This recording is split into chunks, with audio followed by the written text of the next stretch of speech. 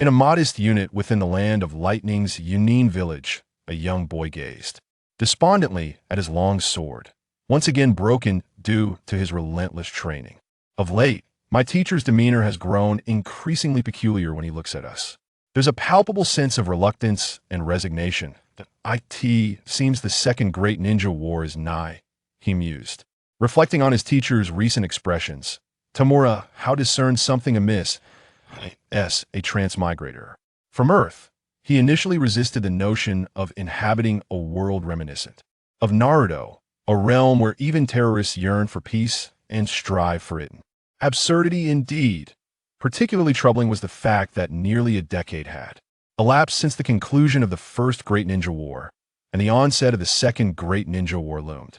Ominously, just as he was on the brink of graduation, it was clear that even if he deliberately failed to gain his instructor's approval, he would likely not be sent back to repeat a year. Instead, he would be compelled to remain and prepare for the impending conflict. The thought of the forthcoming ninja war cast a shadow over Tamura Hao's countenance.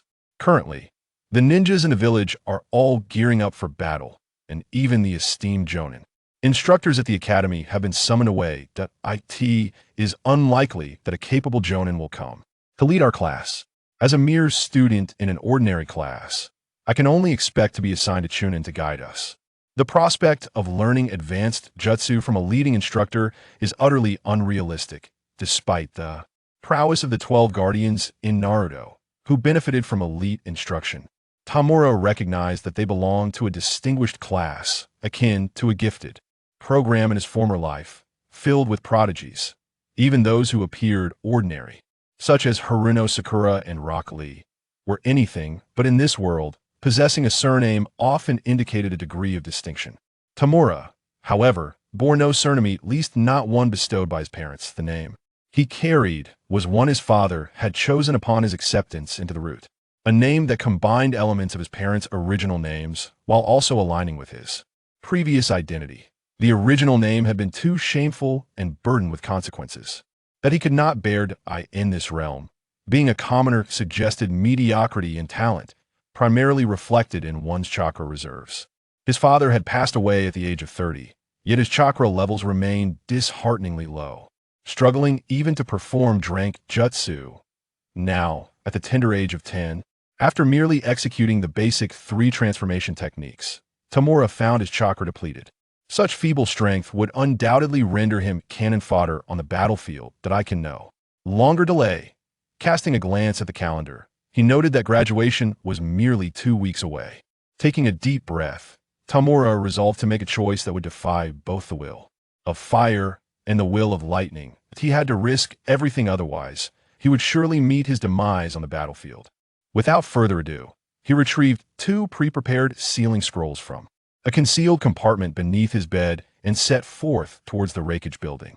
Unlike Konoha, which was established on level ground, Jonin village was nestled among towering peaks, making it defensible and challenging for enemies to assault, yet also complicating access. Fortunately, Tamura had trained diligently, emulating the rigorous regimes of Konoha's renowned 3 ninjas and benefiting from chakra enhancement. His physique surpassed that of ordinary individuals, allowing him to reach the Raikage building in a remarkably short time. However, instead of heading to the mission hall, he proceeded to the intelligence department. I am Tamura Hao, a 5th grade student from Class 9 of the Ninja Academy. I bear a rank intelligence to report to Lord Raikage. These 2 sealed scrolls can be presented to him first, and he will surely meet with me afterward. Tamura Hao handed the 2 sealed scrolls to the middle-aged ninja seated behind the desk, accompanied by his student identification. He was still a student of the Ninja Academy, which at this stage differed from the initial institutional setup at the beginning of the story. Here, in the Hidden Cloud Village, children begin school at the age of 5 and attend for 5 years, allowing them to graduate by the age of 10. A rank intelligence. Do you realize, young one, that falsely claiming such a level of intelligence is a grave matter? The middle-aged ninja was taken aback, and even the elders sipping tea by the office window turned to observe. I will take responsibility for my words. Tamura Hao maintained a serious demeanor. Were it not for the absence of special ability, he would not have dared to take such a risk. A student of the Ninja Academy.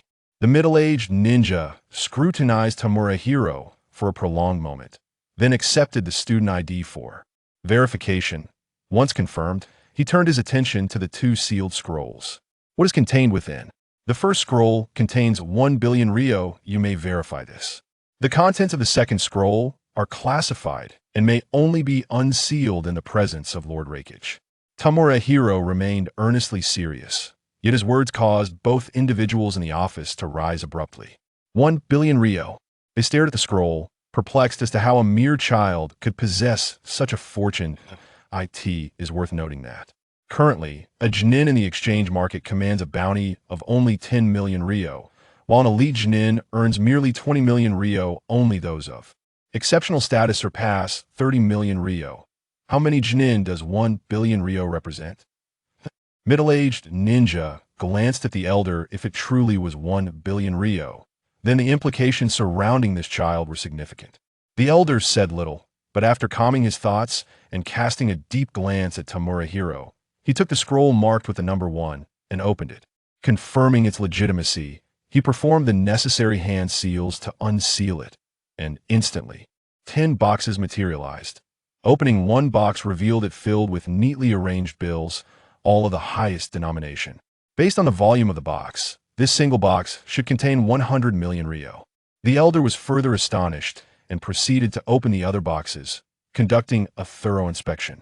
Once satisfied that everything was in order, he resealed them back into the scroll.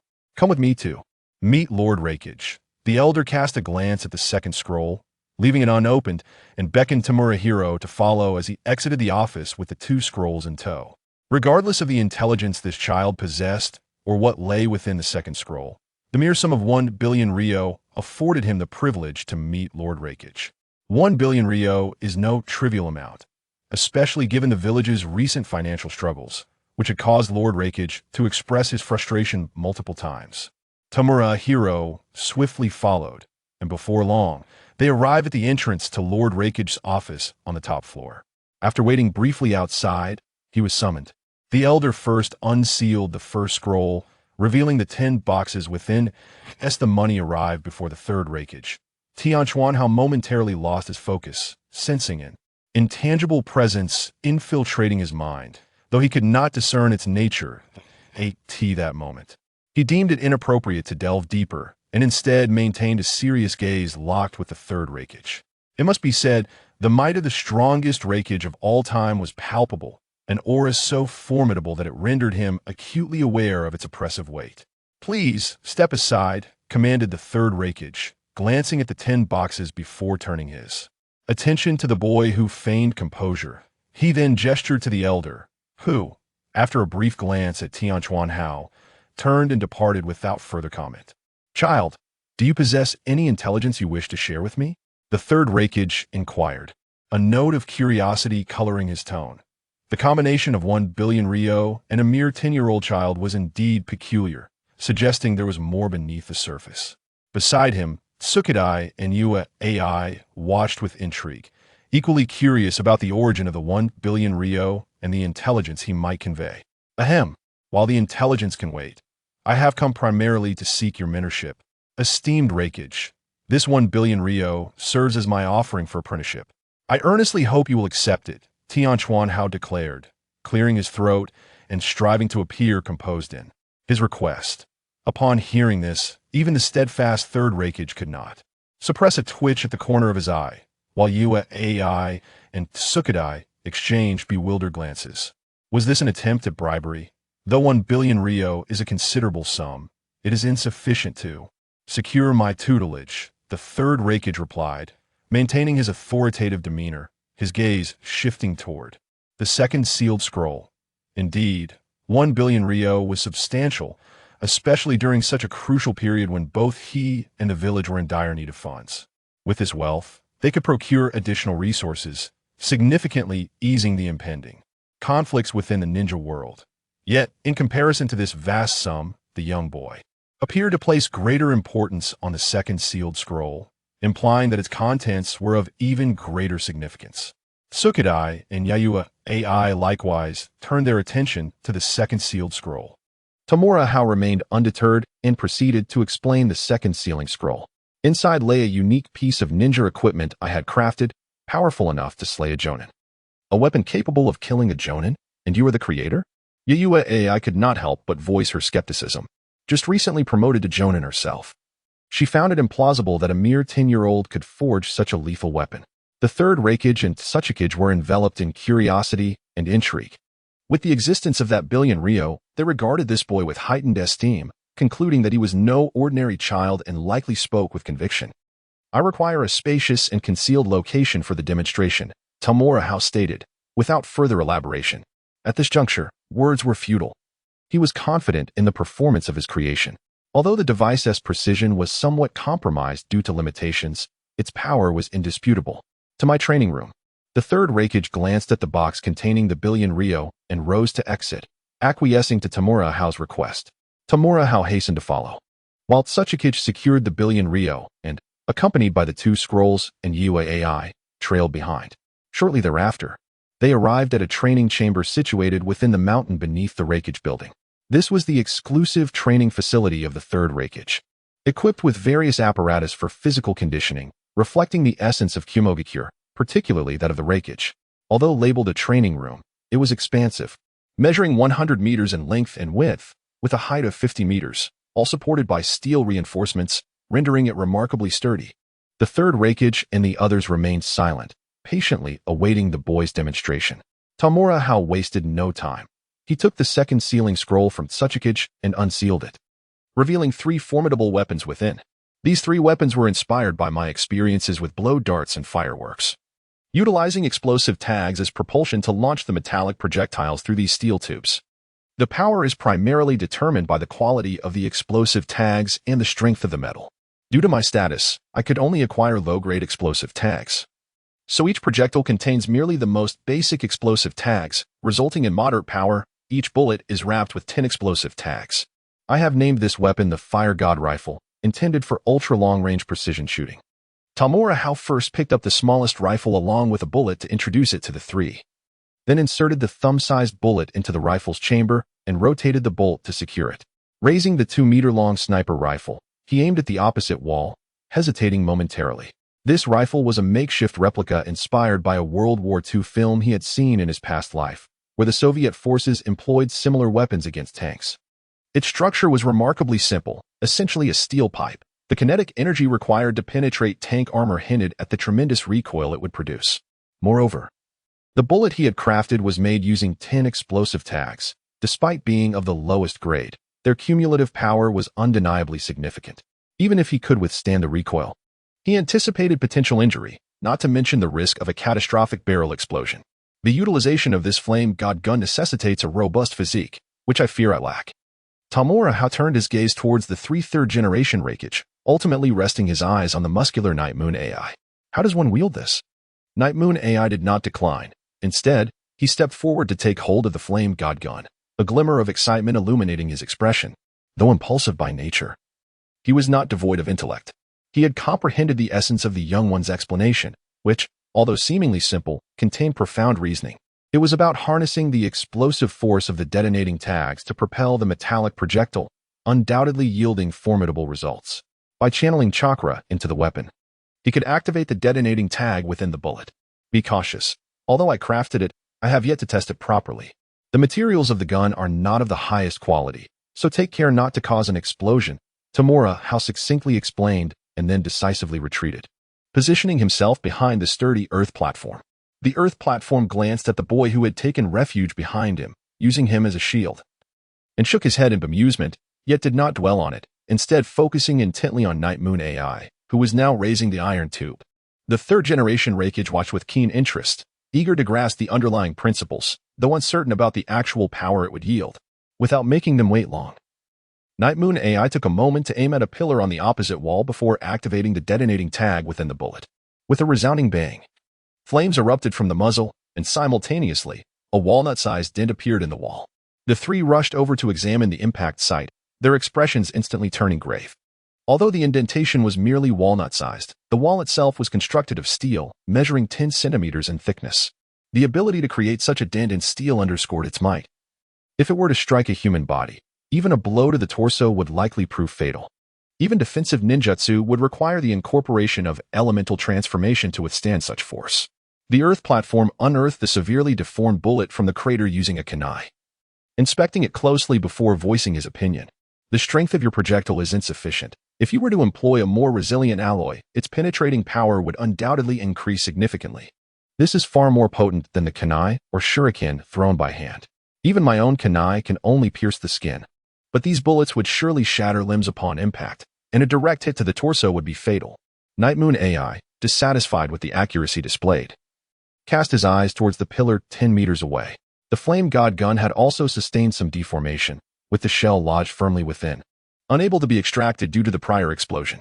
However, these issues could be remedied through material upgrades. The precision, however, remained a critical flaw. Aware of Night Moon AI's discontent, Tamura Hao recognized that it was time for him to showcase his thoughts. I have contemplated this aspect. We could design a spiral pattern within the barrel to stabilize the bullet's trajectory and enhance accuracy through rotation. Though the complexity of such a design poses a challenge I am unable to tackle alone. In addition, there is the endeavor to enhance ninjutsu, such as employing earth release to augment the hardness of the barrel and bullets, thereby increasing their explosive power and penetration. Similarly, lightning and wind release can also enhance penetration and precision, with wind release further alleviating air resistance encountered during flight, thereby reducing frictional losses. Water release can rapidly cool the barrel for sustained rapid firing, while fire release can mimic explosive tags, sealing them onto the projectile for a secondary strike, or compressing the explosive tags within the bullet to detonate upon impact, akin to fireworks. Listening to Tianmu Hao's thoughts, the eyes of Fukai sparkled. This truly was a promising avenue. Should this be realized, the destructive capability of such a weapon would undoubtedly be significantly amplified. Most importantly, its range should be considerable, far exceeding 100 meters, potentially reaching over 1,000. If enhanced with high-grade explosive tags, the range would surely extend even further. What other ninjutsu can achieve a range beyond 1,000 meters? Yue AI, unperturbed by the heat, caressed the fire god gun, seemingly eager to kiss it, enamored with the idea of possessing such a formidable weapon. The third Raikage glanced at the other two formidable creations. Their sheer size alone hinted at considerable power, heightening his anticipation. Fukai and Yue AI also turned their attention towards the remaining two weapons, equally filled with expectation. Observing the trio's gaze shift to the last two grand weapons, Tianmu Hao did not delay, stepping forward to explain one of them. I call this the Fire God Cannon. It utilizes 6 rotating steel tubes to mitigate the issue of barrel overheating caused by bullet discharge, thereby enhancing the firing rate. The bullet size is akin to that of the Fire God gun. However, due to constraints in acquiring explosive tags, I have only produced 100 bullets. By simply turning this handle, one can initiate the rotation of the barrel, which similarly requires chakra to trigger the explosive tags within the bullets. After a brief explanation, Tianmu Hao retreated behind Fukai. These creations were crafted from ordinary steel, some even shaped by his own file, and thus lacked the strength to withstand repeated explosive fire. Fortunately, to ensure stability, he had not constructed it to the scale of a Gatling gun, but rather as a genuine fire god cannon, akin to the aircraft-mounted cannons of a past life, measuring 2 meters in length and weighing 300 pounds, with the ammunition chamber receiving special reinforcement. Yue AI eagerly approached to operate it, quickly mastering the technique. As she turned the handle, the barrel began to spin, simultaneously channeling chakra to activate the explosive tags within the bullets. The rapid succession of gunfire intensified. Within mere seconds, over 100 bullets were expended, the fiery discharge elevating the surrounding temperature significantly, with the barrel glowing red, fortunately, without bursting. It's gone already, Yue AI lamented, feeling an unfulfilled desire, having just begun to grasp the sensation when the bullets were all spent, leaving her rather dissatisfied. Using this again will lead to an explosion, Fukai remarked with a grin, clearly pleased with the fire god cannon. The pockmarks on the wall do not require inspection to confirm their significance. What truly matters is the rate of fire. Should accuracy be enhanced and bullet potency increased, even a formidable adversary akin to a shadow may find it challenging to withstand prolonged barrages. If the myriad of ideas conceived by that young spirit were to be realized, the resulting power would be unfathomable. It is astonishing to think that the seemingly innocuous combination of blowgun fireworks and detonating talismans could yield such terrifying might. Most notably, this formidable weapon boasts a simple design. with its essence resting solely in the detonating talisman, allowing for mass production, a truly chilling prospect. Is this an amplified version of the Fire God gun? The third Raikage remained composed, his gaze shifting to the final imposing entity. Judging by its shape, it bore resemblance to the Fire God gun, albeit on a much grander scale, with a barrel as thick as his own arm. Indeed, Lord Raikage. Tamura Hao nodded, seizing the solitary shell. Detaching the hefty 30-pound projectile to reveal the empty casing, explaining, "This is a true cannon. The shells are significantly larger than bullets, allowing for the accommodation of numerous detonating talismans. Furthermore, the projectile can be packed with a multitude of talismans for a secondary explosion, with a range that should surpass 10 miles. Additionally, there are purely explosive shells that can be manufactured in grand sizes, which could be deployed from high altitudes by ninjas riding flying beasts to strike enemy positions, potentially filled with steel balls or shards, ensuring devastating impact. Moreover, the Fire God gun could be constructed in a compact form for close-quarters combat, potentially developing complementary ninjutsu, proving effective in both hand-to-hand and mid-range engagements. The number of detonating talismans that can be packed into the shells is staggering. With sufficient compression, inserting 1,000 talismans poses no issue, and the projectile itself could accommodate several hundred. If one could devise ultra-compact sealing talismans or scrolls akin to those found in Naruto, even more could be included, amplifying the destructive capacity. Regrettably, detonating talismans are strategic resources that ninjas cannot purchase in excess and must be registered, limiting the quantity a student can acquire at once. The 100 bullets for the Fire God gun and Fire God cannon were the result of years of accumulation. Furthermore, weapon manufacturing is a meticulous and perilous endeavor, necessitating extensive calculations and experimentation. What I have created is merely a rudimentary model. The Fire God gun and Fire God cannon deformed after a single use. Were this cannon to be filled with detonating talismans, especially high-grade ones, the probability of a catastrophic failure would undoubtedly increase. You mentioned possessing an A-level intelligence? The third Raikage examined the disassembled shell with evident satisfaction before inquiring about the information. The sum of 1 billion ryo, combined with these 3 formidable weapons, would certainly earn my approval for you to become my disciple. However, I can only disclose that intelligence once you accept me as your disciple. His eyes glimmered as Tamura Hao articulated his condition, serving as a form of assurance. Trying to outsmart me, are you? The third Raikage chuckled, unfazed by this maneuver. Before asking, and how did you come by that 1 billion ryo? Although the specific information about this young rascal remains elusive, it is evident that he does not belong to any of the ninja clans within the village. Furthermore, it is highly improbable that any clan could produce a sum of 1 billion ryo in cash all at once. This matter can only be addressed once Lord Raikage gives his consent. With a flicker of his gaze, Tamura Hao remained silent, knowing it was essential to establish the master-disciple relationship first. You little rascal! The third Raikage exclaimed, ruffling the boy's white hair with a hearty laugh. I have accepted you as my disciple. Now can we speak? While he did not place much importance on this, his curiosity was piqued. Student pays respects to the teacher. Tamura Hao exclaimed joyfully, promptly bowing in reverence, feeling a sense of relief wash over him. As long as he became a disciple of the Raikage, he would likely avoid being thrust onto the battlefield as mere cannon fodder. Moreover, he would gain access to the Raikage's legacy, such as the lightning release armor and hell stab. Most importantly, he would be able to access higher-tier resources to facilitate his own cultivation. In this world, lineage is of paramount importance. To become a formidable warrior, one must possess an excellent bloodline. Without it, one could easily be hindered by the attributes and quantity of chakra.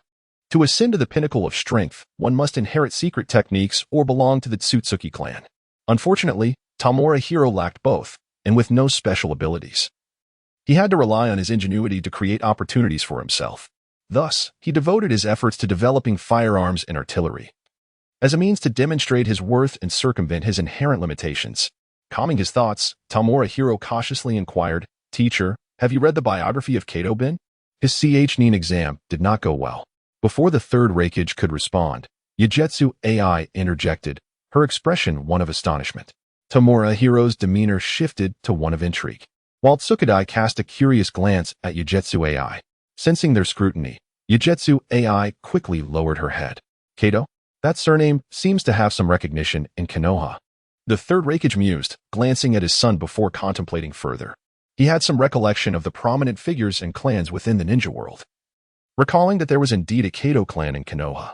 Is that bloodline not something of great renown? What is it? Tamura Hao pressed on. But the third Raikage furrowed his brow, admitting he had not heard of it. Have you not encountered the lament of female ninjas? The ninja world is filled with such splendor. The carefree little rogue, the chronicles of Kazakage, the tale of the white-clad Nin, the story of Saratobi's gatekeeper. Have you not read the chronicles of the Honorable Hokage? Tamura Hao rattled off a multitude of titles, yet the third Raikage remained perplexed, his confusion deepening. Meanwhile, Sukadai and Yagetsu AI's expressions were markedly animated, casting uncertain looks at the young boy. Seeing the third Raikage's continued bewilderment, Tamura Hao felt an increasing sense of assurance. It's for the best that you haven't encountered them. Those are my novels, quite popular and lucrative, and that 1 billion ryo is indeed my earnings, he concluded, clarifying that his wealth was acquired through entirely legitimate means. Since arriving in this world, he had been ruminating on how to grow stronger. Realizing the absence of any extraordinary talents or familial legacy, one understands that enhancement can only be achieved through external means. The most potent of these external resources is, undoubtedly, monetary power. However, earning a livelihood in a world like that of Naruto, where even terrorists yearn for peace, proves to be quite a challenge. It was only upon recalling the illustrious works of the future hero Jiraiya that a path to financial gain emerged. For the past several years, he has been diligently writing, utilizing his youthful guise to frequent various bathhouses and entertainment districts, gathering inspiration to craft those provocative literary masterpieces that reflect the unique characteristics of the Naruto universe. Indeed, they have proven to be quite lucrative. Novels? The third Raikage appeared somewhat bewildered. Is writing novels truly that profitable? He turned to his assistant, Tsukadai, who responded with a peculiar expression, recalling the considerable sum of private funds spent on those numerous provocative tomes. If he were indeed one of those authors, producing 10 billion ryo would not be a challenge. Little did he realize that all those authors were but a single individual, a mere 10-year-old child. It dawned on him that those provocative works had begun circulating 5 years prior, implying that this young genius had already attained such profound insights at the tender age of 5. A prodigy indeed, despite his curiosity regarding Tsukadai's strange demeanor. The third Raikage refrained from probing further, redirecting his focus to the intelligence report. What was that intelligence? Taking a deep breath, Tamura Hao declared earnestly. I am a spy dispatched by Shimura Danzo to Kumogakure, compelled to procure intelligence from the village. My parents have long passed, and I am on the cusp of becoming a ninja of Kumogakure for life. Indeed, he was initially from Konoha, having exhibited precociousness and, at the age of 3, refined chakra, which caught the attention of Shimura Danzo, who took him for training. At 5, he was placed in Kumogakure, assuming the identity of an elderly man's adopted grandson. The true grandson had been taken by Danzo's agents, and the elderly man had been covertly bribed to act as a spy, passing away a year prior. Revealing this layer of identity was primarily to avoid future complications. Some matters, when disclosed beforehand, carry a different significance than when revealed after the fact. Preemptive disclosure signifies a declaration of allegiance, while post-fact revelation can be perceived as mere explanation or even evasion, an unconvincing stance. He wished to avoid exposure that might attract scrutiny, leading to the torment of the top 10 tortures of Kumogakure, followed by genjutsu or memory probing. Such outcomes would be dire. Being a spy is perilous. I aspire to be a good person. Upon uttering these words, the atmosphere grew tense, and the third Raikage and his companions adopted serious expressions. Though Tamura Hao's heart raced, he maintained eye contact with the third Raikage, asserting his stance. Sukadai and Yatsuki AI remained silent, patiently awaiting the Raikage's decision. You shall indeed be a member of Kumogakure for life, my disciple. Ultimately, the third Raikage smiled.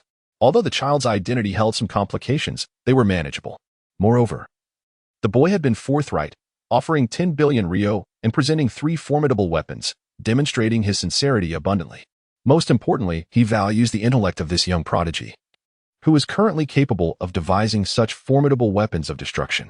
It is conceivable that in the future, he may conceive even more advanced and powerful armaments, the worth of which is beyond imagination.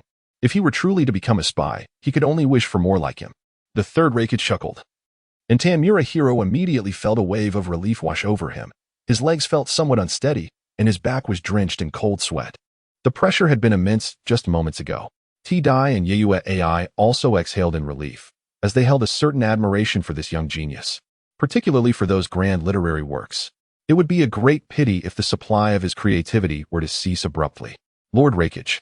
We might be able to leverage his identity in reverse, transmitting beneficial intelligence to Shimura Danzo, T-Dai proposed thoughtfully. Being a strategist type of ninja, he primarily provided insights and suggestions to the Raikage, and he believed this child's espionage identity could be utilized. You shall take responsibility for this matter. The third Raikage nodded in agreement, affirming the proposal. For as long as it serves the village's interests, nothing is beyond exploitation. Take him for an examination to ascertain whether Shimura Danzo has left any means upon him. He is a ruthless character. Furthermore, all that has transpired must remain confidential. No one must speak of it. It is a matter of utmost secrecy for the village. He gestured subtly to his son, finally issuing a reminder. Disciple, you are dismissed. Tamura Hao felt a deep sense of relief in his heart as he followed Uai out. After their departure, the third Raikage approached the wall and extracted all the deformed bullets using his kunai. Then, channeling his lightning-release chakra into his fingers, he meticulously punctured each bullet hole, obliterating the evidence and creating the appearance of training for his hell-stabbing technique. Although this was his private training chamber, and outsiders were not permitted, spies in this age are notoriously difficult to identify, and with the presence of bizarre ninjutsu, there was no telling if someone might enter to observe. If any deductions were made from these bullet holes, it would spell trouble. T-Dai, understanding the situation, carefully stored the 3 formidable weapons within a sealing scroll before approaching. He is indeed a remarkably clever young lad. After completing his task, the third Raikage surveyed the numerous holes and smiled. Truly astute. T-Dai wholeheartedly agreed. As the formidable weapons, the grand literary works, and the young boy's schemes all exemplified extraordinary wisdom and audacity. How long will it take to develop these?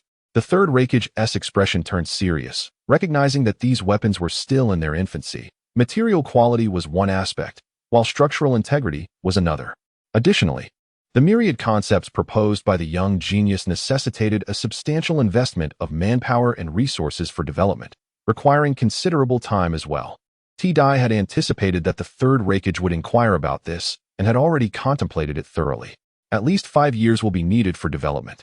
Mass production will require an abundance of steel materials, explosive talismans, and the training of a large-scale ninja army, totaling a minimum of 10 years. The principles behind these firearms are exceedingly simple. Once deployed, they would inevitably be swiftly deciphered by adversaries and subsequently replicated. We can only seize a fleeting advantage and must act decisively to alter the course of events. A decade has passed, and it seems that this war has become obsolete. The third Raikage feels a tinge of regret, as they in the Cloud Village remain unaware of the toll this ninja world war will exact on their ranks. The last great ninja war had inflicted heavy losses upon them, particularly due to the betrayal of Kinkaku and Jinkaku, which severely depleted their strength. Not only did these traitorous brothers and their troops turn against them, but they also ruthlessly slaughtered numerous ninjas from their village, including the second Hokage.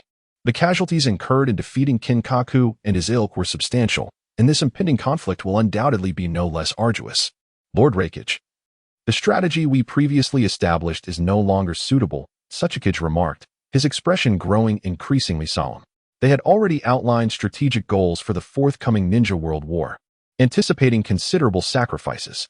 However, the emergence of firearms has provided them with a more advantageous alternative. Indeed, it is no longer appropriate, the third Raikage acknowledged, recognizing the necessity for revision. Furthermore, the conditions for utilizing these firearms are minimal. Any individual capable of refining chakra could wield them, and with sufficient resources and manpower. Mass production is feasible. It is likely that the feudal lords will conceive certain ideas regarding this development. At this point, Suchikage refrained from continuing, for it was not within his purview to make such determinations. It was a matter that required the judgment of the Raikage. The third Raikage's countenance grew increasingly grave as he deliberated the implications and consequences, finally speaking after a considerable pause. In the past, Senja Hashirama and Uchiha Madara established Kumogakure with their unparalleled power, heralding the era of the ninja villages. Our feudal lord of the Land of Lightning was compelled to support the formation of the Cloud Village, driven more by trepidation than desire. Reflecting on those events, the third Raikage's expression was one of complexity. Having lived through the Warring States period, he witnessed the dawn of the ninja village era and understood the myriad issues that existed between the ninja villages and the feudal lords. Truth be told, He could not fathom why the first Hokage would institute such a peculiar system, resulting in mutual awkwardness between the feudal lords and their ninja villages. Moreover, both the first Hokage and Uchiha Madara possessed divine-like powers. The first Hokage was even revered as the god of shinobi. Together, they were capable of sweeping across the world, unifying the entire ninja realm, thus eliminating the specter of war. The four great ninja villages only dared to initiate the Great Ninja War after the passing of the first Hokage. And the eruption of such conflicts has underscored the flaws within the ninja village system. Now, with the second Great Ninja War on the horizon, it is certain that more will follow. The continuous cycle of warfare brings forth suffering that, in many respects, surpasses that of the Warring States era, with the scale of conflict continually expanding. While there are certainly tensions among the ninja villages, the covert machinations of the feudal lords play a significant role in exacerbating these conflicts. Should the opportunity arise, the feudal lord and numerous powerful figures would eagerly wish for the eradication of ninjas and their villages. He is acutely aware of this reality. Historically, the feudal lords have tightly controlled financial allocations to the villages, unwilling to allow them to flourish. This has created a rather uncomfortable dynamic, with mutual suspicion between both parties. Yet, the ninja village system has already taken shape, establishing a delicate balance of power that they are powerless to alter. However, they now perceive an opportunity, one that must not be overlooked. If only one could exist between the renowned mansion and the village. I would undoubtedly wish for the village to be that singular gem. Ultimately, the third Raikage's expression bore a resolute determination. He is the Raikage of Kumogakure. Aligned with the interests of the village, this fundamental stance shall remain unwavering. The steadfastness of the third Raikage's decision did not surprise T-Dai, for this was the essence of his understanding of the third. The development of firearms necessitates utmost secrecy. It cannot remain within the village, and it is likely to be relocated to Turtle Island, requiring personnel who can be trusted implicitly. Better to have fewer than to risk the unworthy. T-Dai suggested the confidential measures for firearm development, advocating for the relocation to Turtle Island. Turtle Island, formed by a colossal sea turtle, can navigate the seas with ease, even submerging itself, rendering it exceptionally discreet, ideal for such top-secret research. You shall oversee this arrangement. The third Raikage endorsed this proposal, acknowledging the imperative for absolute confidentiality. Not a whisper must escape. Furthermore, the realization of his proposed concepts will not be easy, necessitating comprehensive sealing techniques as assistance. When T-Dai addressed the development of firearms, he acknowledged that Kumogakure's existing resources were insufficient, primarily due to a lack of foundational knowledge in this area. Thus, an increase in investment towards the plans concerning the land of whirlpools is warranted, with the elder himself leading the expedition. The third Raikage wholeheartedly agreed, understanding that T-Dai referred to the Uzumaki clan of the land of whirlpools. They had already been contemplating an assault on the land of whirlpools with the intent of acquiring advanced sealing techniques to fulfill the tailed beast Jinchuriki project. The conclusion of the first Great Ninja War was marked by the formidable display of power from the first Hokage's wife, who, in the form of a tailed beast Jinchuriki, exhibited destructive capabilities rivaling those of the first Hokage himself. Witnessing the might of the tailed beast Jinchuriki, all major ninja villages were stirred to consider their own ambitions. Although they had procured tailed beasts from Konoha during the first 5 Kage summit, taming them proved to be an insurmountable challenge, let alone utilizing them effectively. Conversely, they found themselves compelled to allocate a significant portion of their strength to oversee these beasts, with the potential for catastrophic losses should a tailed beast rampage occur. This dilemma had long plagued them, and the insights offered by the first Hokage's wife sparked a new avenue of thought. It became evident that tailed beasts could be harnessed in such a manner. However, achieving a prolonged and stable sealing of tailed beasts is no simple feat. It demands top-tier sealing techniques, of which only the Uzumaki clan possesses the most potent in the ninja world. The wife of the first Hokage, being a member of the Uzumaki clan and its most formidable practitioner, was capable of controlling even the mightiest of tailed beasts, the Ninetails, thus underscoring the prowess of her sealing techniques. According to the intelligence we have gathered, the third Hokage of Konoha has already sent envoys thrice to invite the Uzumaki clan to join the village. Given the advanced age of the first Hokage's wife, it is likely that subduing the Ninetails has become increasingly arduous for her, and her patience may well be at its limit. T-Dai revealed a piece of intelligence, leading to a novel strategy for the conquest of the land of whirlpools. The third Raikage remained silent, awaiting T-Dai's forthcoming insights. T-Dai, without further preamble, continued, sealing techniques are difficult to learn and apply, and the high-level sealing techniques of the Uzumaki clan have primarily been developed based on their unique characteristics, particularly with regard to the astonishing chakra consumption involved. In order to better utilize the art of sealing, we must acquire the Uzumaki clan, and to do so, we must find an opportunity to sever the ties with Konoha. This endeavor may be aided by the status of Lord Raikage's disciple, allowing for cooperation from Konoha. Initially, their aim was merely to obtain a sealing technique capable of perfectly sealing the 8 tails and 2 tails, but now, with heightened and more extensive demands, our objectives must naturally expand. You shall make the arrangements. The third Raikage understood and entrusted this matter to T-Dai. Though young, T-Dai possesses remarkable intelligence and is his trusted confidant, making him the most suitable for such tasks. Do you believe there is a connection between these firearms and Shimura Danzo or Konoha? A sudden inquiry arose. For certain matters must be approached with caution. If this is all part of Konoha's scheme, and they possess a vast array of advanced weaponry, the forthcoming war would undoubtedly spell disaster for our village, Kumogakure. The likelihood is slim. Sarutobi Hiruzen and Shimura Danzo lack such audacity, and we can ascertain their movements by merely monitoring the flow of steel. T-Dai shook his head slightly. He had perused the intelligence reports on Konoha's upper echelons, and aside from Danzo's rather radical ideologies, the others were predominantly conservative. Furthermore, unrest brewed within Konoha itself. Then it seems we have stumbled upon a treasure. The third Raikage laughed heartily once more. Shimura Danzo is indeed a benevolent person. After being guided by Yagami AI through a meticulous inspection, Tamura Hao noticed AI's hesitance and chuckled. Brother Yagami, we are considered peers now. Speak freely. When will your latest work be published? Yagami AI glanced around to ensure they were alone before quietly asking. He was a devoted fan of this junior, purchasing every new release and eagerly anticipating the next one. Although his junior was prolific, releasing a volume each month, each around 100,000 words, it still left him wanting. He had finished the previous book on its release day and had been yearning for more for the past fortnight. Upon learning that AI's question pertained to this, Tamura Hao felt a twitch at the corner of his eye and replied helplessly, "The manuscript has already been submitted to the publishing house. It should be in the printing process, and it will be available on the 1st of next month. Your output is impressive." Yagami AI gave a thumbs up, his anticipation growing. Fortunately, it would only be a week before he could get his hands on it. Do you need to change your residence? He then inquired about another matter. Having gathered during their inspection that his junior resided in a civilian area, which was rather complex and not ideal. No, it seems Lord T-Dai has some plans.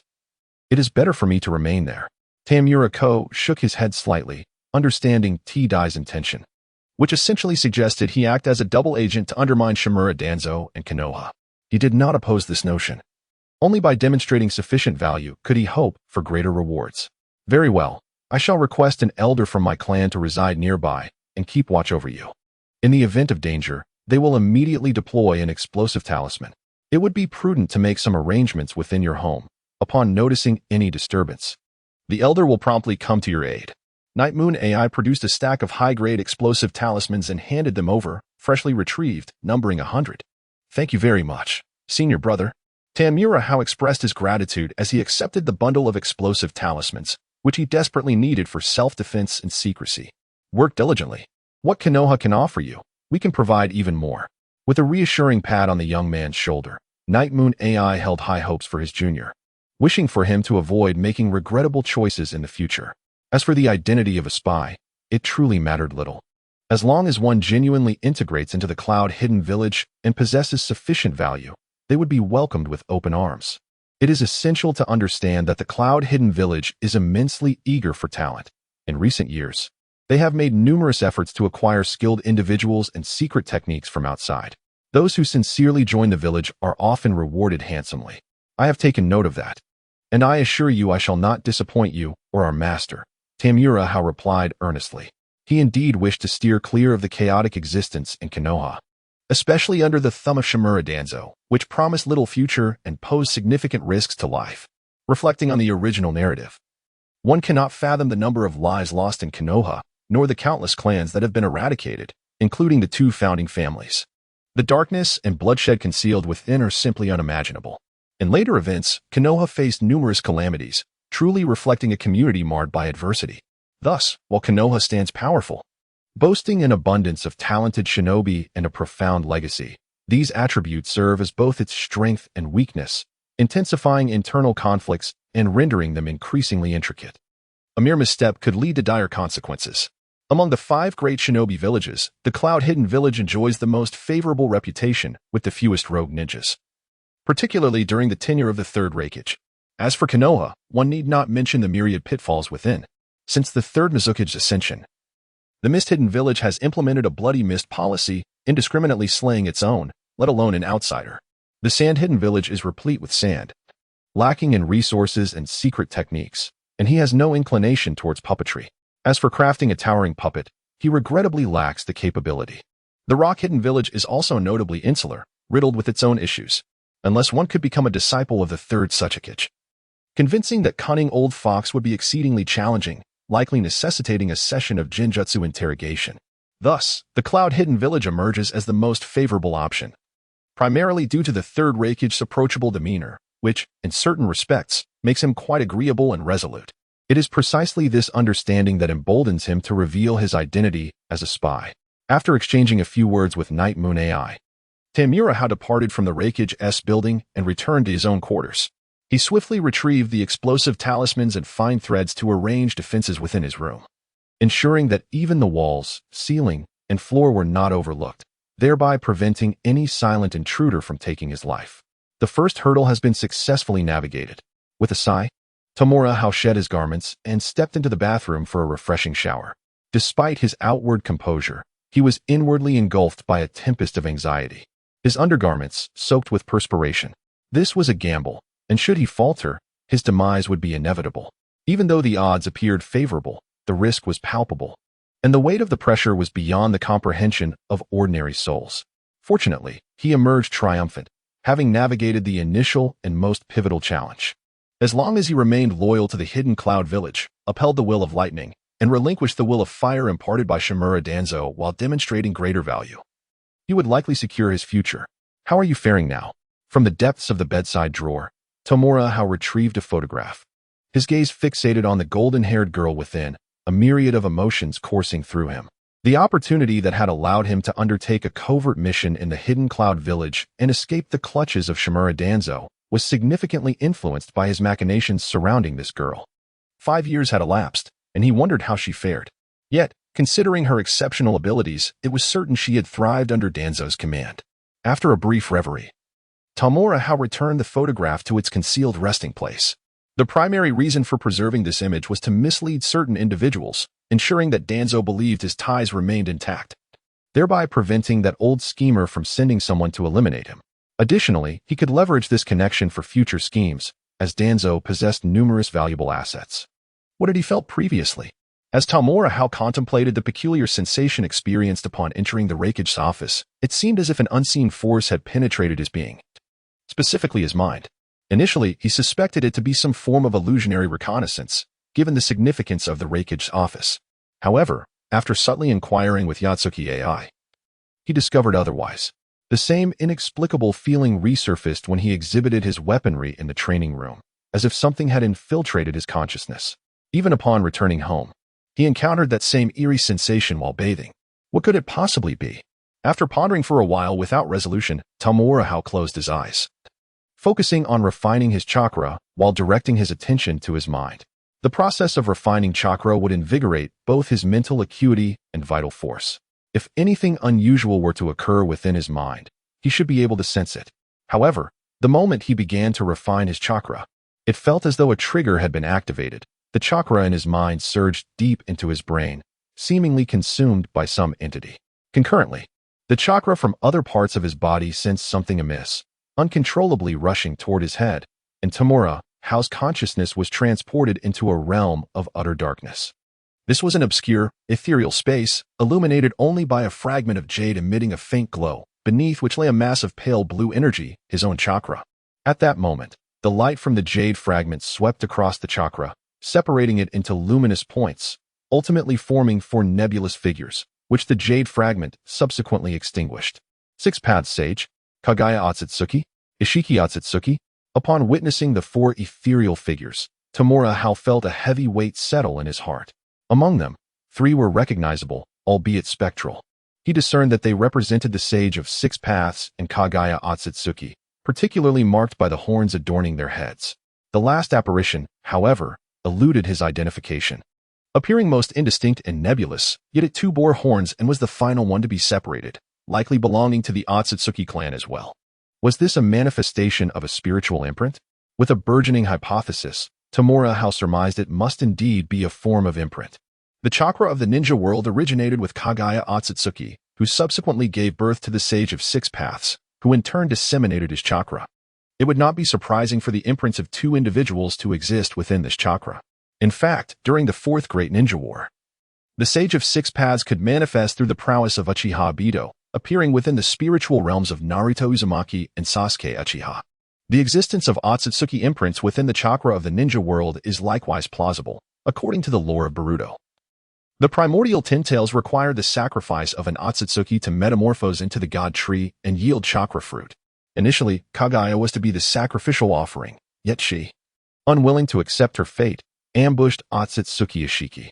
Although Ishiki managed to escape, he was left with only half of his form, while the other half may have been offered by Kagaya to facilitate the Tintails' transformation into the god tree. The quality of the chakra fruit is determined by the Otsutsuki sacrificed and the life force of the planet, with higher levels of both resulting in superior chakra fruit. This explains the formidable power of Kagaya's Tintails and its possession of multiple bloodline abilities. As for the fourth spectral figure, it likely represents a more advanced Otsutsuki, possibly even the source of chakra itself. The presence of Otsutsuki Ishiki suggests this may be the version from Boruto. Tamura Hao pondered, realizing that this world of Naruto might indeed feature Otsutsuki Ishiki, as well as the organization concocted by them. The previous incarnation of Naruto contained numerous contradictions, particularly concerning its timeline, which was fraught with inconsistencies. The conflicts between the Naruto of Naruto Uzumaki's era and the subsequent Boruto series are even more pronounced, with many aspects having been altered, including Kagaya's characterization.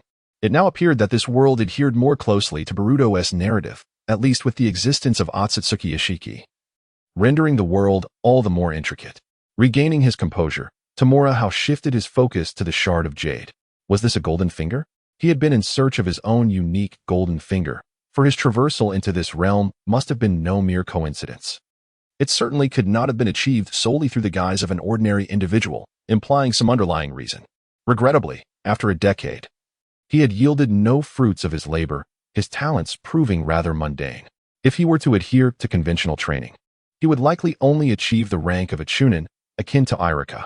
Yet now, the presence of this shard of jade within his mind, or rather, his consciousness, seemed decidedly abnormal. Was this the very object that facilitated his translocation? It appeared he too possessed a golden finger, though he had previously failed to discover the correct means to unlock it, until today when it finally revealed itself, granting him his coveted golden finger. The object that enabled one to traverse into this world is undoubtedly extraordinary. Gradually, consciousness approached to make contact, and soon a brief message entered the mind, revealing the object's purpose.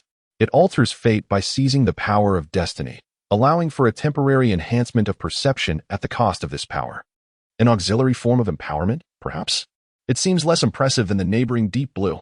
Reflecting inwardly, Tamura Hao realized this was indeed a supportive tool, primarily aimed at enhancing understanding. The increase in perception is undoubtedly beneficial. For instance, certain intricate ninjutsu techniques require a substantial level of comprehension for mastery. The refinement and perfection of these techniques also demand insight. Take, for example, the water release, water dragon bullet technique, which involves 44 hand seals. Even at a speed of 4 seals per second, it would take 11 seconds, a perilously lengthy duration. However, the number of seals can be reduced. For instance, the ancient practitioner can perform the same technique with only 6 seals, while the second Hokage, Senju Tobarama, requires merely 3. Such simplification of hand seals necessitates exceptional talent. Furthermore, Uchiha Itachi's one-handed sealing technique undoubtedly requires a prodigious gift as well.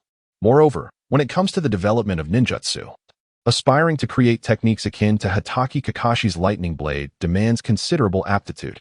Of course, the most crucial factor remains the requisite chakra quantity, which presently constitutes a personal shortcoming. It remains uncertain whether that particular mentor possesses a solution to this predicament. Thus, This enhancement of understanding proves quite advantageous, serving as an excellent aid in cultivation. The alteration of fate, could it be part of the narrative? Reflecting on the earlier awakening of the empowering object, Tamura Hao pondered. It was after delivering 1,000,000,000 Ryo and firearms to the third Raikage that a transformation occurred, followed by a persistent sensation that lingered, a manifestation of the seized power of destiny. It was evident that the third Raikage and his associates had undergone a shift in their plans due to this scheme. The ramifications of the third Raikage transformation would undoubtedly be monumental, potentially influencing the forthcoming Second Shinobi World War. It is no wonder so much power of destiny was acquired. When discussing fate, it certainly pertains to the original storyline's destiny. It seems prudent to devise methods to alter the narrative more significantly, with a particular focus on the Hidden Leaf Village, as the plot predominantly unfolds there. However, at this juncture, one is still too weak and must continue to develop cautiously within the Land of Lightning before seeking opportunities to stir events in the Leaf Village to amass more power of destiny. With a strategy forming in his mind, Tamura Hao turned his attention to the obsidian void surrounding him. Is this akin to the spiritual realm where Naruto and Sasuke met the Sage of Six Paths? This must indeed be the mental domain, he surmised, as he gazed at the purified mass of chakra. From recent observations, it appeared that this shard possessed a self-protective capability, actively eliminating external marks within the chakra. Naturally, this process requires the expenditure of destiny power. What differences might this purified chakra exhibit? Contemplating this, Tamura Hao focused his intent, extracting his consciousness from his mind and attempting to refine the chakra. As anticipated, it proved fruitless. Had even the chakra seed from his bloodline been drawn out and purified? After a brief moment of contemplation, I opened my eyes and discovered that I had not acquired any chakra. It was evident that the chakra seed within me had been eradicated. In the ninja world, chakra originates from the Sage of Six Paths, disseminated through generations via bloodlines, evolving into the ninja chakra we recognize today. Without this innate chakra seed rooted in the bloodline, it is impossible to extract chakra. With a mere thought, I separated a sphere of chakra from my mind, allowing it to merge within my body. Utilizing this as a foundation for extraction proved effective. Moreover, this chakra was profoundly different from before. My control had significantly improved. I extended 4 strands of chakra before me, and I comprehended the key to enhancing the purified chakra. While the power may not have escalated, the control, or rather, the affinity with my own being, had increased remarkably.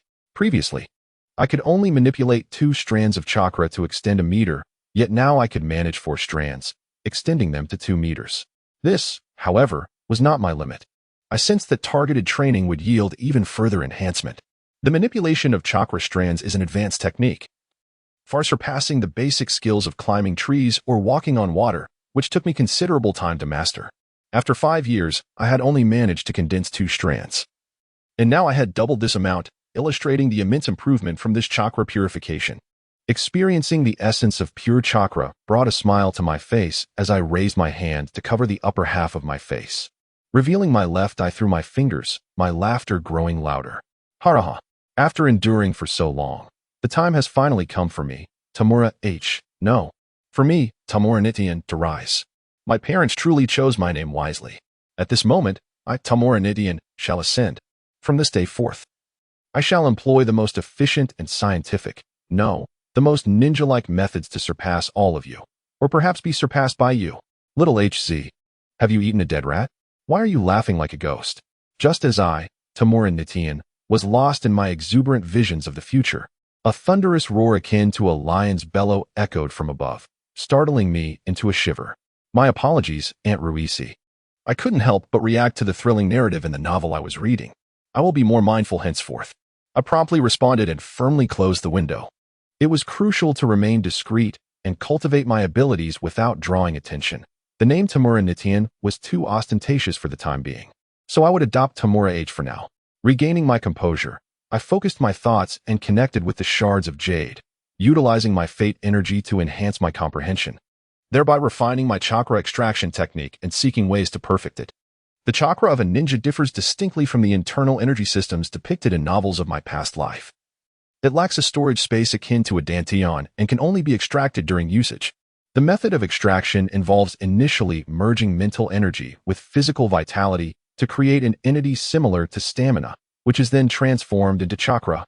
with the ratio of mental energy to physical vitality necessarily being 1-to-1. Of course, special types of chakra are exceptions. For instance, the ocular power of the Sharingan requires a significantly greater proportion of mental energy. Currently, I possess no bloodline limit nor yin-yang attributes, only a lightning affinity, compelling me to adhere to the straightforward 1-to-1 fusion. Fortunately, perhaps due to the experience of living two lives, his mental fortitude far surpasses that of his peers. This remarkable strength enables him to refine chakra with heightened speed and efficiency, as well as to exert significant control over it. He mastered the technique of chakra threads early on and learned to walk on water and climb trees much sooner than others. Now, he seeks to perfect the chakra refining technique he has acquired, eager to discover the extent of improvement his extraordinary intuition can bring. Meanwhile, in the Raikage's office, the third Raikage scrutinized the dossier of his disciple alongside a box filled with scandalous literature, his expression twisting into a grimace. The Earth Tie beside him maintained a stoic demeanor, focusing on his own breathing to minimize his presence. As for Yayue AI, he had long since disappeared, ensuring he would not confront his father today. Is it too late for me to regret this? After a moment of contorted expressions, the third Raikage covered his face, feeling as though his reputation was at stake. It is no wonder that the brat insisted on receiving his consent before revealing these matters. He truly knows how to strategize. Earth Tie remained silent, recognizing that such matters were for the Raikage to unravel on his own. How profitable could it possibly be? After a considerable pause, the third Raikage's tumultuous emotions began to settle as he gazed at the scandalous volumes, struggling to comprehend how such vile works could generate substantial wealth. Noticing the Raikage's mood had calmed, Earth Tie finally spoke. According to our investigation into the sales of those books, their appeal is remarkably broad, captivating audiences of all ages, genders, and backgrounds. Furthermore, the author is quite prolific, producing approximately 100,000 words per month, with each volume priced at 10,000 ryo. As he is the highest-ranking writer within the publishing house, he enjoys a profit-sharing ratio of 9-to-1, allowing him to retain 90% of the earnings. Preliminary estimates suggest that at least 70% of the ninjas in our village are fans of his works, with at least 30% of the ordinary villagers also captivated by his stories. Other ninja villages likely reflect similar trends, and the populace of major cities, including some dignitaries, have also made purchases. It is estimated that he has amassed a fortune of approximately 2 billion ryo, and this income is sustainable. Even the works he produced in the past 2 years continue to sell, ensuring a steady stream of revenue. If he maintains this prolific output in a few years, his earnings will surpass those of the village. Earth Tie was equally astonished. Previously, he had been aware that certain prominent authors were quite wealthy, as he himself contributed 12,000 ryo annually to this cause, purchasing the monthly publications. However, following this dedicated investigation, he discovered the reality was even more exaggerated than anticipated. Although the research was limited to the village, it is reasonable to assume that sales in other areas, particularly in Konoha, would also be substantial. Given that many characters from the books are linked to the ninja clans of that region, enhancing relatability and allure, thus driving sales higher. Is it truly this lucrative? The third Raikage was taken aback. While he was well aware of the village's income, he never imagined that an individual's earnings could eclipse that of the entire village. In contemporary society, individuals grapple with immense internal pressures, particularly those of us who are engaged in the shadows of conflict and violence. It is imperative to discover methods to soothe our darker inclinations. Tuda has offered a rather peculiar explanation. He claims that after perusing certain questionable literary works, his mind has been considerably clarified. Each reading seems to plunge him into a unique state of desirelessness, conducive for contemplation.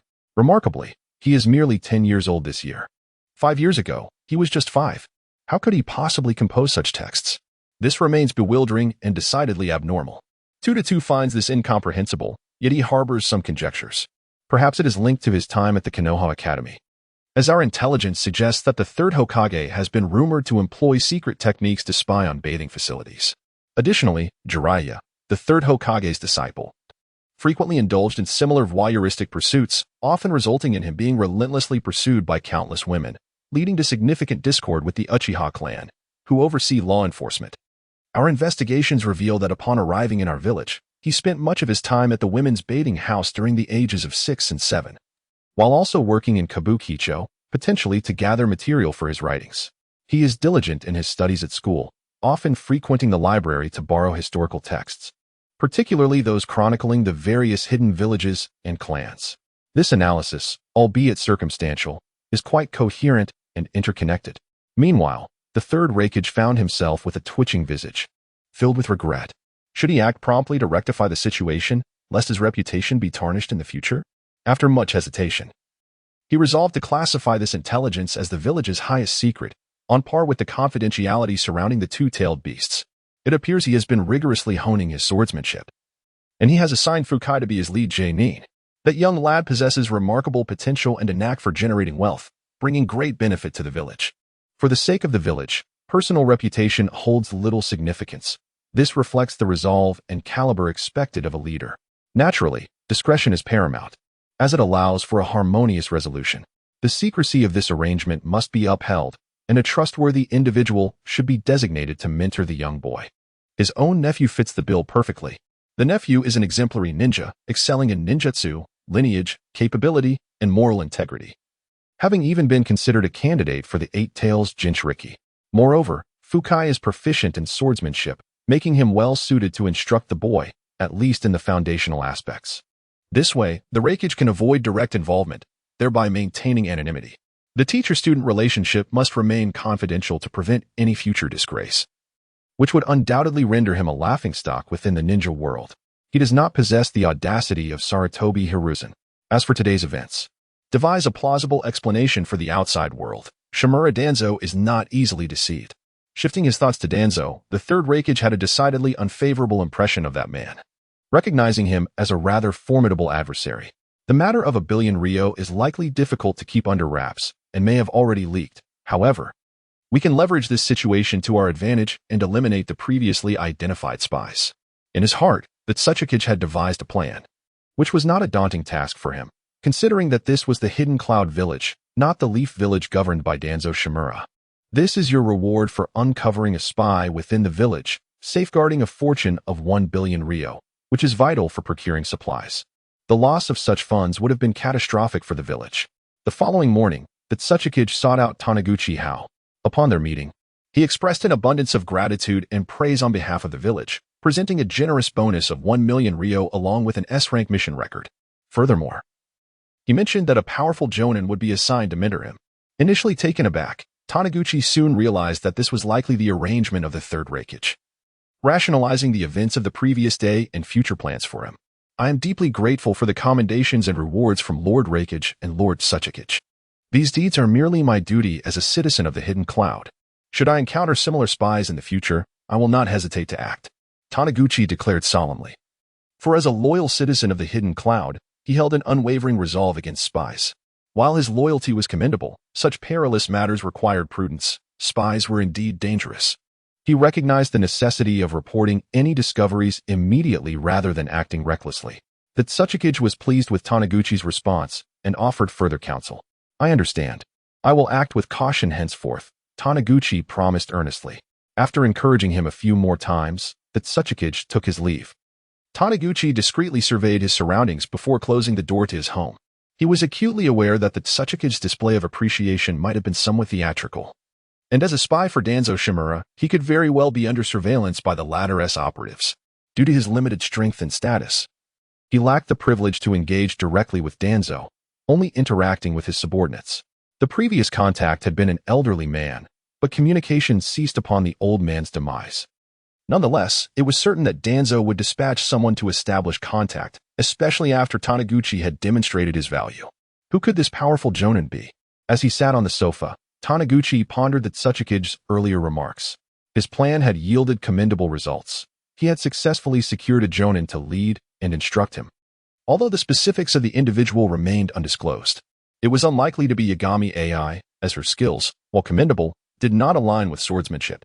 There were many proficient in blade techniques within the village, making it difficult to ascertain the identity of his mentor. After contemplating for a while, Taniguchi remained uncertain, but was certain that the individual would be someone trusted by the third Raikage. Given the unique nature of his situation, it would be challenging for anyone but a close confidant to ensure the Raikage's peace of mind. Furthermore, this mentor must be skilled in swordsmanship, a discipline Taniguchi greatly valued and esteemed.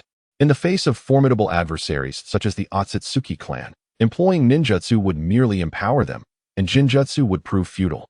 Only Taijutsu and Kenjutsu could inflict harm. Thus, honing his skills in Taijutsu and Kenjutsu was essential, as these would be the ultimate means of combat he could rely upon in the end. Training. Unexpectedly, Tamura Hao ceased his contemplations and approached his writing desk. From his fingertips, he extended 2 strands of chakra, entwining them around 2 pens, swiftly inscribing words onto the paper.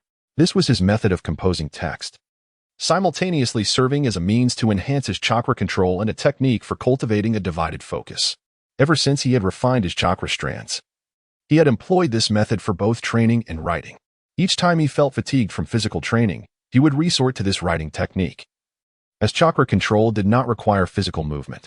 With graduation looming in merely half a month, followed by the necessity to accompany his team leader, the jonin, for training, he needed to prepare several months' worth of manuscripts in advance, allowing him to concentrate more intently on his cultivation thereafter. Of course, the paramount objective remained his training, striving to master the purified chakra as swiftly as possible and maximize its advantages. Enhancing chakra control proved to be immensely beneficial, even if not applied to ninjutsu. One could utilize various minor techniques, such as the strength technique. Strictly speaking, the strength technique was not a true jutsu, but merely a skill in chakra manipulation, akin to the techniques of walking on water or climbing trees. The essence of the strength technique, in fact, bifurcated into 2 forms. One involved the meticulous application of chakra control to augment physical power, thereby yielding greater explosive force. This was a primary reason why ninjas could leap to great heights, representing the physical aspect of their abilities. The other form involved unleashing chakra explosively, resulting in catastrophic destruction akin to the techniques employed by Tsunade's painful sky kick or Sakura's cherry blossom clash, which also incorporated stimulation of physical explosive power. Without this additional stimulation, a mere outburst of strength would only create a small crater rather than widespread devastation. Tamura Hao primarily focused on enhancing his physical explosive power, cognizant of his limited chakra reserves and unwilling to squander them on extravagant bursts. This realization drove him to specialize in blade techniques, leveraging the sharpness of the blade to amplify both destructive capacity and attack range. Should he elevate this chakra explosive technique into a strength technique, the enhancement to his combat prowess would undoubtedly be significant.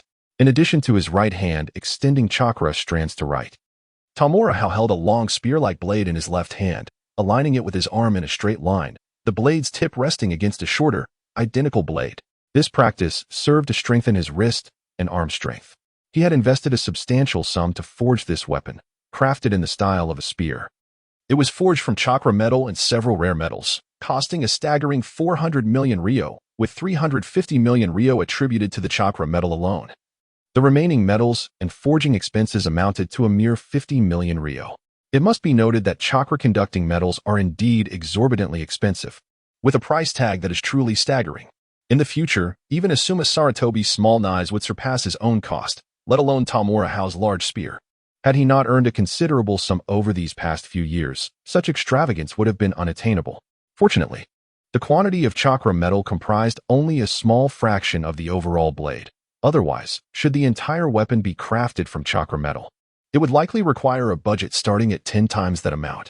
These 2 spears boasted a blade length of 1.2 meters, a handle of 40 centimeters, and an overall length of 1.6 meters, surpassing Tamura Hao's current height by an additional 10 centimeters. However, he is currently in a period of rapid growth, and coupled with the stimulation of chakra, he stands notably taller than his peers. It is estimated that he will eventually reach a height of at least 1.8 meters, making the use of such a large sword quite fitting. The shorter spear, while relatively diminutive, boasts a blade measuring 90 centimeters and a handle measuring 30 centimeters, culminating in a total length of 1.2 meters and weighing 5 kilograms, whereas the larger spear weighs 10 kilograms. This is the weapon he has prepared for himself, aptly named Big Meow Little Meow. Although its weight is somewhat substantial, it is manageable given his current physical condition. In the world of Naruto, ninjas, often mockingly referred to as fragile by internet users from previous lives, actually possess formidable physical attributes and explosive power. The term fragile is relative, particularly in comparison to the offensive capabilities of ninjutsu. For instance, the weight that Lee carries year-round is certainly not light. Moreover, Zabuza, wielding his massive sword, can execute silent assassinations using the body flicker technique, which undoubtedly requires considerable strength. The weight of the swords used by the likes of Kisame and Kabuto is also quite significant. And even the large sword utilized by the root ninja during his confrontations with the young Uchiha Shursui is of considerable heft. Thus, the strength of ninjas should not be underestimated, especially when enhanced by chakra, which amplifies their explosive capabilities. In comparison to such weaponry, the two spears possessed by Tamura Hao appear rather petite. The primary reason for wielding such long blades is to maintain distance from opponents during combat. This way, even if they employ concealed ninjutsu, he can afford himself a greater reaction time and distance. After all, his chakra reserves dictate that he cannot become a master of ranged attacks and must instead tread the path of a warrior, necessitating vigilance against the methods of ninjas. In the following half-month, Tamura Hao refrained from training outside, even requesting a 2-week leave from school, choosing instead to remain at home to hone his control over chakra and develop strength techniques. This fortnight passed swiftly, and upon utilizing the transformation technique to deliver his manuscript to the publishing house for scheduled printing and sales, he returned home to prepare for the day's battle. He first donned the inner armor crafted at a cost of 100 million ryo, composed of a specialized metallic mesh, complemented by arm and leg guards. The chest and back were also protected by armor plates, and shoulder guards adorned his shoulders. According to his employer, this armor is not only lightweight, totaling less than 10 pounds, but also possesses remarkable hardness and resilience, sufficient to withstand C-rank ninjutsu attacks. Its formidable elasticity can also mitigate impact to a certain degree. Next, he donned a set of leather attire, purportedly made from the hide of a certain ninja beast, offering commendable defense against elemental ninjutsu, alleviating concerns about being scorched by an enemy's fire techniques. He bore a somewhat youthful resemblance to a certain charismatic figure, albeit lacking in physical allure. After admiring his reflection in the mirror, Tamura Hao felt content with his current appearance, particularly pleased with his leather boots. He found the traditional ninja sandals, which exposed the toes, rather uncomfortable for kicking surely. It would be painful if one were to accidentally stub a toe or suffer an ingrown nail. To this end, he not only replaced his traditional shinobi footwear with fully enclosed leather boots, but also reinforced the tips and heels with alloy plates akin to those on his armor, all to enhance the impact when delivering a kick.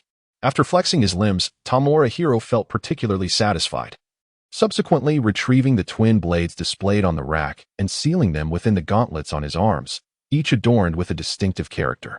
Indeed, these gauntlets served as ninja tools capable of sealing certain objects, reminiscent of the wrist guards utilized by Sasuke and Itachi during their Pacific confrontation. Prepared in full, Tamura Hao departed his home en route to the Ninja Academy.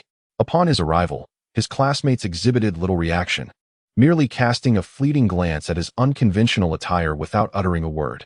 Tamura Hao typically maintained a low profile in class, lacking friends and appearing rather ordinary. Shortly thereafter, the teacher arrived to deliver an introductory speech before producing a roster to announce the team formations. Each class in the ninja school adhered to a standard number of students, striving to ensure that everyone could be grouped into teams of 3.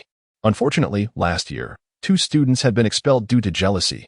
One had blinded the other, who was subsequently forced to leave, unable to pursue a career as a ninja. Such is the precocious nature of the world. This meant that one individual would be left without a team, with options to either join an existing team, be paired with a lone instructor, or combine with an underrepresented team from another class. Tamura Hao was that solitary individual, and his option was to be guided by a single instructor, a fortunate arrangement he had anticipated. Once all the instructors had come to collect their respective students, a young man entered the classroom, observing the lone Tamura Hao. Tamura Hao? Teacher, I am Tamura Hao, he replied, rising to bow and then scrutinizing the newcomer, noting his striking half-white, half-green flowing hair, leading him to surmise the individual's identity. This must be the previous Jinchuriki of the 8 Tails, and indeed, his teacher. Of course, he was not yet the 8 Tails Jinchuriki, as it remained uncertain whether Karabi had even been born yet. Fukai also assessed Tamura Hao, taking note of the composed youth before him with a favorable impression. Let us sit and converse, Fukai suggested amiably, moving to take a seat at the desk across from Tamura Hao. I am Fukai, a jonin of the village. Proficient in lightning release ninjutsu, lightning release taijutsu, and the art of lightning release swordsmanship. Fukai began his self-introduction, his curiosity piqued by the young boy before him. A fortnight prior, the third Raikage had issued orders for him to abandon his scheduled missions to serve as a teacher for one solitary child. Subsequently, his cousin had specifically instructed him to take good care of this child. Though neither had divulged the exact reasons, Fukai understood that this child was indeed extraordinary. After some inquiries, he learned that this boy had unwittingly uncovered a spy who had embezzled funds from the village intended for purchasing supplies from the Land of Iron, totaling a staggering 1 billion ryo. This boy had recovered the hidden money from the spy and presented it to the Raikage, thereby saving the village from immense financial loss. He is indeed a benefactor of the village. Furthermore, the ability to uncover spies and locate hidden funds serves as a testament to one's capabilities. Teacher Fukai, my name is Tamura Hao, but you may call me Xiao. I excel in physical techniques and swordsmanship, with a singular affinity for lightning chakra. However, I face limitations in enhancing my chakra reserves, and I would greatly appreciate your guidance in this area going forward. Tamura Hao introduced himself in detail, even sharing the results of his training with chakra threads. After 2 weeks of rigorous practice, he has managed to maintain 6 chakra threads simultaneously, extending them 3 meters and executing agile maneuvers. While this may seem unremarkable, it signifies a notable improvement in control. You have progressed to such an extent, Fukai exclaimed, astonished. Typically, a child emerging from the ninja academy would find it commendable to master basic skills such as wall climbing and water walking. As the primary focus in school is theoretical knowledge, few dedicate themselves to practical techniques, let alone the advanced training of chakra threads. This particular skill is predominantly practiced in Kumogakure, being the specialty of puppeteers, while it is rare in Kumogakure. Mastery of chakra threads indicates a transformation in chakra control, suggesting that one's abilities have reached at least the level of a nin. It appears this child has even begun training in the nature transformation of lightning chakra. Although his methods lack refinement, he claims to be nearing proficiency. It is truly remarkable for a 10-year-old to achieve such a level. My chakra talent is rather ordinary, Tamura Hao admitted, a hint of resignation in his expression. He despises a world and cultivation system that heavily weighs lineage. The achievements of one's parents often dictate their offspring's potential, leaving little room for deviation or transcendence. Surpassing these inherited limitations through sheer effort seems exceedingly difficult, bordering on impossible. Despite the impressive feats achieved by the trio from Kumogakure, their ability to endure such intense training without detrimental effects is a remarkable talent in itself, not merely a product of willpower and diligence. Tamura Hao had initially attempted such an exhaustive training regimen, only to find his muscles nearly dissolving. Even after reducing the intensity, he found himself spending daily resources on medical ninjas to heal his body, utilizing precious herbs to prevent lingering injuries or physical exhaustion, which drained his finances significantly. It is difficult to fathom the physical potential and recovery capabilities of those three. He even suspects they might be related to the Senju clan, possessing some of the Sage of the Six Paths traits. Thus, he has focused on honing his chakra control over the past few years, yielding substantial results. Your approach is indeed sound. Enhancing chakra reserves is heavily influenced by innate talent, and forcing excessive refinement can be detrimental to one's health. Currently, there are no better solutions available, so prioritizing the improvement of chakra control is the most prudent path, Fukai affirmed, recognizing the wisdom in his student's choice. Acknowledging the challenges of enhancing chakra reserves, especially given the limited resources within the village. Although it has been rumored that the village covertly conducts experiments involving the consumption of the flesh and blood of the Eight Tails, the results appear to be rather lackluster, as no instances akin to the emergence of the likes of Kin and Jin have reoccurred. After a brief exchange, Fukai led Tamura Hao to a training ground within the village. For a ninja, mere verbal understanding is superficial. True comprehension of a ninja requires engaging in combat. Use your most formidable techniques to attack me. Drawing his ninja blade from his back, Fukai gestured for Tamura Hao to unleash his full might, hoping to ascertain the limits of the young boy's strength for the purpose of instructing him thereafter. Tamura Hao wasted no words, activating the sealing technique on his arm guards. 2 elongated blades materialized in his grasp. Such blades, Fukai thought, slightly taken aback by the sight of the exceptionally long swords, which are quite rare even among the warriors of the Iron Country. While resembling both ninja and katana in form, these blades were significantly longer, with the longer one measuring approximately 1.6 meters and the shorter one about 1.2 meters. It is worth noting that the standard length for ninja blades is usually under 1 meter to facilitate agile strikes. However, these two swords exceeded that length, with long handles designed for a two-handed grip, allowing for powerful slashes. Additionally, the blades were straighter than typical ninja or katana, with a sharper angle at the tip, conducive for thrusting. At the end of each handle, chains were connected to the arm guards at the elbow, enabling the utilization of the entire arm's strength to enhance the power of the strikes, while simultaneously alleviating pressure on the wrists, akin to wielding the swords with both hands. Upon observing the form of the two swords, Fukai began to contemplate suitable offensive strategies. Fukai-sensei, I shall commence. With blades in hand, Tamura Hao decisively expended his destiny power to enhance his perception, thereby augmenting his control over various aspects of combat. The elevation of his awareness not only served in training but proved to be remarkably effective in battle, akin to entering a sage-like state of desirelessness, becoming more rational and perceptive.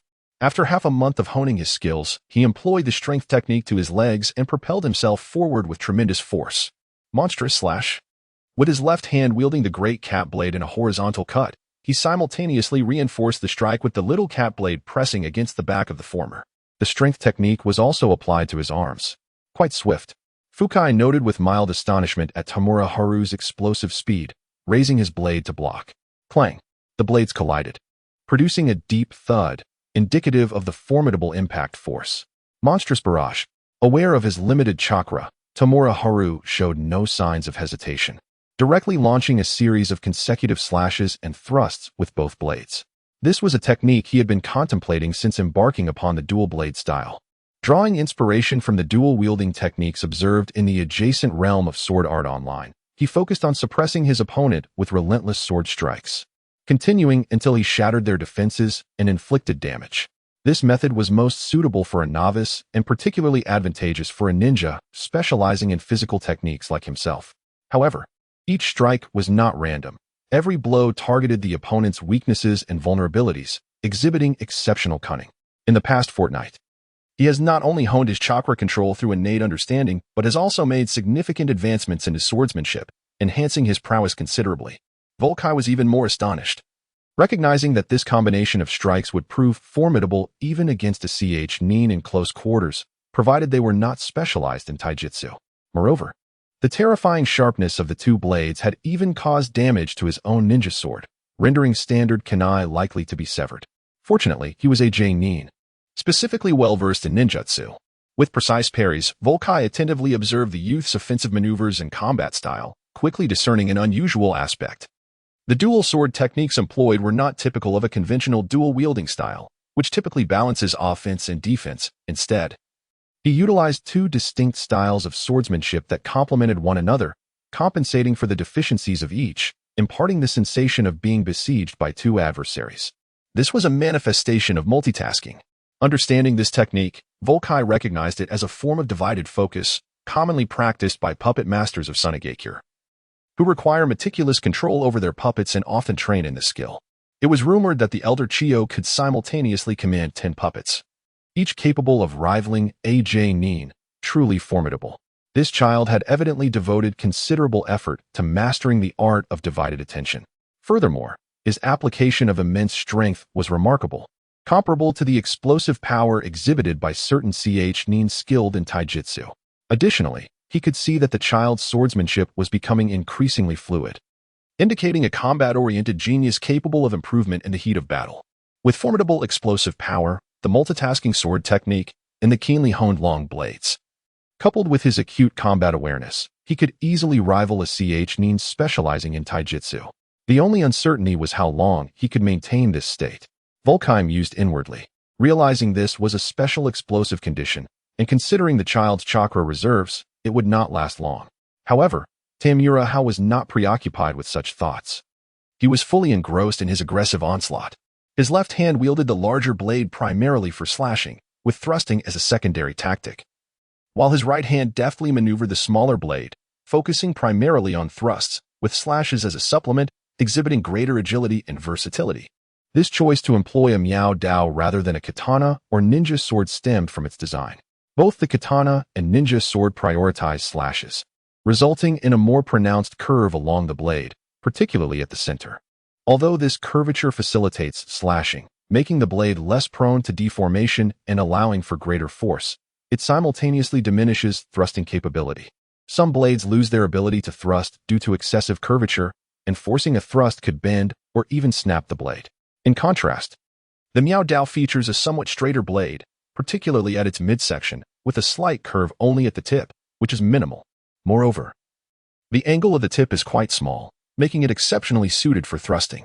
Among various weapon techniques, thrusting is the most challenging to defend against, particularly with long weapons. And even Fukai could only deflect them repeatedly. Admittedly, a straighter blade may risk distortion during powerful slashes, a characteristic in which the katana excels. However, this matter can be resolved through monetary means. The two long swords he acquired required a substantial investment. Their blades possess remarkable strength and employ a tapering design, with the thinnest point at the tip and the thickest near the handle, measuring a full centimeter in thickness, significantly enhancing the blade's durability. Even with the explosive force of enhanced strength techniques, the blades exhibited no signs of bending or quivering. Should he master the lightning release ninjutsu in the future, the sharpness would become even more formidable. To speak candidly, these two swords were crafted by Tamura Hao specifically for the application of lightning release ninjutsu, utilizing chakra conductive metals that resonate harmoniously with the technique. I am about to retaliate. After acclimating to Tamura Hao's style of attack, Fukai declared, stepping forward decisively and swinging his blade in a striking motion. His swordsmanship possessed no ostentation, embodying a singular quality, speed. So rapid was his strike that Tamura Hao merely glimpsed a flash of light before the blade was upon him. Instinctively, he tilted his body, using his shoulder armor to deflect the blow, while simultaneously, as Fukai's blade swept horizontally towards his head, his right-hand cat swiftly intervened to block the strike. Leveraging the momentum, he retreated, while his left-hand cat executed a horizontal sweep, twisting his form, and his left leg delivered a powerful kick against the back of the larger cat's blade, enhancing the force of the slash. Clang. Fukai countered with a parry, channeling greater explosive power to deflect the larger cat's blade, stepping forward once more to cleave downward. At this moment, the prowess of a jonin was undeniably apparent, even without employing lightning release ninjutsu. Fukai's mere utilization of chakra to enhance his physical power showcased a strength and speed far beyond Tamura Hao's capabilities. Most critically, Fukai possessed extensive combat experience, whereas Tamura Hao, despite his rigorous training in swordsmanship, primarily practiced against stones and wooden dummies. Fukai's previous passive defense was tolerable, but now, with his proactive assault, he disrupted Tamura Hao's rhythm of attack. With each advance from Fukai, Tamura Hao was compelled to retreat, struggling and appearing increasingly disheveled, particularly as his arms began to feel sore and numb. After a series of backward steps, Tamura Hao's arms became completely numb and unable to muster strength, and Fukai's next strike came crashing down once more. It remained as swift as lightning, nearly impossible for Tamura Hao to perceive, deprived of the assistance from his dual blades. He could not evade this blow. Ultimately, the blade halted merely a centimeter from Tamura Hao's head, almost grazing his scalp.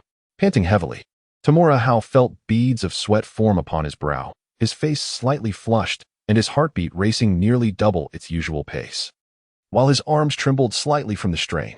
This was the after effect of his earlier exertion.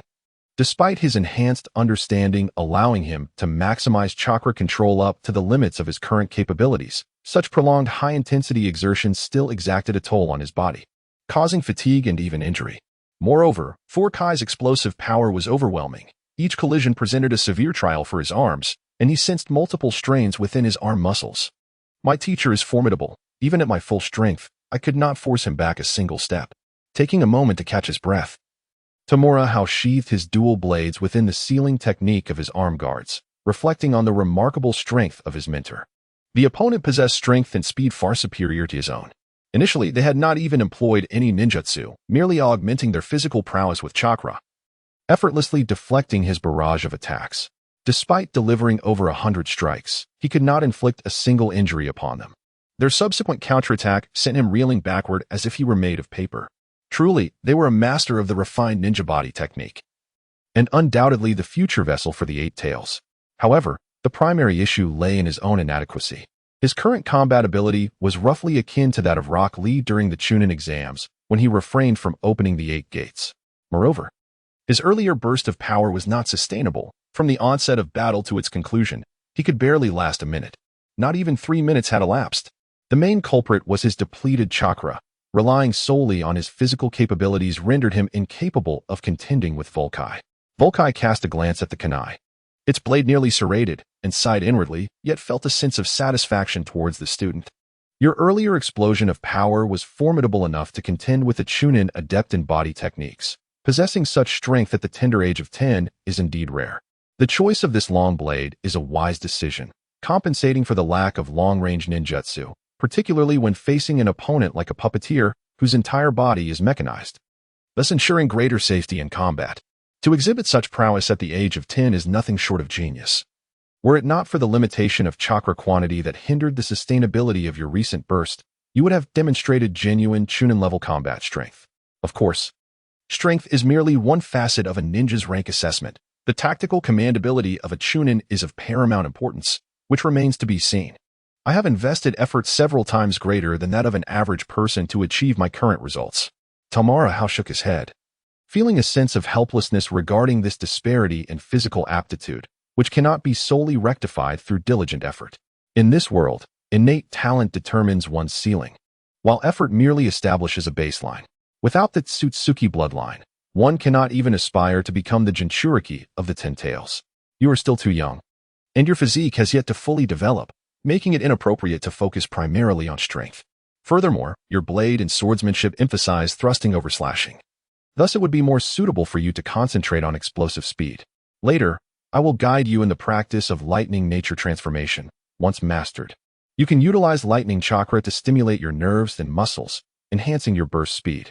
Moreover, the physical strain from speed-based bursts is considerably less than that from strength bursts, making it more appropriate for your current age and physique. Following that, we must engage in practical combat, as you possess little real-world experience. While your foundation in swordsmanship is solid, it remains somewhat rigid. It requires extensive practical application to bring your techniques to life. Fukai offered these recommendations, formulating a general plan for the student's training in the coming period. I am not mistaken, am I? Hao is indeed a rare talent. At that moment, a figure materialized beside the two, revealing itself to be Yeyue AI. Yeyue AI had arrived earlier and had witnessed the entirety of their battle. Although it lasted a mere minute, it piqued his interest and left him slightly astonished. He was aware that this junior was a genius, but previously, he had only considered their talent to lie in the development of weaponry and ninja tools, or perhaps in their innovative ideas. Yet, who would have anticipated that he possessed such innate talent in both cultivation and combat? He had observed the recent battle with clarity, distinctly noticing his junior brother's progress and practical experience. Even when faced with the aggressive onslaught of Fukai, his responses had become increasingly fluid. Had it not been for the overwhelming disparity in strength and the depletion of chakra, he might have managed to endure a while longer. Brother Yeyue. Tamura Hao greeted Yeyue AI. Come, I have prepared medicinal baths and medical ninjas for you. Yeyue AI draped an arm around Tamura Hao's shoulder as they made their way out of the training ground. The purpose of their visit was to introduce his junior brother to the medicinal bath. Fukai also quickened his pace to join them, eager to converse further with this student regarding his future cultivation, particularly concerning his aspirations for the path ahead. Isn't this medicinal bath a closely guarded secret of the Yeyue clan? Upon reaching the 3 large barrels filled with medicinal liquid, Fukai was taken aback. He had previously experienced the Yeyue clan's body-refining medicinal bath, which proved highly effective for physical training and could even mend hidden injuries. However, he had only indulged in it fewer than 10 times, primarily due to its exorbitant cost. 1 barrel alone would amount to 1,000,000 ryo. Even though their family possessed considerable wealth, they could not afford many of these baths. Most importantly, this was a secret formula of the Yeyue clan, further refined by the 2nd generation through the gathering of various treasured medicinal recipes from the clans of the Cloud Hidden Village, making it invaluable, a clandestine heritage of both the Yeyue clan and the Raikage lineage. It seemed highly unusual that Yeyue AI would bring that child to partake in such a luxurious experience. This is far superior to the medicinal baths you once enjoyed. It is specifically designed for refining the hand blade, and my father's Hell Piercer was cultivated using this very bath over the years, Yeyue AI declared with pride. This medicinal bath represents perfection. The previous whole body refining version was merely a simplified variant. However, This type is prohibitively expensive. Each of these 3 barrels costs 10 million Rio. In the past, we could only use smaller quantities for refining our palms, thereby practicing the hand blade techniques passed down in our Yue clan. The core secret technique of the Yue clan involves rigorous training to hone a family heirloom hand blade, sharp as lightning, capable of executing the thunder devastation, Chio dance, which can break through any defense. Because of this, although thunder devastation, Chio dance is classified as a C-rank ninjutsu, its power rivals that of S-rank ninjutsu, capable of penetrating even the defenses of tailed beasts. My father has even developed the more powerful Hell Piercer based on this foundation, having successfully subdued the rampaging 8 tails and 2 tails multiple times. Now, he extravagantly employed tenfold the amount of medicinal bath, sufficient for a full-body refinement. How? This is an unparalleled secret medicine of our Yue clan. 1 barrel alone costs 10 million Rio, totaling 30 million for 3 barrels. The medicinal potency can sustain itself within the body for a month, allowing for 1 bath per month. Can you endure it? Turning his gaze towards Tamura Hao, who was eagerly observing the 3 barrels of medicinal liquid, Yue AI dangled the prospect of future benefits before this young junior brother. While this junior brother excelled in various other aspects, his ability to generate income was truly remarkable. The current income is already astonishing, and a significant increase in the future is merely a matter of time, surpassing the overall income of the village. After conferring with my father, this audacious idea took shape. With the assistance of my junior disciple's financial prowess, we aim to maximize the strength of the 3 of us, at the very least enhancing our physical capabilities. Previously, our Night Moon clan had limited financial resources, and we could only utilize precious medicinal baths to refine our signature family handblade. However, we can now take it a step further and refine our entire bodies. Once our physiques are honed to their utmost potential, the deployment of ninjutsu will yield unimaginable power. Rest assured, I will handle it. Tamura Hao responded without a hint of hesitation. For him, any problem that could be resolved with money was no problem at all. Excellent. Excellent. Excellent. From now on, our cultivation will depend on you. Should anything arise, feel free to reach out to me. And as long as it does not contravene my principles, I will assist you. Night Moon AI laughed exuberantly. With the assurance of this junior disciple, he felt secure in his future cultivation endeavors. The foundation of ninjutsu lies in physical prowess. The stronger the body, the greater the power of ninjutsu, making the enhancement of physical capabilities paramount. However, human bodies have their limits. Simple training yields limited results. Only by complementing it with such high-grade secret medicines can one achieve maximum enhancement, potentially even transcending the limits of physical aptitude. Brother, do not hesitate to inform me of such favorable opportunities in the future. I shall do my utmost to meet any financial requests, Tamura Hao expressed cheerfully. Although he recognized that Night Moon AI harbored intentions of utilizing his wealth to aid in his own cultivation, he remained unconcerned. A perfect team should have its affluent members contributing financially, its strong members providing strength, and its resourceful members sharing resources. The fact that Night Moon AI could present such a family secret medicine was commendable, as these items cannot simply be purchased with money. Beside them, Fukai felt increasingly puzzled, sensing that there were significant matters of which he was unaware. You all seem to be having quite the enjoyable conversation. At that moment, a robust figure entered, revealing the 3rd Raikage. Teacher, Father, Lord Raikage. The trio greeted promptly, though Tamura Hao's address of teacher caused the 3rd Raikage's eyelids to twitch involuntarily. This disciple was perilously reckless. With a single misstep, his illustrious reputation could be shattered. Suppressing the urge to expel this disciple, the 3rd Raikage said sternly, "Strip down. I shall assist you in shattering your bones." Seeing Tamura Hao's astonishment, Night Moon AI elucidated. Our Night Moon clan's signature hand blade requires the rigorous exercise of bone-shattering. Only by fracturing the bones can the medicinal properties penetrate deeply, and once healed, the bone density will be significantly enhanced. Teacher, let us proceed. Tamura Hao understood, and without a moment's hesitation, he stripped bare, signaling to the 3rd Raikage that he was ready. Such an opportunity was not to be missed. Even a fleeting moment of pain paled in comparison to the arduous struggles endured by the 3 esteemed individuals of Konoha. The 3rd Raikage spoke little, swiftly raising his hand to strike at Tamura Hao, causing cracks to form in the boy's bones, even expertly fracturing his spinal vertebrae. He then lifted the convulsing youth, who was grimacing in pain, and placed him into a medicinal bath. Although this was a rigorous exercise meant to strengthen the body, The intent was not to break the bones, but rather to create fissures that would allow the medicinal properties to penetrate within. Such precision required remarkable skill. A careless mistake could lead to severe consequences, especially concerning the spine, and currently, only the third Raikage possessed the prowess for such a feat in the hidden cloud village. Subsequently, he employed the same technique on his son and nephew, fracturing their bones and placing them into the bath as well.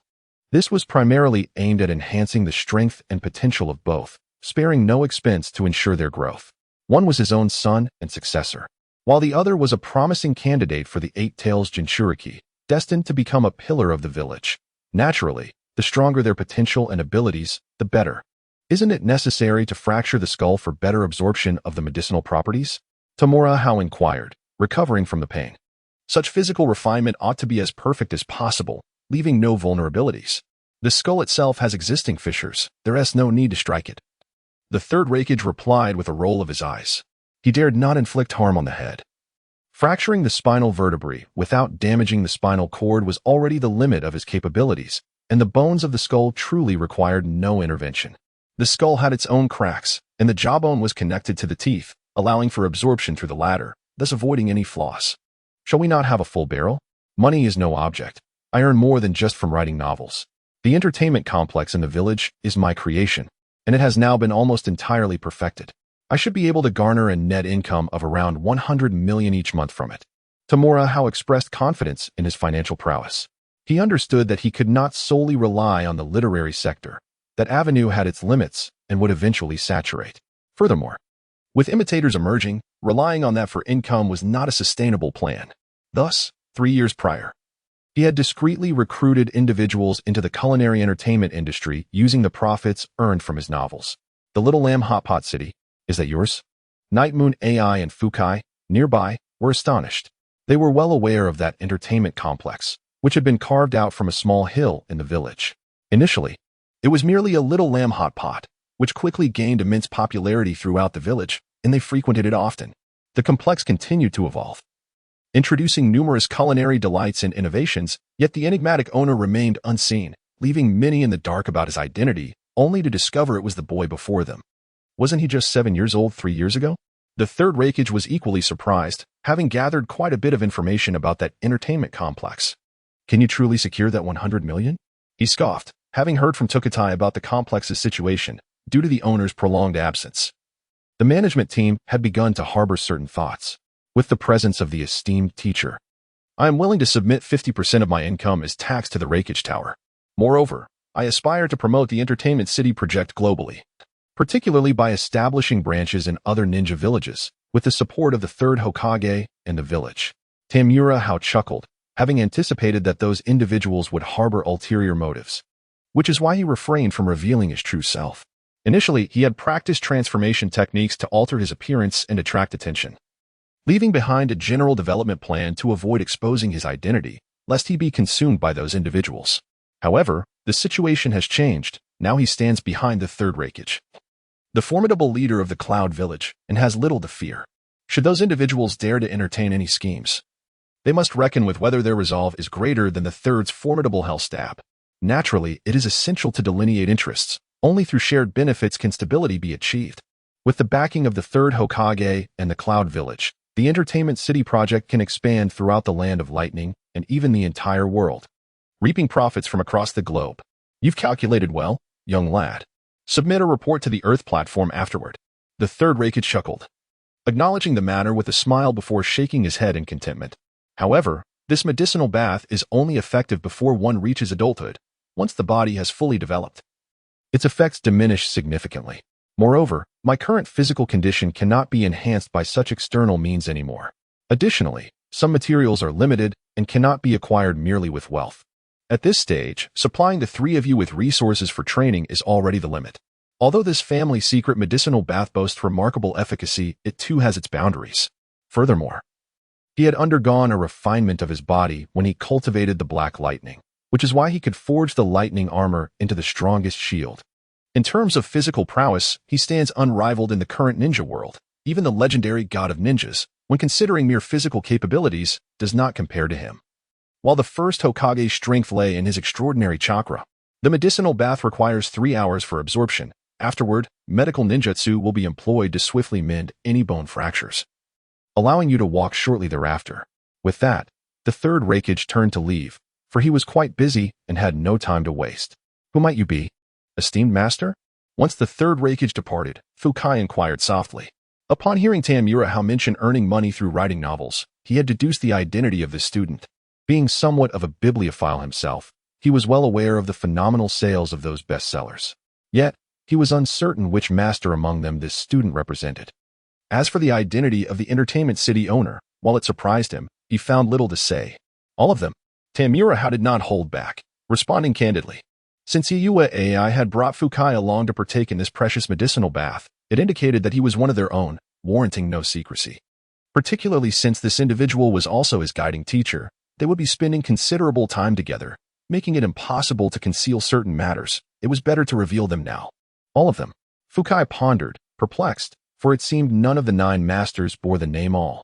Ha! Hiss! On the other side. Yui burst into laughter, only to be seized by a sharp pain in his bones, grimacing as he did so, yet his face remained contorted with mirth. Fukai glanced over, puzzled by why his cousin was laughing. He was aware that this cousin was also a devoted fan of the same esteemed figures, and neither of them had the right to mock the other in this regard. I wrote all those books, Tamura Hao explained with a hint of resignation. Although the content of those works was somewhat embarrassing, they were all boys, and there was no need for pretense. All of them. Hiss. Fukai was momentarily taken aback, then astonished, and the movement exacerbated his bone pain, causing him to gasp in discomfort, his expression twisting. How did you manage that? After a while, he regained his composure, still bewildered and astonished. The student is barely 10 years old. Perhaps it is due to my unique perspective, Tamura Hao replied. The future Itachi Uchiha possessed the mindset of a Hokage, and so did Tamura in his own way. While Tamura Hao was taking a bath, Shimizu Danzo, far away in Konoha, had already received reports of his unusual performance, transmitted swiftly through a summoning beast. He had uncovered a spy who had stolen funds meant for purchasing supplies from the Cloud Village, earning praise and rewards from the third Raikage, and becoming a student of the Raikage's nephew, even forming a close bond with the Raikage's son. As he perused the rudimentary report, Shimizu Danzo fell into deep thought, eventually recalling the precocious child from years past. I remember that child had a childhood companion. Reflecting on those 2 youngsters, Shimizu Danzo felt a profound impression. Although both had average training potential, their maturity of mind was remarkable, making them well-suited for espionage. Additionally, the boy possessed only a lightning affinity, so he arranged for him to be sent to the Cloud Village. What was initially a casual move, primarily to replace a dying piece on the board, unexpectedly flourished into something promising. These are their profiles. A masked ninja presented 2 files, and Shimizu Danzo took them, opening them to find a black and white photograph of Tamura Hao, with the name Tamura Nition beneath it. This was Hiro's name in this world. He originally had no surname, but upon learning that their son had been recruited by Lord Danzo's department, his parents decided to adopt the surname Tamura in honor of him. Of course, such self-created surnames were not officially recognized. In this era, surnames held extraordinary significance and were symbols of status and identity, not something just anyone could possess. Upon seeing that name, Shimizu Danzo couldn't help but think of his old comrade, Sarutobi Hiruzen, reflecting on the days spent executing missions with his old friend. Shimizu Danzo casually flipped through the files but found little of interest. The 2 children primarily exhibited their talents through their precocious intellect, with rather average training abilities. Particularly the boy. Only the girl displayed considerable talent in medical ninjutsu, and in the future, she might very well reach Tsunade's current level of medical expertise, making her a rare gem indeed. However, he placed greater emphasis on the intelligence-gathering abilities of the pharmacist Yano Yu. For the essence of ninja warfare lies in the realm of espionage, and the establishment of the root organization was primarily founded upon this principle. A single piece of valuable intelligence far outweighs the worth of a high-ranking ninja. The Hidden Leaf Village is not lacking in talent or elite shinobi. In fact, it may possess an excess of them. Elevate his rank to B level, commanded Shimura Danzo after perusing the files of that young lad. Originally merely a pawn of the lowest tier, that piece had autonomously increased its worth, thus its rank must be elevated accordingly. Yes, responded the masked ninja beside him, subsequently stowing away the 2 documents. He ordered those stationed there to contact the lad, instructing him to investigate the Cloud Village's forthcoming strategies regarding the war and the progress of their utilization of tailed beasts. After a moment of contemplation, Shimura Danzo issued his command. He had long discerned that the major ninja villages were primed for conflict, with the Second Great Ninja War on the verge of commencing. Yet the point of initiation remained uncertain. The Cloud Village is a staunchly martial-oriented ninja village, its upper echelons predominantly consisting of hardline proponents of war, advocating for external plunder. Over the years, they have seized numerous secret techniques and talents. Had it not been for the treachery of rogue elements such as Kininai and Jininai during the First Great Ninja War, which severely depleted the Cloud Village's strength, that conflict would not have concluded so swiftly. Thus, ascertaining the intentions of the Cloud Village is of paramount importance. The sooner they gain insight, the better prepared they can be. Following that, the matter of tailed beasts arises. He had witnessed firsthand the terror of the Ninetails. The destructive potential of its tailed beast bomb is cataclysmic, and once unleashed on the battlefield, it poses an annihilating threat to any side involved. Meanwhile, as Shimura Danzo's orders were set in motion, on the other side, Tamura Hao, after the medicinal effects of the herbal bath permeated his body, was lifted from the tub to receive treatment from a medical ninja, hastening the repair of his fractured bones. Is this human? He mused as he gingerly sat up, examining the broken tooth in his hand, which he had discovered at the bottom of the tub. One of the primary materials was the bone of the Kagaya clan. Indeed, nodded Yue AI, the main ingredients of that secret medicine are quite rare. This time, it incorporates the bones of a high-ranking ninja from the Kagaya clan. Throughout the entire ninja world, the bones of the Kagaya clan are renowned for their exceptional hardness, surpassing the limits of ordinary bone. Which is why the medicinal concoction derived from their bones proves so beneficial for bone enhancement. Humans are also great medicine. Tamura Hao reflected, not repulsed by the notion. After all, humans are but one of myriad living beings. If the body parts of other animals can be used in medicine, it stands to reason that human components may also be utilized, particularly in a world where bloodline limits and lineage inheritance exist. The efficacy of such medicinal applications surpasses that of beasts and ninja animals significantly. Perhaps only the materials from the three great sacred lands that possess sage techniques could compare.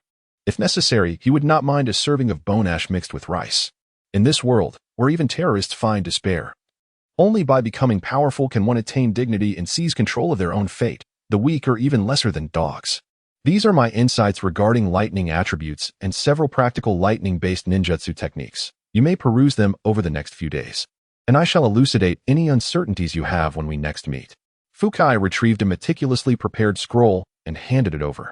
Having previously reviewed the student's records and knowing that he possessed only a singular lightning attribute, thus, he had prepared this note. This is for you. It contains insights on the lightning torture technique and the advanced lightning torture technique, Chio dance. The battlefield of a ninja is ever-changing, and there are moments when one cannot draw their blade in time, so honing one's skills is always prudent. Yue AI also produced a scroll he had prepared beforehand, which not only detailed his experiences in lightning release and body refinement, but also included the lightning torture technique and the Chio dance, both of which are executed using a hand blade. The consumption of body techniques is significantly less than that of other external ninjutsu, and the fundamental lightning torture technique requires minimal expenditure, equivalent to a D-rank ninjutsu. With the little junior's chakra, he would only need to enhance it slightly to practice and execute it adequately. Of course, this is predicated on mastering the nature transformation of the lightning attribute, which is the crux of the lightning torture technique, emphasizing the importance of such transformation. Thank you. I will study this diligently. Tamura Hao felt deeply moved and commended his initial adventurous gamble. What a tremendous gain. By the way, do you want these two ninja swords? I was the first to have them forged, but their design does not align well with my swordsmanship philosophy, so I subsequently commissioned a new set. Tamura Hao unsealed a set of ninja swords from within an armor piece using a sealing technique. These swords were standard ninja blades from the hidden Cloud Village, measuring 1 meter in length, perfectly suited for Yue AI and Fukai. He had initially commissioned their creation, but since their design was not suitable for thrusting and was primarily for slashing, he had sealed them away after a period of use and opted to have a new set forged in the style of a Fukai, who specialized in swordsmanship. Picked up one of the ninja blades and swung it, subsequently channeling chakra into it, causing the blade to gleam with a dazzling electric light. A fine sword. Experiencing the smooth flow of chakra within the blade made Fukai's eyes sparkle. This sword was far superior to the one he had previously used. The conductive metal had clearly absorbed more chakra, and the balance of the blade was ideal for delivering force, revealing it to be a work of a master craftsman. It is indeed a rare treasure. Yayue Ai took up the other ninja sword and swung it, injecting his own lightning attribute chakra into it, intrigued by its potential. Though he primarily practiced the family's inherited hand blade, which was formidable in its own right, hand-to-hand combat always had its limitations. A fine sword would undoubtedly enhance his capabilities. The blade, though lightweight at under 4 pounds, aligned perfectly with his swift, explosive combat style, making it an ideal choice. This is truly precious. After appraising the sword for a while, Fukai sheathed it and returned it to Tamura Hao. Were it merely an ordinary ninja sword? Even one of the quality he had previously possessed, he would gladly accept it. However, this sword is no ordinary piece. Its value is undoubtedly in the hundreds of millions. And such a costly gift is one he cannot accept. Tamura Hao did not hesitate to speak, urging, "Teacher, please accept this. I previously damaged your ninja blade, and this serves as compensation. Furthermore, as we are bound to venture out of the village for missions, possessing a fine weapon will better ensure your protection should we encounter peril. Therefore, let this be a temporary loan from a student. When you no longer require it, you may return it to me." Seeing Fukai remain resolute, Tamura Hao altered his approach, framing it as a mere borrowing. "Please accept it. We are likely to face significant dangers ahead, and war is on the horizon." Night Moon Ai offered a gentle persuasion, which caused Fukai to waver. Ultimately accepting the ninja blade, he discerned the underlying meaning in Night Moon Ai's words, indicating that considerable peril loomed in the future, likely tied to the student, thus making the enhancement of his strength imperative. "I shall ensure the safety of my student. Anyone who wishes to harm you must first step over my lifeless body." This solemn promise resonated with Fukai. Although he still harbored numerous doubts about the student, the evident regard displayed by Night Moon Ai and Lord Raikage underscored the student's significance, which could not be overlooked. Yet, as these words registered, Tamura Hao felt a shiver, recalling the formidable curse from the neighboring Dolaw, one that rivaled the path of the Taoist. In this world, methods of resurrection do exist, such as the Rinnegan. Should unfortunate circumstances befall him in the future, would his teacher utter, "Revive my disciple"? "I shall also make use of this blade temporarily. Do not hesitate to ask should you need it in the future." Leaving aside the musings of one individual, Night Moon Ai accepted the ninja blade and generously made a promise to Tamura Hao. He felt quite content with this arrangement, for the favor of the fourth Raikage would prove invaluable, far surpassing that of a mere ninja blade. After engaging in conversation with Night Moon Ai for a while, and once his physical condition improved, Tamura Hao gingerly made his way back home, leaning on his cane. The fracture in his bones was not easily healed, particularly as he awaited the medicinal effects to deeply integrate with the bone structure. He was currently under the influence of medical ninjutsu, which facilitated only preliminary healing, rendering his strength far inferior to what it had been, necessitating cautious steps.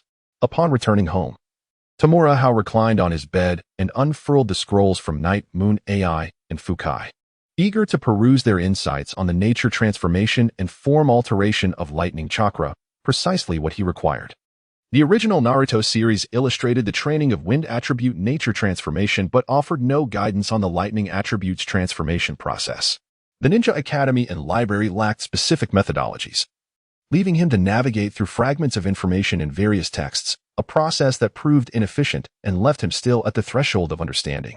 Now, armed with insights from two proficient practitioners of lightning release, both possessing the wisdom of secret techniques from their lineage, he felt as though opportunity had presented itself at the perfect moment. The nature transformation of lightning was currently the only path that could swiftly elevate his strength, and he even contemplated whether he could develop a version of future Kakashi Hitaki's Chidori or the Chidori system of Sasuke Uchiha. Even if the limitations of chakra volume prevented him from utilizing the full version, a scaled-down variant would suffice. At this moment, the effectiveness of the Golden Finger's enlightenment becomes apparent, enabling him to cultivate in this aspect with remarkable efficiency. However, before Tamura Hao could delve into the nature transformation of the lightning attribute, an unexpected visitor arrived at his door. "Esteemed ninja, here is the ramen you ordered."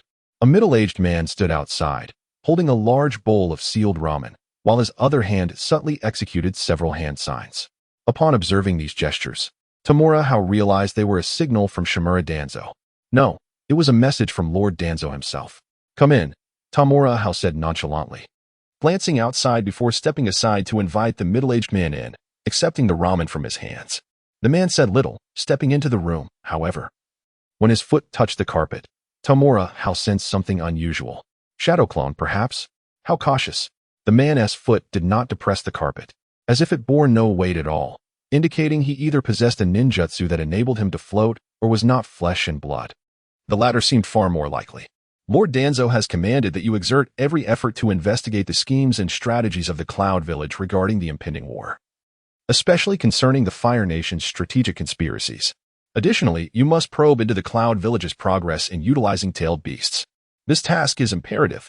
The middle-aged man delivered the orders succinctly. I require the sword of the Thunder God wielded by the second Hokage. Tamura Hao responded without hesitation, articulating his own demands. The transformation of the lightning attribute is not easily mastered. Even the likes of Yakumo AI and Fukai took over 5 years to succeed. The future Naruto Uzumaki would also need to employ countless shadow clones and vast reserves of chakra to achieve remarkable cultivation. Although he possessed the golden finger that enhanced his enlightenment, it would not be overly exaggerated. After all, he was not the neighboring Shindai, who could simply allocate points to resolve such issues. He estimated that it would take at least a year of diligent training. Yet that was still too slow. He yearned for a swifter mastery. Thus, he contemplated some ninja tools, such as the banana fan once possessed by the gold and silver horns, which could convert the user's chakra into the 5 elemental natures: wind, lightning, water, fire, and earth, effectively completing the transformation. Unfortunately, the fan had been sealed by the gold and silver horns before their demise. And unless it were to be revived through the impure world reincarnation, the third Raikage had only managed to seize an amber purification bottle.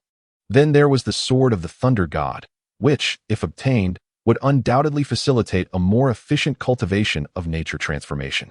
However, this request caused the middle-aged man's expression to turn cold. As a subordinate of Lord Danzo, daring to make demands was a perilous endeavor. I require means of self-preservation and the enhancement of my own strength, as only then can I ascend higher within the Cloud Village, thereby increasing my value to Lord Danzo. Tamura Hao remained remarkably composed, yet his demeanor was resolute, even as he swiftly consumed the ramen. This explanation caused the middle-aged man to frown, finding it difficult to counter.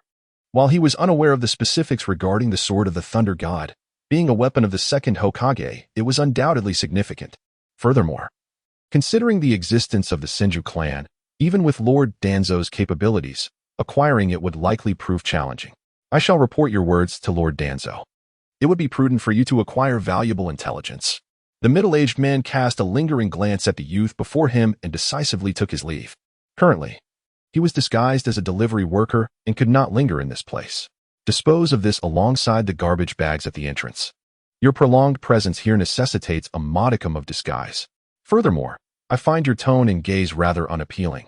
As a punishment, you shall deliver grilled meat next time. Tamura Hao finished the broth in his bowl, passed the empty bowl and the sealed lid, then gestured towards the garbage bags by the door, reiterating his request for grilled meat on the next delivery. It is fortunate that there is no direct line to report to Lord Danzo at this moment. Otherwise, this individual would have been promptly omitted. To think that a mere bowl of inexpensive ramen was employed as a cover for such a rendezvous. It was evident that he had pocketed the funds allocated by Lord Danzo. Such corrupt and greedy individuals are akin to a root rot, obstructing Lord Danzo's path to becoming Hokage, and must be eradicated.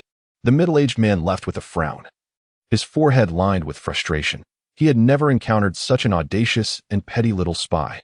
Yet, fate had favored this boy, allowing him to connect with a core member of the Cloud Village, undoubtedly rendering him more valuable in Lord Danzo's eyes.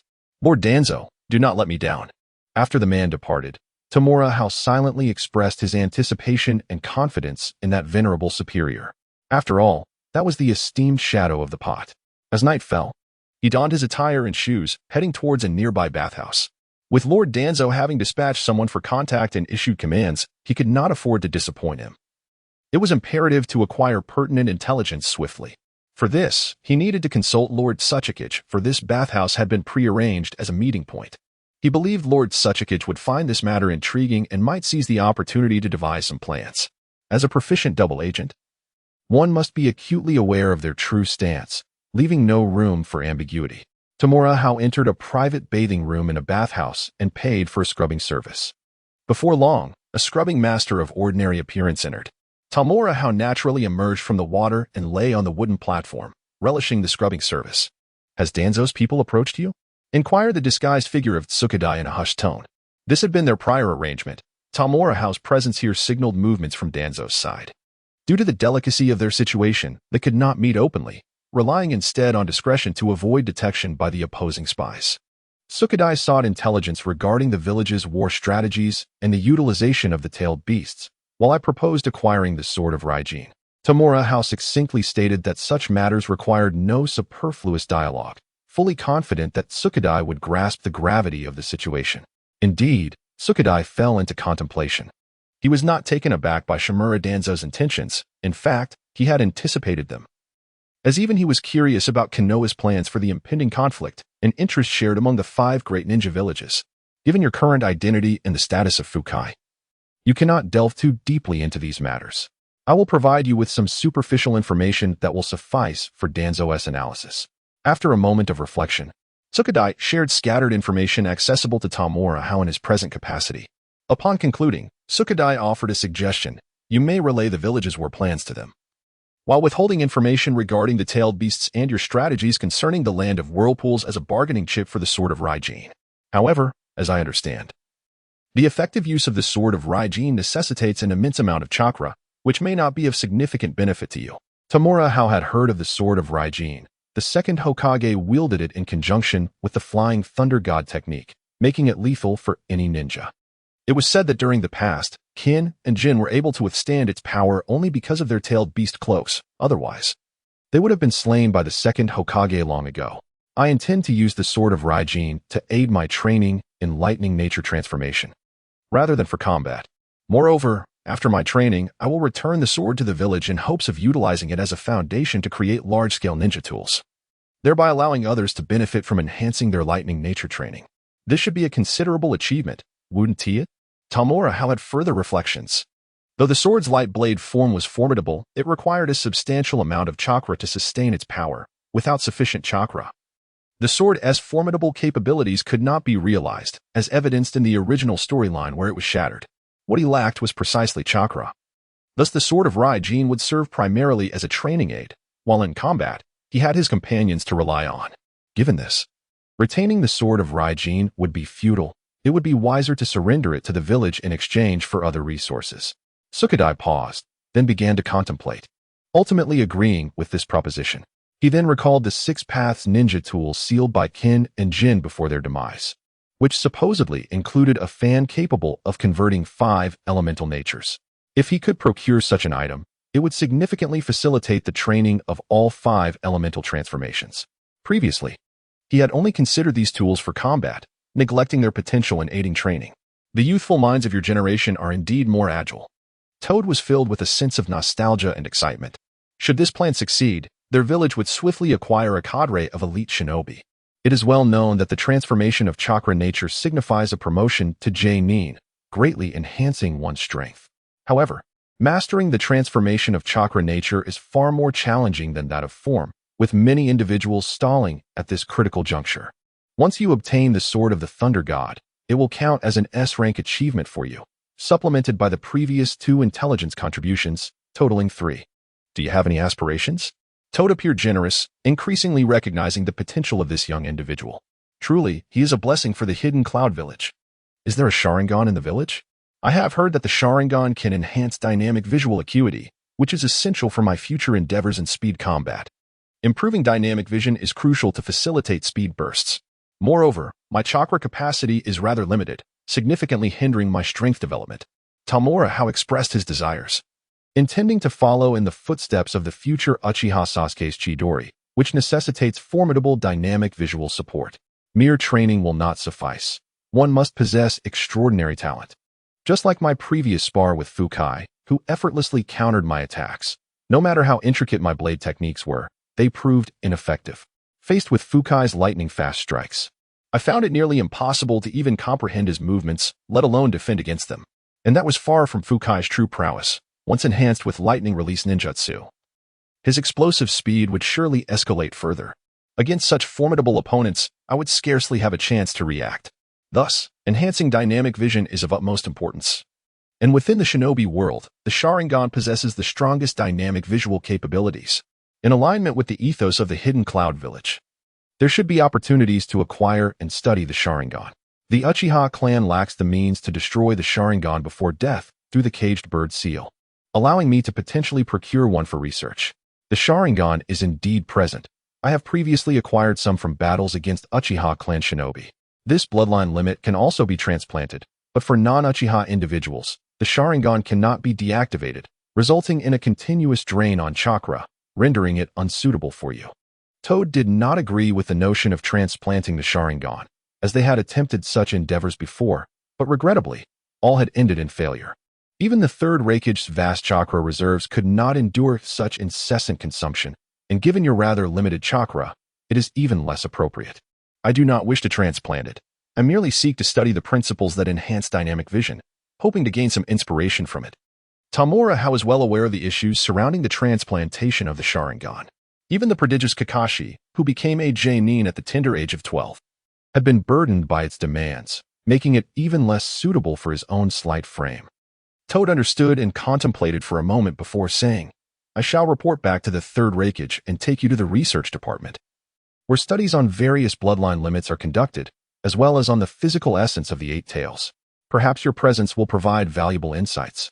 One cannot deny that this child possesses a remarkable intellect, often identifying crucial points overlooked by others. Allowing him to participate may yield beneficial ideas. Thank you, Lord Toad. Tamura Hao was elated, eager to delve into the study of the tailed beast's essence. Others may struggle to refine the flesh and blood of tailed beasts.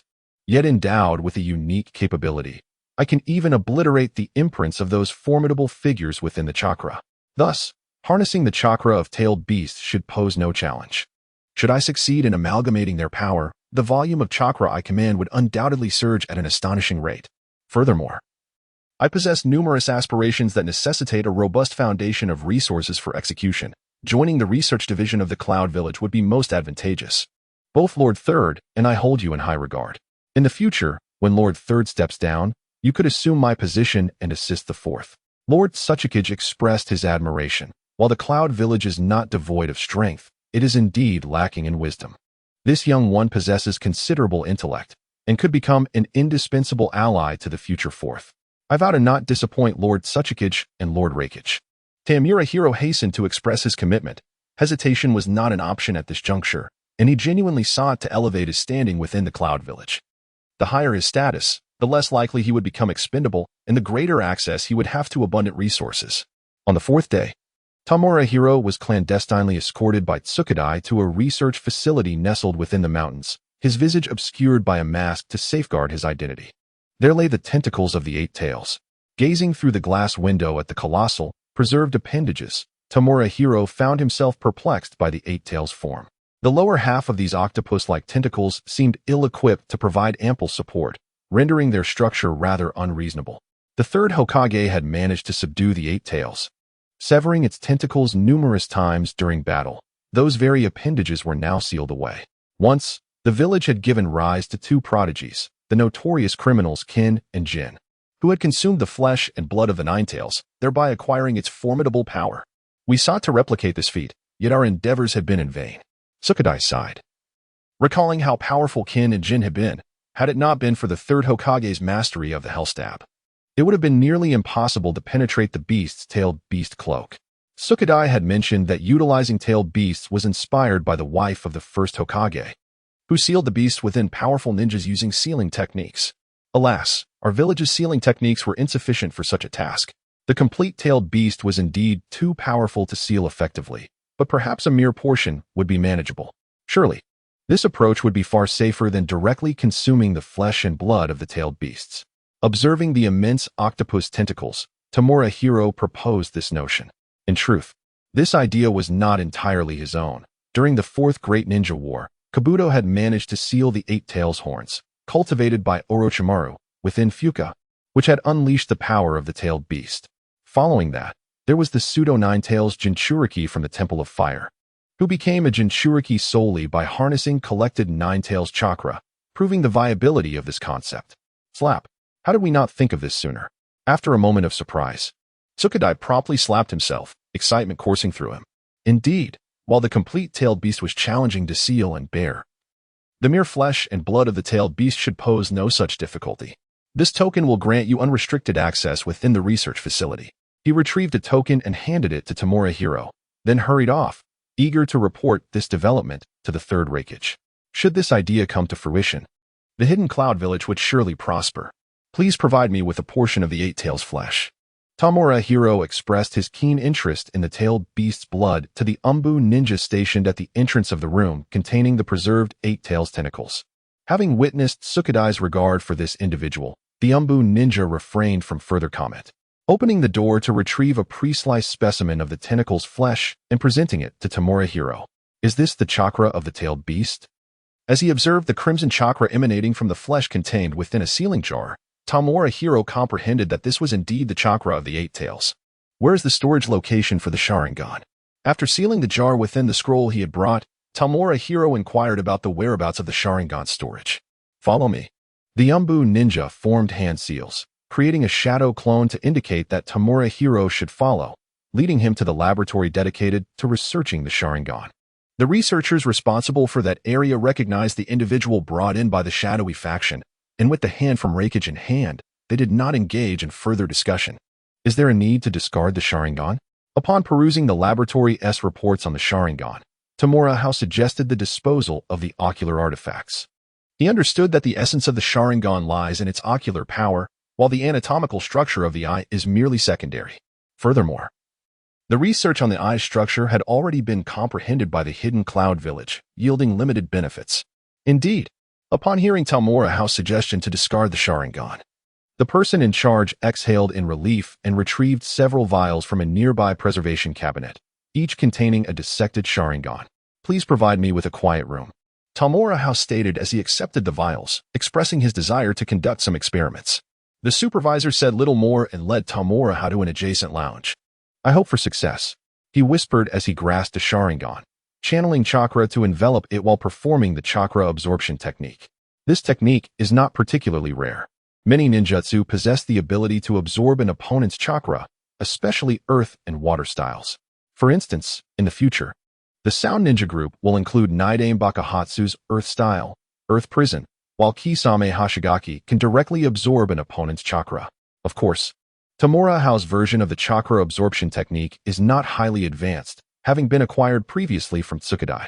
Moreover, its primary focus is on absorption, with a notably poor refinement ability, lacking water and earth attributes to enhance its efficacy.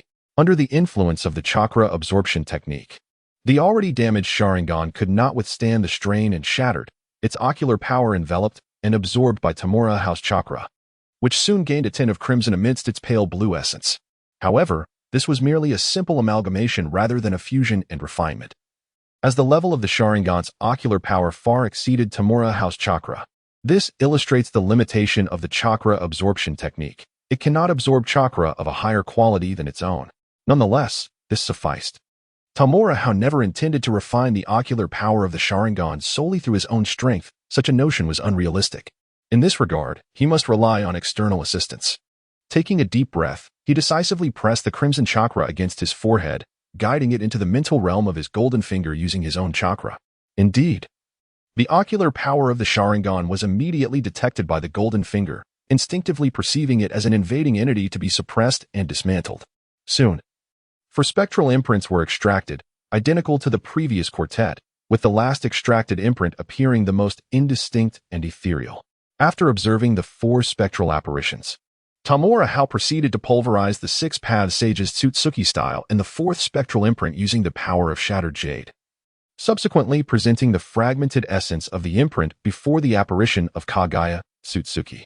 As anticipated, the Kagaya apparition instinctively initiated its absorption, particularly consuming the fragments of the Tsutsuki style and the 6 Paths Sage's imprint at the swiftest rate, followed by the final imprint.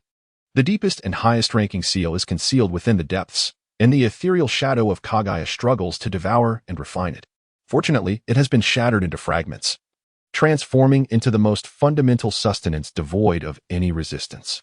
As the ethereal shadow consumes the 3 seals, it materializes slightly, and then Tamura Hao instinctively channels the power of his Sharingan, which also seeks to absorb it, resulting in a faint glimmer of blood at his brow.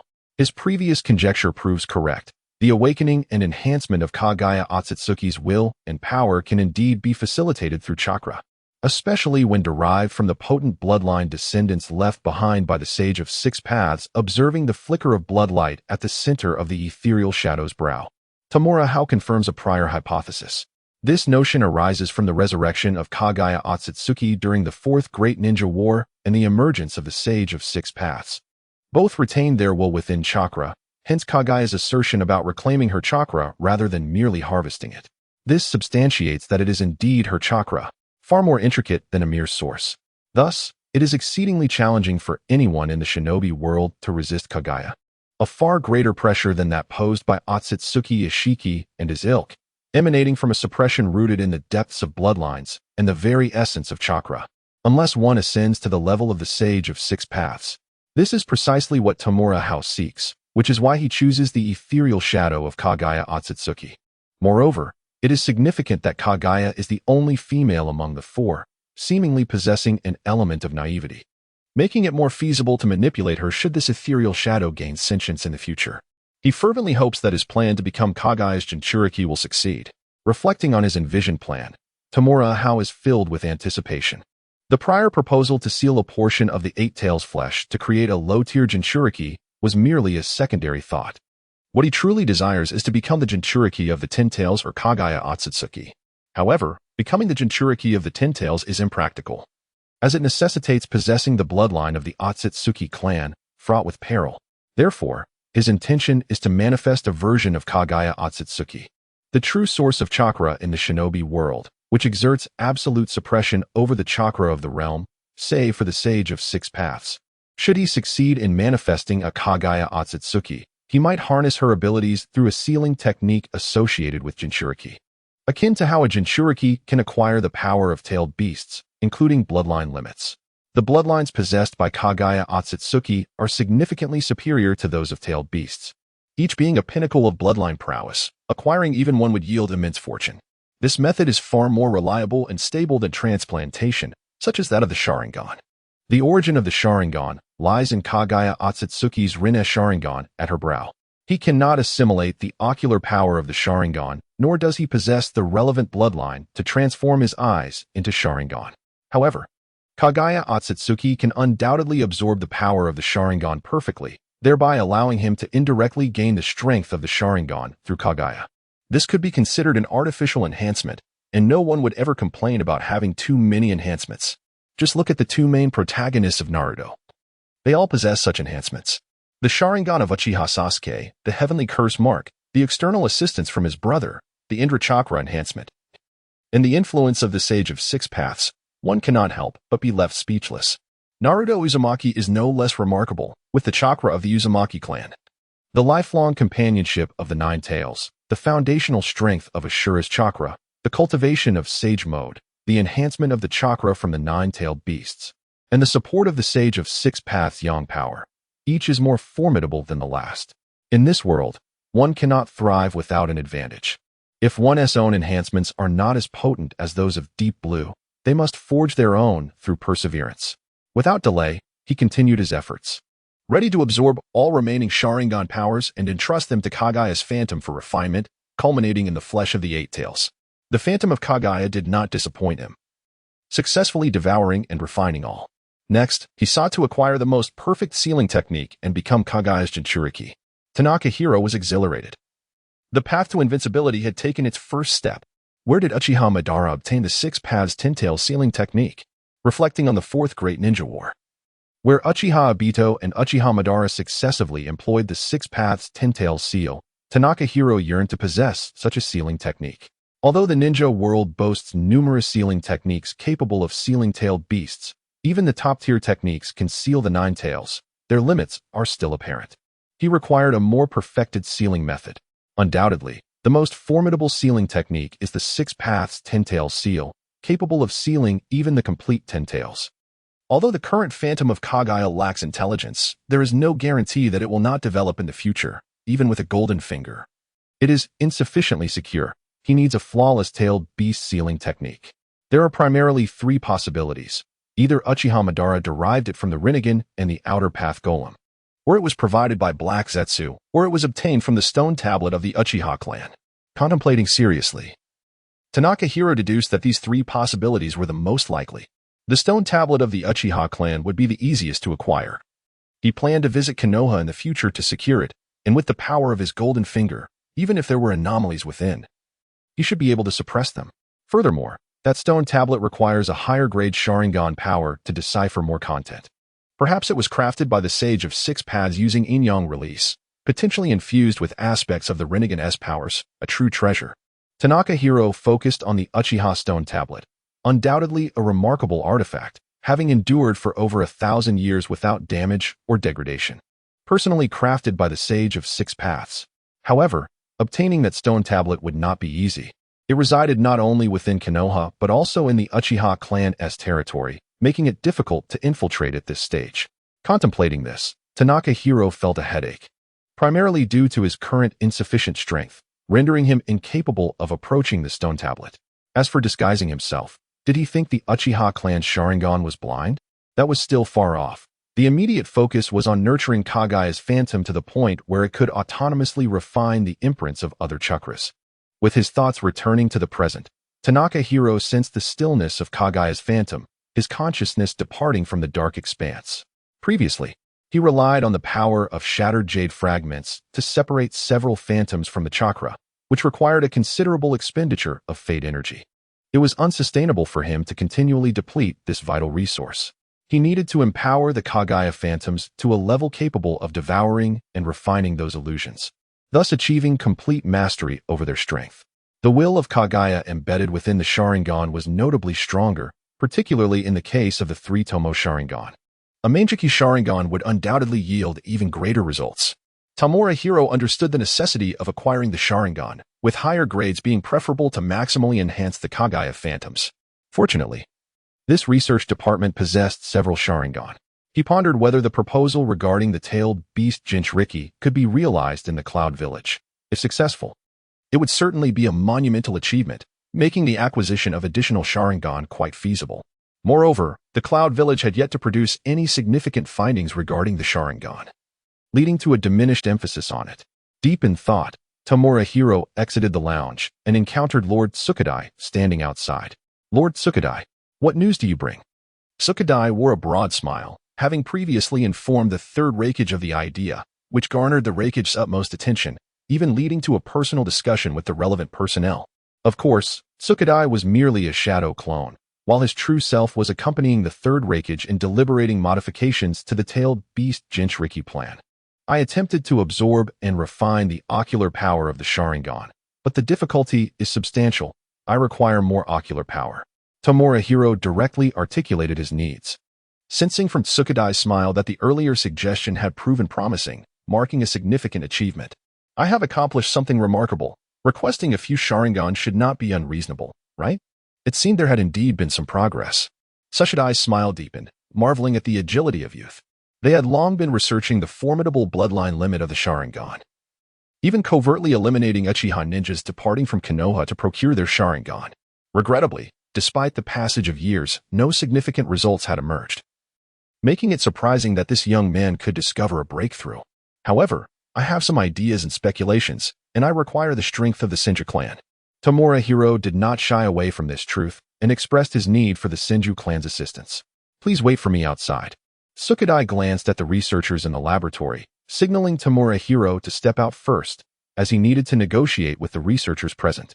If they failed to produce valuable results, he would petition the Raikage to terminate this research project and reassign the personnel to other endeavors. As for the Sharingan that had yielded no findings, they would naturally be awarded to the young man as he deserved it. If any results were achieved, it would be even better.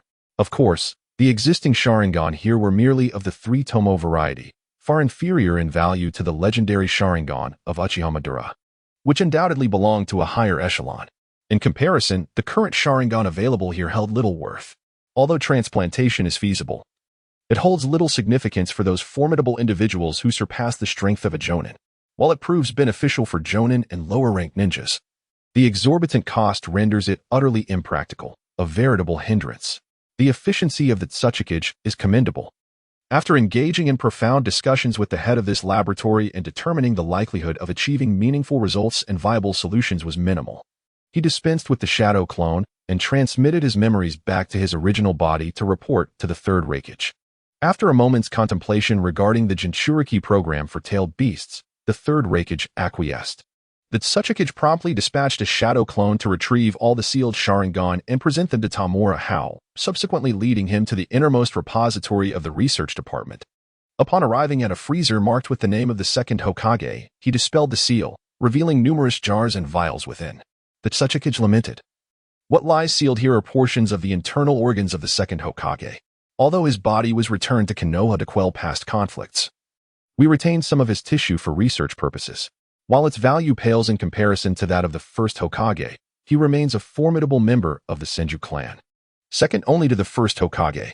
Even after 2 decades, immersed in nutrient solution, these tissues retain remarkable vitality.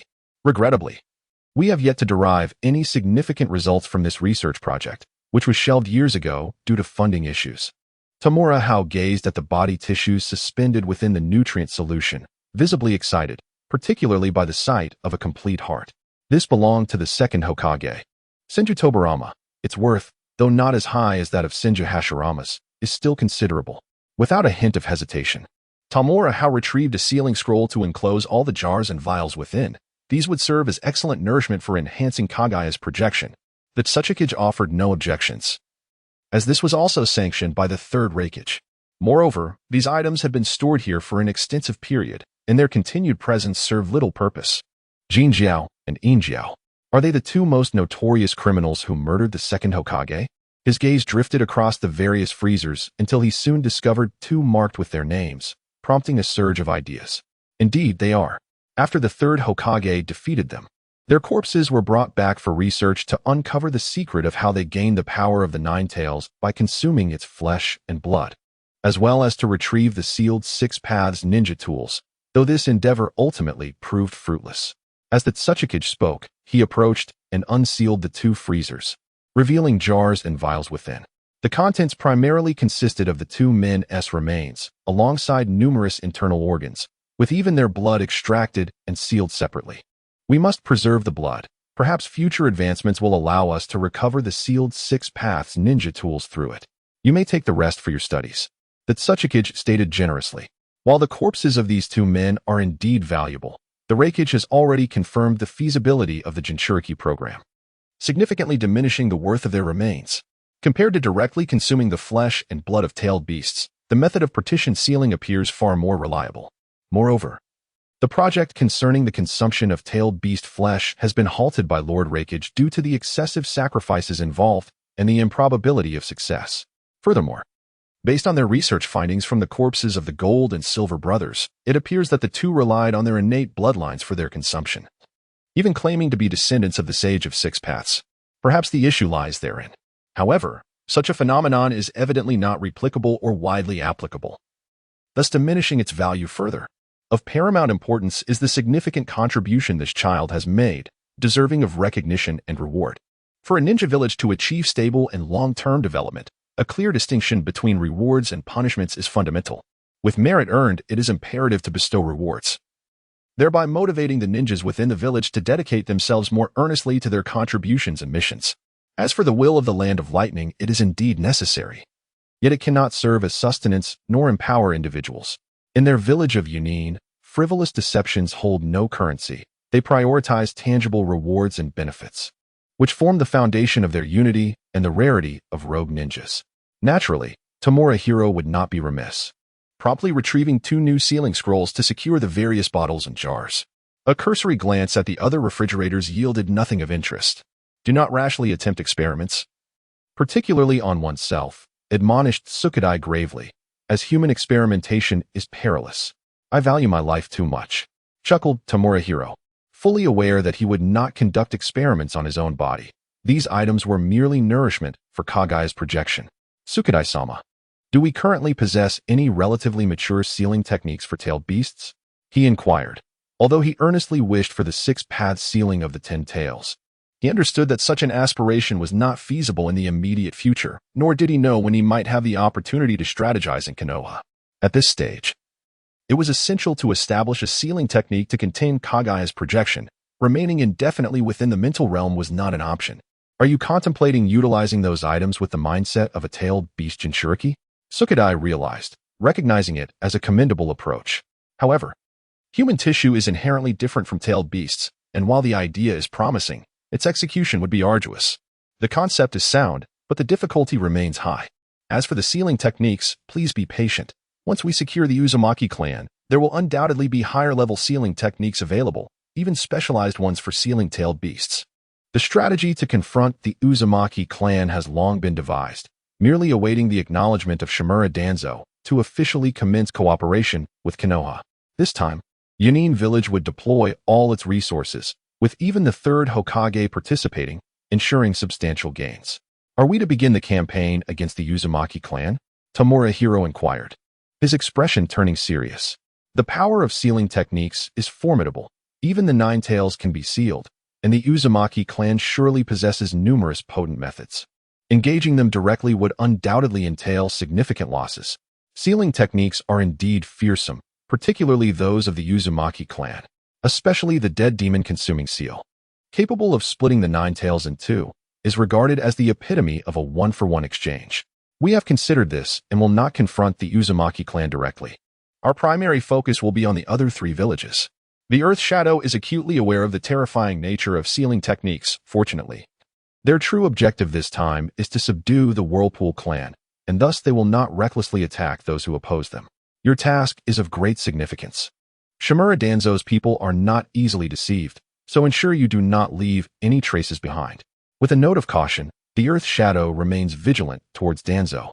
As the intelligence gathered over the years suggests that he is a ruthless character, willing to employ any means to achieve his ends. He is exceedingly difficult to deal with and not easily swayed. I will be cautious, Tamura Hao replied earnestly, fully aware that the shadow of the pod is no easy adversary. To this end, he resolved to employ self-hypnosis as a means of disguise, a technique far more sophisticated than mere acting. Hypnosis is a ninjutsu of the same caliber as the fundamental three-body technique, often regarded as an illusionary art, yielding impressive results, especially when combined with certain substances. He had long practiced hypnosis, primarily to recall memories of his past life, which enabled him to bring forth those grand works of literature. Thus, he possesses considerable insight into hypnosis. Once he is under, he will become a loyal subordinate to Lord Danzo. Moreover, he had initially forged a bond within the roots, and by deepening that connection appropriately, coupled with obtaining the script from Kabuto, he believed that Lord Danzo would undoubtedly place greater trust in him. I wish to gather information regarding the Senju and Uchiha clans. Tamura Hao sought to delve deeper into these two prominent families. Although he had watched Naruto, this was, after all, a real world, and he needed to gain a thorough understanding. Interactions with the Senju and Uchiha clans would be inevitable, especially regarding the research on the Sharingan Sage Body and the Rinnegan. We have considerable records on those two clans. After the rise of the first Hokage and Uchiha Madara, we secretly ambushed their clansmen during their outings, particularly during the First Shinobi World War following the death of the first Hokage, where we conducted research and interrogations. The Earth Shadow did not refuse, recognizing that allowing this child to peruse the records might reveal some unique insights. Additionally, I wish to participate in the conflict in the land of Whirlpool. He finally made the request to join the battle, as his Kagaya shadow required a greater infusion of Otsutsuki bloodlines and chakra. The Whirlpool clan, as a significant branch of the Sage of Six Paths, would undoubtedly be of immense benefit to his Kagaya shadow. Not to mention, other ninja villages would also engage in the fight, such as the Mist Village, which possesses the Kagaya clan. Of course, he would not naively rush to the front lines. A supporting role would suffice, allowing him to gather spoils from the battlefield. As for his own lack of strength, he currently possesses financial means, carrying with him 1,000 high-quality explosive tags. Who would dare to provoke him? The Earth Shadow paused, contemplating, recalling Fuka's assessment of this child's combat prowess, before finally nodding in agreement. Enduring the trials of war would be beneficial. Once there, he would have Fuka keep an eye on him. It would be manageable. The two continued their discussion for a while longer before the Earth Shadow took Tamura Hao and departed, hastening towards the Raikage.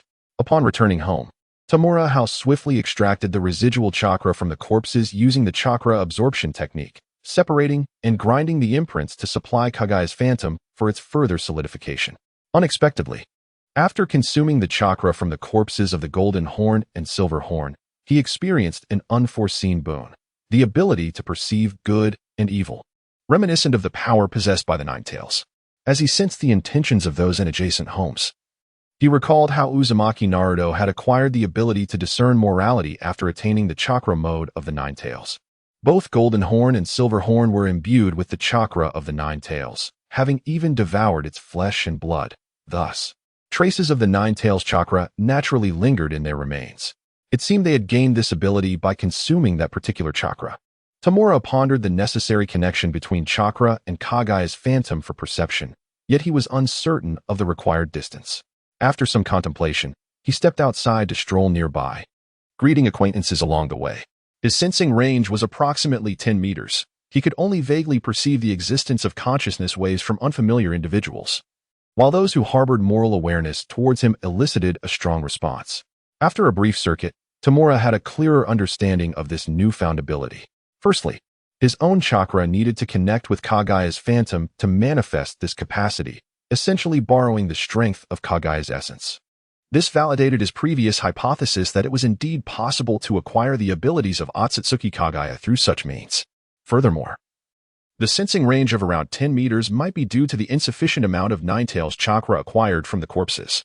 Lastly, he discerned the nature of the perception. It was only applicable to those wearing forehead protectors, suggesting that this ability was fundamentally rooted in chakra. Ordinary people, devoid of chakra, could not utilize it for sensing. Additionally, the moral perception displayed by others was contingent upon their outward identities. After recently employing the transformation technique, he noted that the moral emotions of those he had sensed earlier had shifted.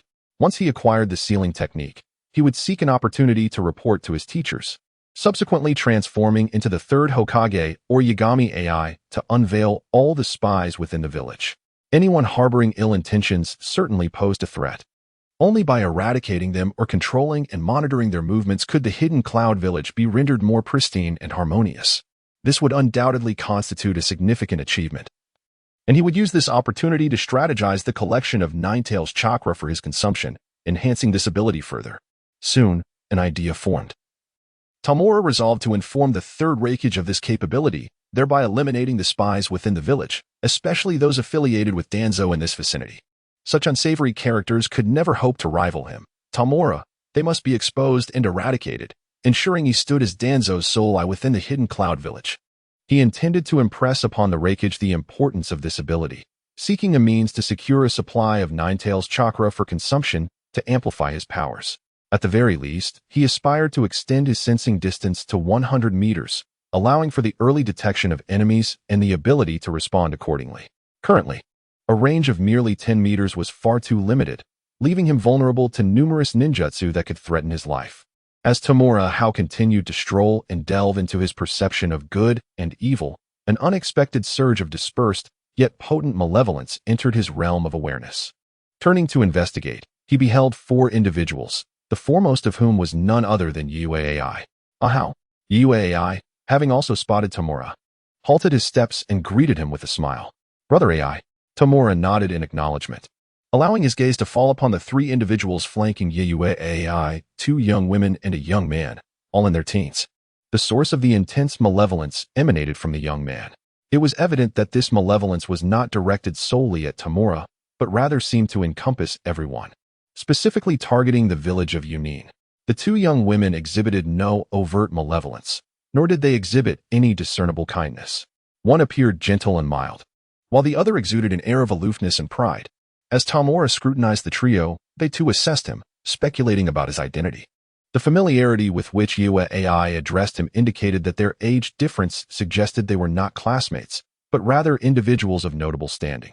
These 3 were emissaries from Sunagakure, one named Rasha, another called Kururo, and the last, Yakura. Upon noticing Tamura's gaze, Yue AI offered a brief introduction. They are guests from Sunagakure.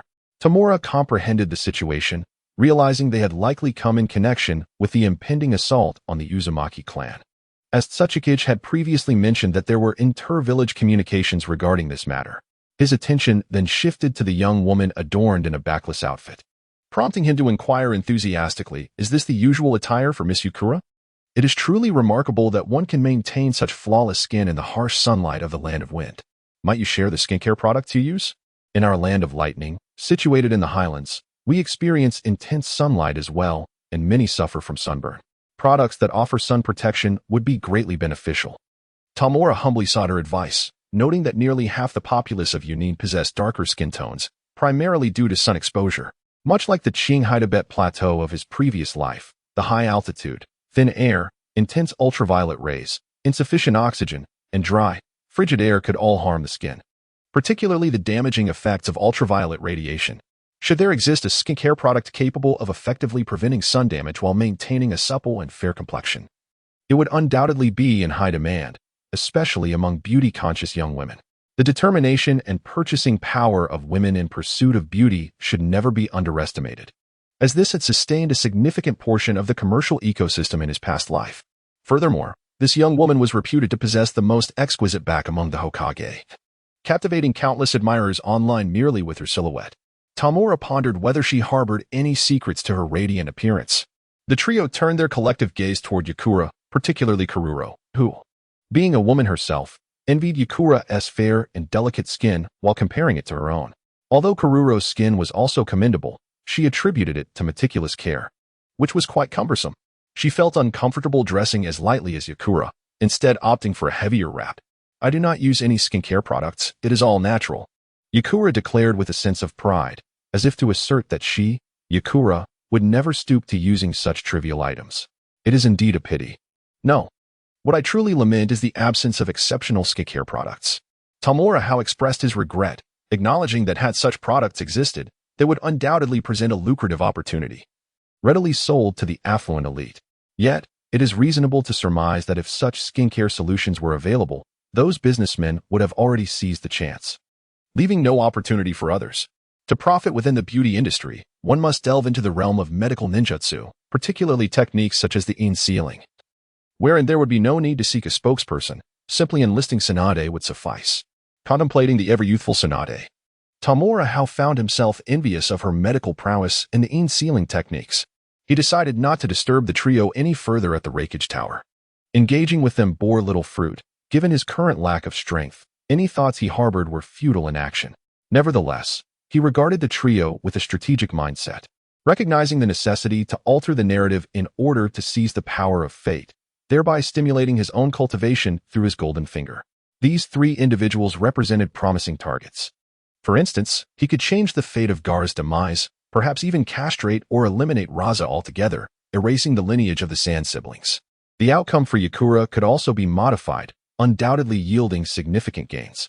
Was he, then, the new generation's prodigy of the Hidden Cloud Village? Observing the departing youth, Raza, who had remained silent, finally inquired, recognizing that the relationship between the boy and the Raikage son was not trivial. A friendship with the Raikage's offspring was not bestowed upon just anyone. Although Hao's ninja talent was rather ordinary, his intriguing personality promised a delightful companionship. Yagami AI shook his head, offering no further explanation. Information pertaining to ninjas must be handled with utmost discretion, especially concerning someone of a Hao's significance. In truth, he had noticed Tamura Hao long before, yet refrained from greeting him, mindful of the three outsiders in his company. Had a Hao not caught their attention, Yagami AI would have remained silent. Regarding a Hao's abilities, it must be said that they were indeed quite average. At least his chakra aptitude was unremarkable. And Yagami AI was not fabricating this fact. Upon hearing of his average talent, the trio dismissed the matter, understanding that true ninja prowess lies in strength. Without innate talent, one would achieve little, particularly with the impending resurgence of warfare in the ninja world, which promised to be exceedingly brutal, leaving only the strongest to survive the ensuing carnage. Yagami AI felt a sense of pity for his junior disciple, acknowledging his strong comprehension, talent, and perseverance, yet lamenting that his chakra aptitude severely hindered him. Chakra constitutes the very foundation of a ninja, and this limitation would significantly restrain a Hao's future potential, even if they employed secret medicines to enhance a Hao's physical constitution. Indirectly augmenting his life force, there would still be inherent limits. To remedy a Hao's chakra deficiency, alternative methods must be sought, which proved to be a daunting challenge. Meanwhile, Tamura Hao meandered for a while before returning home, continuing his training in the transformation of lightning elemental properties while awaiting the arrival of the individual from before. After absorbing the Sharingan, a three-tomo Sharingan began to manifest in the center of Kagaya's ethereal visage.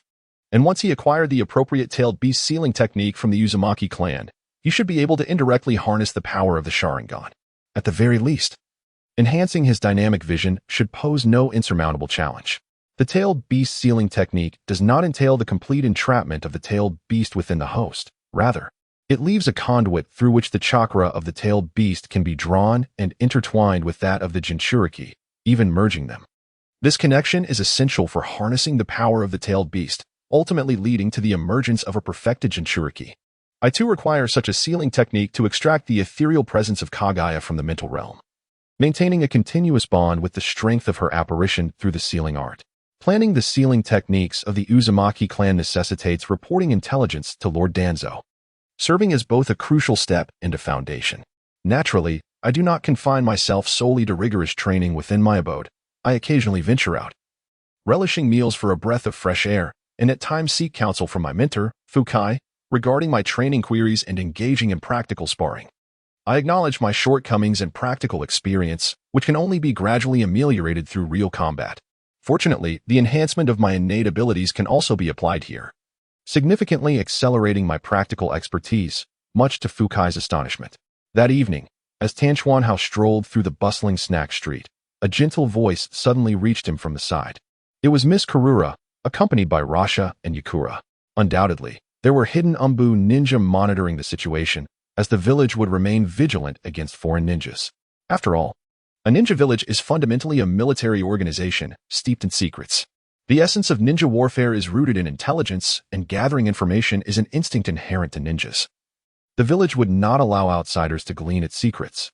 We need a few days to recuperate, Karura spoke, her tone as gentle as her demeanor, evoking a sense of comfort.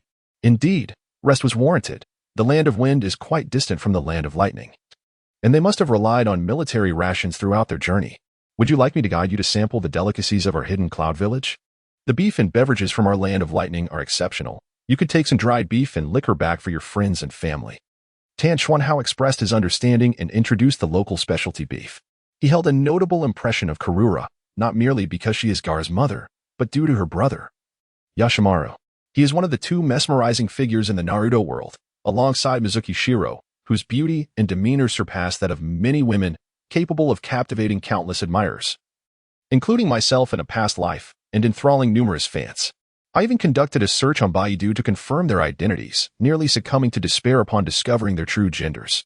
We indeed have such intentions, Karura replied, her eyes crescent-shaped with delight, as she indeed harbored thoughts of bringing back specialties from the land of lightning and the hidden cloud village. Given the rarity of their visit to this distant land, filled with novelty, many items were unfamiliar to them. Do you have enough funds for your journey? Tanchuan Hao inquired, wishing to avoid any awkward or melodramatic scenarios. He found Karuro quite enchanting. Her gentle demeanor and golden locks inevitably reminded him of the girl he had encountered at the roots. Indeed, girls with golden hair are often gentle in nature, with the exception of a certain incorrigible gambler. Enough, Rosa interjected, her words infused with unwavering confidence. Tamura Hao understood this confidence, for she was a renowned figure in the realm of Naruto fanfiction. A golden miner capable of shouldering the entire economy of the ninja village single-handedly. He harbored a curiosity about her magnetic abilities related to sand gold. They were indeed extravagant. That is splendid. As the saying goes, one pays for quality. The more expensive items are generally of superior quality. Come, I shall escort you to the finest hot pot establishment in our village of Kumogakure. He beckoned to the three companions before leading them toward his own culinary entertainment center. Initially, he had leveraged his financial prowess and the diverse culinary delights from his past life in Huaxia to swiftly carve out a niche in this new world. Although he was unaware of the specific culinary techniques, he had grasped some concepts and collaborated with culinary ninjas to outshine the local gastronomic culture. Starting with a humble beef hot pot, every profit he accumulated was reinvested into enhancing the entertainment center, which had now reached a level of near perfection. Wow, how lively it is. Upon entering the little fat beef hot pot city, Karuro was taken aback by the radiant lights and the throngs of people, a sight unseen in Sunigakure. This establishment, known for its little fat beef hot pot, had evolved into an entertainment complex encompassing countless forms of amusement. with gourmet food being just one aspect among artificial hot springs, amusement parks, and more. You can find everything here if you seek relaxation and enjoyment. Tamura Hao remarked with a smile. In any world, financial acumen is a formidable force, and when managed wisely, it can grow exponentially like a snowball. However, one must exercise self-restraint and avoid excessive greed. As a great entrepreneur from his past life once said, true success in business comes from earning limited profits, allowing one to remain ever-flowing like a stream. Tamura Hao held this principle dear, ensuring not only generous employee welfare, but also maintaining high standards for facilities, service quality, and particularly the excellence of the cuisine. This commitment constituted the core of his competitive edge in the culinary entertainment industry, something others could scarcely replicate. At that moment, a girl in uniform approached, presenting a thick booklet with a warm smile. Sir, ma'am, this booklet contains detailed descriptions of all the entertainment offerings at our center, along with illustrations. You can use it to familiarize yourselves with everything we have to offer. Service personnel are available throughout the establishment, and should you need assistance, feel free to contact them or any nearby ninja. We regularly post long-term task orders at the Raikage building, and village ninjas here are open to aiding anyone, with rewards allocated based on the nature of the tasks completed. Rest assured, these services are complimentary for our guests, ensuring you can enjoy your time with absolute peace of mind. Have a wonderful experience. She serves as a dedicated greeter, tasked with observing incoming guests at the entrance. Upon determining that they are first-time visitors, she approaches them to present a brochure and provide guidance. Naturally, she is merely one of several greeters, as the influx of guests into the entertainment complex is immense, with no fewer than 8 entrances. Such a substantial brochure, even the aloof Yi Tsong could not help but glance over. It is impressive that such a system exists. Luo Sha was secretly astonished, although the greeter's words were few. The information conveyed was significant, allowing one to imagine the formidable revenue-generating capacity of this entertainment complex. So many ninjas. Kalu Luo surveyed the surroundings and noticed numerous individuals donning forehead protectors. And this is merely the first level of the entertainment complex.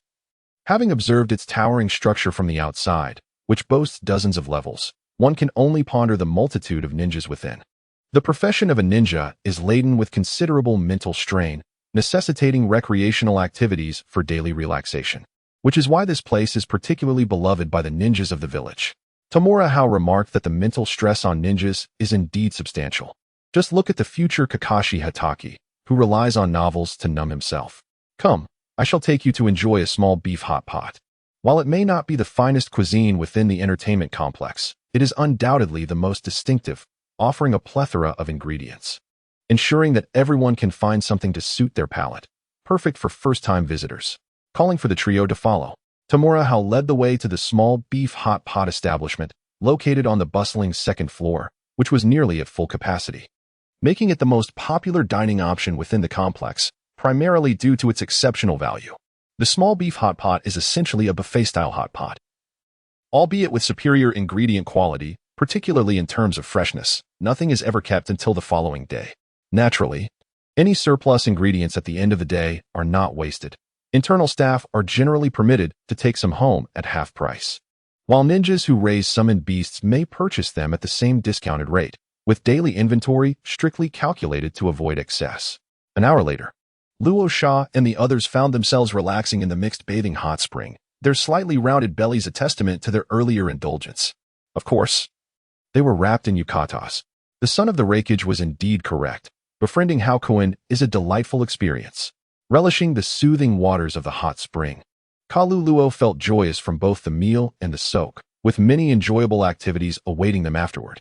One could only wish to establish such an entertainment complex within the village. Luo Sha and Yi Tsong were equally content, relishing this rare moment of relaxation. Life is but a fleeting few decades. The most crucial aspect is to find joy. Tamura took a refreshing sip of juice. In truth, he did not frequent this entertainment complex often, primarily because he devoted himself to training and the distance from his residence was considerable. Additionally, there was a previous street of eateries near his home where he typically dined. Are you all bloodline or secret technique ninjas? Tamura Hao suddenly inquired, causing the trio's eyes to sharpen. The intelligence of ninjas is, after all, a closely guarded secret.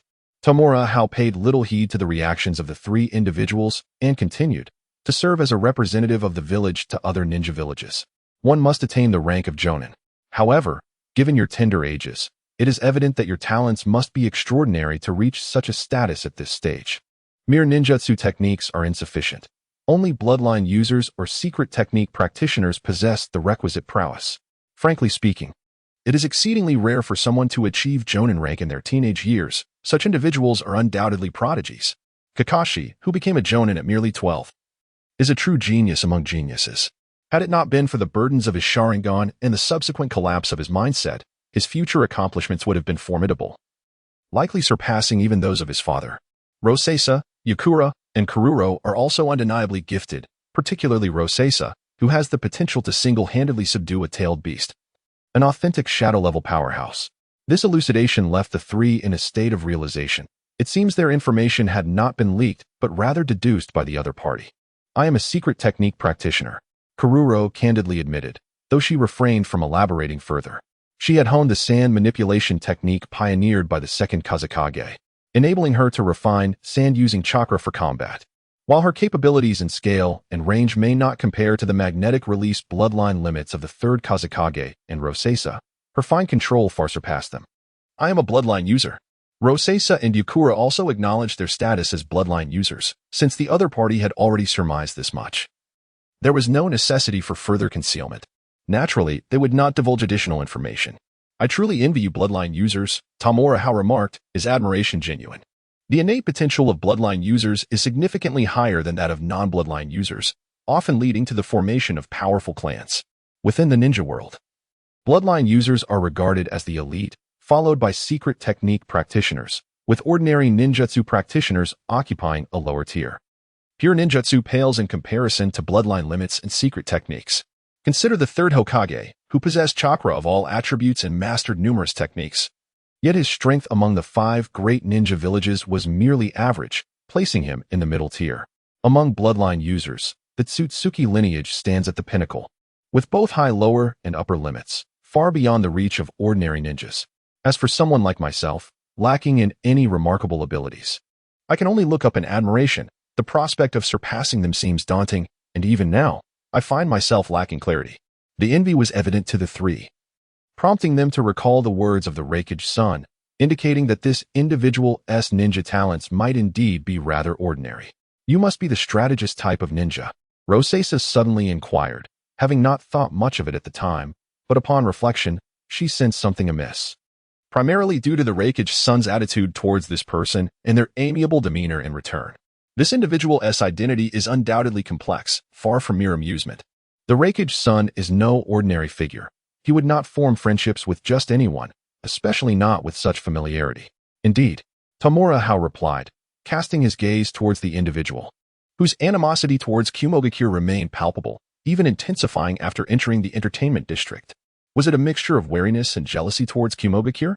With your keen insight and intellect, how much information can you glean from us? Luo Shao wished to gauge the intellect of this individual. Should it prove extraordinary, he might ascend to a position akin to an advisor within Unification village, potentially becoming a rival in the future.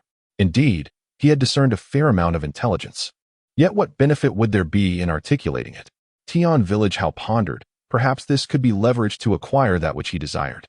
What benefits do you seek? Yitsong inquired, intrigued by the conversation. Wisdom, after all, is a form of power. Yet, it remained uncertain how much wisdom this young lad possessed. Recently, I had been practicing the technique of chakra threads to enhance my control over chakra, yet due to the absence of effective training methods, my efficiency had been rather low. As I spoke, Tian village Hao extended a chakra thread from the tip of his fingers, lacking a definitive method to cultivate chakra threads. He had relied solely on scant records, exploring through trial and error, and gradually refining his technique through writing. This was a rather clumsy approach, devoid of finesse, resulting in inefficiency. Previously, the exercise was merely to develop chakra control, and the lack of technique bore little consequence. However, the combination of chakra threads and explosive tags could yield formidable combat strategies, necessitating careful planning.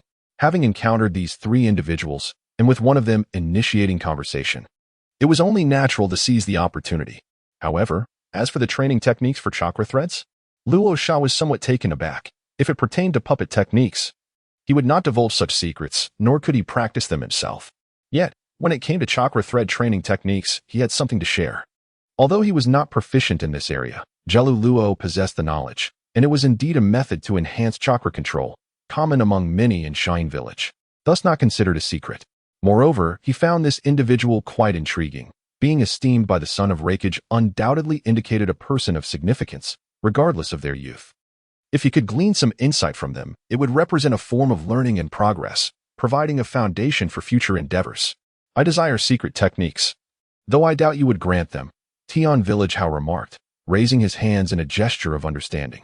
The training techniques for chakra threads were akin to treading water or climbing trees, merely elevated in complexity, not classified as secret ninjutsu. If he truly sought the bounty, he could acquire it, but such a pursuit seemed unnecessary, as it was merely a fleeting whim. If your assertions are reasonable and sufficiently profound, I shall provide you with the training techniques for chakra threads. The three exchanged glances, ultimately leading Luo Sha to voice his agreement. Tian Village Hao smiled, surveying the trio before stating, "Then I shall share. First, Miss Jellu Luo, you must be practicing the sand manipulation technique. Your footsteps are considerably heavier than Miss Song's, leading me to surmise that you carry a significant amount of sand, likely forming a protective layer upon your skin. This is evident as your chest remained completely still when you entered the water wrapped in a bathrobe, and you exhibited no movement while walking or dining. Additionally, during our previous hot pot meal, while the three of us perspired to varying degrees, you, Miss Jellu Luo, did not shed a single drop of sweat, which is quite unusual. Even now, as we soak in the hot springs, our faces bear a hint of rosy hue, a result of the dilation of blood vessels and accelerated blood flow, yet your cheeks remain remarkably fair. Furthermore, judging by your previous movements while serving food and your posture while walking, sitting, and reclining, it appears your physical prowess is rather average. Your gaze lacks the sharpness and depth typically associated with a trained individual, and you do not instinctively meet others' eyes, suggesting a probable absence of experience in illusion techniques. However, possessing the manipulation of sand technique puts you at an advantage in close combat, unless one possesses explosive physical techniques capable of striking beyond your reaction limits. Engaging you could be rather perilous. A thrust-based lightning release technique might suffice, and if one were to wield a gravity-based earth release technique, it could significantly suppress your sand manipulation abilities. Next, regarding your personality, I perceive kindness, gentleness, thoughtfulness, and an approachable demeanor. Beyond these traits, I also detect a strength that, when combined, reveals a softness exteriorly but fortitude internally.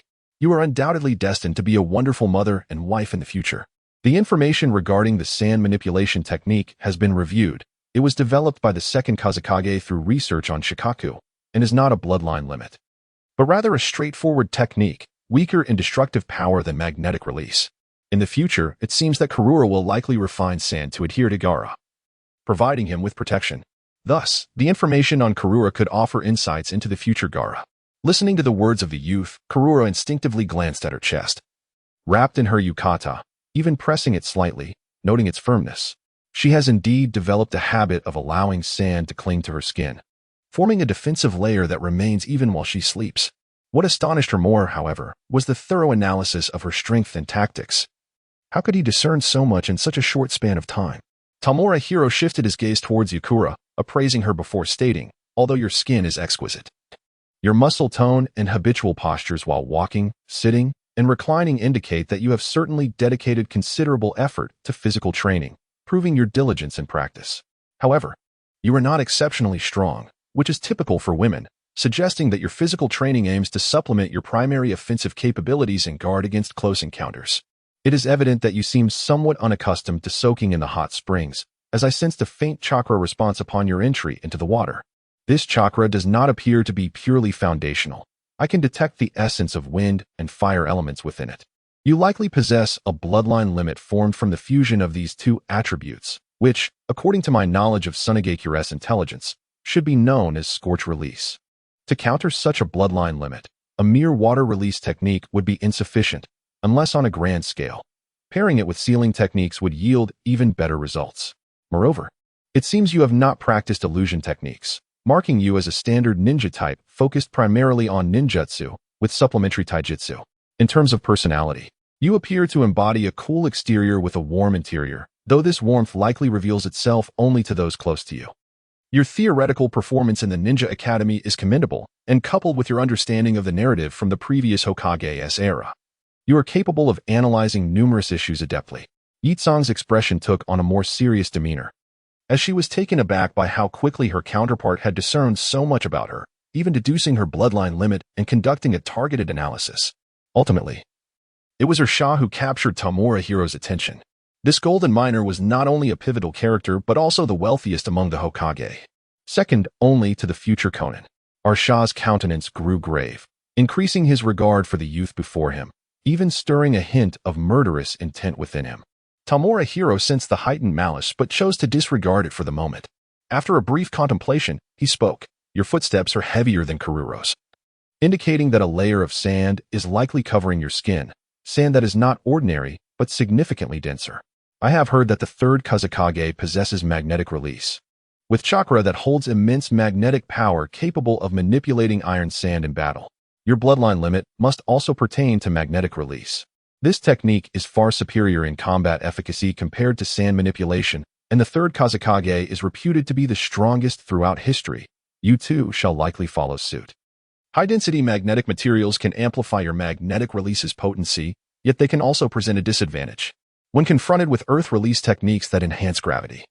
Your magnetic materials would be thoroughly suppressed, making them difficult to maneuver.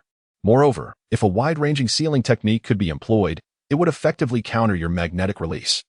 In terms of personality, I perceive a blend of coldness, responsibility, and ambition, or perhaps a more noble aspiration, coupled with the unique significance of magnetic release to Sunagakure. Your ambitions must align with the position of the fourth Kazekage. Furthermore, among the three of you, you seem to be the leader of this mission. And with your magnetic release, I surmise you are a disciple of the third Kazekage. Other prodigious youths would not qualify for an audience with Lord Raikage. Lastly, considering the multiple glances exchanged between you and Karuro during our earlier meal, it is evident that you share a romantic connection, judging by Karuro's bashful demeanor. It seems your relationship is relatively new. Upon finishing his observations, Tamura Hao paid no heed to the trio's expressions, instead sipping his juice.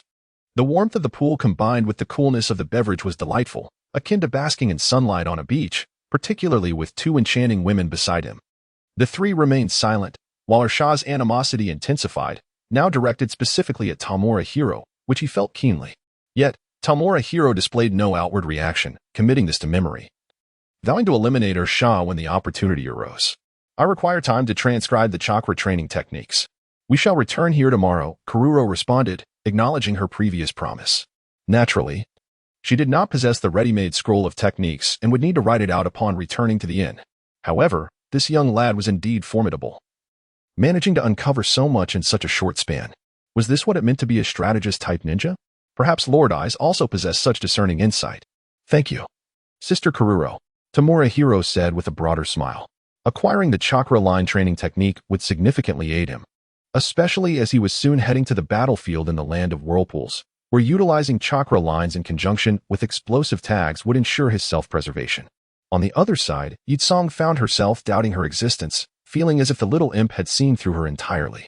Is it the case that all the ninjas from the Hidden Cloud Village possess such qualities, or is this merely an exception? One can only hope for the latter. In silence, the four completed their bath, and Rasha, along with the other two, lacked the inclination to indulge in the entertainment district, opting instead to return directly to the inn. They convened in a single room, where a heavy silence enveloped them. Karuro was engrossed in transcribing with a newly acquired pen on a blank scroll, yet her thoughts wandered to that boy. Is the educational system in the Hidden Cloud Village truly that formidable? Should she seek further contact with him? Leaning against the wall and toying with the shuriken, Yukura remarked that the little brat had indeed astonished her, leaving her in a state of disbelief. Despite his weak abilities, his mind was disturbingly sharp, evoking a sense of dread within her.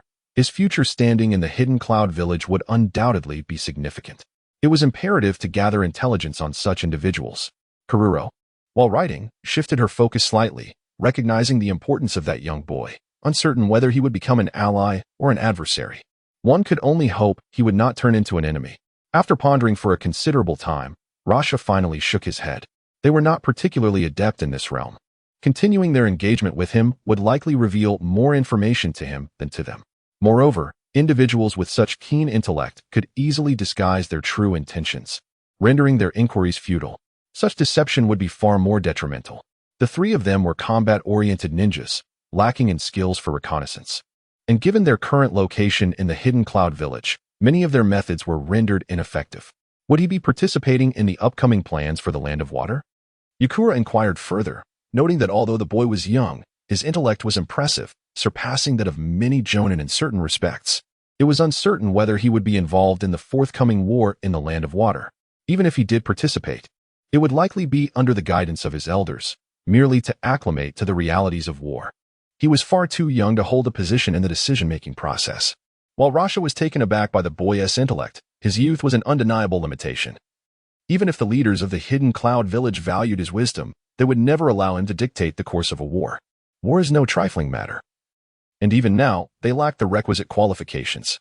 Their active diplomacy from Sunagakure was exceedingly passive.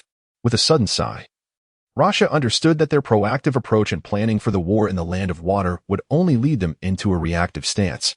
Yet, they had little choice. They desperately needed a means to seal and harness the power of the One-Tail.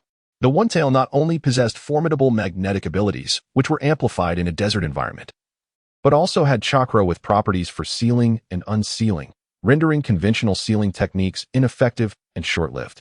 This led to frequent rampages by the One-Tail, causing immense damage to the village. Even the third Hokage's magnetic techniques struggled to contain the One-Tail.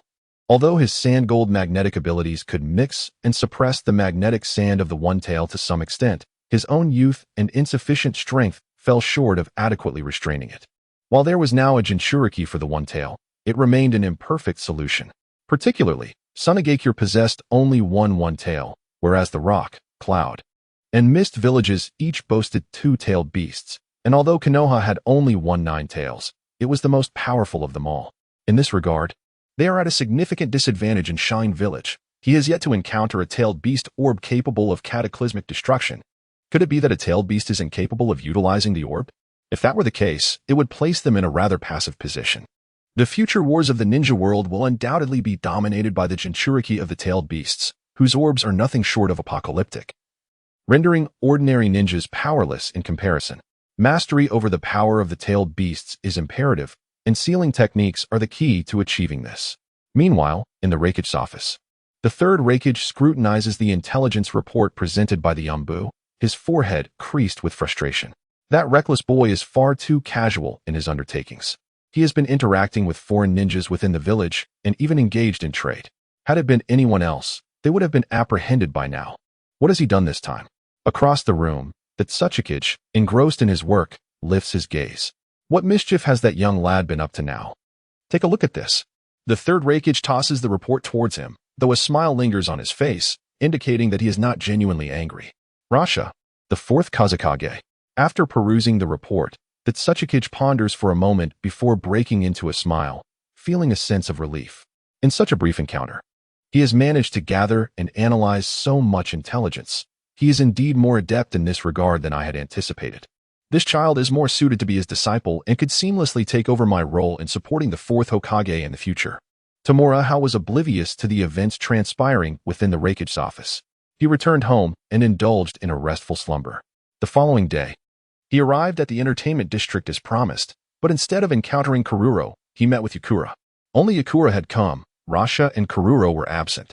Where are Miss Kururo and Rasha? Did they not accompany you? Tamura Hao inquired, accepting the scroll Yakura handed him. They have gone to procure some items to bring back. Yakura replied, her discerning gaze scrutinizing the young boy before her. Is there something you wish to ask, Miss Yakura? Tamura Hao remarked, sensing that she had something on her mind. It seems you were somewhat reticent regarding our conversation last night. Yakura noted uncertainly. It was merely an intuition, yet she had perceived a glimmer of pity in his eyes, pity directed towards her. That gaze left her feeling quite uncomfortable. You could discern that? Tamura Hao was taken aback. He indeed held some reservations, but had not anticipated they would be noticed. Could this woman, with such keen perception, truly be led astray? It seems you are contemplating something quite inappropriate, Yakura retorted, her irritation growing. It was evident that this boy was concealing something. Allow me to offer you a piece of advice. Do not draw too much attention to yourself. Once you reach a certain level, you cannot rely solely on a ninja's mindset. She subtly hinted, prompting Tamura Hao to turn away, prepared to depart before she could speak further.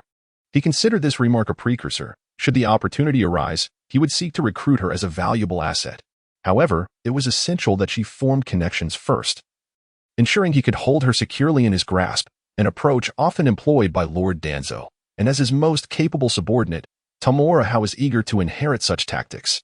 He recalled that in the original storyline, Yukura had a disciple. What was his name again? And there was also Karuro's brother, Yashimaru. Both would serve as excellent ties and leverage. Hey, kid, let us engage in a spar, Yukura suddenly suggested. Although Rasha had dismissed the idea of gathering intelligence on the boy, a sparring match was still feasible to gauge his true capabilities. You remarked last night that my taijutsu was lacking. Your taijutsu should be commendable. Let us compare skills. She was aware that most ninjas from the Cloud Village excelled in physical combat, particularly in taijutsu, demonstrating formidable prowess in close-quarters combat. While this boy's ninja talent might be average, his muscular build indicated he had likely trained diligently in taijutsu. As for taijutsu, that will be no issue. Tamura Hao agreed, turning to accept the challenge. He too wished to witness the unique taijutsu style of the Sand Village. Furthermore, Yukura was a quintessential ninjutsu-focused ninja, having honed her taijutsu primarily to complement her ninjutsu combat, ensuring she would not lose her effectiveness in close encounters with adversaries. Hence, her physical prowess was not particularly formidable, at least not on par with specialized taijutsu practitioners like Fukai Yuan. Now we have the makings of an exciting match. Let it be a contest of taijutsu. Yukura expressed her confidence, having devoted considerable effort to her physical training. Follow me. Tamura Hao uttered a remark as he made his way toward the training ground where he had first sparred with Fukai. This particular venue was somewhat secluded and seldom frequented by others for practice, so it should still be unoccupied. Yitsong stepped in stride behind him, and the covert ninja of the Umbu had no choice but to follow suit. Upon arriving at the training ground, they indeed found it deserted. As Tamura Hao began to affix his shoulder armor, he remarked that they had agreed to engage in a contest of taijutsu alone. Basic ninja tools such as kunai and shuriken could be utilized, but explosive tags were off the table. He had been wearing that set of light armor. But the shoulder piece was too conspicuous, so it was sealed within a protective scroll, requiring retrieval and securing before battle. You're quite the trickster, Yitsong exclaimed, observing the boy whose vital points were shielded by the armor. His dissatisfaction was palpable. The armor sheen indicated it was far from ordinary steel, undoubtedly boasting significant defensive capabilities. Not to mention those two exceptionally long ninja blades. How shameless. Lacking sufficient strength, one resorts to external aids, and you, after all, are a jonin. In this bout of taijutsu, neither side should have an advantage. Tamura Hao did not perceive himself as dishonorable, especially considering his opponent was a jonin. You are correct. I am indeed a jonin. Yitsong suddenly chuckled and produced two kunai, infusing both with distinct chakra nature transformations, thus forming an invisible blade of wind and a blade of searing flames. This was not ninjutsu but rather a fundamental technique of chakra manipulation, enhancing the destructive power and range of the kunai. You've become a swordsman of magic, Tamura Hao quipped, taking the initiative with a series of fierce strikes using his twin blades, unleashing his most formidable techniques with relentless force. He could not afford to underestimate a jonin, even if the latter was not particularly adept in taijutsu. The reality of ninja combat is far more complex than portrayed in manga or anime. The speed of engagement and tactical maneuvering are significantly superior. For instance, Yitsong's agility and swiftness at that moment were remarkably fluid, evading Tamura Hao's successive blade strikes with the grace of wind, while the fire and wind blades extending from the kunai were equally versatile, forcing Tamura Hao to continuously sidestep and disrupt his rhythm of attack. Were it not for the practical training he had undergone with Fukai, enhancing his combat experience, he would have struggled to withstand Yitsong's onslaught. Yitsong was genuinely astonished by the boy's swordsmanship and explosive power. Initially, he had assumed Tamura Hao was merely a promising genin, considering he was just over 10 years of age, likely a fresh graduate from the Ninja Academy. Furthermore, the Raikage son had mentioned that his ninja aptitude was average, suggesting his combat prowess would naturally align with that of a genin. Yet, this encounter revealed that his strength surpassed Yitsong's expectations, particularly his explosive power and swordplay, making his overall combat capability comparable to that of a standard nin. Although the ranks of ninja primarily reflect one's abilities and status rather than serving as a direct indicator of strength, there remains a baseline of competence. A nin's capabilities are inherently superior to those of a genin. The child, possessing strength comparable to a chunin at the tender age of 10, can indeed be deemed a prodigy. However, significant shortcomings remain. In the three fundamental systems of ninja techniques, ninjutsu, taijutsu, and genjutsu, taijutsu is the most susceptible to counteraction, easily subdued by both ninjutsu and genjutsu.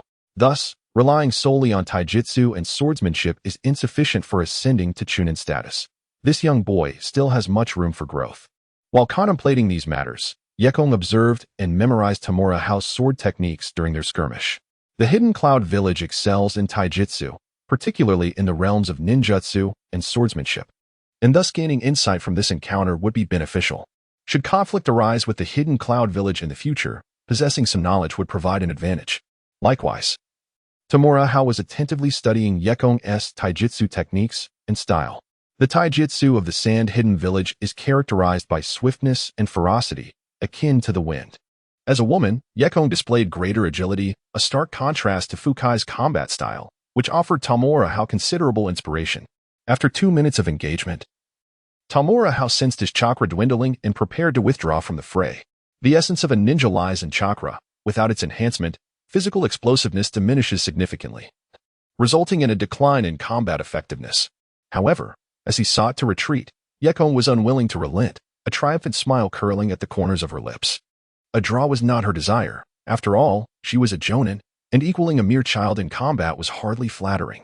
Faced with Yekong's relentless assault, Tamura Hao could only continue to employ his brute strength techniques to bolster his defenses, scarcely finding the opportunity to speak. Ultimately, there was no suspense or possibility of a miraculous comeback. He was decisively brought to the ground, with Yekong atop him, the blade of a kunai poised at his throat. "You have lost." The smile on her lips intensified. Though the battle was brief, it was quite exhilarating, and indeed, the swordsmanship of the Hidden Cloud Village was extraordinary. "No. It's a draw," Tamura Hao insisted, his expression peculiar, yet resolute in his claim of a tie. Yekong, perplexed, questioned his audacity to declare a draw while being pinned beneath her. Tamura Hao remained silent, merely gazing up at her. It must be said that viewing a woman from below has its advantages, at least visually enhancing her stature.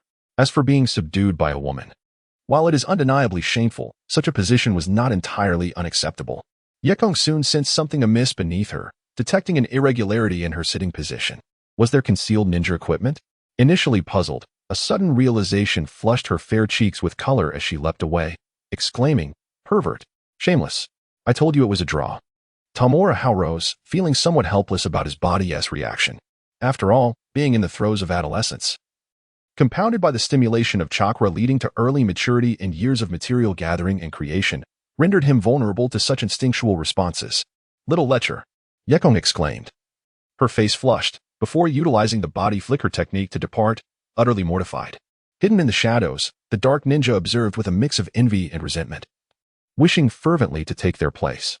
Setting aside the embarrassment felt by Yetsong, on the other side, Tamura Hao lingered in the training grounds for 3 hours before finally returning home.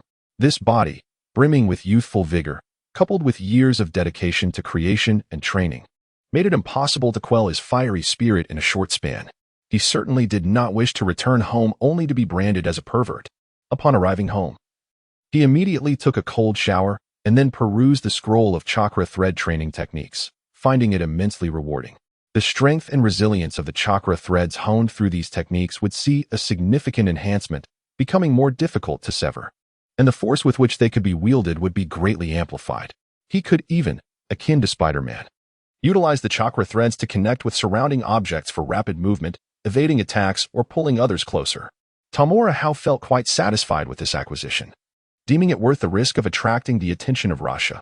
Although he had previously developed chakra threads and enhanced his agility through writing, their strength had been notably lacking and easily severable. Now, with the chakra thread training techniques from Sunagakure, this shortcoming could finally be addressed. Why had that individual not yet arrived? Lord Danzo was waiting for my intelligence report, and if his delay led Lord Danzo to question my efficiency, it would be disastrous. Indeed, it was necessary to find an opportunity to bypass that intermediary and establish a direct line to Lord Danzo. With increasing anticipation for the war in the land of whirlpools, Tamura Hao thought of the person connecting him, feeling quite displeased. with such an efficiency. When would Lord Danzo ever become Hokage? Fortunately, he was not kept waiting for long. The delivery man arrived again. Tamura Hao welcomed him inside, guiding him to the sofa and opening the container, revealing a generous serving of sauced grilled meat, which was far superior to the ramen from their last encounter. I have uncovered 2 pieces of valuable intelligence, one pertaining to the war and another concerning the tailed beasts.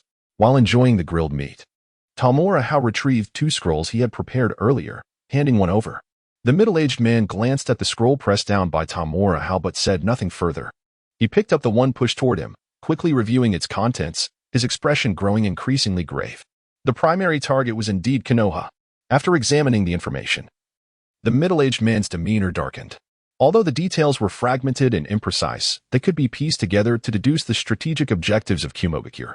Notably, they seemed particularly interested in the Byakugan of the Hyuga clan, potentially seeking to seize it on the battlefield. The Sword of the Thunder God is a top-tier ninja tool. To obtain your intelligence, a fair exchange is required. His gaze fell upon the scroll containing the intelligence pressed down by the youth, and the middle-aged man spoke with a hint of implication. The value of this intelligence is undoubtedly higher than what you have previously encountered. Tamura Hao continued to savor the grilled meat, casually responding while affixing an explosive tag to the scroll, signaling that it was not to be taken lightly. Observing the youth's actions, the middle-aged man felt a wave of frustration, never having encountered such an audacious subordinate, one who bore no resemblance to those nurtured from the ground up. Ultimately, he retrieved a vial of blood he had prepared long in advance, using it as a medium to perform a summoning technique, thereby calling forth a ferocious hound that clutched an object in its mouth, the very thunder goddess sword that Tamura Hao desired. Without further ado, he placed the sword upon the coffee table and cautiously unrolled the intelligence scroll that the youth had pressed down, carefully removing the explosive talisman before inspecting its contents. His expression darkening immediately, Tamura Hao took hold of the thunder goddess sword, channeling chakra into it, and he gazed with satisfaction at the lightning blade that coalesced. Albeit merely an inch long, yet it sufficed to validate its authenticity. With the assistance of this ninja tool, coupled with the boon of his golden finger, he was certain he could swiftly master the transformation of lightning nature, significantly enhancing his own prowess. Indeed, Lord Danzo would not disappoint him. Acquiring the relic of the second Hokage was a testament to his status as the founding leader of the ninja world. Pondering further, he hastily devoured the box of grilled meat, wiping his mouth with a napkin before stating earnestly, "Please convey to Lord Danzo that I shall bring him sufficient value and request that he refrain from dispatching Yano-yu on perilous missions. It is essential to deepen necessary bonds, thus fostering greater trust and assurance in me, Tamura. I shall report your words to Lord Danzo." The middle-aged man cast a surprised glance at the youth before him, unaware of Yano-yu's existence, yet sensing the potential for a valuable connection. As an operative in the field, one needed a bond to dedicate oneself wholeheartedly to Lord Danzo's service. Having spoken, he turned to depart with haste, eager to relay the intelligence to Lord Danzo. "Take this rubbish away. You've lingered too long and must disguise yourself," he added. "Moreover, your tone and gaze remain unchanged, which I find quite displeasing. As a punishment, next time, bring grilled meat for the ninja beasts. Otherwise, I cannot guarantee I won't overlook some critical intelligence." Tamura Hao voiced his discontent with the other's commanding tone and demeanor, asserting, "Only Lord Danzo is my superior." Additionally, he remarked that the grilled meat he had just consumed was merely ordinary pork, lacking in flavor. It was well known that the Land of Lightning was famed for its beef, which, while costly abroad, remained reasonably priced in the Land of Lightning, particularly in Kumogakure. To have been served cheap pork was a blatant disregard for his status. This individual had undoubtedly siphoned funds allocated by Lord Danzo, and as his most loyal underling, Tamura would ensure that all of it, with interest, would be returned. In this world, only Tamura had the right to consume the funds distributed by Lord Danzo. Even his inheritance, there could be no other. He needed to find an opportunity to establish a direct line of communication with Lord Danzo, or even face him directly, to minimize the risk of exposure. Otherwise, should this individual betray Lord Danzo, it would undoubtedly result in significant losses for him. As an esteemed operative of the Root organization, he cannot afford to fall victim to such trivialities. "You little rascal, don't go too far." The middle-aged man could no longer contain himself. It was one thing to discard trash, but to desire the coveted roasted meat of the tailed beasts was utterly outrageous. 2 servings. Tamura Hao stated expressionlessly, doubling the order. The man's anger intensified. 3 servings. You insufferable brat. Ultimately, he relented, gritting his teeth as he crammed the empty meat box into a trash bag and departed. Were they truly preparing to take action against the Uzumaki clan? In an underground base of the Hidden Leaf Village, Shimura Danzo scrutinized the newly acquired intelligence with an unusually grave expression. Summon the Hokage. Inform him there is a matter of great importance to discuss. After a moment's contemplation, Danzo issued the command. Soon, a root ninja departed, and not long after, Sarutobi Hiruzen arrived. What has transpired? Sarutobi Hiruzen's face mirrored the seriousness of the situation. He knew his friend well. If it were a mundane matter, Danzo would have approached him directly at the Hokage building, but this summons was undoubtedly of a peculiar nature. This intelligence was obtained from the Hidden Cloud Village. Danzo handed over the 2 documents. The Byakugan of the Hyuga clan, the sealing techniques of the Uzumaki, and an alliance between the Hidden Cloud Village and the Hidden Sand Village. After reviewing the intelligence, Sarutobi Hiruzen's expression grew even graver. He discerned 3 critical points from the information, particularly noting that the first 2 aligned perfectly with the style of the Hidden Cloud Village. It was evident that the desire for the Uzumaki sealing techniques extended beyond just the Hidden Cloud and Sand villages. The Hidden Stone and Mist villages, which also possessed tailed beasts, must harbor similar ambitions. Although current intelligence suggested they already had a Jinchuriki, they frequently went berserk, indicating that their sealing techniques were inadequate. They were undoubtedly seeking a method to perfectly seal the tailed beasts. This presented an opportunity for us, and it was the last chance for the Uzumaki clan. Danzo's gaze was sharp and cold. He needed Hiruzen's authorization to lead more Umbu ninjas to the land of whirlpools to eliminate this potential threat posed by the Uzumaki clan. The ability to perfectly seal tailed beasts should rest solely with the Hidden Leaf. There was no need for a rival to exist. Sarutobi Hiruzen did not respond immediately. He took out his pipe, lit it, and began to smoke quietly, deep in thought. He understood his old friend's intentions. Over the years, he had, in the name of Hokage, invited the Uzumaki clan to relocate to the Hidden Leaf 3 times, hoping to acquire their complete sealing techniques and bolster his own arsenal. However, his goodwill had been consistently rebuffed by the Uzumaki clan. Now, it seemed the 4 great ninja villages had indeed set their sights on the Uzumaki clan. If they allowed the 4 great villages to obtain the Uzumaki sealing techniques and create a perfect Jinchuriki akin to Lord Mito, it would spell disaster. Lord Mito was aging, and the village required a young Jinchuriki for the Nine Tails. After a considerable pause, Sarutobi Hiruzen articulated a singular objective, a target that must be achieved. Becoming a Jinchuriki was no simple feat. It required not only perfect sealing techniques but also an immense reservoir of chakra. Especially what they possess is the mightiest Nine Tails, which imposes even stricter requirements on the Jinchuriki. Currently, only the members of the Uzumaki clan can fulfill this role, and they must be direct descendants. I will bring back the most exceptional Jinchuriki. Shimura Danzo's face bore a smile, for this was precisely what he awaited, fully aware that Hiruzen would likely agree. He understood Hiruzen Sarutobi's thoughts quite well. Although he had previously made 3 invitations for the Uzumaki clan to migrate to Konoha, he knew that deep down, Hiruzen did not truly wish for the entire clan to relocate. The crux of the matter lay with the Nine Tails Jinchuriki at this stage. Only the direct descendants of the Uzumaki clan were capable of shouldering that burden. If the entire Uzumaki clan were to migrate, who would the Nine Tails belong to, the village or the Uzumaki clan? Presently, with Mito as the Nine Tails Jinchuriki, the Senju clan had already become quite arrogant, nearly destabilizing Hiruzen's position as Hokage. Their circumstances had not been favorable in recent years. If the Uzumaki clan were to arrive, the Senju clan, which had long-standing ties of marriage with them, would surely soar to new heights. The Nine Tails in the hands of the Uzumaki clan would effectively be under the control of the Senju clan, which posed a grave danger. Thus, it would be best if the Uzumaki clan vanished entirely, leaving just one individual as the Nine Tails Jinchuriki. However, such matters could not be handled by Hiruzen. They had to be executed by himself. In Konoha, Hiruzen is the sunlit leaf, while he himself is the root in the shadows.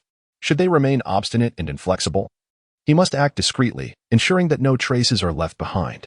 He gravely reminded himself that Hiruzen Sarutobi had little patience left for the Uzumaki clan. Yet Mito was still alive. Some actions could not be overtly visible, lest they lead to significant complications. Do you need me to remind you? Casting a sidelong glance, Shimura Danzo understood this principle well. This operation must remain in the shadows. Hiruzen Sarutobi paid no heed to Danzo's attitude, knowing that his friend was simply of that temperament, likely still brooding over past events.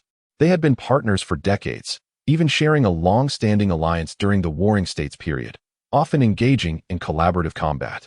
The wind techniques of the Tamura clan perfectly complemented the fierce flames of the Sarutobi clan, significantly amplifying their power. Danzo and Hiruzen had grown up together, sharing a bond akin to brothers. "Did you swap the sword of Raijin left by our teacher a few days ago in relation to this intelligence?" He inquired about another matter, recalling that several days prior, Danzo had unexpectedly visited the Hokage building to peruse their teacher's materials and relics, leading him to discover that the sword of Raijin had been replaced. At that moment, he found it perplexing that his friend would engage in such actions, leaving him utterly bewildered. Now, suddenly acquiring such significant intelligence, especially from Kumogakure, led him to ponder. "That is not your concern." Glancing at his friend, Danzo certainly would not divulge the truth, as that information served as his current trump card. Although he was quite displeased with that young brat's audacity, he could understand. Perhaps only such a disposition could thrive in Kumogakure, where caution was not the prevailing ethos. With the intellect of that young lad, his status in the Hidden Cloud Village is undoubtedly destined to rise continuously. If he can resolve the issues surrounding his chakra aptitude, he may very well ascend to the upper echelons of the village. Perhaps I could even assign him a few merits, such as the intelligence regarding the Uchiha clan's main operations in the Land of Lightning, to facilitate his swift and elevated advancement within the Hidden Cloud Village, thereby allowing us to acquire more intelligence in return. I hold a certain level of tolerance for individuals possessing talent and intellect. Observing that Danzo was reluctant to elaborate further, Sarutobi Hiruzen refrained from pressing for more information, yet he understood that his friend had certainly placed a capable operative within the Hidden Cloud Village, one whose status was likely significant. This is indeed a positive development. Among the 5 great ninja villages, only the Hidden Cloud Village is purely martial in nature, advocating external aggression and plunder, posing the greatest threat to our Konoha. Even our teacher fell victim to their hands in years past. So embedding a high-ranking spy within their ranks is advantageous. Manage your people well. Do not create any disturbances. We have painstakingly reclaimed some of our teacher's legacies, and it would be ill-timed to have news of theft surface now.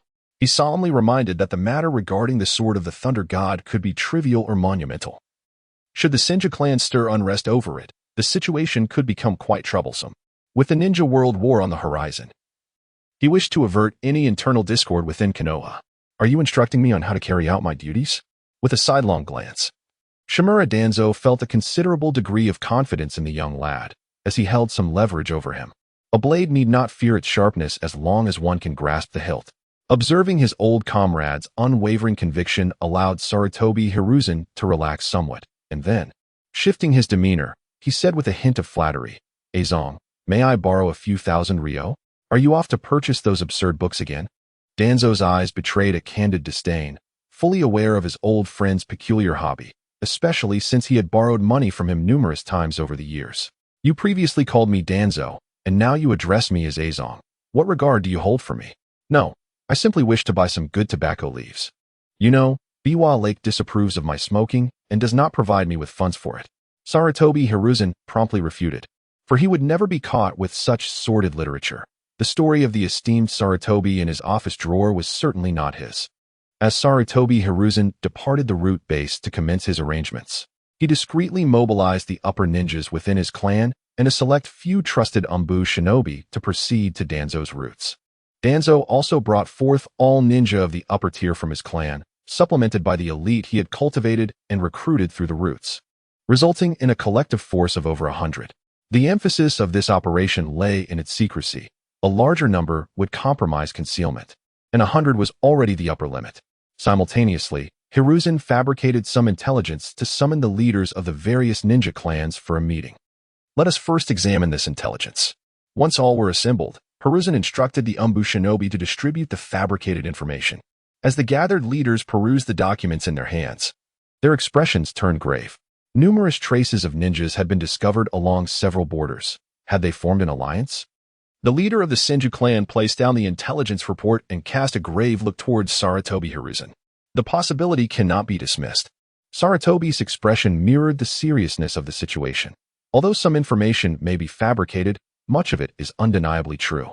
The 4 great ninja villages had long been prepared for the onset of war, with Konoha poised to be the primary target, reminiscent of the last Shinobi World War. In response to Sarutobi's remarks, a profound silence enveloped the room. War was an abomination they all detested, for it inevitably leads to loss of life. Even if the majority of casualties were to be the common folk, their clan would still suffer significant losses. Yet, the enemy had already mobilized, and they had no choice but to respond. They must absolutely prevent the flames of war from encroaching upon the land of fire. The enemy must be halted beyond its borders, for failing to do so would be untenable in the eyes of the daimyo. Noticing the silence, Sarutobi Hiruzen set forth stringent directives for the forthcoming military strategy, emphasizing that they must not allow the enemy to breach their defenses. The gathered leaders voiced no dissent. They were powerless to argue, for this was the very essence of the ninja village system. Established when the concept of one village equating to one nation was formed, an immutable truth. Next, they proceeded to allocate combat assignments. It was imperative to dispatch elite troops to the front lines with utmost haste to seize advantageous terrain and establish a defensive line, thwarting any attempts by the enemy to penetrate the land of fire, while simultaneously buying time for their own ninja forces to arrive at the front. The battlegrounds against the Earth country would likely unfold in the rain and grass countries, where the Senju clan's earth and water-based techniques would thrive. Sarutobi turned his gaze to the leader of the Senju clan, who nodded in agreement. Despite facing a formidable ninja village, the Senju had little to fear in such terrain, especially with the formidable presence of their matriarch. Sarutobi then addressed the Uchiha clan leader, stating, "Next, we must focus on the direction of the Cloud Village. The ninjas there excel in body techniques, particularly lightning-based jutsu, and the Sharingan of the Uchiha can effectively counter them." The Uchiha leader nodded in acknowledgement, affirming that it was indeed appropriate for them to confront the adept Cloud ninjas. Turning to the leader of the Hyuga clan, Sarutobi continued, "Furthermore, we must prepare for the battlefield against the Mist Village, whose favored method of attack lies in assassination concealed by their mist techniques. The Byakugan of the Hyuga clan is perfectly suited to counter such tactics. Additionally, for the sake of war, Hyuga ninjas will need to be allocated to various other fronts for support." The Hyuga leader nodded, accepting this responsibility. As for the front against the Sand Village, the Sarutobi and Shimura clans would take the lead, adapting the deployment of their ninja forces as the situation demanded. Sarutobi Hiruzen, representing both the Sarutobi and Shimura clans, committed to the Sand Village front, acknowledging that as Hokage, he must lead by example. If he were to withhold manpower, the other clans would undoubtedly resent it. Indeed. Upon hearing Sarutobi finally call upon the Sarutobi clan to engage in battle, the expressions of the clan leaders softened. There was a genuine fear that the Sarutobi clan might remain passive, which would be utterly disheartening and detrimental to their collective resolve. After the leaders of the various ninja clans convened a council to discuss several matters, they set about preparing supplies. The following day, the elite members of the clan departed for the borders, initiating the establishment of defensive lines. As the war had not officially commenced, their primary objective was to seize strategic terrains, establish fortifications, and eliminate infiltrators from the enemy, thus minimizing danger. This was the principal reason why the major ninja clans readily agreed, especially since a larger contingent from their villages would follow, rather than sending them to confront the great ninja villages individually. Although they could not launch preemptive strikes, mere defense was considerably more manageable. This significant movement from Konoha had aroused the vigilance of the entire ninja world, leaving the 4 great ninja villages perplexed. What was Konoha up to? In the meeting hall of the Tsuchikage's office in Iwagakure, the attendees expressed their confusion. While they had dispatched troops to approach the land of fire to constrain Konoha and prepare for an assault on the land of Whirlpool, the operation had yet to commence. "Perhaps our plans regarding the Uzumaki clan have been exposed," pondered Inoki, harboring some suspicions. However, if that were the case, Konoha should focus its military strength against us in the land of Whirlpool. After all, Konoha and the Whirlpool village have been allies for many years, and the first Hokage's wife hailed from the Uzumaki clan. Zetsu, however, found Inoki's speculation incomprehensible and disagreed with it. Dismissing the fool, Inoki surveyed the assembly and spoke gravely. "This war in the land of Whirlpool may hold unforeseen variables. Konoha could either become our adversary or our ally. The specifics will require adaptability." He then cast a glance at the middle-aged man seated to his left, a trusted confidant and the commander for the war in the land of Whirlpool. "Yes, Lord Tsuchikage, I understand," replied Zetsu, rising promptly with a smile gracing his face. The others in attendance also began to respond cheerfully, realizing the surprising implications. It seems our formidable Hokage is facing considerable challenges in Konoha. Formidable? The current third Hokages of the 5 great ninja villages are the strongest in history. Sarutobi Hiruzen is merely regarded as the strongest with some exaggeration. It was no wonder they dispatched the Senju clan to our region. Indeed, we are quite distant from the land of Whirlpool, and even if the Senju wished to assist, they would arrive too late. The group chuckled, their expressions laced with mockery. Truly, what a commendable Hokage. Zetsu, you should accompany them just in case. Inoki maintained his composure, contemplating before looking at Zetsu. Although he held little regard for Zetsu's intellect, his strength was undeniable. Despite the imperfect sealing of the tailed beasts, Zetsu had adeptly harnessed their power, even merging with the chakra of the 4-tailed beast to create his own lava release. If Inoki did not utilize dust release, he would find it challenging to contend with Zetsu, who could easily be considered the second strongest in the village. With Zetsu stationed there, Inoki felt a sense of reassurance. Though Zetsu still harbored doubts, he nodded in acquiescence to Inoki's orders. While he did not share Inoki's ideology, his love for the village remained steadfast, and this operation in the land of Whirlpool was indeed significant to him. If one could acquire a more potent and suitable sealing technique, it would enable a more effective suppression of the 4 tails.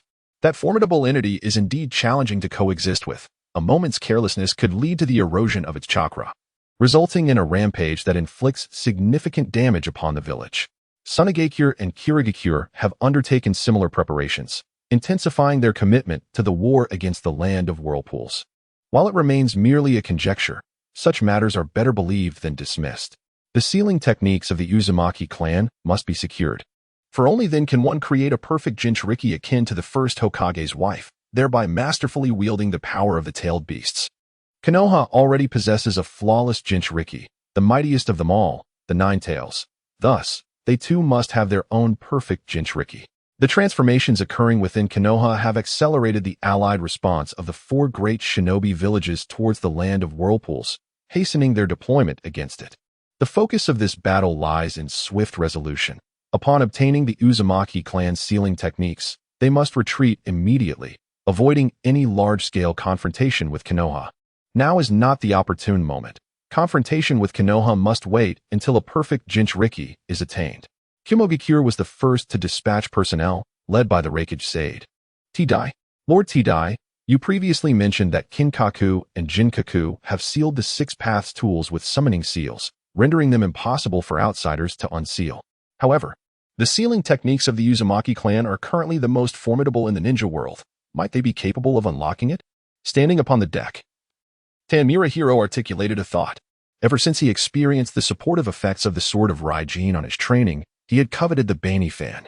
The Sword of Raijin can only be transformed into lightning chakra, whereas the Bane Fan possesses the remarkable ability to convert into wind, fire, lightning, water, and earth chakra, making it far superior. Although he currently holds only a lightning affinity, that is merely an innate trait. Through diligent training, he could cultivate other affinities, albeit with more difficulty and lesser potency in ninjutsu, alongside greater consumption of chakra. If possible, he aspired to master all chakra affinities, thus the possession of the Bane Fan, which facilitates the transformation into 5 elemental chakra natures, is of paramount importance. At this stage, they lack the ability to utilize Edo Tensei to resurrect Kinkaku and Jinkaku and summon the 6 Paths tools, but they could devise a strategy concerning the summoning seals. T-Dai remained silent, contemplating the feasibility of this proposal. Do you possess any biological material from Kinkaku and Jinkaku? After considerable reflection, he inquired, visibly intrigued by the suggestion. The physical tissue of Kinkaku and Jinkaku is currently their sole medium. If the Uzumaki clan possesses the capability to unseal, they would likely require this biological material, particularly for summoning-type seals. I still have a heart as well. Tamura Hao retrieved the heart stored within 2 nutrient vials and produced a blank sealing scroll, using chakra to inscribe the established sealing technique onto it for preservation. His residence lacked any significant security measures, making it difficult to rest easy with valuable items left behind. Thus, he opted to carry them on his person. Fortunately, several plates within his armor were inscribed with sealing techniques, allowing for the storage of various items, such as the 1,000 high-quality explosive tags he had procured at great expense prior to this venture. Originally, he intended to purchase 10,000 items, but alas, the vendor had imposed a limit on purchases. Regarding the remaining heart, he planned to take the opportunity to charm the corners. As individuals endowed with extraordinary abilities often gravitate towards those who cherish small fortunes, it was worth a try. He took the sealed scroll into his possession, deciding to bring it along. After all, if it did not succeed, there would be no significant loss. However, if it were successful, he could reclaim those 4 pieces of 6 Paths ninja tools. Utilizing them in this war would undoubtedly inflict severe damage on other ninja villages. Especially with the Uzumaki clan's inherently vast chakra, their use would be exceedingly gratifying. Moreover, enlisting the assistance of the Uzumaki clan would draw their ire, alleviating the animosity other ninja villages harbored towards our hidden cloud village. Our 4-way ninja army commander would have a meeting in the land of whirlpools, and it would be beneficial for you to accompany us to broaden your horizons and observe the prominent figures from other ninja villages. They will likely be your future adversaries. Suddenly reminded of the meeting's agreement, he signaled for Tamura Hao to accompany them. Although this boy was apprenticed to the 3rd Hokage, his chakra talent was rather unimpressive, and his future achievements would likely be limited. Both he and the 3rd Hokage valued the boy's intellect, intending to cultivate him as a successor, as our hidden cloud village greatly needed individuals with such mental acuity. Keeping him close would enable him to learn much more. A meeting? Tamura Hao exclaimed, surprised that another meeting was forthcoming. Previously, there had only been a brief agreement, but this time, Konoha's actions had been excessively fervent, potentially creating unforeseen variables. He smiled broadly, recognizing that Konoha's changes stemmed from the information they had provided to Shimura Danzo. The essence of ninja warfare lies in the realm of intelligence. The impact of a single piece of information far exceeds the martial prowess of any formidable warrior, yielding far greater rewards. Of course, this does not diminish the importance of strength. Necessary combat power must be maintained to safeguard one's gains. One must grasp both ends firmly. Konoha has now become the pariah of the entire ninja world. Tamura Hao also smiled, pleased by this development. If they could eradicate Konoha in the Second Great Ninja War, the subsequent plotline would be eliminated, allowing him to reap an immense amount of fate power. He required more fate power to activate the strength of his golden fingers, not only to enhance his comprehension and aid in training, but also to assist Kagaya's shadow in absorbing chakra, hastening the attainment of the ability to autonomously devour and refine those imprinted shadows.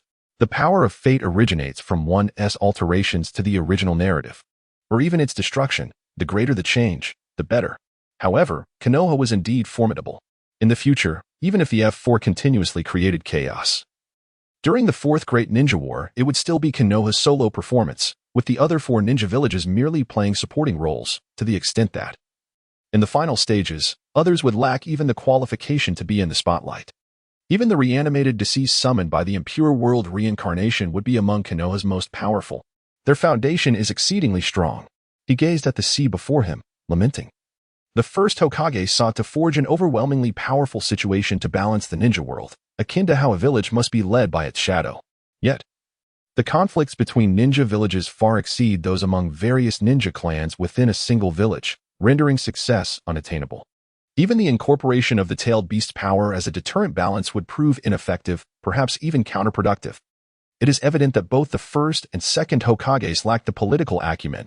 Their assumptions were overly simplistic. They were intellectuals, not merely strategists focused on external affairs, but rather individuals who emphasized internal development, governance, and logistical management, capable of discerning many underlying issues.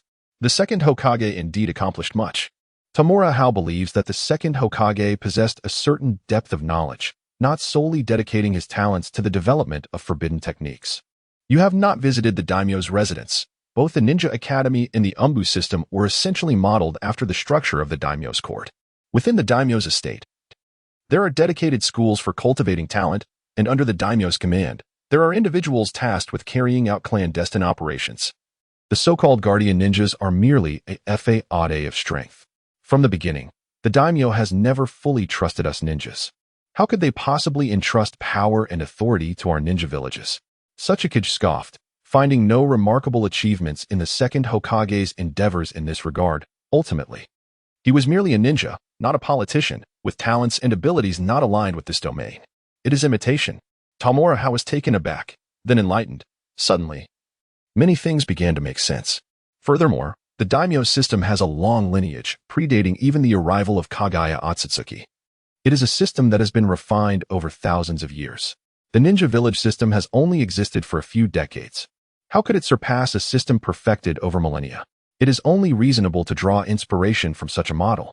Moreover, it is justifiable that the daimyo possesses a power capable of intimidating the ninja villages. Otherwise, they would have long been rendered ineffective, perhaps even usurped. A great leader in a past life once said that authority arises from the barrel of a gun. Thus, power must rest upon martial strength to ensure stability. Indeed, the essence of a real-world scenario cannot be wholly encapsulated by a mere comic. Something feels profoundly amiss. In the background, the enigmatic student Fukai, wielding a ninja blade, observed his own apprentice, who seemed increasingly mysterious, even acquiring the corpses of the Golden and Silver brothers, coupled with numerous peculiar behaviors that could not simply be attributed to wealth. Some secrets must remain unspoken. Beside him, Yua AI shook his head. Matters concerning firearms were absolutely not to be divulged. Each additional person privy to such knowledge increased the risk of exposure. Moreover, regarding the previous plan for the separation of tailed beast Jinchuriki, although that junior brother merely provided rudimentary ideas, the actual implementation faced numerous formidable challenges. Yet, the most daunting aspect lies in the inspiration itself.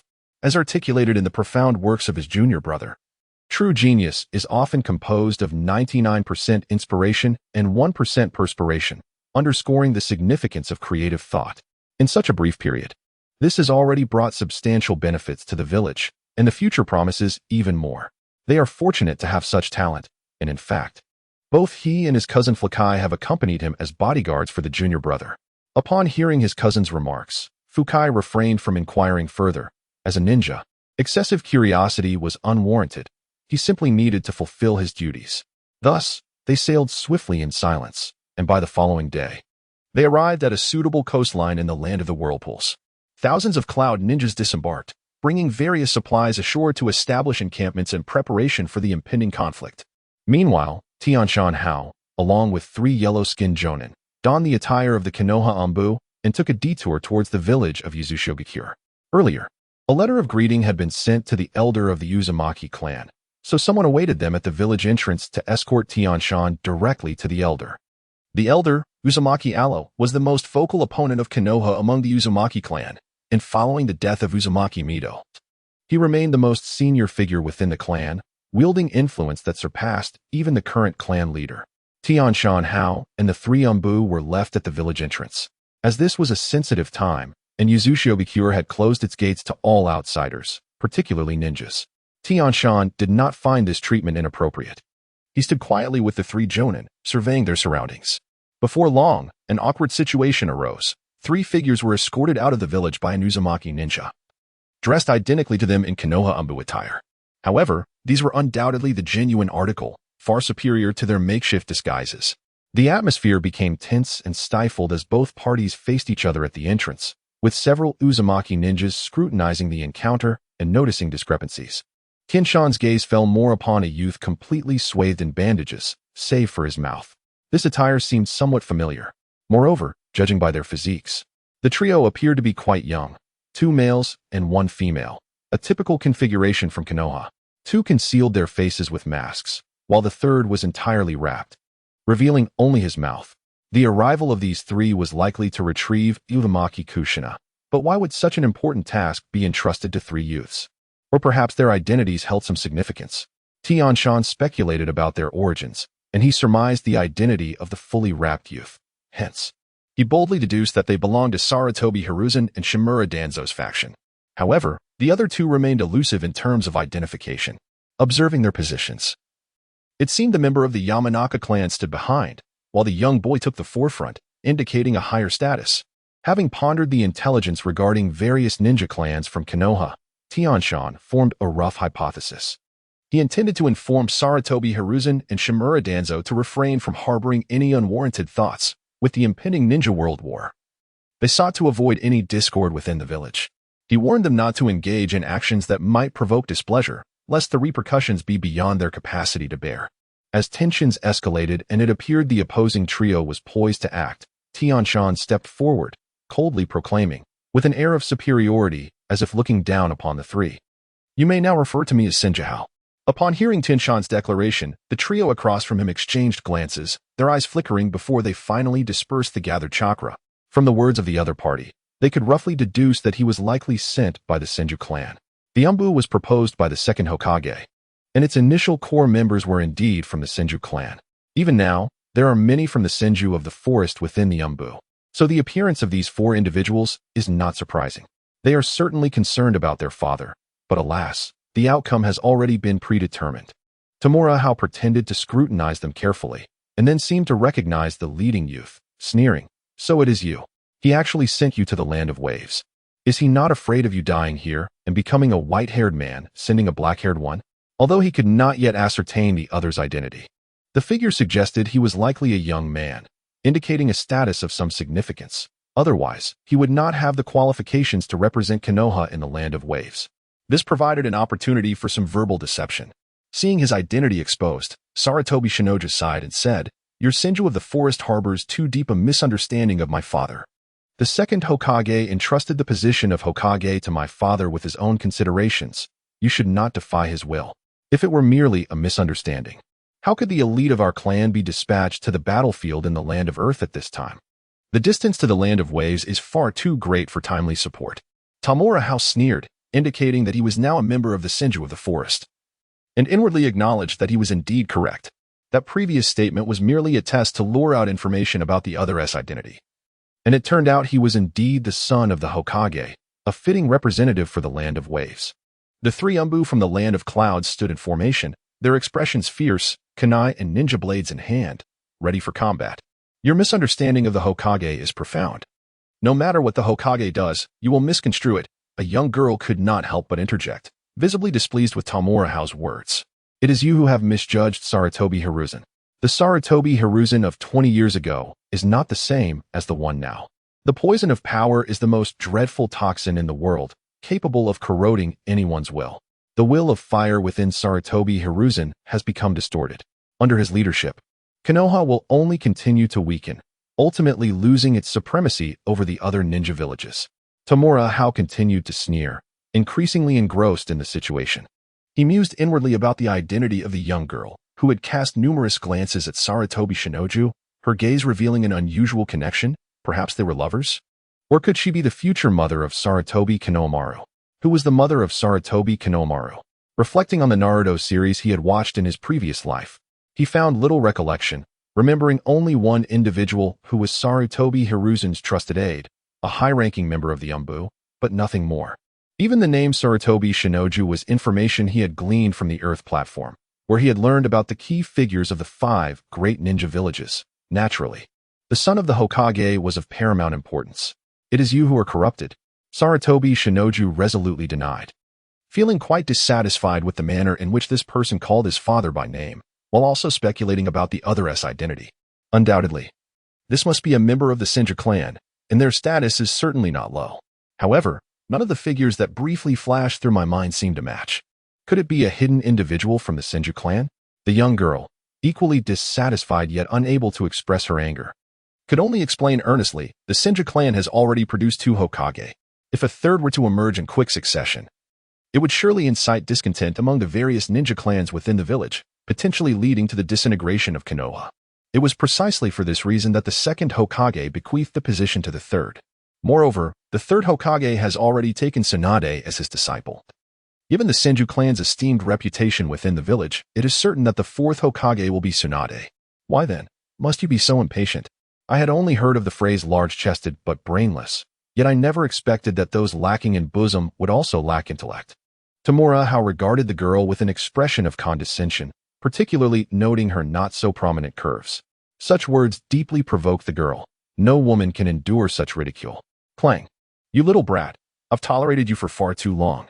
She brandished her hidden blade, pointing it menacingly at the masked boy opposite her, her teeth clenched in fury. Even the best of tempers can only bear so much provocation. "Zako." Sarutobi Shino promptly restrained the girl's wrist. Fighting here was out of the question. Their mission was to escort the new generation of the Nine-Tails Jinchuriki, having already negotiated with the Uzumaki clan leader. Subsequently, the clan leader would personally send his granddaughter to Konoha. They could not afford to jeopardize this, especially considering the significance of the individual from the Senju clan, who were kin to the Uzumaki clan, thus inseparable. Striking a direct descendant of the Senju clan in Uzumaki Hidden Village would be tantamount to slapping the Uzumaki clan's face, a substantial issue indeed. Their primary task was to secure the new generation of the Nine-Tails Jinchuriki without any complications. Tamura Hao crossed his arms, indifferent to the girl's wrath. I am now a direct descendant of the Senju of the forest. This is the ancestral land of the Uzumaki family, with whom we have been united by marriage for generations. Do you dare to act against me? You just mentioned that the prominent ninja clans within the village do not wish for another Hokage to emerge from the Senju. Would the Sarutobi clan be any different? The major clans you represent have established the current hierarchy of the village, controlling numerous vital departments and positions. Would you willingly relinquish this hard-earned power? Even if you were inclined, do you think clans like Inuzuka, Nara, and Akimichi, with whom you've mingled for so long, would approve? Based on our understanding of Sarutobi Izashi, he is likely to select an unencumbered genius from among the commoners to cultivate as the fourth Hokage, a mere puppet to sustain your collective interests. The likelihood of Jiraiya or Orochimaru becoming the fourth Hokage surpasses that of Sister Tsunade. No, Orochimaru's abilities and temperament are far too formidable. He could never serve as a proper puppet. It would likely be someone foolish like Jiraiya or one of his disciples. There is no way it could be Sister Tsunade. If she wishes to ascend, she must at least wait until Sarutobi Izashi has passed. When you suggested that Sister Tsunade should rise to power, was your mind as flat as your chest? Or were you simply attempting to insult my intelligence? Tamura Hao did not conceal his animosity towards Sarutobi Izashi and the three individuals across from him. This sentiment epitomized the stance of the Senju clan. The few Uzumaki ninjas at the village's entrance appeared bewildered, astonished to witness such a spectacle, especially as the circumstances in Konoha seemed rather intricate. The young girl's chest heaved with indignation, rendering her modest figure somewhat more appealing. Seiko, their entrenched beliefs cannot be swayed. We can only prove their biases erroneous with time, sighed Sarutobi Shino, his tone infused with resignation, yet a fierce determination simmered beneath, directed at the young adversary. Let us depart. Without further discourse, and casting a disdainful glance at the irritating boy, Sarutobi Shino led his companions away. Before their exit, the girl continued to glare daggers at someone, her expression suggesting a desire for vengeance. Tamura Hao, emboldened, puffed out his chest, inciting further ire from the girl. Were it not for Sarutobi Shino's restraint, she might have drawn her blade in retaliation. Such an insufferable brat. As he observed the departing trio, Tamura Hao turned to the Uzumaki ninjas monitoring them, voicing his discontent. Why is Sarutobi Izashi's son permitted to enter the Uzumaki Hidden Village, while we, as representatives of the Senju clan, are barred from entry? Does the Uzumaki clan see our Senju clan as diminished without a Hokage and wish to forge new alliances with the Sarutobi family? Initially intent on masquerading as members of Konoha's Umbu to conceal their identities, they now found themselves compelled to impersonate the Forest Senju clan instead. Do not speak recklessly. Our Uzumaki clan possesses extraordinary sensory abilities, capable of detecting others' chakra. Your chakra is not the chakra of the Forest Senju, a middle-aged ninja coldly asserted, elucidating the rationale behind their obstruction of the four. Although the previous performance had been entertaining, chakra cannot be deceived, particularly that of the Senju clan, which you would not misinterpret. It appears you have truly fallen behind, lacking even the techniques for chakra disguise, Tamura Hao remarked, disappointment lacing his voice. He then connected with the ethereal projection of Kaguya, utilizing it to simulate chakra reminiscent of Senju Tobarama. This newfound ability, researched during his time with Kaguya's shadow, resembled the impersonation skills of White Zetsu, adept at consuming others' chakra for flawless simulation, nearly indistinguishable, though the connection was somewhat cumbersome due to the spiritual realm. Rendering the effect slightly diminished, it sufficed to deceive others' perceptions. Indeed, upon manifesting chakra akin to Senju Tobarama, the middle-aged Uzumaki ninja's expression shifted dramatically. He was well acquainted with the unique chakra of the Senju clan, imbued with remarkable vitality. Such a sensation was unmistakable. Apologies for my earlier oversight. Please, follow me.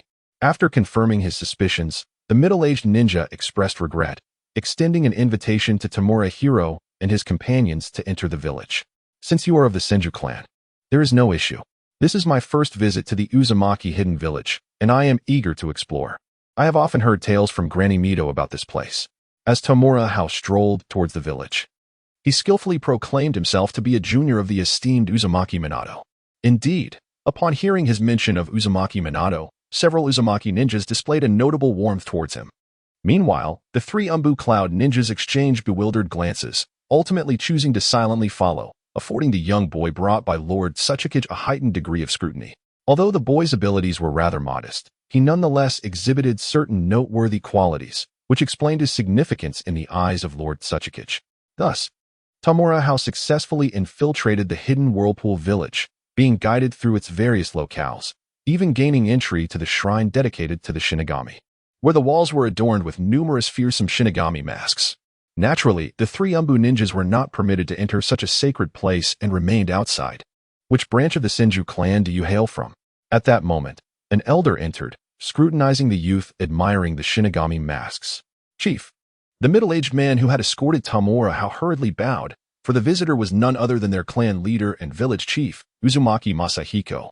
Uzumaki Masahiko waved his hand, signaling for the others to leave, his gaze never departing from the boy. Having just received a report that included the verbal exchanges at the village entrance, he was overwhelmed by the plethora of information, yet he harbored doubts regarding the child's identity. Furthermore, his sister's letter had not mentioned the dispatch of anyone from the Senju clan. In a sense, I would belong to the Tobarama branch, Tamura Hao remarked, simultaneously removing his mask and running his hand through his hair. His formerly black hair transformed into a striking white as he deftly mimicked the chakra signature of Senju Tobarama. Given his striking new appearance, he felt it prudent to capitalize on it. Previously, he had merely used transformation techniques for subtle alterations to conceal his identity. This represented a profound application of transformation techniques, where the initial method demanded a complete physical change. However, with sufficient chakra control, one could achieve localized transformations, which not only consumed less chakra, but were also more challenging to detect. For instance, altering only the visible features while retaining genuine clothing. How do you possess Tobarama's chakra? Sensing the familiar chakra, Uzumaki Masahiko grew even more perplexed.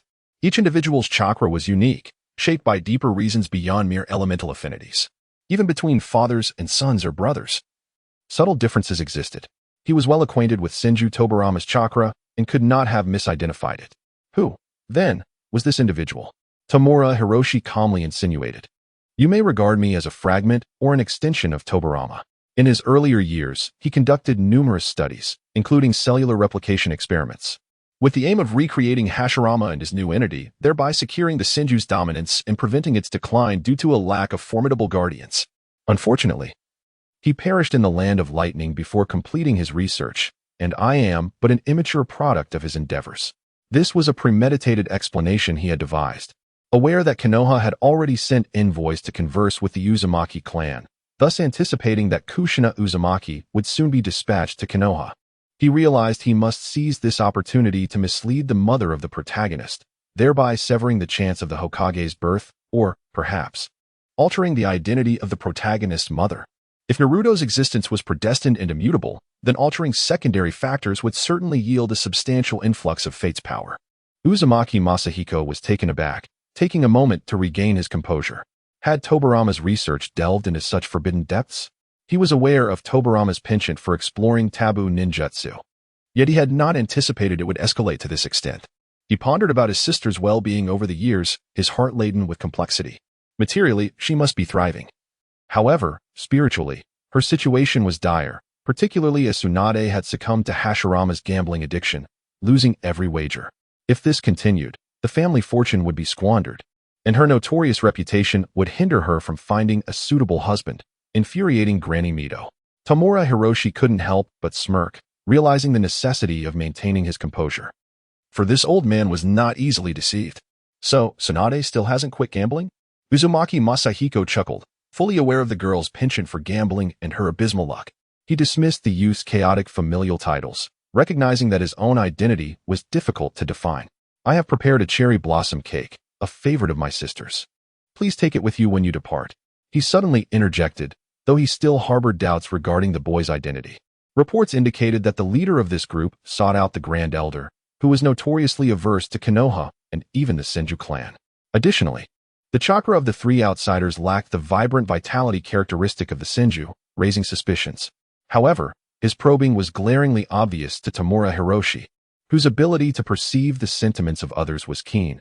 He sensed that the leader of the Uzumaki clan had yet to genuinely trust him. Granny Mito enjoys cherry blossom cakes? I have never seen her partake, he expressed, revealing a hint of skepticism. She relished them in her youth. Perhaps her tastes have changed since marrying, Uzumaki Masahiko casually retorted, feeling a sense of relief at the apparent connection to the Senju clan and his sister. Meanwhile, Tamura Hiroshi, detecting the growing goodwill emanating from Masahiko, internally scoffed at the old man's cliché tactics. Such probing techniques had long been exhausted in the dramas of his past life, lacking any semblance of novelty. Are you not sent by my sister? Uzumaki Yoshihiko inquired. Recognizing that the arrival of these individuals at the Whirlpool Hidden Village and their immediate approach to the elder must pertain to some pressing matter. Tamura Hiro, aware that the main event was unfolding, displayed a resigned expression and said, "There are many voices within the family. The Mito faction leans towards stability and is willing to compromise repeatedly until they reveal their limits. My faction has already discerned the lurking ambitions of Sarutobi Hiruzen and his ilk. The impending ninja world war poses a significant threat to both the Uzumaki clan and our Senju family. I wish to extend an invitation on behalf of the Senju to the Uzumaki clan to join Konoha, to reside alongside us, and to unite our efforts for the future. Most importantly, we must secure control over the Nine Tails. In both the ninja world and Konoha, formidable power is the foundation of all. The Senju clan has suffered greatly with the loss of Hashirama and Tobirama, and we have weakened considerably. Now, we are further isolated and rejected by many ninja clans within the village, subtly guided by Sarutobi Hiruzen.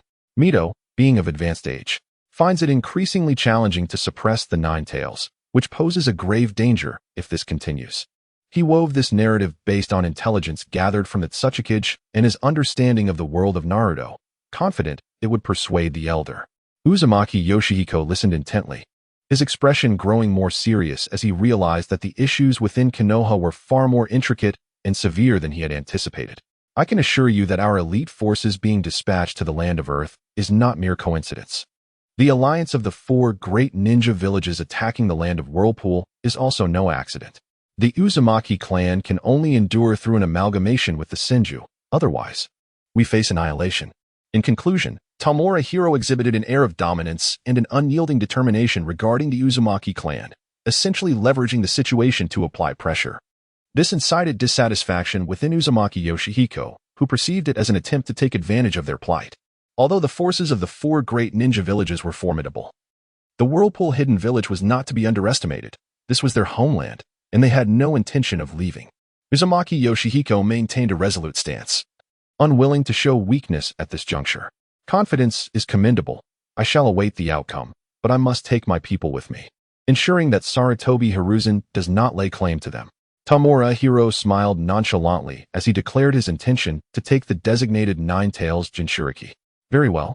Uzumaki Yoshihiko conceded after a moment of silence, acknowledging that this had been prearranged, as mentioned in his sister's letter. Having concluded the serious matters, Uzumaki Yoshihiko curiously scrutinized the young man before him. What talents have you inherited from Tobirama? He sensed that the boy's chakra was rather feeble, suggesting a lack of aptitude in that regard. Nevertheless, as the product and replica of Senju Tobirama, there must be some remarkable talents within him. Does intelligence count? Tamura Hiro replied with a hint of exasperation, then retrieved the sword of Raijin from the interior of a protective shell, infusing chakra into it to form a petite blade of lightning. I have many issues, primarily my deficient chakra capacity. Mito mentioned that you might be able to assist me in this matter. He was unaware of the profound legacy of the Uzumaki clan, yet it was undoubtedly substantial, especially given the numerous sealing techniques they had inherited. Surely, there must be something among them that could aid in enhancing chakra. Furthermore, the Sword of the Thunder God served as a token, potentially fostering trust with the elder before him. Indeed, upon seeing the Sword of the Thunder God, Uzumaki Masahiko was thoroughly convinced, for this sword belonged to Tobirama Senju. There could be no mistake. Your chakra levels are woefully inadequate. Gazing at the delicate blade of the lightning sword, Uzumaki Masahiko found it hard to believe that this was a replica of the legendary weapon wielded by Senju Tobirama. It was clearly an immature creation. His sister must have sent him here to investigate the yang sealing technique, a matter entrusted to their father by her late husband. But it could not be given away freely. Years ago, her husband had implored their father to simplify the yang sealing technique, enabling ordinary ninjas to master it. thus allowing them to store chakra and enhance their combat endurance and explosive power. Unfortunately, her husband passed away too soon, followed closely by Senju Tobarama. The Hokage of Konoha was replaced by Sarutobi Hiruzen, a man they were unfamiliar with, and the transaction never continued. However, before their father's passing, he successfully simplified the Yin sealing technique, naming it the Yang sealing technique. Although its efficacy paled in comparison to the complete Yin sealing technique, its training requirements were significantly lower, requiring no assistance from Yin and Yang attributes. Anyone with sufficient chakra control could master it. Upon hearing Uzumaki Masahiko's words, Tamura Hao was intrigued, deeply intrigued. From the elder's discourse, it was evident that the Yang sealing technique functioned similarly to the Yin sealing technique, capable of storing chakra, which was precisely what he currently lacked. Despite his impressive talent for chakra quantity, his refinement speed was commendable. He could continuously refine small amounts of chakra in non-combat situations, storing it for explosive use during battles, thus addressing his greatest shortcoming to some extent. Moreover, judging by the elder's demeanor, the Yang sealing technique seemed suitable for someone with his chakra levels. However, acquiring this Yang sealing technique would evidently require offering something of interest to the elder. What could he possibly provide that would pique the elder's curiosity? With a conflicted expression, Tamura Hao finally steeled himself and declared, "I can offer you the training methods for the Uzumaki clan's sage techniques. While not as formidable as Hashirama's, they can certainly enhance one's power severalfold. In return, I need you to temporarily entrust me with all the records and resources of the Uzumaki hidden village. We will make complete copies of the texts. The situation regarding the war in the land of the whirlpools is far more dire than you can imagine. The chances of the Uzumaki hidden village enduring are less than 1 in 10. If you temporarily relinquish those to us, we will ensure their use in the swift reconstruction of the Uzumaki clan." Uzumaki Masahiko fell silent, contemplating for a long while before finally speaking. "Do you know how to write the word shameless? In my lifetime, I have never encountered such a brazen individual. Your tactics surpass mere deceit. With Midobachan around, do you fear I would abscond with your clan's legacy? Were it not for the long-standing bond of marriage between our clans, do you think I would risk coming here?" Tamura Hao, undeterred, shot him an exasperated glance and invoked the name of Uzumaki Mido. "Since my identity as a direct descendant of the Senju clan has been firmly established, it is only natural to make the most of it." This statement plunged Uzumaki Masahiko into deep contemplation. Although the boy's words were quite shameless, with an elder sister in the Senju clan, it was unlikely that he would dare to deceive them. Was there more to the battle in the Land of Waves? He decided to inquire, sensing that the boy's words held deeper meaning. Adopting a serious and solemn expression, Tamura Hao boldly declared, "Uchiha Madara is not dead. The perfect Jinchuriki of the Nine Tails is currently the only existence that can instill fear in him."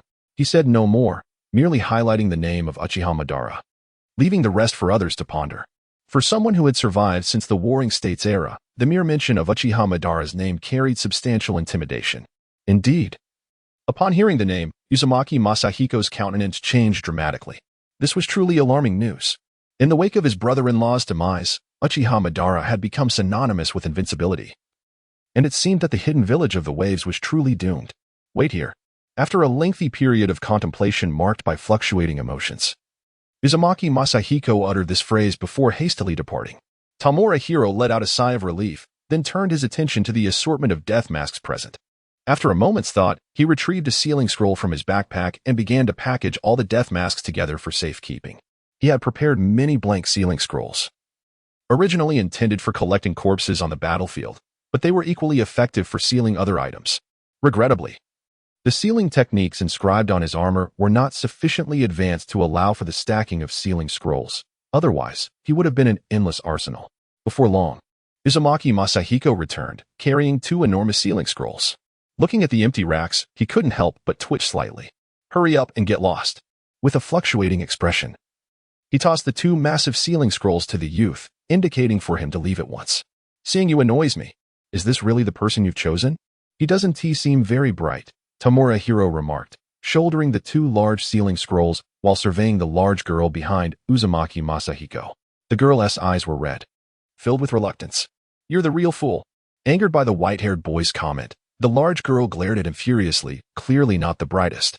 Tamura Hao sighed, stepping forward under Uzumaki Masahiko's watchful gaze, and swiftly struck the large girl with a precise chop to her neck, rendering her unconscious as he hoisted her onto his shoulder. Casual yet deliberate, he transformed his hair into a sleek black pompadour using a transformation technique. I've taken her away. I hope to see you in Konoha. Otherwise, this girl in Granny Mito will surely be heartbroken for a long time. Waving his hand dismissively, Tamura Hao exited with efficiency, leaving Uzumaki Masahiko with a furrowed brow and visible veins in his forehead. Let us hope they can endure. Uzumaki Masahiko finally sighed, feeling a profound sense of anxiety within. The formidable forces of the four great ninja villages alone pose a significant challenge. Should Uchiha Madara, lurking in the shadows, be added to the equation, hope seems utterly elusive.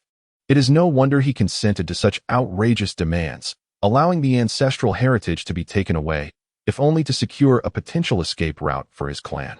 Meanwhile, the three Jonin Umbu, who had been lurking outside, found themselves utterly perplexed upon witnessing Tamura Hao emerge, burdened with two large scrolls and accompanied by a young girl. Let us go, he said succinctly, striding forward, leaving the Umbu no choice but to hasten after him. While Tamura Hao was reveling in his abundant gains, that Tsuchikage found himself face to face with the esteemed elder of the Uzumaki clan. Young one, to which clan do you belong? Uzumaki Alo scrutinized the youth before him, deducing that he was unlikely to be a representative of Konoha, for otherwise, he would seek an audience with the clan leader. Not with this old man who harbored a deep-seated aversion to Konoha. I am a subordinate to the Raikage of Kumogakure, he replied. And I present to you the operational plan devised by our four great ninja villages for the joint assault on the Uzumaki hidden village. I kindly request your perusal of this document. With a humble demeanor, Tsuchikage extended a pre-prepared scroll. The four great ninja villages had long maintained covert communications concerning sealing techniques against the Uzumaki clan. Although they had not formed an alliance, they had established a non-interference agreement. The potential gains from the Uzumaki clan would depend solely on their respective strategies, leading to the creation of a rudimentary collaborative battle plan, now encapsulated within the scroll. Uzumaki Alo, taken aback by these revelations, accepted the scroll and unfurled it, his expression darkening instantly.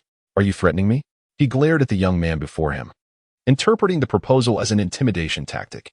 Do not presume that the Uzumaki clan fears your four great ninja villages. This is not a threat, but a sincere invitation for the Uzumaki clan to join our Kumogakure, Tsuchikage asserted earnestly, genuinely wishing for the Uzumaki to become part of their village. The success of their tailed beast Jinchuriki project and the development of weaponry required the assistance of the Uzumaki clan, essential for their rapid advancement. Uzumaki Alo scrutinized Tsuchikage for a considerable moment, his demeanor gradually softening. Then his gaze returned to the scroll in hand. It appears that your Kumogakure may not be our optimal choice. Having regained his composure, he sought to ascertain the depth of sincerity from this youth and his village. While the joint operational plan unveiled by the four great ninja villages demonstrated a commendable level of goodwill, it remained insufficient. After all, Kumogakure sought the Uzumaki clan, not merely a sealing technique. Such negotiations are not out of the question, he remarked, but a greater display of sincerity is required. Tsuchikage replied calmly. There is no need for you to test me, esteemed elder.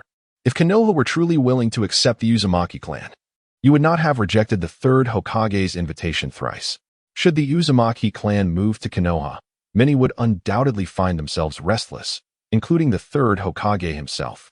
The younger generation speculates that the third Hokage yearns for a new generation of Jinchuriki to inherit the mantle from the aging first Hokage's wife, preferably one without any familial ties, thereby facilitating his control. Over the years, the Senju clan has wielded considerable influence in Konoha due to the presence of the first Hokage's wife, which has posed significant challenges for the third Hokage. The impending ninja world war is poised to bring calamity upon the Senju clan once the first Hokage's wife passes away. The clan is destined to face extinction amidst the conflict. All four major ninja villages share a tacit understanding against the emergence of another Senju Hashirama. The Senju, possessing the original Nine-Tails Jinchuriki, cannot accommodate any further threats, let alone the Uzumaki clan. We have received intelligence indicating that over 100 ninjas have clandestinely departed from Konoha, heading towards the land of whirlpools, and judging by their travel speed, they are all elite jonin. Perhaps you might ponder whether these Konoha ninjas are en route to rescue the hidden whirlpool village or to annihilate the clan entirely. Moreover, Konoha recently discovered that ninjas from our four great villages have been active along the borders, preemptively dispatching elite forces from various clans to serve as vanguards. The Senju clan is positioned in the Land of Earth, the farthest from the Land of Whirlpools, making timely reinforcements difficult, unless one assumes this is mere coincidence. In truth, the current predicament of the Uzumaki clan should have been anticipated by you when you learned of the first Hokage's wife's ascension to the role of Ninetales Jinchuriki. Uzumaki Aloe's expression darkened further, particularly at the mention of annihilation, which weighed heavily on his heart. How many of our clansmen can your hidden cloud village accommodate? After much contemplation, Uzumaki Aloe ultimately conceded. The current situation is clear. With no path to Konoha, the only option is to turn to the 4 great ninja villages. And at this stage, only the hidden cloud has extended an invitation. At least it provides a glimmer of hope. The youth from the hidden cloud village spoke truthfully. Upon learning that Mito had sealed the 9 tails within herself for the sake of Konoha, he sensed impending doom and even personally scolded his niece for it. This was indeed courting disaster for the Uzumaki clan. Seeing that Uzumaki Aloe had relented, the Tsuchikage breathed a sigh of relief and earnestly stated, "We can welcome young and single Uzumaki clan members, particularly those with moderate views. Single individuals can marry our village's unmarried ninjas and form families.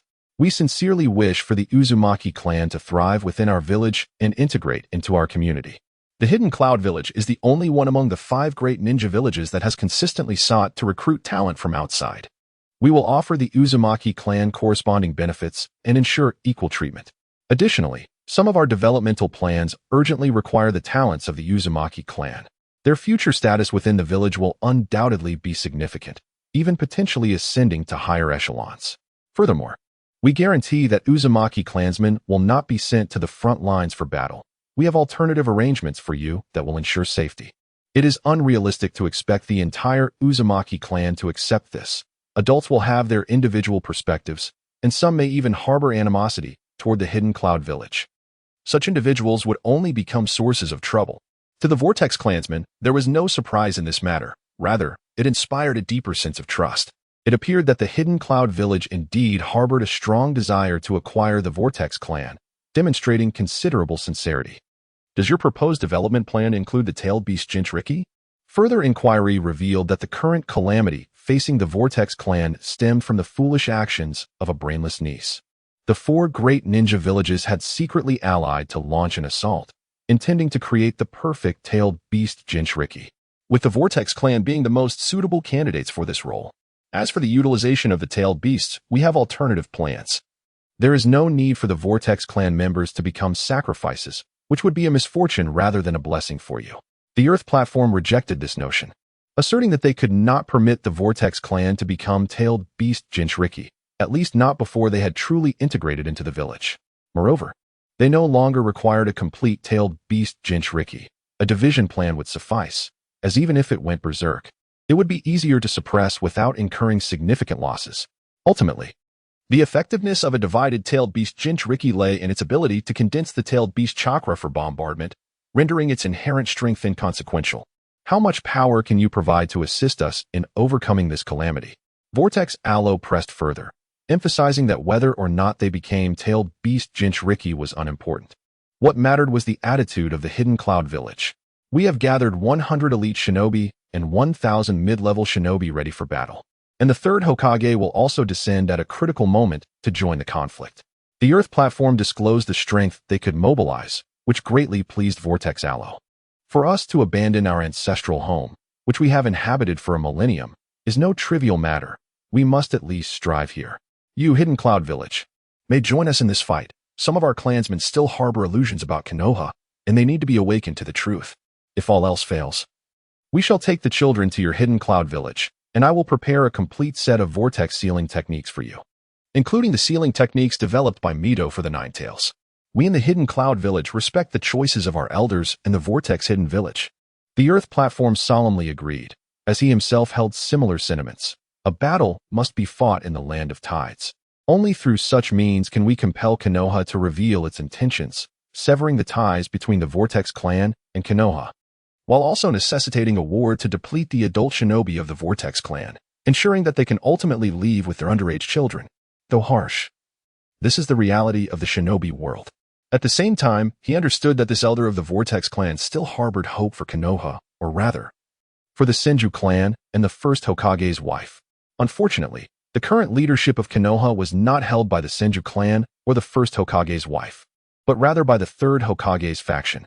Should Sarutobi Hiruzen and Shimura Danzo truly wish to eradicate the Vortex clan, they would undoubtedly make all necessary arrangements, ensuring that the Senju clan could not provide timely support.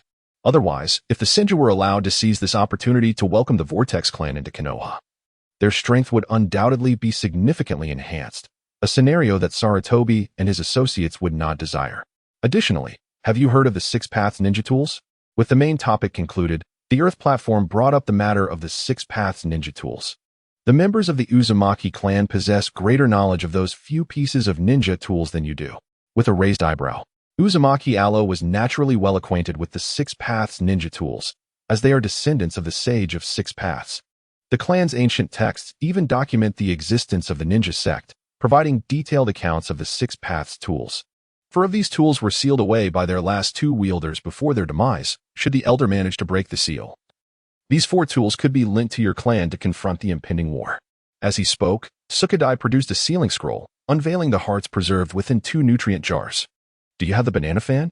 Upon hearing Tsukadai's words, Uzumaki Alo's eyes sparkled with excitement as he inquired about the most destructive of the tools, the banana fan. Among the 5 Six Paths tools, only the banana fan served as a primary offensive weapon, coupled with the immense chakra of the Uzumaki clan. A single fan strike would render them unafraid of any number of opponents. Yes, Tsukadai responded decisively, aware that acquiring the Six Paths tools would significantly enhance the strength of the Uzumaki clan. However, such power was necessary to compel Konoha to make a choice. They also needed to leverage the Uzumaki clan to annihilate the elite forces of several major ninja villages, thus ensuring that Jonin village could navigate the ensuing war with greater ease. With Tsukadai's affirmative reply, Uzumaki Alo's smile widened. He stepped forward to retrieve the 2 sealed hearts, lifting his hand to form an intricate seal that manifested an enigmatic array of symbols. Contract seal, release. He then struck the 2 hearts, enveloping them in dark, arcane characters. Following this, Uzumaki Alo applied some tissue cells to the hearts, using them as a medium to perform the summoning technique. A burst of mist erupted, revealing 4 items, those very Six Paths tools sealed by the golden and silver horns. Without hesitation, Uzumaki Alo grasped the banana fan. As he infused it with chakra, 5 orbs of chakra coalesced, each embodying the elemental attributes of wind, fire, lightning, water, and earth, all possessing considerable strength. Indeed, as documented, it could manifest changes in the 5 elemental properties, transforming into 5 elemental assaults. Uzumaki Alo felt immense satisfaction. With this formidable weapon, the forthcoming war was assuredly in their favor. You may take the remaining 3 back with you. I have witnessed your village's sincerity, and soon you will also witness mine. Casting a glance at the other 3 tools that formed a complete set of Six Paths ninja tools, Uzumaki Alo showed little concern. They seemed too cumbersome to wield. Their sealing techniques were far more efficient. We look forward to it. Tsukadai sealed the 3 Six Paths tools and the hearts of the golden and silver horns within the scroll. After discussing further battle plans, he took his leave. With this mission accomplished, the next steps rested upon the decisions of the Uzumaki clan and the unfolding of the war. Where is he? Tsukadai was taken aback as he was escorted to the village entrance by a Uzumaki ninja. What of that little brat and the other 3? They have taken the young lady and departed. I was instructed to inform you that they have gone ahead and that you should follow swiftly, remaining vigilant for ambushes along the way, replied the Uzumaki ninja, conveying the message. The young lady? The Tsuchikage was somewhat bewildered, wondering what mischief the young rogue had been up to during his absence. Despite his confusion, he hastened to depart, employing the body flicker technique to accelerate his journey towards the previously agreed-upon location. They had meticulously charted a different route for their return, having arranged for several adept Earth-released jonin to excavate an extensive underground tunnel, thereby concealing their movements to avoid ambushes. After all, there were far too many eyes fixated on the hidden whirlpool village at this stage. Meanwhile, on the other side, Uzumaki Alo had acclimated to the banana fan and made his way to the residence of the clan leader, who was also his elder nephew. Today's visitors to the hidden whirlpool village were not solely from the Cloud Village. Shinobi from Kumogakure had also arrived, likely in pursuit of the new generation of the Nine-Tails Jinchuriki. Upon entering his nephew's home, he discovered that the other 4 clan elders had already gathered, all wearing grim expressions. Had Kumogakure indeed failed to dispatch any reinforcements? As Uzumaki Allo knelt and cast a sidelong glance at his nephew, he surmised the situation.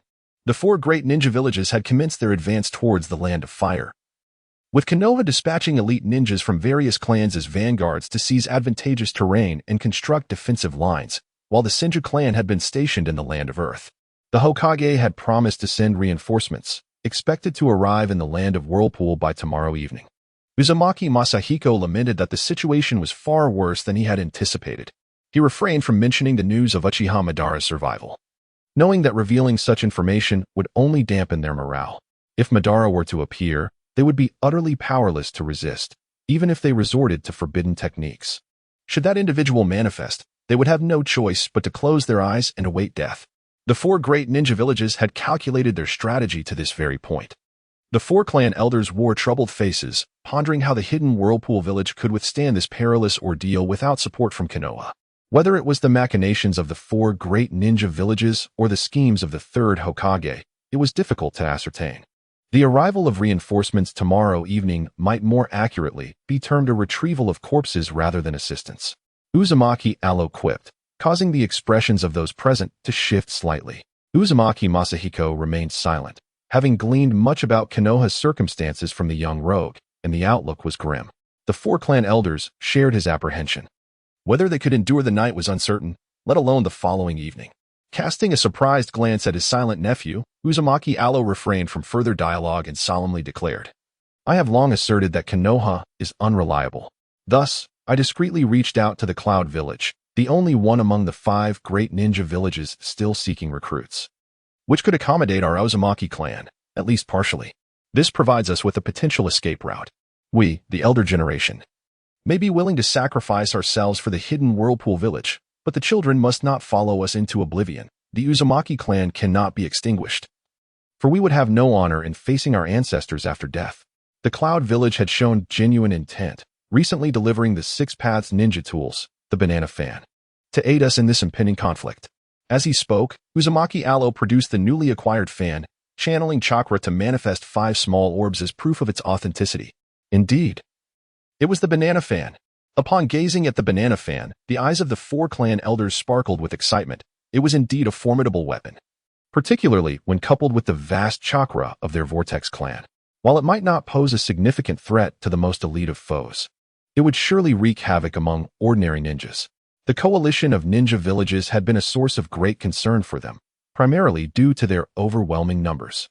They were less apprehensive about the elite warriors among them, as a one-for-one exchange using forbidden sealing techniques was a viable strategy. However, the ninja army proved to be a considerable nuisance, as their collective strength posed a substantial threat to the village. With the acquisition of this powerful weapon, the forthcoming conflict would undoubtedly become more manageable. In this light, it was clear that the hidden Cloud Village demonstrated sincere intent. The current situation was unmistakable, regardless of whether Konoha could dispatch reinforcements. The assault by the elite forces of the 4 great shinobi villages against the Vortex village had become an established reality, effectively restraining Konoha. Even if aid were to arrive from Konoha, it would likely be minimal. Thus, having an additional path forward was not unwelcome. Yet, in stark contrast to the delight of the 4 elders, Uzumaki Masahiko appeared as if struck by lightning, utterly bewildered. Just now, the visitor had been from the hidden Cloud Village. He had assumed that those who met with the elder were from the Senju clan, only to discover they were from the hidden cloud. Who, then, was that young boy? An aide to the Raikage of the hidden cloud, no less. As confusion enveloped Uzumaki Allo, he could not fathom what had transpired with his elder nephew. Suddenly, a massive surge of chakra erupted, leaving the hall in disarray. And Uzumaki Masahiko's visage twisted in rage. He had been deceived by a mere child, not only relinquishing his beloved granddaughter, but also exposing the clan's very foundation. What a disgrace! How could the hidden Cloud Village harbor such despicable and nefarious youths? Uzumaki Allo and the others were taken aback by the unexpected outburst of their clan leader, struggling to comprehend the situation. What of their battle strategy? After a prolonged moment, Uzumaki Masahiko managed to regain his composure and gravely inquired, though his fury remained unabated. Yet, the die was cast. No amount of anger could alter the course of events. They must first collaborate with the hidden Cloud Village to navigate through this crisis. and thereafter seek an opportunity to deal with that insufferable child. Casting a questioning glance at his nephew, who had barely calmed down, Uzumaki Alo chose not to inquire further and instead spoke. The hidden cloud would employ ships to transport some of their clan members by sea. But the Mist Village's ninjas would dominate the waters.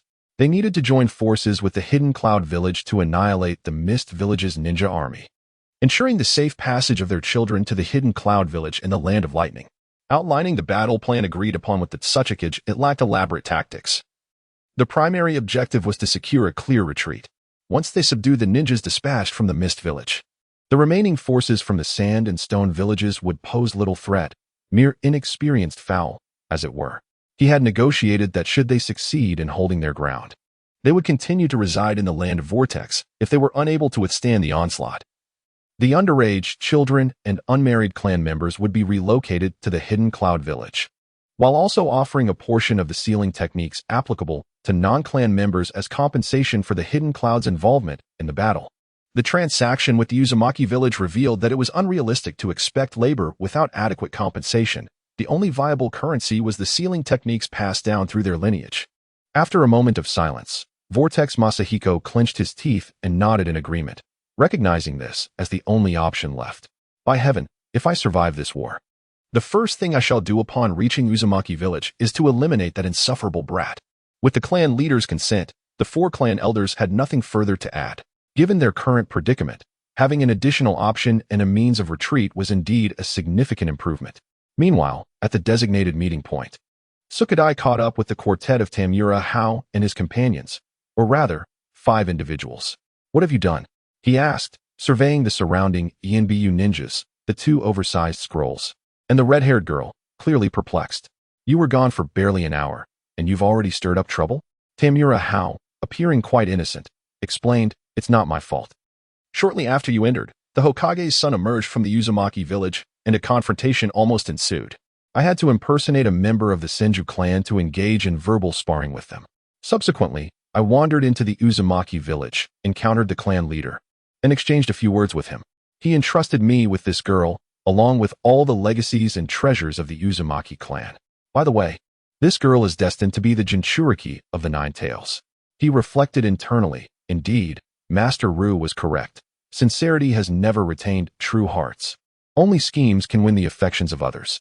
In this day and age, playing the honest card leads only to ruin, often resulting in one losing everything, even their very essence. Only through cunning can one attain it all. This rudimentary explanation caused Sukadai's eyelids to twitch. The information was overwhelmingly vast, and even his astute mind struggled to process it all. Your reckless behavior is perilous, he said darkly, regretting bringing this troublemaker along. You stir up chaos far too easily. I believe it poses little danger to us. At worst, if the Uzumaki clan leader discovers this, he may detain Lord Sukadai for not leaving promptly.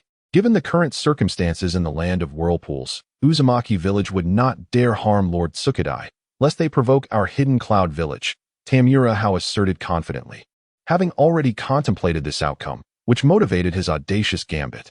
Think again, Sukadai exclaimed, his patience wearing thin as he delivered a swift punch to the boy's head. Realizing he had nearly become a captive himself, you must return swiftly with the scrolls and the girl, ensuring all 3 are brought back intact. This is of utmost importance to the village and must be accomplished.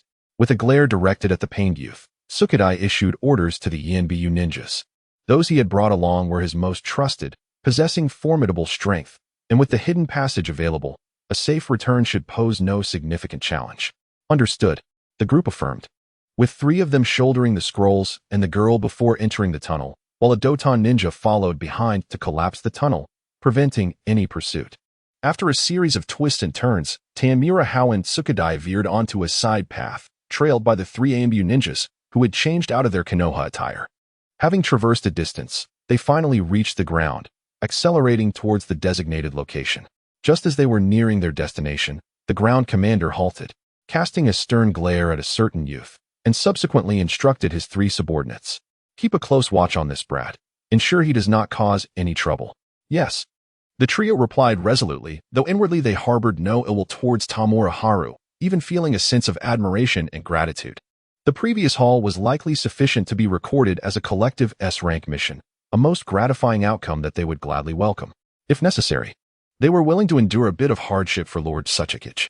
Noticing Tamura Haru's discontent at being singled out, the youth chose to remain silent, merely jotting the incident down in his notebook. The five slowed their pace and soon arrived at the agreed-upon spot, a secluded grove. The representatives from the other three factions were already present, all gazing intently at the approaching Suchikage and his entourage. Is there truly no one left in the Hidden Cloud Village? All that arrives are mere children, mocked the leader of the Hidden Mist faction, Hozuki Kageyuki, his tone dripping with disdain. Indeed, they appeared far too young and unreliable. Chiyo, representing the Sand Village, nodded in agreement, feeling dissatisfaction towards the tardiness of the Hidden Cloud representatives. If they had been peers, it might have been acceptable, but instead, they were accompanied by a mere child, likely just a toddler. It seemed the Hidden Cloud had yet to recover from the chaos of past internal strife. Perhaps they ought to withdraw from the ongoing war in the Land of Whirlpools entirely. The representative from the Stone Village, Nishi Shirnin, chimed in, applying pressure alongside the other two factions towards Suchikage's group. Meanwhile, the trio of Raza, standing behind Chiyo, observed the youth behind Suchikage. Although his hair color and style had changed, his physique was unmistakable, particularly the light armor he wore. Yakura glared fiercely, inwardly cursing the young rogue.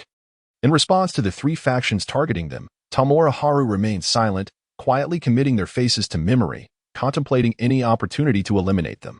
I, Tamura, have never held grudges. Grievances are addressed swiftly. It seemed there was no need for further discussion. Everyone would rely on their own abilities tonight. Suchikage, resolute, snorted coldly and turned away. He had arrived half an hour early as per their agreement, yet still found himself targeted. Clearly, prior to their arrival, the three factions had conspired, intent on excluding the Hidden Cloud Village.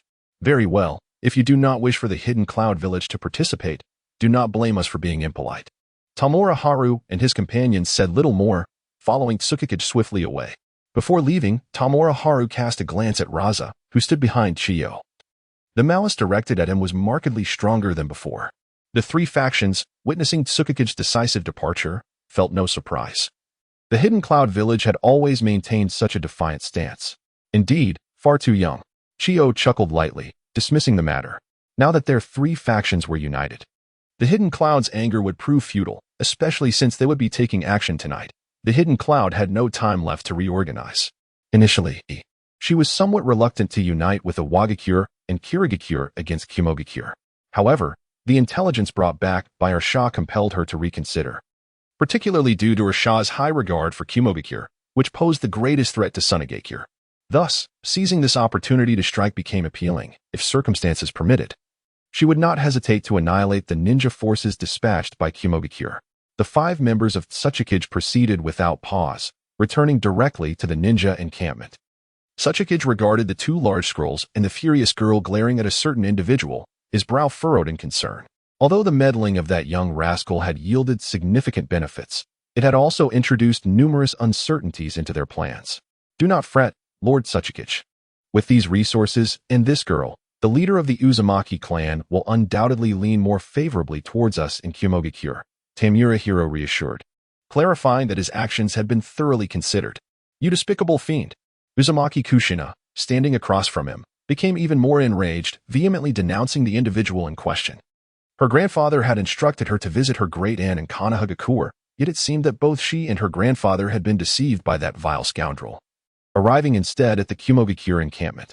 Upon hearing the girl's outburst, Tamura Hiro's expression darkened, and he suddenly turned in fright to the space behind her, exclaiming, Uzumaki clan leader. What brings you here? Grandfather. Instinctively, Kushina turned around, her face lighting up with joy, for her grandfather had indeed come to fetch her. However, upon turning, she found nothing behind her. Before she could comprehend the situation, a sharp pain gripped her neck, and her consciousness faded into darkness. I detest being insulted, Tamura Hiro scoffed, having incapacitated the girl. Internally, he marveled at the unreasonable amount of chakra possessed by the Uzumaki clan. Although she was merely 10 years old, the chakra she could unleash surpassed that of Suchikage, indicating her formidable potential. He realized that he could only resort to cunning to subdue her. Suchikage and Yuki AI exchanged glances at the necessity of employing strategy to subdue a mere child, their expressions betraying a flicker of discomfort. Fukai covered his face, reluctant to acknowledge that she was indeed his student. Now, they needed to devise a plan. Sachikage rubbed his temples, feeling overwhelmed by the unpredictability of the situation. Unable to make immediate adjustments, Fukai and Uyuki AI were at a loss for words. As pure combat ninjas, such cerebral matters were beyond their purview. Sachikage held no expectations for the two and turned his gaze to Tamura Hao, recognizing the boy's knack for devising clever schemes that might inspire a solution. Noticing Sachikage's attention, Tamura Hao calmly proposed, "Let us proceed as per the original plan. The three great ninja villages have already exhibited hostility towards us. We should prioritize eliminating one, with Kumogakure being the most suitable target. However, as you previously informed me about the internal situation in Kumogakure, the divide between the 3rd Mizukage's faction and the ninja clan is increasingly pronounced. We can exploit this opportunity to exacerbate their discord. Furthermore, we could identify the personnel from the 3rd Mizukage's side embedded within the current ninja forces, return them, and provide them with a sealing technique capable of perfectly sealing the 3 tails and 6 tails, thereby bolstering the 3rd Mizukage's influence and enabling them to eradicate the ninja clan faction within Kumogakure. Seizing the opportunity, we welcomed younger members from the Hidden Mist clan, integrating their bloodline and secret techniques into our Hidden Cloud village. Furthermore, we could consider leaving some of the female ninjas from the Hidden Mist village during this war, bringing them back to our village to arrange marriages with the single ninjas. As long as they bear children, coupled with the deep-seated hatred for the annihilation of their clan, they should be able to assimilate into our community. Additionally, several clans from the Hidden Mist village are quite compatible with us, such as the Kagaya clan. If AI could bring back a female ninja from the Kagaya family, thus facilitating the birth of a child, the unique bone-based bloodline limit of the Kagaya clan would allow for the cultivation of the Night Moon clan's ancestral blade without the need for medicinal aids, relying solely on innate training. In the end, Tian Village Hao gestured towards Night Moon AI. After deciding to establish the Hidden Cloud Village as our foundation, numerous ideas began to form, particularly inspired by the fanfiction I had encountered in my past life, many of which could serve as valuable references. For instance, training Kagaya Kimamaro in the 8 gates of Duinjia would certainly enable him to withstand the explosive power of Night Kai, preventing his bones from shattering. If he could also master lightning release armor and hell stab, his prowess would undoubtedly be amplified. Although Kagaya Kimamaro has yet to be born, integrating the Kagaya clan into the Night Moon clan would not require the complete bone-based bloodline. It suffices to enhance bone and physical strength. Moreover, the Kagaya clan possesses significant self-healing abilities, which, when combined with the secret techniques of the Night Moon clan, would be akin to adding wings to a tiger. With the addition of the 8 gates of Duinjia, they would stand a fighting chance against Uchiha Madara and Senju Hashirama. Night Moon AI was astonished, never expecting the conversation to turn towards her. For the future of the Night Moon family and the village, AI, you must make a choice. This is a realization you must come to. Of course, if you could persuade the 3rd Hokage to marry a female ninja from the Kagaya clan, resulting in the birth of a younger disciple, that would also be acceptable. Tian Village Hao earnestly advised, deeming it a good course of action. Let me handle it.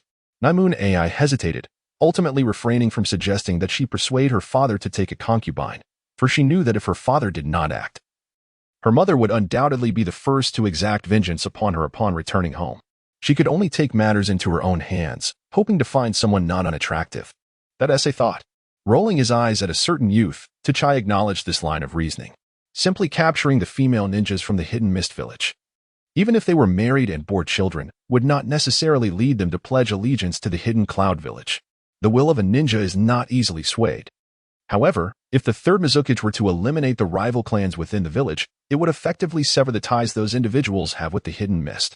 Coupled with the bonds of marriage and children, there is a considerable likelihood they would gravitate towards loyalty to the village. This matter requires further contemplation and refinement, and a decisive resolution must await the arrival of the 3rd Mizukage. Are you not concerned that the Uzumaki clan leader will seek retribution against you afterward? Tuchai glanced at the girl who had been knocked unconscious, envisioning the fury of the Uzumaki clan leader, who would likely wish to tear this child apart. The die has been cast. What more can he do? Moreover, if he wishes to seek trouble with me, he must first survive this ordeal. I have great confidence in Konoha.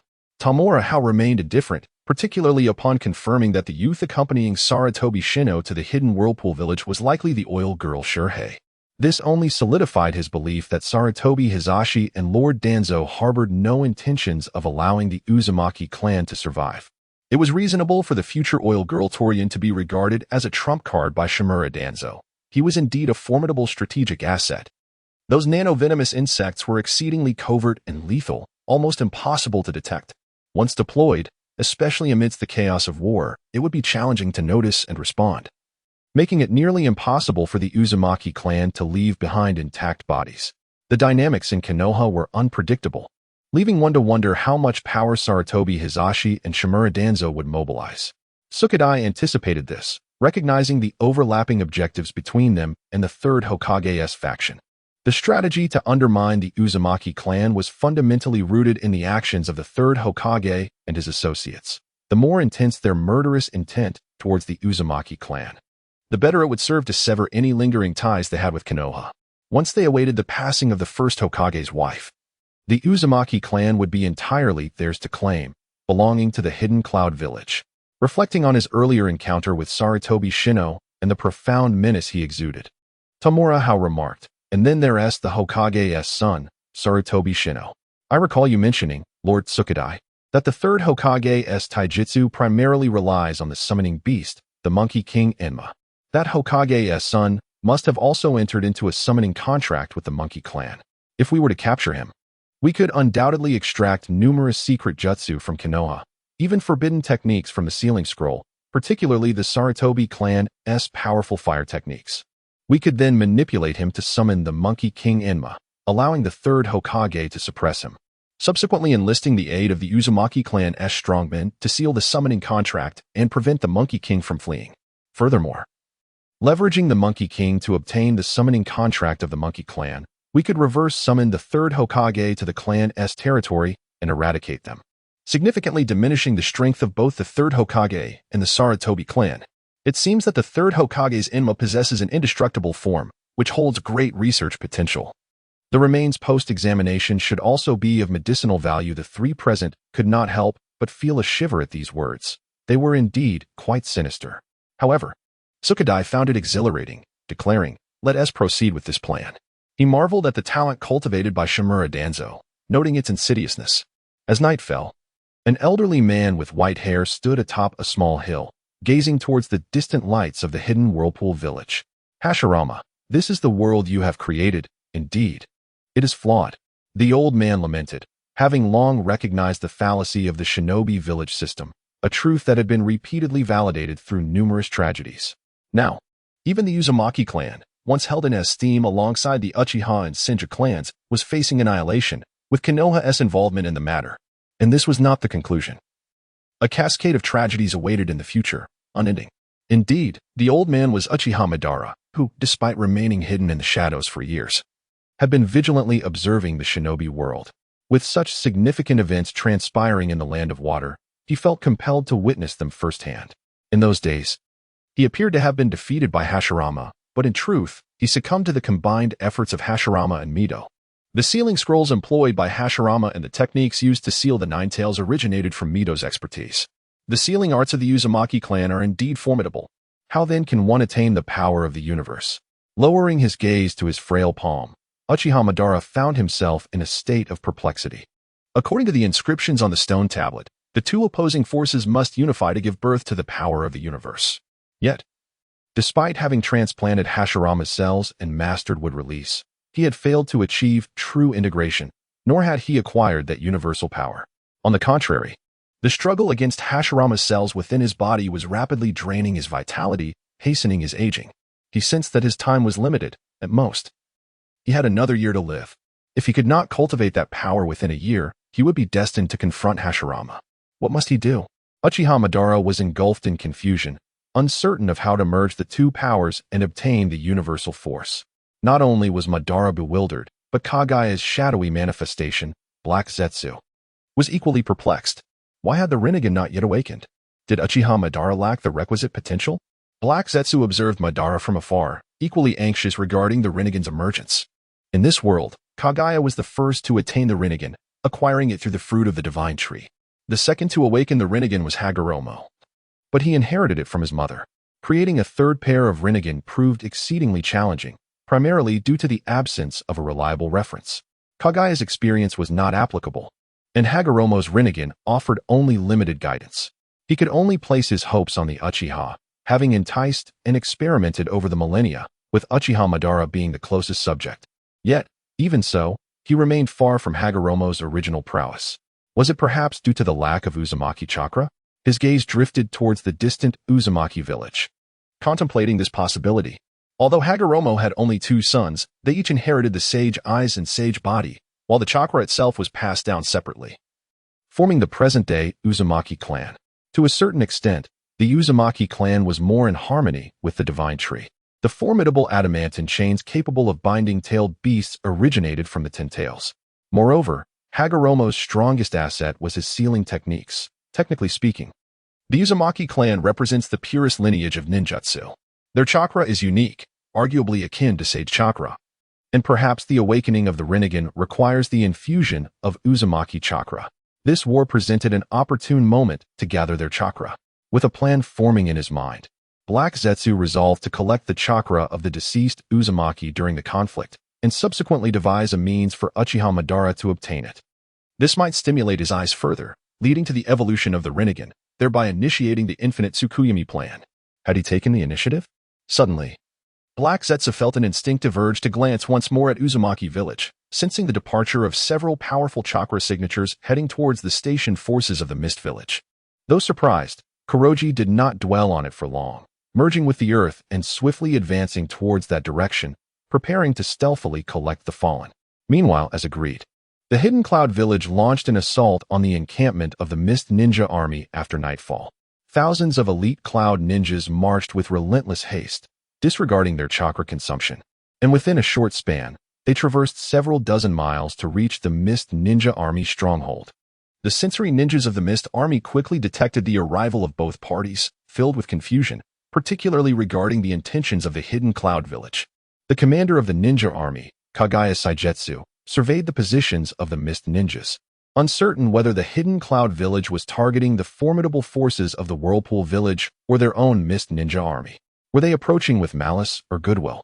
He hastily dispatched a message to the Sand and Rock Ninja armies, informing them that the Hidden Cloud Village had allied with the Whirlpool Village and urging them to come to their aid, as they intended to jointly annihilate the Cloud Ninjas. A swift decision was made. Kagaya Saigetsu commanded that help be sought from the Sand and Rock Ninja armies, regardless of the Hidden Cloud Village's intentions. The Mist Village would not confront this battle alone. After all, they might soon face a joint onslaught from the Cloud Ninjas and the Whirlpool Village, which would be exceedingly disadvantageous for them. That was the worst-case scenario. However, he was not afraid. Though the alliance was formidable, annihilating them was not a possibility.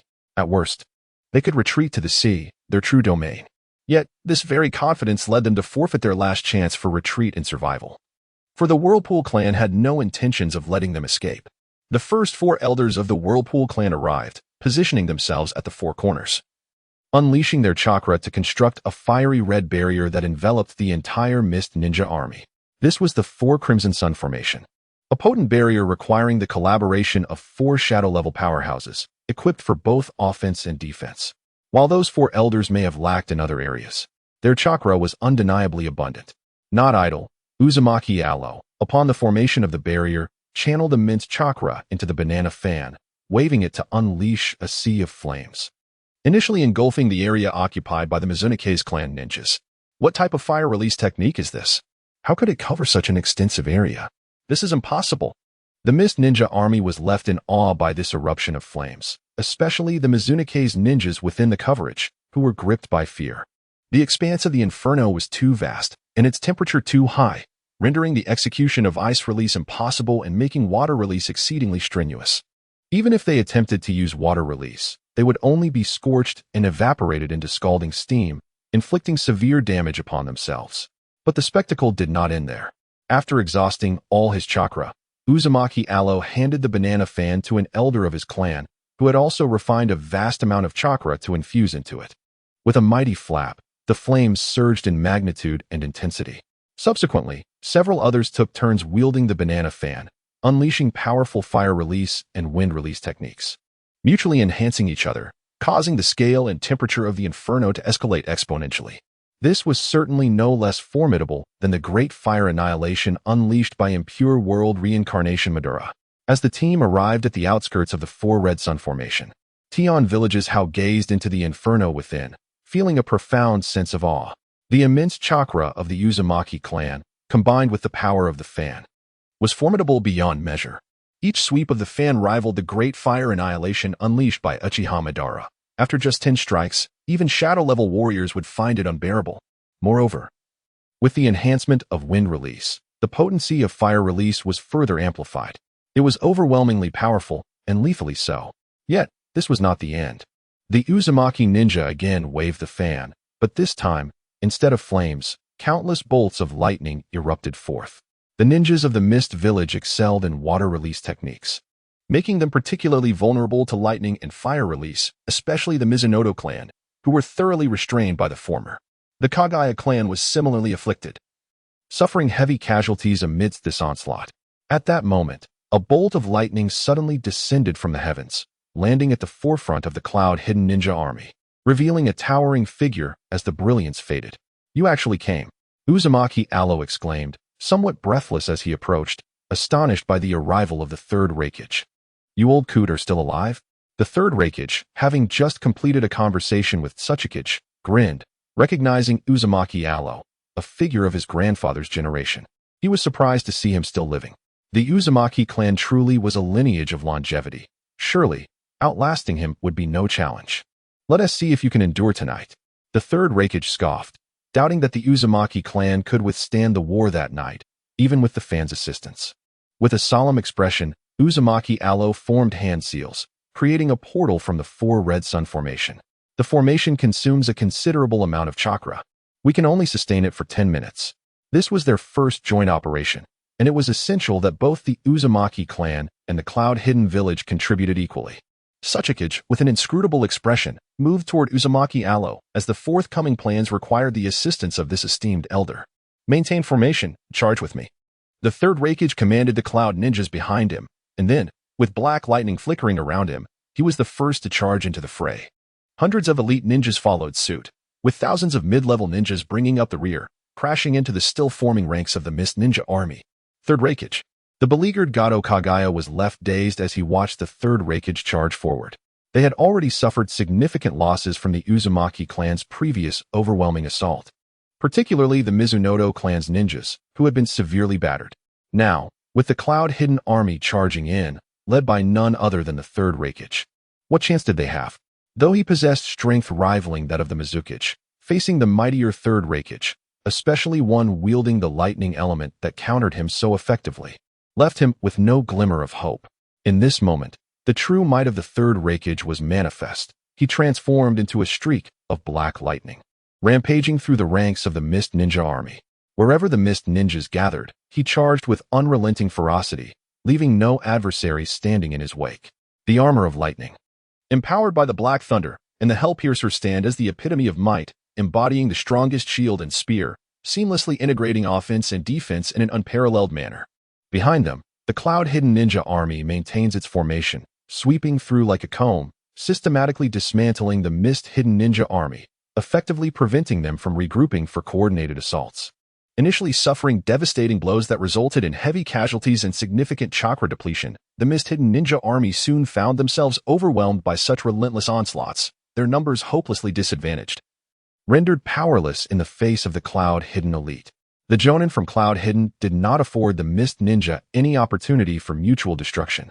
Pairing off, they targeted individual Mist Jonin, while the Chunin behind them coordinated their attacks, leading the battle to a one-sided massacre. This was no mere combat, it was a slaughter. Even the so-called Mist Ninjas, known for their blood mist, were on the verge of collapse, with some frantically charging towards the barrier of the 4 Red Yang formation in a desperate bid for escape. Alas, their fate was one of annihilation. For even though the chakra quality of the 4 clan elders from the Whirlpool was not on par with the 4 Hokages of the 4th Great Ninja War, it was still formidable. This 4 Red Yang formation was impervious to the tailed beast bombs, let alone these Mist Ninjas. Tian Village Hao, blending in with the Chunin, wielded his blade in support of the attacks, simultaneously utilizing 6 chakra threads to manipulate explosive tags for assistance, while his chakra resonated with the ethereal presence of Kagaya, granting him an acute sense of good and evil, guarding against any Mist Ninja attempting to infiltrate through transformation techniques or feigning death. However, It was this very connection to Kagaya's phantom that alerted an entity concealed on the battlefield. The essence of Mother. Hidden beneath the earth, Black Zetsu was taken aback. Sensing the faint yet unmistakable presence of his mother, with even his own chakra resonating slightly in response. Without delay, he hurriedly followed the sensation, ultimately discovering its source in a white-haired youth. As he drew closer, the intensity of the feeling heightened, peaking as he entered within 10 meters of the boy. Just as Tian Village Hao, who had just cooperated in dispatching a missed Chunin from behind, sensed something and turned, he detected a strange intent emerging from the side. Remarkably strong. Yet, as he turned to investigate, that sensation vanished. Puzzled, he glanced at the area but found nothing amiss. Redirecting his focus to continue assisting in the encirclement of the missed ninjas, particularly targeting those of the Kagaya clan. After eliminating them, he would employ chakra absorption techniques to siphon the residual chakra within their bodies to nourish Kagaya's phantom, subsequently sealing their corpses with scrolls to prevent them from being harmed in the chaos of battle. This was the primary objective of his participation. The phantom of Kagaya was akin to his second golden finger he had artificially crafted, possessing immense potential, with his path in the six realms perhaps hinging upon this very entity. Moreover, the Kagaya clan's bone manipulation techniques intrigued him not for combat, but rather to enhance his own skeletal density, believing that combined with the elixirs of the Yue clan, the results would be even more remarkable. Having absorbed the chakra of a Kagaya ninja, Tian Village Hao pressed on to confront another Kagaya ninja under siege. The brutal ordeal of life and death he was enduring now was far superior to his previous sparring sessions with Fukai and Yayue AI. It was a profound trial of his will. Meanwhile, the enigmatic figure of Heiju, concealed in the shadows, gazed upon this scene with increasing suspicion. Who was that young boy? Why did he possess his mother's chakra? Such espionage was imperceptible to Tian Village Hao, whose thoughts were solely focused on collecting the remains of the Kagaya ninjas. The bloodline power originating from the Otsutsuki clan was equally beneficial for the Kagaya phantoms, rivaling the potency of the Sharingan. At the same time, Yayue AI and Fukai targeted the Kagaya ninjas, gathering their remains while searching for female Kagaya ninjas. The bones of the Kagaya ninjas were one of the primary ingredients for secret medicines, and this opportunity to collect them was invaluable, potentially saving a considerable sum of money. As for the female Kagaya ninjas, their significance was self-evident, representing the future. Suddenly, Fukai turned his gaze toward his student, noticing that a young Kagaya ninja had fixated on him. Upon assessing the Kagaya youth's strength, which was merely that of a chunin, he decided against providing immediate assistance, believing that allowing the boy to face the trials of combat alone would be beneficial for his growth. On the other side, Yayue AI also observed the fierce battle involving Tian Village Hao, yet he refrained from intervening, remaining prepared for swift assistance if necessary. The young disciple had no desire to be merely a protected researcher. He aspired to be a formidable warrior, a sentiment shared and encouraged by his father. Indeed, the trials of life and death served as the finest means of tempering one's skills. Tian Village Hao was exhilarated in combat, finding his opponent perfectly suited for him. Although the adversary's strength was far inferior to that of Fukai and Yakura, he was not weak and specialized in physical techniques, making him an ideal opponent for Hao at this stage. The powerful dual-blade assault unfolded, with relentless strikes propelled by formidable strength, rendering the dual blades nearly invincible. At least, the skeletal structure of his opponent found it exceedingly difficult to withstand such onslaughts. Moreover, under the practical guidance of Fukai and Yayue AI, his swordsmanship had been significantly refined and enhanced. The Kagaya youth, with a countenance twisted in madness, recognized his impending doom. Escape was impossible, and he could only seek to take one along to the grave with him. The extending bone blades were severed but regenerated swiftly, embodying a reckless approach, intent on mutual destruction. In response, Tian Village Hao did not cease his relentless barrage. He utilized his arm guards and the armor upon his body to withstand the opponent's attacks, thereby testing the defensive capabilities of these protective layers. Such armor was most effective against physical assaults, which emboldened Hao to engage in a one-on-one confrontation with the Kagaya youth. The battle was nearing its conclusion, with few enemies remaining in the vicinity. Furthermore, with Fukai and Yue AI observing from a short distance, there was no need to conserve chakra. Engaging in a true life and death struggle would be far more advantageous. The Kagaya youth grew increasingly frenzied, the veins in his eyes becoming more pronounced. He sensed that the chakra of the diminutive figure before him was rapidly depleting, and he knew it would not be long before his endurance waned. Moreover, the possession of such a high-quality ninja blade by the opponent indicates that their standing in the hidden cloud village must be considerable. It would serve as an impeccable companion for my burial. Indeed, the reality is that Tamura Hao's current chakra reserves are still insufficient. Even after a refinement with the Night Moon elixir, which significantly enhanced his vitality and thus increased his chakra, his innate chakra aptitude remains woefully inadequate, yielding only a modest improvement. Die. With a sweep of his bone blade, he sent the longsword flying, and the Kagaya youth cackled maniacally as he lunged forward, intent on delivering a fatal strike. Yet, facing this assault, Tamura Hao deftly leaped backward, simultaneously utilizing his chakra threads to stealthily stow a high-quality explosive tag into his attire from the opponent's blind spot. No, realizing something had entered his clothing, the Kagaya youth roared in frustration, attempting to tear his garment to retrieve the explosive tag, but it was already too late. With a resounding explosion, he was engulfed in flames, and when the fire subsided, only a charred, bisected corpse remained.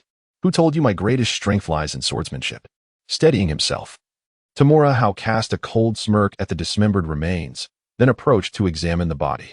His true strength at this moment resided in his monetary prowess, as he had brought with him over 1,000 explosive tags on this outing. Witnessing Tamura Hao's final resolution of the adversary with the explosive tags, Night Moon AI and Fukai exchanged amused glances, shaking their heads in silence. One could not expect too much from someone with limited chakra reserves. They had both observed the earlier battle and could ascertain that had it not been for the constraints of chakra, Tamura Hao would undoubtedly have triumphed over the Kagaya youth. Shark skin. Absorbing the residual chakra from the Kagaya youth's body, Tamura Hao rose to survey the battlefield, where few missed ninja remained. His attention was soon drawn to a rotund figure, specifically the peculiar large sword in their grasp. It was none other than the shark skin, the foremost of the 7 ninja swords of the mist, and the very blade Tamura Hao desired most at this stage. Is that the watermelon mountain puffer ghost? Shifting his gaze to the stout figure wielding the enormous sword with fervor, Tamura Hao deduced that this individual was likely the future member of the 7 ninja swords of the mist. At this moment, the Hidden Mist Village had yet to assemble the complete set of the 7 ninja swords that would only occur during the Third War. Teacher, I want that sword. I will trade the one in your possession for it. Tamura Hao decisively approached Fukai, who was also collecting the fallen. Is that sword truly formidable? Fukai followed Tamura Hao's gaze, intrigued by the strange blade. It appears to devour ninjutsu. Is it a chakra-absorbing sword? Night Moon AI swiftly joined, observing the hefty youth in combat, noting that some ninjutsu were being consumed by the blade. It seemed that despite the ongoing battle, his chakra remained abundant. Was he absorbing the chakra from his opponent's techniques to replenish himself? Fukai grasped the underlying intent of his student. That sword is indeed well suited for you. Let us go and dispatch him. With a fierce twist of his neck, Night Moon AI crackled with electricity and charged toward the plump adversary. Be cautious here. Fukai first surveyed his surroundings, ensuring there was no imminent danger, before he cautioned Tamura Hao and divided his attention to observe. Only then did he brandish his ninja blade and charge towards the corpulent adversary. Tamura Hao, not daring to be complacent, refrained from focusing on the battle unfolding nearby. Instead, he swallowed a military food pill to restore his stamina while vigilantly monitoring his surroundings, keeping his sense of morality perceptively active. He had no desire to meet a fate akin to that of Senju Roke Tree, perishing on the battlefield. With only a fragment of chakra remaining, he understood the necessity of temperance over reckless bravado. Meanwhile, the formidable Kappa from the Watermelon Mountain, empowered by the shark skin technique, succumbed swiftly to the combined assault of Yayua AI and Fukai. In less than a minute, his arms were severed, and he was rendered unconscious. Fukai found himself intrigued by the corpulent figure's hair manipulation jutsu, as his own flowing locks provided an ideal opportunity to practice such an unconventional technique. The unexpected alliance between the Hidden Cloud Village and the Uzumaki clan caught everyone off guard. No one anticipated that, amid such a besieged scenario, the Uzumaki would choose to take the initiative. Even more shocking was the collaboration with the Hidden Cloud Village, as they launched an offensive against the Mist-Hidden Ninja forces. The Third Raikage personally descended upon the battlefield, which heralded a massacre for the Mist-Hidden forces.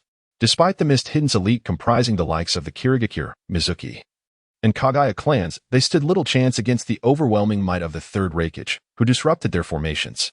Moreover, the lightning techniques effectively countered the water techniques. particularly against the Kumogakure clan, exacerbating their dire situation. Caught in a pincer movement and outnumbered, within a mere 10 minutes, nearly 1,000 mist-hidden ninjas lay vanquished. Various ninja forces had dispatched personnel to observe one another, and the moment the Uzumaki clan allied with the hidden cloud village, they received alarming news.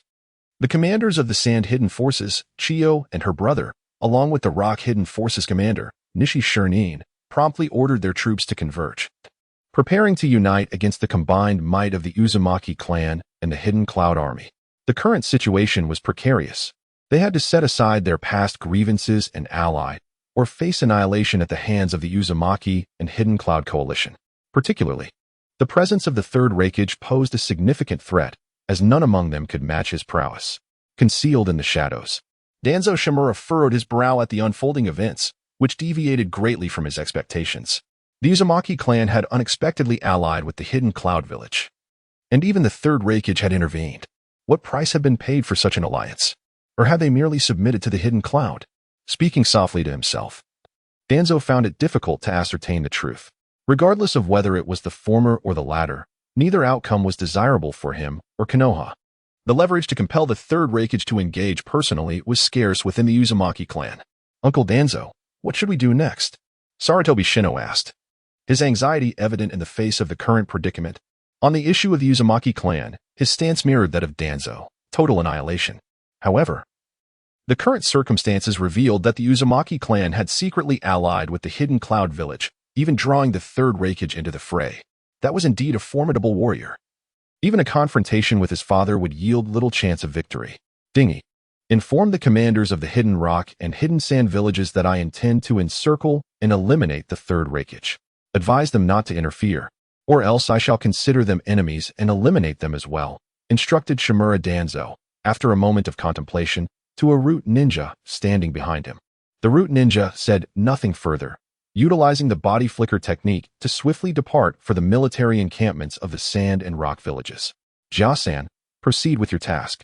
Danzo then turned to his trusted subordinate on the left. He had long prepared a contingency plan. Earlier that morning, Jia-san had accompanied Sarutobi Shino to the Whirlpool Village, where he had left behind an object potent enough to bring about the village's downfall. Understood, Lord Danzo, Jia-san exclaimed, leaping towards the Whirlpool Village, ready to trigger the secret treasure and unleash the poisonous insects contained within. Let us set forth and confront the most formidable Raikage in history. With that, Shimura Danzo drew his concealed ninja blade and activated the body flicker technique, dashing out of the forest where he had been hiding. Should the Third Raikage have been at his peak, Danzo would undoubtedly find the encounter challenging. However, having just emerged from a fierce battle, the Third Raikage must surely be fatigued. Coupled with the fact that wind release techniques counter lightning release, Danzo felt confident in his ability to confront him. Under the right circumstances, it was not beyond the realm of possibility to defeat him. As Danzo and his subordinate ninjas advanced rapidly towards the Cloud Ninja forces stationed at the Hidden Mist Village, the Chiyo siblings understood Danzo's intentions immediately upon hearing Ding E's words. How disgusting! Chiyo exclaimed with distaste. I wish such opponents would come more often. In contrast, Haezo chuckled, relishing the prospect of facing such adversaries. You're becoming increasingly repugnant yourself, Chiyo retorted, casting a disdainful glance at her brother. With a serious demeanor, she commanded, all forces mobilize. Once Konoha engages with the Cloud Ninjas, we shall launch an immediate assault on the Whirlpool Village. We must secure a swift victory, with our primary objective being the acquisition of the sealing techniques. Based on the intelligence available, it was evident that the Hidden Cloud Village was earnest in their efforts, deploying only elite forces, including the formidable Third Raikage. Konoha's manpower was limited. Even their elite shinobi would not be able to hold them off for long. Thus, a rapid resolution was imperative. They needed to obtain the necessary sealing techniques and withdraw. If the opportunity presented itself, they would eradicate the Uzumaki clan to eliminate any future threats. Rosa was exhilarated. The moment of reckoning had finally arrived.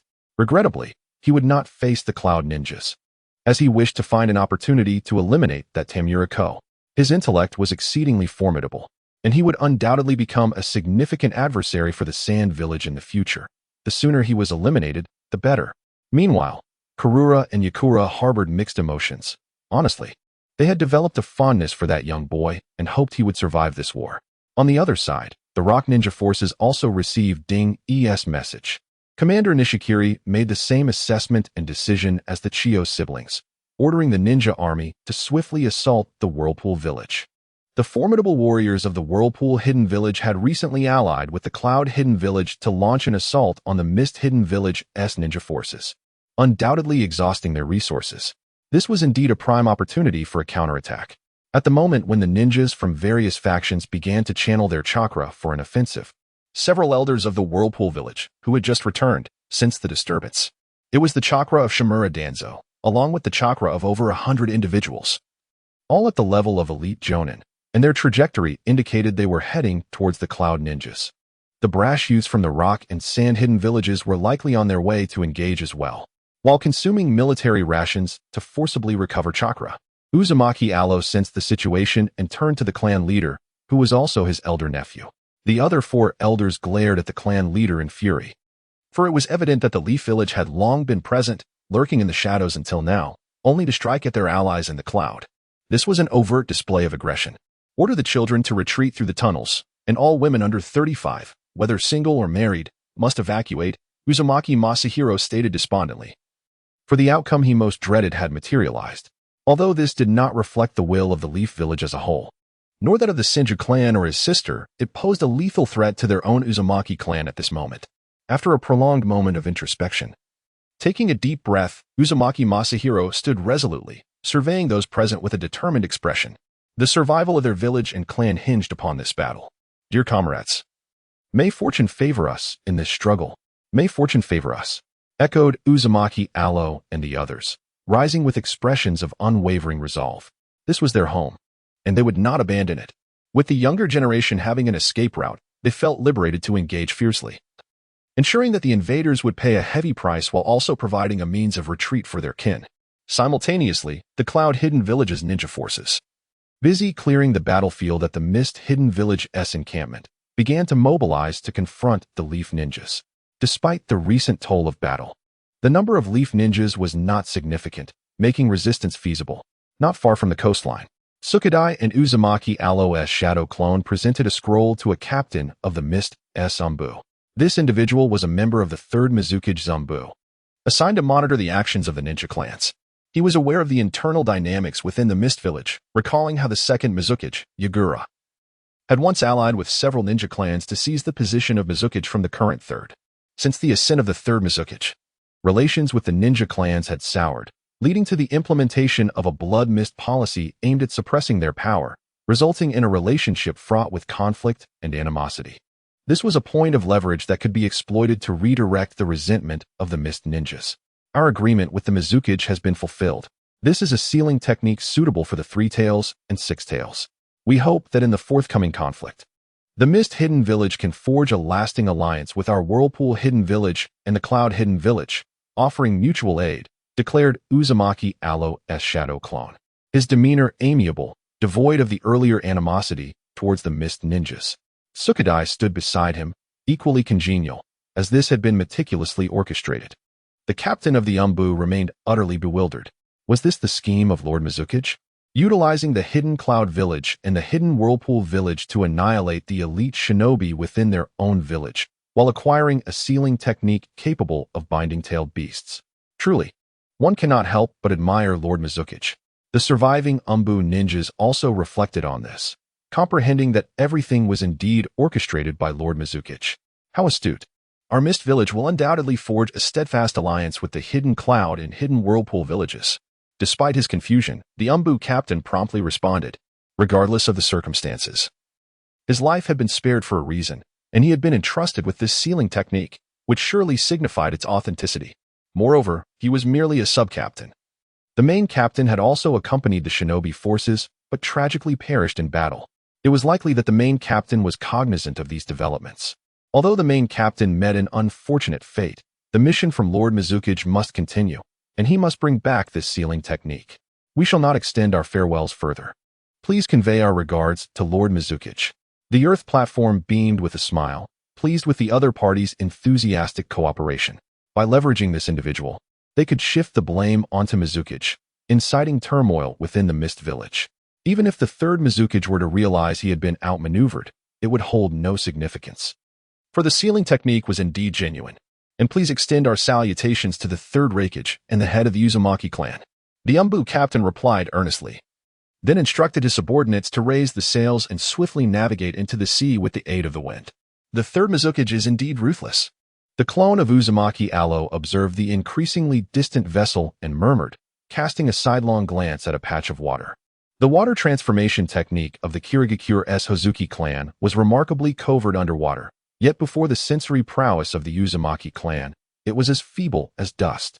It was precisely due to his previous leniency that he lost the position of Mizukage to the second Mizukage. Having suffered once, he would not display mercy again. Only by obliterating those clans could he secure his seat as Mizukage. The Earth platform concurred, asserting that all blame lay with the third Mizukage. The two conversed for a while before departing. Once they left, a head emerged from the water, one of the Hozuki ninja left behind by the earlier orders of Hozuki Kaigetsu. Sensing danger, he immediately dove into the water to conceal himself. Third, he growled in fury, then dared not linger, swiftly submerging and fleeing. He needed to return to the village post-haste to inform the clan leader, as well as the other ninja clans. Those clansmen must not have sacrificed their lives in vain. He would ensure the third paid a price for this. The third Raikage, leading a contingent of relatively unharmed ninjas, confronted the forces led by Shimura Danzo.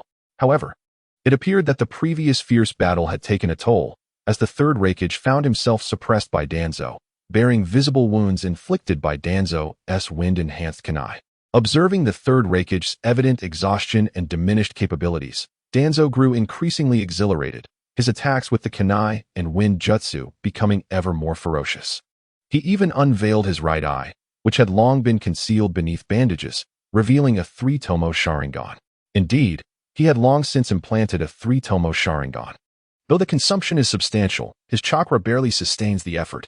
The Sharingan proves exceedingly beneficial, not only enhancing his genjutsu capabilities and resistance, but also significantly improving his dynamic vision, thereby elevating his wind-based sword technique.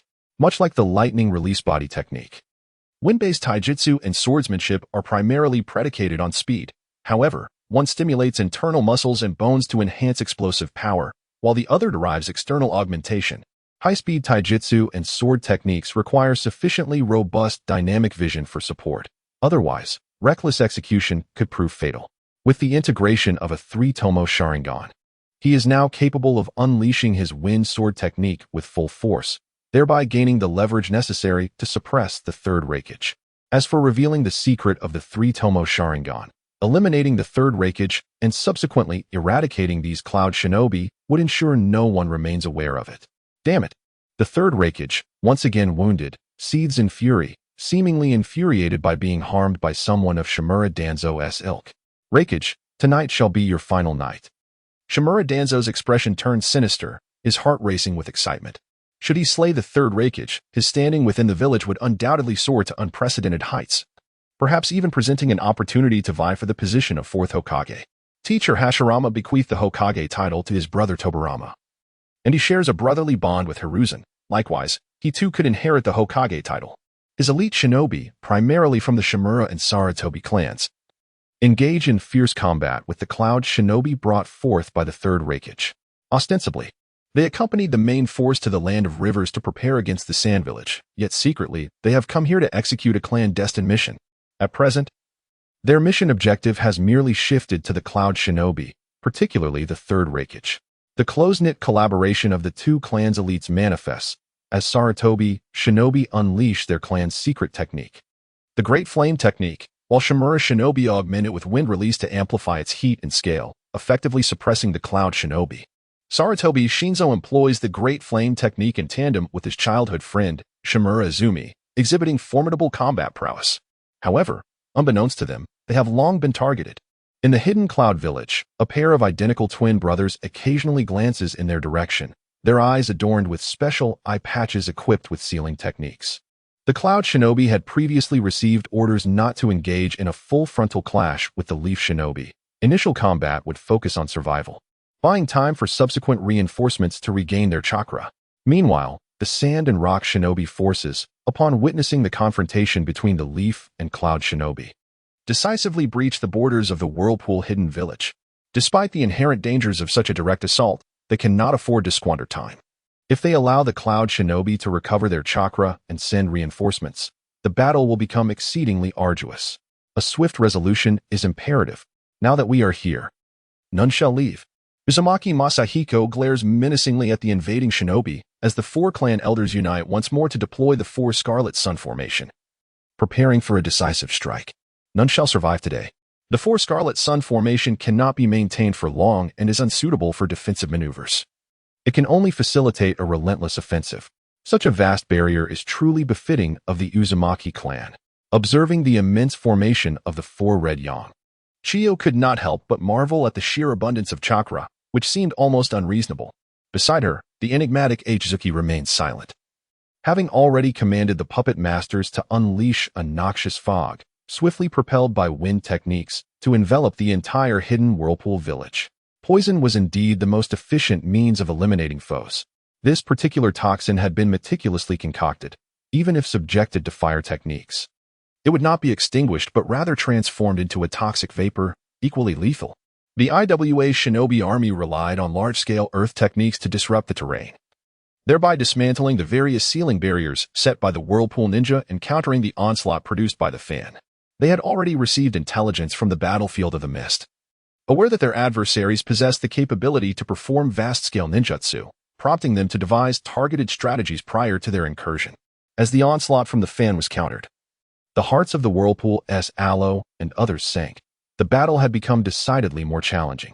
Meanwhile, Kekkei had arrived at the outskirts of the whirlpool village, raising his hand to weave hand signs and invoke a forbidden technique. Forbidden technique, poison jar technique. With the activation of this jutsu, a ceramic jar within the latrine of the village chief's home erupted violently, releasing countless nearly invisible venomous insects that swiftly spread throughout the village, attaching to any living being they encountered and infiltrating their bodies to reproduce rapidly. Indeed, he was a member of the Oil Woman clan, possessing uniquely specialized poisonous insects, microscopic nano-insects that were exceedingly discreet, making them nearly impossible for even the perceptive Uzumaki clan to detect. Furthermore, given the current dire need for the Uzumaki to focus their efforts against the sand and rock ninjas, they had little capacity to attend to their own conditions. Of course, his venomous insects were not solely aimed at the Uzumaki. They targeted everyone, including the sand and rock ninjas, who were all considered enemies. In the midst of their fierce combat, neither side was aware of the insidious spread of these lethal insects, infiltrating their bodies through skin and respiration, breeding silently and swiftly. But that was not the end of it. Kekkei produced 100,000 high-quality explosive tags, each inscribed with a summoning technique in his own blood, an exceptional jutsu developed by the second Hokage, known as the mutual explosive tag. These nano-insects, nourished by his own flesh and chakra, were akin to a part of him, allowing him to execute this forbidden technique, with enough explosive tags to raise the entire whirlpool village to the ground. However, unbeknownst to him, as he revealed himself to cast the technique from a distance, he had already been targeted. That young man, hundreds of meters away, a cloud ninja from the Umbu, lowered his telescope, a sinister grin spreading across his face, accompanied by three fellow Umbu ninjas. They had not engaged in the main battlefield, but rather concealed themselves outside the whirlpool village, awaiting a potential counteraction from Konoha. Keeping a keen eye on the three individuals who had entered the village earlier that morning, the Hokage's progeny. After lying in wait for so long, they had finally located their targets. Regardless of the methods employed by the adversaries to obliterate the whirlpool village, they posed an immense threat to the cloud village as well. Such dangerous individuals must be swiftly eliminated. They could not be allowed to remain, lest they unleash their wrath upon the Cloud Ninja in the future. He is most likely a ninja from the Oil Woman clan of Konoha, skilled in manipulating insects, and his ability to devise schemes against the Uzumaki hidden village is undoubtedly formidable. Engaging him in close combat is ill-advised. One must eliminate the target with utmost swiftness, leaving no room for a counterattack. With a grave admonition, he expressed his aversion to the thought of insects burrowing into his body. Understood. The three Umbu ninjas responded in hushed tones, equally valuing their lives. The optimal strategy is to annihilate the target while preserving their own safety. Meanwhile, in the original Mist Village encampment, the Cloud Ninjas were consuming soldier pills to replenish their energy, while simultaneously clearing the battlefield. Tamura Hao and Yeyue Fukai were engrossed in examining the unique sword known as the shark skin, both intrigued by this type of biological ninja blade. The shark skin was persistently writhing, attempting to return to its original master, exhibiting a recognition of its owner. Yue I Fukai marveled at the remarkable craftsmanship of such an extraordinary weapon produced by the Mist Village, finding it truly astonishing. I Fukai was equally astounded. Having never encountered a creature capable of devouring chakra, even capable of consuming chakra techniques that undergo nature transformation. As Tamura Hao observed, his expression suddenly shifted. He swiftly kicked Yue I Fukai and Yue I Fukai aside while tossing out a series of explosive tags, 10 in each roll, totaling 100 high-quality explosive tags. Simultaneously, a barrage of water bullets surged toward their previous position, primarily targeting Yue I Fukai. Boom. The rolls of explosive tags detonated rapidly, creating a vast expanse of flames. Noticing the commotion, nearby cloud ninjas quickly converged, realizing that an enemy might be present. As the flames dissipated, a disheveled figure emerged, none other than the leader of the Mist Ninja Army, Kirigakure's Gizuki Yagetsu. Damn it! Glaring at Yue I Fukai, who had narrowly escaped the lethal onslaught. Gizuki Yagetsu seethed, wishing to rend that masked little man asunder. Their losses had been substantial. He had hoped to avenge his fallen comrades by slaying the third Raikage son. But at the last moment, his plans unraveled, and he was met with a barrage of explosive tags that sent him hurtling from the ground. Glaring with rage at the little man, Gizuki Yagetsu transformed into a stream of water, preparing to vanish beneath the surface. Unfortunately, the prior explosions had robbed him of his optimal opportunity for escape. A lightning-imbued ninja blade shot forth, pinning him to the ground, while the lightning chakra disrupted his water transformation technique. Following this, another 10 rolls of high-quality explosive tags detonated, leaving him no chance to react. Thus, Gizuki Yagetsu, already gravely injured from previous battles and nearly depleted of chakra, met a tragic end, his body scarcely remaining intact. Ninjas are indeed fragile. Without chakra, they become exceedingly vulnerable. Even a powerhouse like Uchiha Madara could meet his demise from a single blade. It appeared that the leader of the Mist Ninja Army was still alive. Picking up the ninja blade that had been sent flying, I Fukai recognized the identity of its owner. The moment he was kicked away by a student, he realized something was amiss. Instantly, he unleashed his chakra. Once he discerned his adversary, he infused his lightning chakra into the ninja blade and hurled it forth. Fortunately, the blade was imbued with chakra-conducting metal, allowing it to maintain the lightning chakra even after being released, thereby disrupting the opponent's hydromancy technique. Otherwise, he would have found it exceedingly difficult to leave any trace. Brother, you saved my life.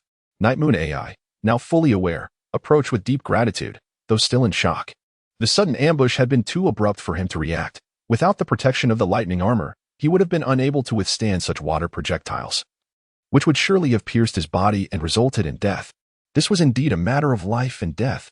Nodding to Night Moon AI and Fukai, Tamura Hao stepped into the crater left by the bombardment and began to sift through the debris, soon discovering a hole the width of his wrist. What in the world is this, a rat's nest? He mused, gazing at the opening that led deep into the earth. Tamura Hao found himself perplexed by the Ghost Lantern clan's hydromancy technique.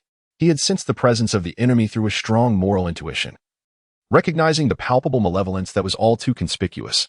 At that moment, he understood that he was facing an opponent who intended to launch a surprise attack. Thus, he had instinctively kicked Night Moon AI and Fukai away, simultaneously propelling himself out of the range of the adversary's assault and deploying explosive tags as a precaution against further ninjutsu attacks. Indeed, it was the infamous Ghost Lantern Kagyuki, the most formidable member of the Ghost Lantern clan, reputed to be a match for the Water Shadow. Tamura Hao, having calmed the gathered ninjas, approached to retrieve the shattered head, confirming the identity. Previously, he had noticed the absence of the Mist-Hidden Ninja Army's leader and had initially assumed they had evaded capture through secret techniques. Little did he expect that they had been lying in wait to ambush. It was utterly reckless. Yet, it was indeed perilous. Given the recent events, it was plausible that the enemy could have succeeded. The assassination of a figure comparable to a shadow would deal a devastating blow to their hidden cloud village. You're bound to gain fame from this, Tamura remarked to Hao, his pride swelling. This was not merely the defeat of a formidable foe. It had also safeguarded the son of the Raikage, thus averting a significant crisis for their village. I'm not keen on fame just yet, Tamura Hao retorted, aware that what he most needed at this stage was to lay low and develop his skills. This was precisely why he wore a mask for this expedition. Although his armor and dual blades were somewhat conspicuous, they at least concealed his youthful visage, leading others to perceive him as merely a short individual rather than a child, thus allowing him to blend in more seamlessly. In time, once his strength had grown, such matters would no longer pose an issue. How did you sense it? Tamura inquired with a smile, curious about the boy's perceptive capabilities. While their numbers had failed to detect Kageyuki's infiltration and ambush, this young man had managed to do so, which was certainly intriguing. It's a capability I acquired after deeply refining and merging the chakra of the golden and silver horns. I can perceive the intentions of others within a 10-meter range. With a particularly strong sensitivity to moral discernment, Tamura Hao revealed without reservation, seizing the opportunity to elaborate on his newfound ability. He still requires the assistance of the Cloud Village to acquire more of the Ninetales chakra to enhance this ability. Considering the time, that esteemed first Hokage's wife likely cannot hold on for many more years. When the Ninetales is transferred, it will undoubtedly release chakra, presenting them with an opportunity. If they could even ascertain the time and location of the transfer, orchestrating a tumultuous upheaval with the Ninetales and thereby consolidating its power would not be beyond possibility. Such a feat alone is unattainable. They must rely on the Cloud Village. Furthermore, it is imperative to devise a method to augment the strength of the third Raikage, whose combat prowess is merely on par with the Eight Tails, rendering him vastly inferior when facing the Ninetales. It is crucial to recognize that even half of the Ninetales could dominate the other tailed beasts during the Fourth War. They are simply not of the same caliber. Do they possess such chakra capabilities? Night Moon AI was astounded. He had perused the records of the Gold and Silver Brothers and noted that they seemingly lacked such an ability. It must be the power of the Ninetales. As the Gold and Silver Brothers had consumed the flesh and blood of the Ninetales to gain its strength, leaving residual traces within their remains. However, their intelligence reports did not indicate such a power. It likely emerged from the special fusion of a Hao with the Ninetales chakra. Fukai harbored suspicions. As one of the potential hosts for the tailed beast, he was well aware of these matters. The power of the Ninetales, you say? Two Dai's eyes glimmered with insight as thoughts began to form. How could you possess the abilities of my aunt? At that moment, a red-haired girl peeked out from behind a rock, fixating her gaze on a certain despicable villain. Why haven't you tied her up? Observing the red-haired girl, Haotian Xian felt dissatisfied. Such a vital hostage should have been bound tightly and closely monitored, yet she was now allowed to roam freely and eavesdrop from the shadows. Despicable villain, I shall bind you first.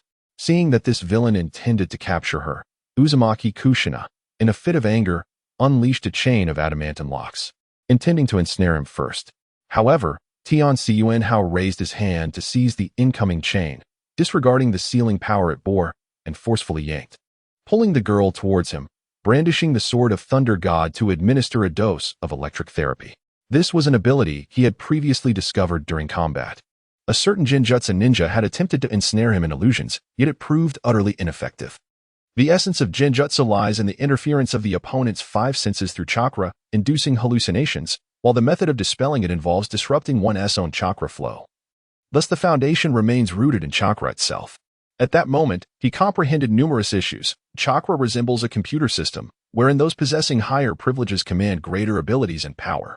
The bloodline of the Otsutsuki undoubtedly possesses the highest tier of authority. This is why the Sharingan's genjutsu can affect multitudes. Even a formidable figure like the fourth Raikage could be subdued by a mere glance from Uchiha Madara, and the fourth Mizukage was long under the control of Uchiha Obito. However, his chakra was distinct. With the aid of his unique advantage, he obliterated all chakra marks, transforming it into the purest form of chakra, thus naturally evading the influence of the ninja world's chakra system. It is akin to wielding a sword from a previous dynasty to strike down officials of the present.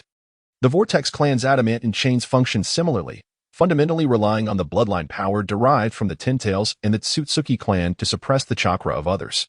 However, Tamura Hao's chakra belongs to an entirely different system and thus remains unaffected, allowing him to boldly confront the adamantine chains of Uzumaki Kushina with bare hands.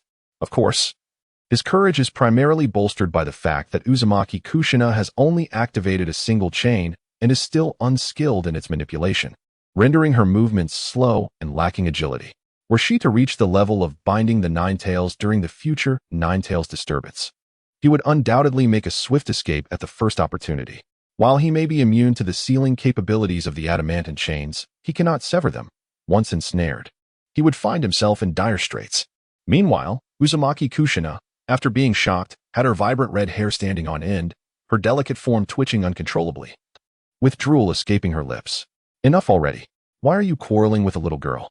Sukadai interjected, unable to bear the sight, as he gently lifted the girl and set her down. You despicable villain, why aren't you afraid of my adamant sealing technique? After regaining her composure, Uzumaki Kushina glared at him indignantly, her mind swirling with confusion. It was her first encounter with someone who could withstand the adamant sealing technique, and this person possessed abilities akin to those described by her grandfather. The adamant sealing technique is formidable, yet your strength is insufficient. With sufficiently powerful chakra control, one can maneuver it to a certain extent. Tamura Hao concocted a story, claiming that his chakra control was exceptional, enabling him to manipulate some chakra to counter her electrical therapy. Little girl, he is the villain, while we are not. Soon, the Vortex clan will relocate to our hidden cloud village, and we shall be one family. He urged her to share more about her grandmother's abilities.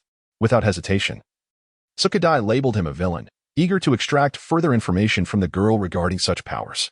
He was aware that her grandmother referred to the first Hokage's wife, the Jinchuriki of the Nine Tails. The power acquired from the corpses of the Gold and Silver brothers, along with the abilities of the first Hokage's wife, warranted significant attention. You're all villains. I refuse to converse with you. Uzumaki Kushina was unyielding, glaring at him before storming off. Though her freedom was restricted, she could still move within a certain range. The little girl was quite upset. Sukadai chuckled, then gestured to the three before heading toward a nearby tent. Once inside, Sukadai turned serious and addressed Tamura Hao. I have a task for you. Transform into AS likeness and interact with our people, returning to inform me of those who harbor malicious intentions. This ability to sense good and evil would prove invaluable in distinguishing allies from foes. A spy? Yujutsu AI realized, his expression grave, fully aware that Sukadai was referring to espionage. The essence of the ninja warfare lies in the realm of intelligence, with the crux of this intelligence warfare being espionage. Within the village, a plethora of spies undoubtedly exists, some implanted by adversaries, others bribed or coerced through compromising information. Distinguishing between them proves to be a formidable challenge. It is not solely about the spies. Implicitly, it was suggested that the Tsuchikage is aware of certain issues and even potential threats lurking within the village. Although compared to the other four great ninja villages, Yunin village has made significant progress, especially after the third Raikage eradicated the Kin and Jin clans, resulting in a cleaner environment. There remain underlying dangers. Identifying, controlling, or eliminating these threats would greatly benefit the village's development, preventing the possibility of betrayal from within in the future. Furthermore, concerning the spies, it is unnecessary to seek them out for extermination. A spy whose identity has been unveiled poses no threat and can even be turned to one's advantage. I understand. Tanaka Haru realized this and began to scrutinize Yagami AI closely, taking note of every scar and speck of dust on her form, subsequently using this as a foundation to perform a transformation technique, assuming her likeness. Although his chakra reserves were modest, his proficiency with the body flicker technique was commendable, enhanced further by improved chakra control, resulting in a more flawless execution. Yagami AI also formed hand seals to transform into the guise of an Umbu ninja, ready to accompany him. As they walked together, even those ninjas with sensory abilities would find it challenging to discern their true identities, thus providing better concealment. Does the Uzumaki village require our support? Fukai asked, noting the difficulty of their battles. That war belongs to Uzumaki village, and their current objectives are somewhat at odds with our presence. It would not be prudent for us to intervene. The Tsuchikage shook his head, unwilling to meddle in their conflict, as the Uzumaki clan preferred to handle matters independently. Additionally, they had a task of greater importance concerning the Uzumaki clan, to safeguard the relocated members of their lineage. These individuals represented the very foundation of the Uzumaki clan's ability to wage war with confidence. Even in defeat, the clan would endure and avoid annihilation. What about my father? Yagami AI expressed her concern, knowing that Konoha was a formidable adversary. The third Hokage must be struggling at this moment, as he was not particularly skilled in the art of performance. The Tsuchikage, however, chuckled, noting that while the previous battles against the Mist Ninja forces had drained a considerable amount of chakra from the third Hokage, his profound reserves would mitigate such concerns. He could still suppress someone like Shimura Danzo, but it was essential not to appear overly aggressive. With the assistance of the Uzumaki clan, they could eliminate such figures. Otherwise, the impending ninja world war could see the four great ninja villages uniting in an assault against Yunin village. In this battle, Yunin village had already gained sufficiently. Any further displays of strength would only incite envy and caution among the other ninja villages. Yagami AI realized this and breathed a sigh of relief. Meanwhile, Tanaka Haru was fervently wishing for Danzo to become a mere figurehead. By eliminating Danzo's current capable subordinates, he would finally have his chance to shine, prompting Danzo to place greater emphasis on intelligence operations and personnel. After a silent prayer, Tamura Hao transformed into Yue AI, adopting the identity of the son of Raikage to offer solace to the post-war ninjas. The majority possessed benevolent intentions, with only a scant few harboring malevolence. Tamura Hao took note of this latter group, categorizing them roughly according to the intensity of their ill will, subsequently conveying this information to Tsukadai. From that point onward, he would not need to intervene, as Tsukadai would manage the subsequent arrangements. The conflict in the hidden Whirlpool village swiftly escalated to a fever pitch. 2,000 elite ninjas from Sunagakure and Iwagakure clashed against the Whirlpool ninjas, who found themselves struggling immensely. Although their sealing techniques were formidable, particularly some forbidden arts, most required close proximity to execute. However, the sand and rock ninjas had clearly anticipated this, denying them any opportunity to engage up close and instead unleashing ranged ninjutsu, even coordinating their efforts with remarkable precision. The puppet masters of Sunagakure commanded their puppets to strike from a distance. Even if the Whirlpool ninjas managed to dismantle the puppets using forbidden techniques, it would hardly inflict any damage upon the puppeteers themselves. Meanwhile, the Iwagakure ninjas unleashed large-scale earth-style jutsu, rendering it exceedingly difficult to counterattack. Furthermore, the ninja-wielding lava release possessed even greater destructive power, making them exceedingly challenging foes. The earlier ambush against the mist ninjas had drained a significant amount of chakra, greatly impacting their combat effectiveness. They could not afford to prolong the battle any further. The resolve on Whirlpool Aloe's face was palpable. The current battlefield situation was decidedly unfavorable for them. The sand and rock ninja forces had evidently acquired intelligence from their previous engagement with the mist ninjas, preparing for the large-scale elemental assaults that could be summoned by the banana fan. Although they could theoretically exhaust their opponents by leveraging their superior chakra reserves, maintaining the Four Crimson Suns formation required substantial energy. They were now teetering on the brink of life itself, unable to sustain their efforts much longer. Once the blockade of the Four Crimson Suns formation faltered, the sand and rock ninjas could retreat at their leisure, recuperate, and return with even greater preparedness. Yet, this was not his foremost concern. He was far more apprehensive about the measures from Konoha. Currently, only Shimura Danzo had emerged, while the third Hokage had yet to make an appearance. Moreover, the people from Konoha had not yet directly engaged the Whirlpool village. Once they did, it would undoubtedly be a strike of thunderous impact. Hence, the war against the sand and rock ninjas must be concluded swiftly, without delay.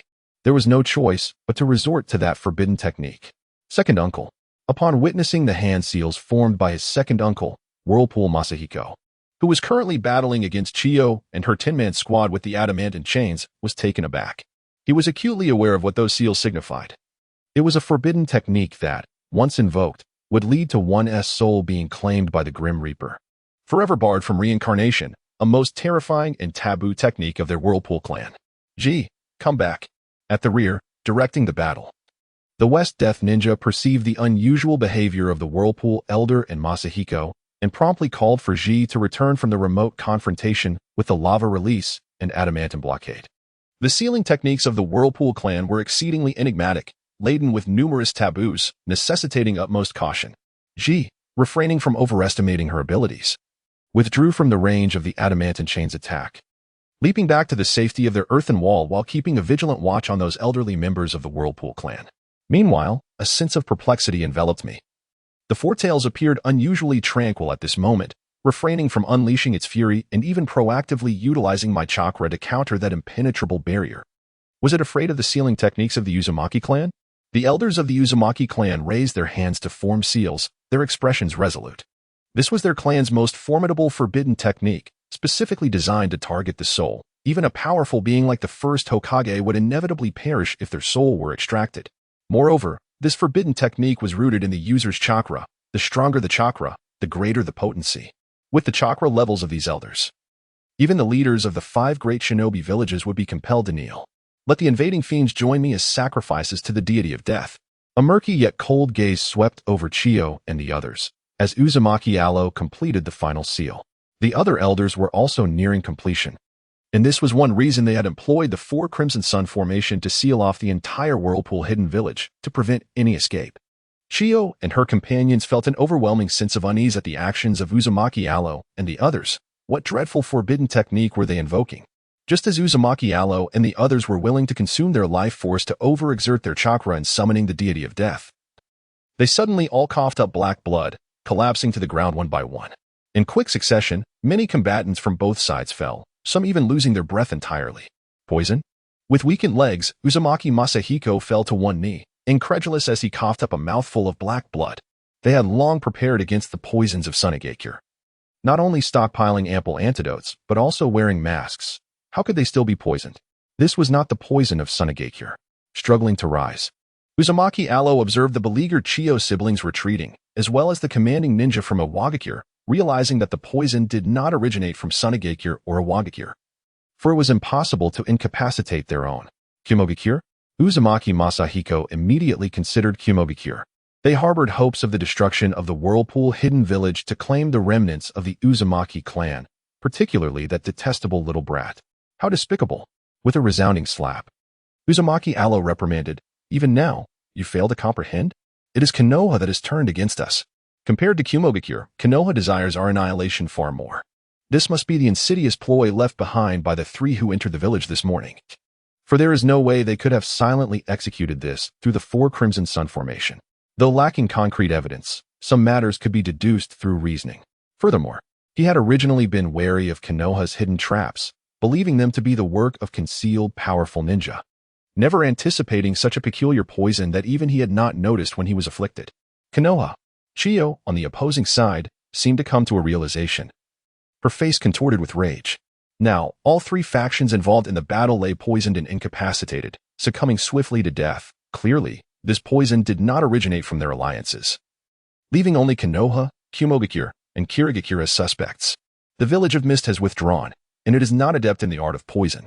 Similarly, the Village of Cloud lacks proficiency in this domain, leaving only the Village of Leaf. Furthermore, she sensed that this poison was not merely a substance but rather a living entity, reminiscent of some diminutive insect, evoking her thoughts of the Oil Clan from Leaf. Clan leader Vortex, we have been ensnared by Leaf. We have been infected with their poisonous insects, likely a secret technique of the Oil Clan. What shall we do now that we have ceased hostilities? Elder Kekkei, having ingested some toxin to suppress the parasites within, forced himself to speak despite his discomfort. Continuing the battle would hold no significance, for their common adversary had transformed into Leaf. Moreover, the Vortex ninjas proved to be more formidable than anticipated, making a swift resolution to the conflict unattainable, thus necessitating a truce. I, on behalf of the Stone Village, declare a ceasefire. The similarly afflicted leader of the Stone Ninja forces, Nishi Shirnin, exclaimed, spitting black blood, as he echoed the call for cessation. Their ranks had largely succumbed, with only a few of their stronger members still standing. Prolonging the fight would undoubtedly lead to their annihilation. This time, Leaf had outperformed them, a debt that Stone Village would remember.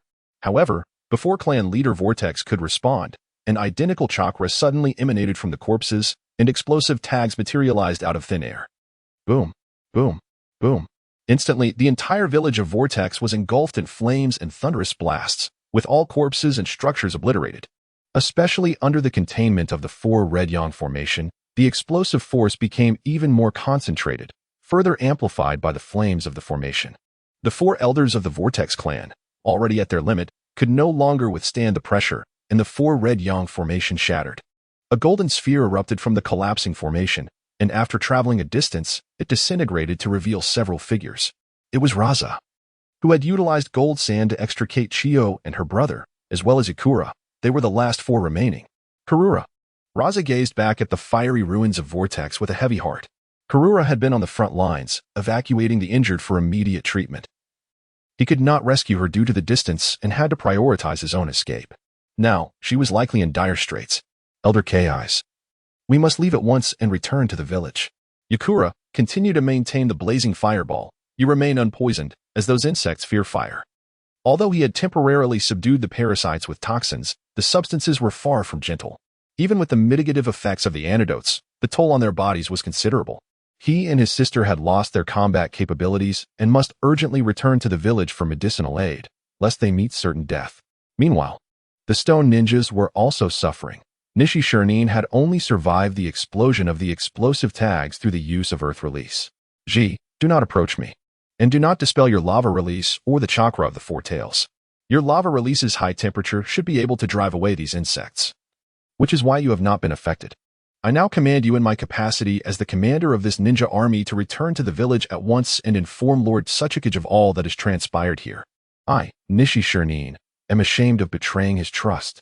As the violet figure charged forward, the West Dead Man sensed the impending doom that awaited him. The peculiar venomous insect was formidable. Even with his chakra, he could barely suppress it, and he knew he could not endure much longer. Uncertainty loomed over him regarding any additional strategies from Konoha, and carrying the burden of his companion made their escape all the more arduous. With the entirety of the ninja army annihilated, he felt utterly humiliated at the thought of returning empty-handed. Go swiftly. Konoha's lethal attacks may not be exhausted yet. He commanded urgently, urging them to seize the opportunity while the enemy was preoccupied with the cloud ninjas. As he coughed up another mouthful of black blood, he was determined to ensure that the violet figure did not perish here, not solely due to the potential and strength of his companion, but also because he was the Jinchuriki of the Four Tails. Despite the imperfections of the sealing technique that often caused violent outbursts, he remained a vital asset to the village. I shall convey everything to Noki and ensure vengeance for all, he vowed, suppressing the turmoil within him. The violet figure leapt from the ruins of the whirlpool hidden village. Knowing he must return to inform Noki of the events that had transpired and seek retribution against the despicable Konoha, the bitter taste of defeat gnawed at him. This was his first command in battle, and to face such an outcome was unbearable. Watching the violet figure swiftly retreat, the West Dead Man felt a deep sense of regret. He had hoped to achieve fame through this battle, yet it had ended in such disarray. Child, the future rests upon your shoulders, he mused, harboring a flicker of hope for his son, the East Dead Man. His son possessed leadership qualities and potential that surpassed his own, destined to transcend his father's legacy. With thoughts of his son invigorating him, the West Dead Man staggered toward the outskirts of the whirlpool hidden village, attempting to channel his chakra while combating the venomous insect within. Though the prospect of returning seemed grim, he refused to succumb to despair. Advance at full speed, destination, the whirlpool hidden village. Commanded the earth platform decisively upon witnessing the fierce blaze emanating from the village. Tamura Hao followed closely, wielding the great blade, Samahata, and communicating with it about the feast that awaited. Though he had yet to fully win Samahata's allegiance, he had managed to quell its resistance. Soon, they would feast upon the chakra of the fallen whirlpool ninjas. Meanwhile, on the battlefield, Shimura Danzo felt a surge of delight upon noticing the flames from the whirlpool hidden village, knowing that their plan had succeeded. First came the assassination by the nano-venomous insects, followed by explosions from 100,000 explosive tags. There would be nothing left of the whirlpool hidden village, and the IWA and Suna ninjas were surely obliterated. However, this momentary joy was swiftly eclipsed as a blood-red barrier rose around him. Upon closer inspection, he discerned 5 red-haired ninjas unleashing their chakra to form the barrier. Danzo, prepare to meet your end, one of them proclaimed with fierce determination. Simultaneously, the third Raikage consumed a pill, and black lightning erupted from his body, coalescing in his palm as he prepared to unleash the hell stab attack. Danzo could only respond by swinging his blade, which was augmented by vacuum spheres to create a razor-sharp wind blade. This was the same technique he had employed multiple times to slice through the Raikage's lightning armor. However, this time, the third Raikage, infused with the power of Dark Thunder, ascended to a new echelon of strength. In an instant, he disregarded elemental weaknesses, severing both the vacuum sphere and the ninja blade, even amputating the right arm of Shimura Danzo, who wielded the weapon. Retreat. Danzo, feeling the searing pain in his arm, was engulfed in a mix of shock and fury. Yet he dared not delay. With a fierce roar, he charged towards the area where the barrier had yet to close. The ninjas under his command received the order and hastily began their withdrawal. However, the third Raikage would not permit their escape. Bolts of black lightning flickered, obstructing the gap in the barrier, single-handedly halting the Konoha ninjas. Simultaneously, the Cloud Village's jonin, who had previously been biding their time, unleashed their full power. Employing a variety of ninjutsu and taijutsu in unison, their relentless assault aimed to break through, while the third Raikage, having consumed a pill to forcibly enhance his abilities, could not sustain this power for long. Sarutobi Shinjiro shouted to prevent chaos among his comrades. Upon hearing his voice, the two clan's ninjas quickly regained their composure. They resisted the onslaught from the Cloud Ninjas while simultaneously launching a fierce attack on the third Raikage. Yet, the Raikage was far from being a dying ember. The pill he had consumed was merely a military rations pill, designed not to replenish stamina, but to deceive Danzo and the Konoha ninjas. Soon, the barrier closed, rendering their escape utterly impossible. Although the strength of this 5 elements barrier was not comparable to the 4 Crimson Suns formation, it was by no means easy to breach, especially with the third Raikage and hundreds of Cloud Jonin entangled with the Konoha ninjas within. The Raikage unleashed his full fury, wreaking havoc among the Konoha ranks, disrupting the formations of both clans, while the Cloud Ninjas pressed their offensive from the outside, working seamlessly together. The massacre that had befallen the Mist Ninjas was about to repeat itself. They had no chance of fleeing. Even utilizing Earth release was futile, as the ground was similarly covered by the barrier, preventing any possibility of burrowing underground. Cloud Ninjas. Sarutobi Shinjiro bellowed in rage, his heart heavy with despair. He understood. It was over. Everything was over. Shinjiro. Shimura Izumi, her body marked with numerous wounds, leapt forward with her combined Naginata, her expression resolute. Even if they were to perish, they would do so together. Izumi, we cannot die here. The arrival of his beloved brought a slight calm to Shinjiro's tumultuous thoughts, yet he spoke with unwavering determination.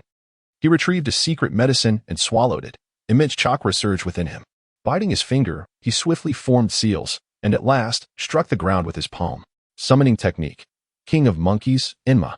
Under normal circumstances, his current chakra levels would not suffice to summon Enma. But the eruption from the secret medicine had barely met the threshold. Shinjiro, Enma, the summoned Monkey King, was taken aback, not expecting to be summoned by the son of Sarutobi Izashi, and soon sensed the unusual circumstances surrounding him. Uncle Enma, transform into the adamantine staff and break this barrier. Sarutobi Shinjiro gritted his teeth against the pain induced by the medicine's surge, speaking rapidly. They needed to shatter this barrier swiftly to lead their clansmen to safety. Transformation technique. Adamantine staff. The monkey demon, realizing the urgency of the situation, transformed into the Vajra rod without further ado. In the embrace of Sarutobi Shino, the rod elongated instantaneously, creating a substantial breach in the barrier. Simultaneously, a hand extended from the Vajra rod, grasping Sarutobi Shino in preparation to carry him to safety. Shino, in turn, quickly clasped the hand of his girlfriend, Shimura Izumi, and together they surged forth. Leave. At that moment, a flash of lightning illuminated the scene as the third Raikage charged in, delivering a powerful kick that sent Sarutobi Shino flying. However, before he was propelled away, Shino managed to hurl Izumi out of the barrier's edge, where she was caught by Shimura Danzo, who had initially distanced himself, even considering abandoning them. Yet upon witnessing the Vajra rod pierce through, he recognized a glimmer of hope and swiftly returned. Shino. Izumi cried out in alarm, preparing to turn back for a rescue, only to be struck unconscious by Danzo's hand. Raikage. Vortex. Danzo glared ominously at the rapidly mending breach in the barrier, urging his daughter to retreat hastily. They had lost this battle, not to the Raikage or the Cloud Ninja, but to the Uzumaki clan, whose unexpected appearance had caught them off guard. Had it not been for the barrier and the Uzumaki ninja's emergence distracting him, even with the third Raikage's use of a secret drug to enhance his power, he would not have suffered the loss of an arm. He could have evaded it. Damn the Uzumaki clan. At the same time, the monkey demon, witnessing Sarutobi Shino being kicked away, promptly reverted from the Vajra rod state. He leaped forward, intent on seizing Shino and utilizing summoning techniques to bring him back, thereby sparing Hizashi the agony of losing a son. However, he was met with 2 pairs of Sharingan, the 3 Tomo eyes implanted in the sockets of 2 individuals, clearly a matched pair. They were the very twin brothers who had previously targeted Sarutobi Shino. In unison, they formed seals, employing their Sharingan as a medium to cast an illusion. Upon seeing the 3 Tomo Sharingan, the monkey demon sensed impending doom. By the time he attempted to dispel the summoning technique, it was already too late. His body crashed to the ground, and his eyes were flooded with the image of the 3 Tomos. This eye is too troublesome. The brothers, who had cast the illusion, instantly turned as pale as paper, indicative of the immense toll it had taken on them. Even as elite Jonin specializing in illusions, they could scarcely endure the strain of the Sharingan, particularly since they were separately transplanted. Otherwise, the consumption would have been even greater. Can we hold on? A swift chop rendered Sarutobi Shino unconscious, and the third Raikage approached with concern. These two were their prized possessions. They could not afford to falter. "We can withstand it, Lord Raikage." They simultaneously swallowed a vial of potion, nodding in affirmation, before retrieving a larger bottle to pour into the monkey demon's mouth, assisting in maintaining control over the illusion. "Let us commence the second phase of the plan." The third Raikage glanced at the approaching clone of Uzumaki Aloe, nodding to the two, signaling the initiation of the next stage of their strategy. Without hesitation, the two individuals began to exert deep control over the monkey demon using the power of the Sharingan, simultaneously probing into each other's memories. "Quickly treat Lord Third's wounds." The shadow clone of the Earth platform arrived with a medical ninja, gesturing for them to step forward for healing. Although the wounds were merely superficial, having only broken the skin and not damaged the muscle, they had already bled profusely. Moreover, the lightning armor itself was a technique that stimulated the body, causing blood loss to occur at a faster rate. Acting is truly exhausting, the third Raikage remarked as he crouched down to accept treatment. Indeed, he had just been playing a role. Despite having consumed a significant amount of chakra to swiftly eliminate the mist ninjas, his combat prowess remained unweakened. Subduing Shimura Danzo was hardly a challenge, even with wind release having a certain degree of restraint over lightning release.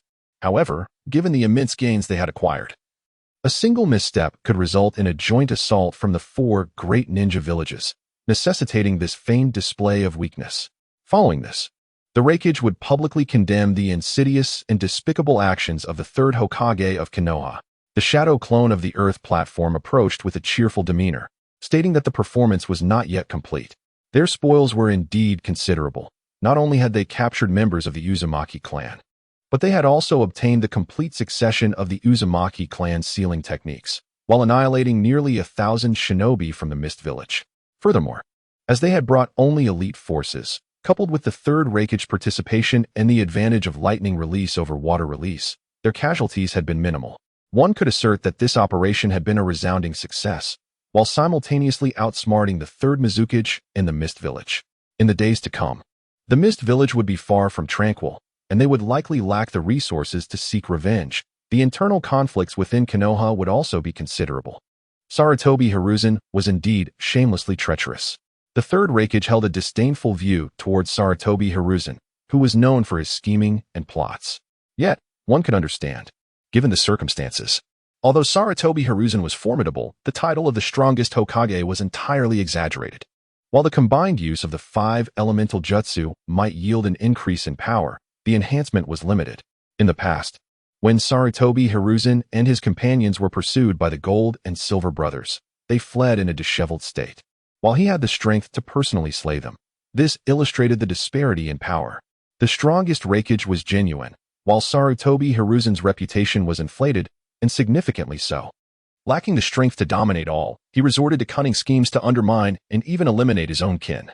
Summoning technique, contract scroll. At this moment, the twins had deeply controlled the monkey demon, manipulating it to perform the hand seals for summoning the scroll of the monkey clan and transmitting information regarding the monkey clan gleaned from the memories of the monkey demon into the third's mind through genjutsu.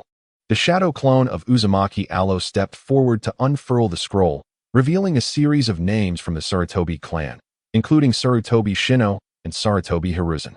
The third Hokage, a cold gaze fixated on that name. The Uzumaki Aloe shadow clone harbored immense hatred towards it. He had witnessed the flames that erupted in the village earlier, clearly indicating that the situation there was dire, likely orchestrated by Sarutobi Hiruzen and Shimura Danzo. His intense hatred for Sarutobi Hiruzen compelled him to wish for the man to be dragged out and subjected to 1,000 tortures. "Senior, please adhere to the plan. Even if we were to summon the Monkey King through the aid of the Shinigami to eliminate Hiruzen, it would be of little consequence. Moreover, with Hiruzen's demise, Konoha would only grow stronger. We must strategize for the future of our village and the Uzumaki clan." That Tsuchikage interjected, suggesting that while it was feasible to use this opportunity to bring the third Hokage back for assassination, it did not align with the current interests and future aspirations of Kumogakure. Even in the absence of the third Hokage, Konoha would remain stable, as they still had the Ninetales Jinchuriki Uzumaki Mido, along with the influence of the first Hokage's wife and the Senju clan's esteemed power, coupled with the external pressures of war. With Hiruzen's death, the Senju clan would swiftly reclaim control over Konoha, rendering the village even more formidable. Thus, it was in their best interest for the third Hokage to remain alive.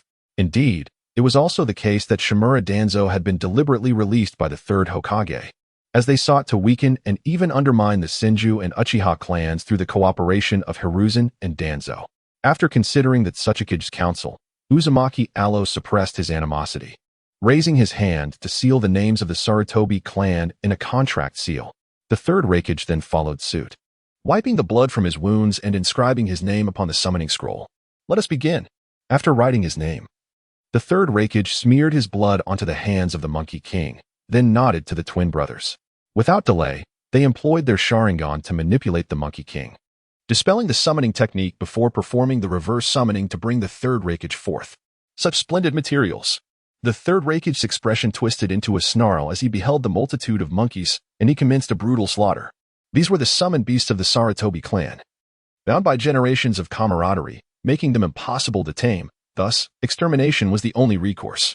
Furthermore, this summoning realm was quite advantageous, providing an opportunity to cultivate their own summoned beasts. Utilizing summoned beasts from a summoning realm was far superior to those without, as reverse summoning could be executed within this domain, a vital asset in desperate times. However, performing reverse summoning was no simple feat. It required hand seals and sufficient intellect. Such summoned beasts were rare in the ninja world, found only in the legendary three great sanctuaries in the Sarutobi clan's monkey lineage. Regrettably, the monkey clan could not be subdued, only slaughtered. Perhaps they could seek a more suitable summoned beast in the future. Meanwhile, while the third Raikage engaged in swift carnage within the summoning realm, Uchiha Takamura had arrived alongside the main force at the hidden village of Whirlpool, only to be met with a scene of desolation. Grandfather, father, mother, Uzumaki Kushina, who had come along, was overwhelmed with grief upon witnessing the tragic state of her homeland. Desperate to rush in to find her family, only to be restrained by Takamura. Do not rush. There may still be dangers inside, Takamura urged, glancing towards the four Umbu ninjas reporting to the Tsuchikage, along with a young boy they had brought back. The youth lay in a pitiful state, his legs blown off and numerous wounds marring his body, his consciousness slipping into oblivion. Yet, from the remnants of his clothing, it was evident that he was the one who had accompanied Sarutobi Shino on a mission to the hidden Whirlpool village that very morning. Indeed, it was he. Tamura Hao realized that this individual was the lethal weapon prepared by Shimura Danzo for the hidden Whirlpool village. The nano-venomous insects were undeniably formidable, exceedingly difficult to guard against. After grasping the situation, the Tsuchikage summoned illusionary ninjas to forcibly control the grievously injured youth, manipulating his body to form seals, utilizing chakra to command the venomous insects into a dormant state. All right, everyone, proceed into the village to search for any survivors. If you experience any discomfort, report immediately. Return here, and I shall guide you in extracting the venomous insects you have been afflicted with. Once receiving confirmation from the illusionary ninjas, the Tsuchikage finally issued the order to enter the village for rescue operations. Tamura Hao released the eager jonin, following Uzumaki Kushina deeper into the ruins. In the innermost depths, a square barrier was present, within which two figures slumped on the ground, Uzumaki Masako and Uzumaki Allo. They were the last two remaining in the village, having survived the explosion solely due to this barrier, though their endurance would not last much longer. The venomous insects within them were tenacious foes, and even with their chakra and life force, they could only hold out for a brief period, their organs severely ravaged. Grandfather. Upon seeing her grandfather collapse there, Uzumaki Kushina rushed over, tears streaming down her cheeks. Kushina, observing the arrival of his granddaughter, Uzumaki Masahiko's numbed expression softened into a smile, dissipating the barrier to allow her entry. Grandfather. Seeing the pallor of his face and the large pool of dark blood before him, Kushina was overwhelmed with sorrow. Do not weep. I am merely going to find your grandmother. With great effort, he lifted his hand to wipe away the tears on his granddaughter's face, finding joy in seeing her one last time, but that joy was fleeting. You wretched brat. His gaze turned fierce as he focused on a figure standing 100 meters away. Although his appearance had changed, the chakra remained unchanged. This was indeed that despicable, shameless little brat. Come here, you little rascal. He barked coldly, filled with intense hatred for the boy. I refuse. Tamura Hao decisively rejected the command, even retreating 10 meters. Come here this instant. Masahiko's expression twisted further with rage. He yearned to cleave the contemptible lad in two. I will not. Tamura Hao retreated another 10 meters, resolute in his decision not to approach the old man. Even from a distance, he could discern the malice emanating from him. Should he draw closer, he would undoubtedly face a merciless beating. Regrettably, he had underestimated the abilities of the Uzumaki clan. Suddenly, a binding barrier sprang from the ground, ensnaring him completely and dragging him before Uzumaki Masahiko. Faced with that fierce visage, Tamura Hao forced himself to remain calm and threatened. Old man, do not act foolishly. If you bully me now, I shall take it out on your granddaughter in the future. The bonds of kinship in the world of Hokage were quite powerful. Once grasped, they could control anyone. Indeed, upon hearing the threat, Uzumaki Masahiko was infuriated, yet felt utterly powerless against the impudent youth. He realized that he could not jeopardize his granddaughter's future out of a momentary rage. The boy clearly exuded a malevolent aura and could resort to unspeakable actions.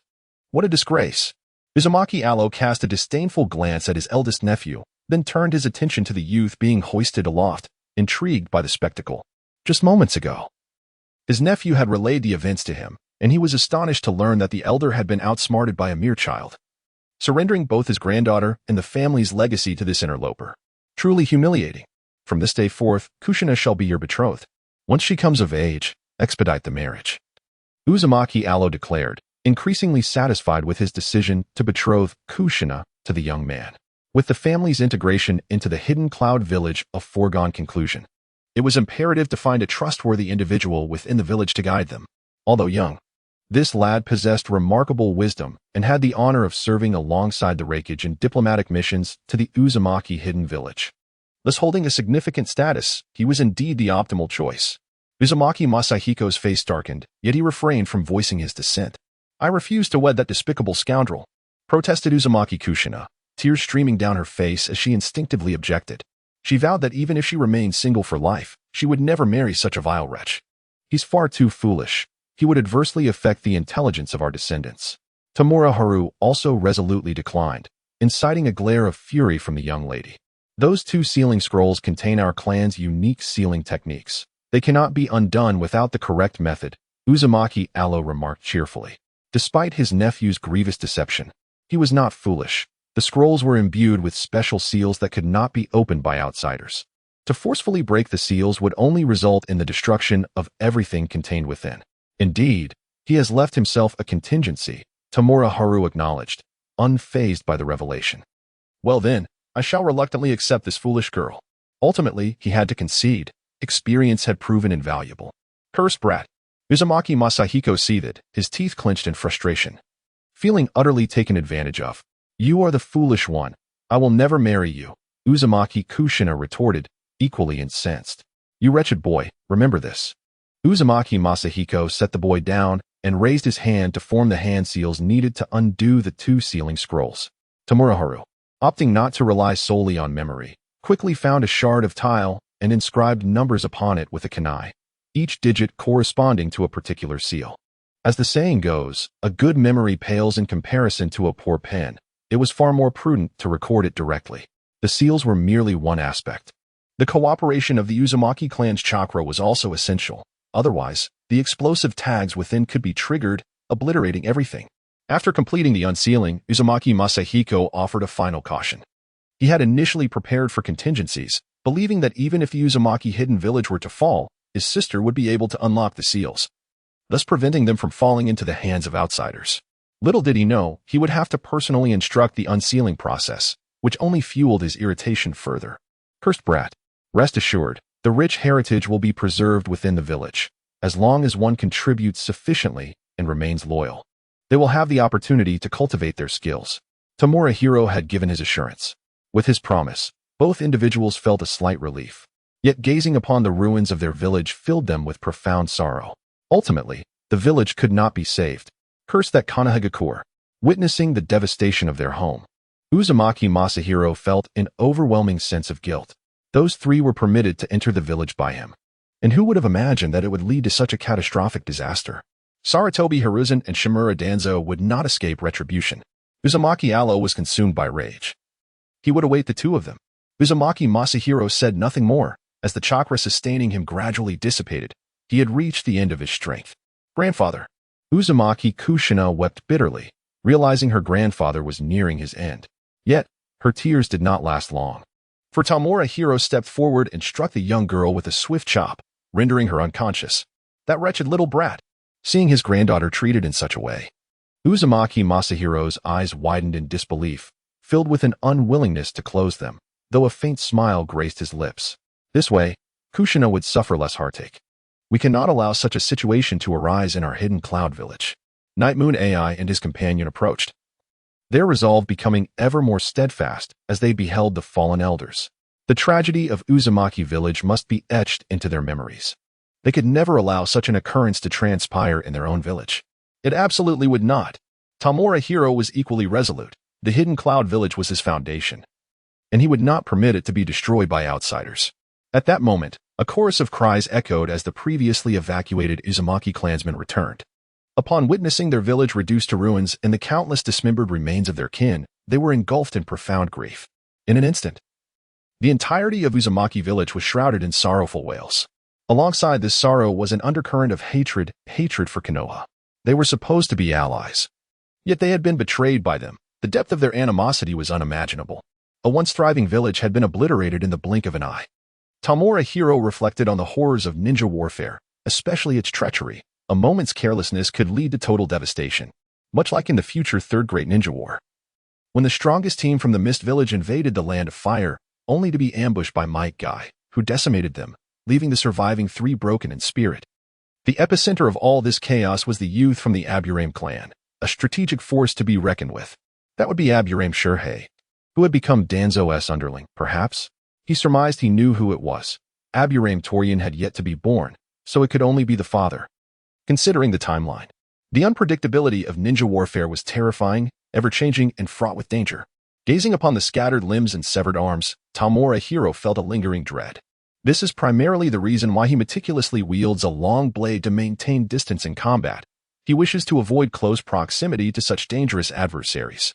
Our Cloud Village ninjas are somewhat lacking in cunning compared to those from other ninja villages, which occasionally places us at a disadvantage. Fukai similarly expressed his sentiments, noting that the ninjas from Cloud Village are more adept at direct confrontations and are ill-equipped to deal with such elusive tactics, rendering them quite passive in engagements. We must acquire more to compensate for our shortcomings, not merely from the Uzumaki clan. Yuyua AI is acutely aware of the strengths and weaknesses of their Cloud Village. The advantages must be further cultivated, while the deficiencies must be addressed, ideally by sourcing from external realms. This endeavor concerning the Uzumaki clan is just the beginning, as they require even more. As Tamura Hao engaged in conversation with the two, he led the summoned jonin to consume the residual chakra from the scattered corpses, particularly those of the Uzumaki ninjas. The chakra of the Uzumaki clan is not only vast, but also imbued with remarkable vitality, which the jonin relished as it eagerly absorbed the high-quality energy. Yuyua AI and Fukai gazed upon the multitude of bodies with increasing trepidation. It was indeed terrifying that the enormous Whirlpool village, along with 2,000 sand and rock ninjas, had been silently annihilated by Konoha. In comparison to Konoha's strategy, their earlier conquest of the Mist Village's ninja forces pales in significance. Truly, they are deserving of the title of the strongest ninja village. Tamura Hao also marveled at Konoha's might, noting the sheer number of high-quality ninjas within, far surpassing those of other villages. Although the other four great ninja villages boast a considerable number of ninjas, they lack a significant number of top-tier experts. While Konoha is capable of producing formidable warriors en masse, even those of the Kage caliber, despite the internal strife caused by the incessant conflicts among Konoha's F4, which led to the downfall of both founding clans, it remains the most powerful ninja village. The depth of its heritage is truly enviable. Suddenly, Fukai lifted his gaze towards the sky, prompting Tamura Hao and Yuyua AI to follow suit, noticing a figure ascending into the air in the distance. However, the figure appeared unstable, clearly indicating that the individual was not in good condition. It was the commander of the Rock Ninja forces. Tamura Hao retrieved a telescope to observe, instantly recognizing the individual as the Rock Ninja commander who had previously mocked them during negotiations. Was he the one who, due to poor condition, had not retreated immediately and was now attempting to escape with chakra? AI, I believe he requires your assistance. We must not let him fall to his demise. Tamura Hao perceived this as an opportunity to strike a fallen foe, and he is not one to harbor grudges. He swiftly avenges any slight. This remark elicited a puzzled look from Yayue AI. What do I have to do with the rock ninja's demise? I would rather see more of them perish. Tamura Hao earnestly explained, I recall that both you and the third Hokage possess earth affinity. If you could acquire the gravity-reducing or even flight techniques from the rock village, your speed would undoubtedly increase, significantly enhancing your combat capabilities. In the impending Fourth Great Ninja War, the third Ushers and the fourth Raikage united their strengths in battle. The third Ushers bestowed upon the fourth Raikage the technique of ultra-lightweight earth rock, diminishing his weight and consequently amplifying his speed. For the Raikage, who excels in lightning release and body techniques, such an acceleration translates directly into enhanced combat prowess. If the fourth Raikage experienced an augmentation, it stands to reason that the more formidable third Ushers would also benefit, as both share an affinity for the earth element. Please don't perish.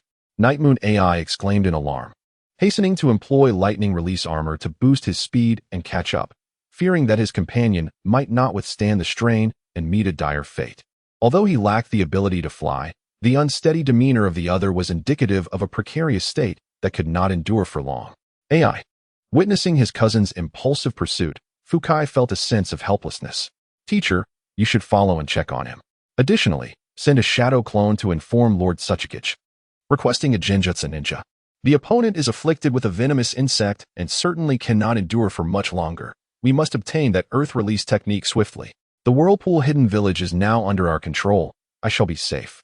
Tian Village Hao reassured Fukai, equally concerned that Night Moon AI might encounter unforeseen dangers due to his chase. Be cautious. If anything seems amiss, immediately use an explosive tag to call for help, Fukai advised. Subsequently creating a lightning clone to notify Lord Ushers before pursuing his cousin. Meanwhile, Tian Village Hao continued to utilize the shark skin technique, which responded with increasing exuberance and size. However, shortly thereafter, he detected something amiss, swiftly maneuvering the substantial shark skin to shield himself while conjuring an explosive tag. His gaze fixed intently on a nearby building. Who goes there? Step out. If you do not reveal yourself, I shall throw this explosive tag. He sensed an unusual presence emanating from within, one that felt vaguely familiar, reminiscent of a fleeting sensation encountered on the battlefield. Initially thought to be a mere illusion, it now appeared to be quite real. Nonetheless, despite its intensity, the presence bore no malice. Otherwise, he would have already hurled the explosive tag. Before long, the entity revealed itself, yet its form left Tian Village Hao momentarily bewildered. A viscous substance resembling liquid tar flowed forth from the building, coalescing before him into a dark, amorphous head. Staring at the inky creature, Tian Village Hao was perplexed, uncertain why this being would seek him out. Could it be related to the ethereal presence of Kaguya? Suddenly recalling the specter of Kaguya within his mental realm, Tian Village Hao devised a plan. He guided the ethereal Kaguya to merge deeply with his chakra. Mimicking the radiance of maternal love, he crouched down to caress the face of Kurizetsu, even allowing tears to well in his eyes, as if gazing upon his own offspring. Mother! The overwhelming sensation compelled Kurizetsu to exclaim, certain of this connection, especially given the purity of the chakra within. After maintaining this state for a considerable time, Tian Village Hao severed the link to Kaguya's apparition, the expression of maternal affection fading alongside the connection. Mother? Are you my sister's child? Tamura Hao expressed a sense of bewilderment. Why do you possess my mother's chakra? Kurizetsu also scrutinized the young boy before him, perplexed as to why he bore the essence of his mother. Let us discuss this inside, he suggested. After glancing around, Tamura Hao released his grip on the shark skin and proceeded towards the room, with Kurizetsu following closely behind. He felt compelled to unravel the mystery surrounding the boy, which was why he chose to reveal himself. Upon entering the room and taking a seat, he regarded Kurizetsu with a contemplative demeanor and said, when I first extracted chakra, my sister was already in my mind, often appearing in my dreams, calling me child, child. Surely, she must have meant you, correct? Kurizetsu pondered this, recalling a certain secret technique passed down from his mother, a unique art belonging to the Otsutsuki clan. This technique allowed for the recording of one's physical data, which could be imprinted onto a compatible vessel for the purpose of resurrection. However, securing a vessel was exceedingly challenging, imposing stringent requirements upon it. Furthermore, the boy bore no signs of a contract mark, suggesting he was not a true contract, at least not a complete one. With this realization, Kurizetsu formed a judgment. Regardless of the particulars, the fact that this boy possessed his mother's chakra indicated a bond that feeling was unmistakable. Who are you? And who is my sister? Why does she appear within me? How is it that I can absorb the ocular power of the Sharingan and the residual chakra from the second Hokage's internals? What about the chakra of the Nine Tails and Eight Tails? And I seem particularly fond of the chakra from the Kagaya and Uzumaki clans? Tamura Hao inquired, his expression earnest, indicating that he had numerous pressing questions that required answers. You may call me Kurizetsu. After a moment of contemplation, Kurizetsu arrived at a name. He himself had no name. For his mother, having created him with her last vestiges of strength, was unable to bestow one upon him before she was sealed away. The name Kurizetsu corresponded to the white Zetsu army that his mother had once forged. His mother's name was Kagaya Otsutsuki, the true progenitor of chakra in the ninja world. All power within this realm emanates from her, thus she could absorb it. Regrettably, she was sealed away by the Sage of Six Paths, who seized her power. As her successor, though imperfect, your identity is preordained. You must rescue her. And in doing so, you shall gain greater strength. Since you are indeed her successor, you are one of us. At the very least, with your mother's chakra coursing through you, betrayal is inconceivable. It is possible that you are a contingency plan left by her. And only now have we found a suitable vessel for revival. This realization evoked a sense of kinship within him. For millennia, he had been solitary, hiding in the shadows and silently plotting, enduring a profound solitude. Now, to have a companion, perhaps even a brother, felt utterly exquisite. Furthermore, you ought to be considered a backup created by mother, hence you should refer to her as mother rather than sister. He corrected the term of endearment, as Kurizetsu viewed him as his brother, created by their mother, and they were destined to strive together to rescue her. I refuse to call her mother. She is my sister. Tamura Hao decisively expressed his dissent, his expression swiftly shifting to one of gravity. I need to know more about my sister. Although Black Zetsu felt a twinge of annoyance, he chose not to pursue the matter further. After organizing his thoughts, he began to understand our mother's situation. We must delve into the past, back when she first graced this world. As he spoke, he observed the youth before him. Despite the fact that this individual was chosen by their mother, Black Zetsu would not hesitate to consume him should he refuse to assist in unsealing her. Thus, revealing these confidential details posed no risk. If the boy could indeed become a true ally, prepared to aid in their mother's liberation, it would be a perfect outcome. Once Black Zetsu finished, Tamura Hao contemplated deeply for a considerable time before producing a kunai and swiftly etching a figure onto the ground. The figure you mentioned. The Sage of Six Paths, is it him?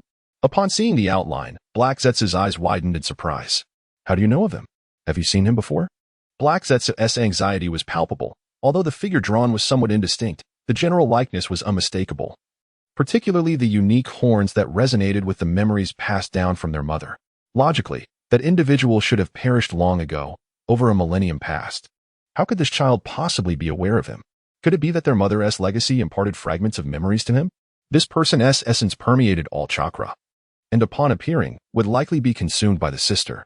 From your tone, it seems he may not be the Sage of Six Paths. Tamura Hao offered a brief explanation, realizing that he must navigate this ancient entity with caution to avoid revealing any substantial truths. Upon hearing the reason, Black Zetsu sighed in relief and clarified. He is our mother's adversary, known as Otsutsuki Ishiki. He was defeated by our mother 1,000 years ago, his remains merging into the Ten Tails, catalyzing its evolution into the divine tree's ultimate form. His chakra existing within the realm of ninjas is not unusual. Nodding in understanding, Tamura Hao proceeded to sketch another figure. Then this must be the Sage of Six Paths. His artistic skills were commendable. Previous works had been richly illustrated, all masterpieces he had encountered online in his past life, contributing significantly to the popularity of those grand narratives. Indeed, he is Yui, Black Zetsu affirmed, nodding in recognition. Although the image was hazy, the general likeness was accurate. He would never forget the visage of Yui, able to identify it even in ashes. You are aware of the Jinchuriki, the first Hokage's wife, correct? Tamura Hao inquired while continuing to scrape the ground with the kunai to refine the figure. He had long contemplated this matter, though he had not anticipated Black Zetsu's sudden visit. However, it proved fortuitous, as Black Zetsu undoubtedly possessed the information he sought. I do. Black Zetsu nodded, puzzled by the boy's unexpected statement. The elder sister has the ability to gain strength through the absorption of chakra, or rather, to restore herself. My chakra has already been consumed by her, becoming remarkably pure. Now, she requires the chakra of others, particularly the ocular powers of the Sharingan and the chakra of the Senju clan. The chakra of the Otsutsuki and Uzumaki clans would also suffice, with the chakra of tailed beasts being the most desirable. She resides within my mind, unable to directly absorb chakra. Thus, I must create a sealed space within my body to transfer her, making it as perfect as possible. Most importantly, it must be concealed, imperceptible to others, and undetectable by ocular techniques such as the Sharingan or Byakugan. Indeed, what Tamura Hao desires is the 6 paths 10 tails sealing technique used by Uchiha Madara and Uchiha Obito. While others may be unaware, this esteemed figure should possess knowledge of it. Not only has he survived for over a millennium, but he is also a remnant of Kaguya Otsutsuki, possessing a legacy far more complex than depicted in the animations. Black Zetsu, after a moment of contemplation, remarked, "I know a sealing technique that can perfectly link your mother's power with yours. Expose your abdomen. I shall assist you in its construction." Without hesitation, Tamura Hao lifted his clothing, revealing an abdomen adorned with 8 well-defined muscles. With a golden opportunity at hand, he was unafraid of any trickery from Black Zetsu. Black Zetsu manifested his dark hands and, utilizing the power of yin and yang release, inscribed the sealing technique upon the youth's abdomen. After a decisive strike to his abdomen, all the techniques fused into his being. Tamura Hao infused his chakra into it and quickly sensed the vast internal space, an immense expanse indeed. Without delay, he used his chakra as a medium to transfer the ethereal form of Kaguya into it. The moment Kaguya's apparition entered, the yin-yang chakra used to construct the sealing space resonated with it, actively merging and gaining dominion over the sealed space. Kaguya's apparition became more substantial and agile. Upon realizing the disconnection with the sealing space, Black Zetsu immediately intervened, and upon seeing Kaguya's apparition, he was filled with excitement. "Mother, it truly is you." This confirmed it. This was indeed his mother. Kaguya's apparition seemed to sense him, gazing quietly in his direction. Tamura Hao utilized his chakra to form a tangible presence within the sealing space.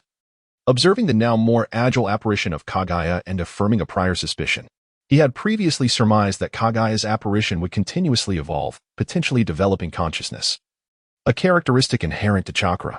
After all, the chakra of the Sage of 6 Paths could manifest a figure through Uchiha Madara's leg and could directly materialize within the mental realms of Uzumaki Naruto and Uchiha Sasuke, let alone that of Kaguya Otsutsuki.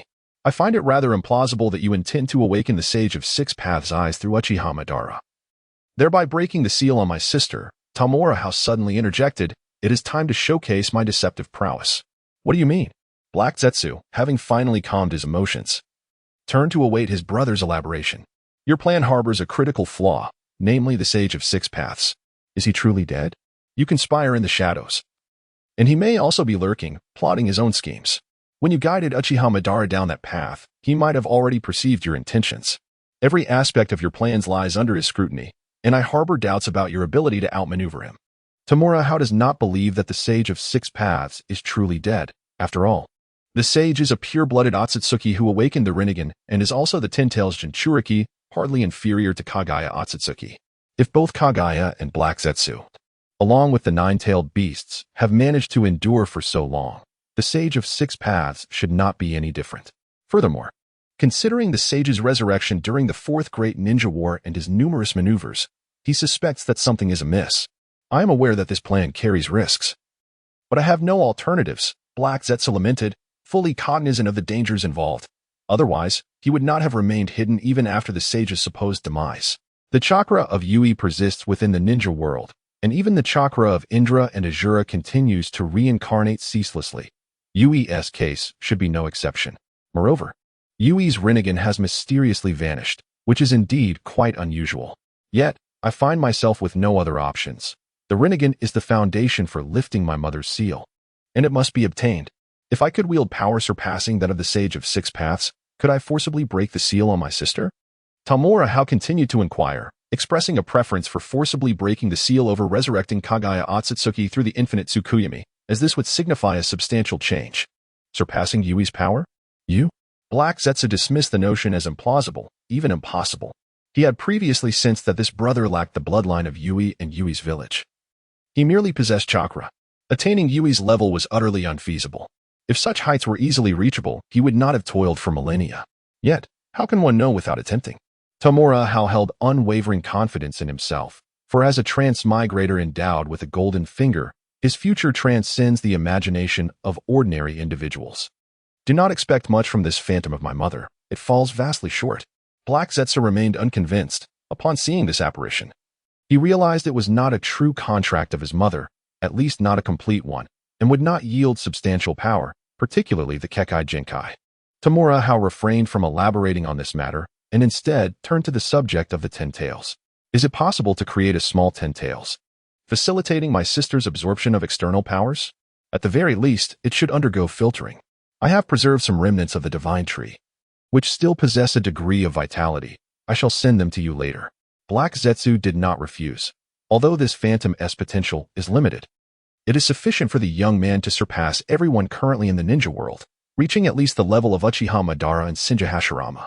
Additionally, there is the chakra of the major-tailed beasts, especially that of the 9 tails. Absorbing its chakra would enhance my perception of good and evil. Tamura Hao further proposed the acquisition of tailed beast chakra, and Black Zetsu surely possessed such resources. Even that individual from the Fire Temple managed to collect a substantial amount of 9 tails chakra during the 9 tails disturbance. It stands to reason that this formidable entity would have amassed similarly. The perceptive ability originates from the primordial power of the 9 tails. Only such a fundamental force can surpass the chakra of ninjas within the shinobi world, thus allowing you to sense it. Absorbing the ordinary chakra of the 9 tails is futile. Yet the basic chakra of tailed beasts can be utilized to cultivate the 10 tails, although its potential may be limited. Attaining the level of a tailed beast should indeed be feasible. Black Zetsu dismissed Tamura Hao's line of thought, asserting that if mere chakra could achieve such heights, he would have long ago amassed a significant collection of tailed beast chakra to secretly mold the 10 tails. The essence of chakra, Tamura Hao realized. He had not considered this perspective, but it made sense. While tailed beasts are conglomerates of chakra, they are not merely composed of chakra, otherwise flesh and blood would not exist. It is far more reasonable to possess a primordial power which serves as the foundation of the tailed beasts. Consequently, to enhance his sense of good and evil, he could only scheme around the 9 tails. He wondered how much longer the first Hokage's wife could live. He kept a watchful eye on her, for her age was considerable. The transfer of the 9 tails would present an opportunity. He would enlist the help of the 3rd Raikage and others to seize some of the 9 tails' flesh and blood. Tamura Hao placed great importance on his ability to discern good from evil, as it would be his most reliable means of survival in the future. It would at least prevent enemies from approaching him. Can you influence the 3rd Raikage in the Hidden Cloud Village? Black Zetsu inquired, surprised. It seemed this brother held a significant position in the Hidden Cloud Village. I am a disciple of the 3rd Raikage, acquired through a sum of 1 billion ryo. And I have provided the Hidden Cloud Village with a firearms project, which would empower them to unify the shinobi world. Tamura Hao candidly revealed the reasons behind his successful apprenticeship. Unlike others, Black Zetsu was solely focused on rescuing Kagaya Tsutsuki, showing little concern for the affairs of the shinobi world. Furthermore, with the shadow of Kagaya serving as a bridge, they were akin to allies. As long as he and the Hidden Cloud Village could support her maternal rescue plan, Black Zetsu would undoubtedly be inclined to aid the village's expansion, much like he would eventually assist the Akatsuki in their growth. 1 billion ryo? You bought it. Black Zetsu was somewhat bewildered. Could such a thing truly be purchased? Your status as a Raikage's disciple is indeed quite valuable. His attention then shifted to the firearms project, which was evidently the focal point. What is the firearms project? Tamura Hao gestured and explained. It is akin to the principle of fireworks, utilizing a metal tube to enclose an explosive tag, placing a metallic projectile at the front. By igniting the explosive tag, the metal projectile is propelled outward, causing destruction. If the quantity and size are sufficient, even shadow-level adversaries can be obliterated. Most importantly, this device can be mass-produced with minimal requirements for use. One merely needs chakra to activate the explosive tag, enabling the formation of a vast army of ninjas capable of sweeping through the shinobi world with ease. Our current collaboration with the Uzumaki clan also serves the firearms project, employing sealing techniques to imbue elemental jutsu into the firearms, thus creating weapons with the powers of ninjutsu, such as the acceleration of wind release, the penetrative force of lightning release, the durability of earth release, and the explosive force of fire release, among others. Tamura Hao appeared remarkably candid, perceiving no need for concealment in this regard. With Kurojitsu's capabilities, any intelligence could be uncovered if he so desired. Kurojitsu, however, contemplated more extensively. recalling the formidable army of 100,000 white Zetsu crafted by their mother in years gone by.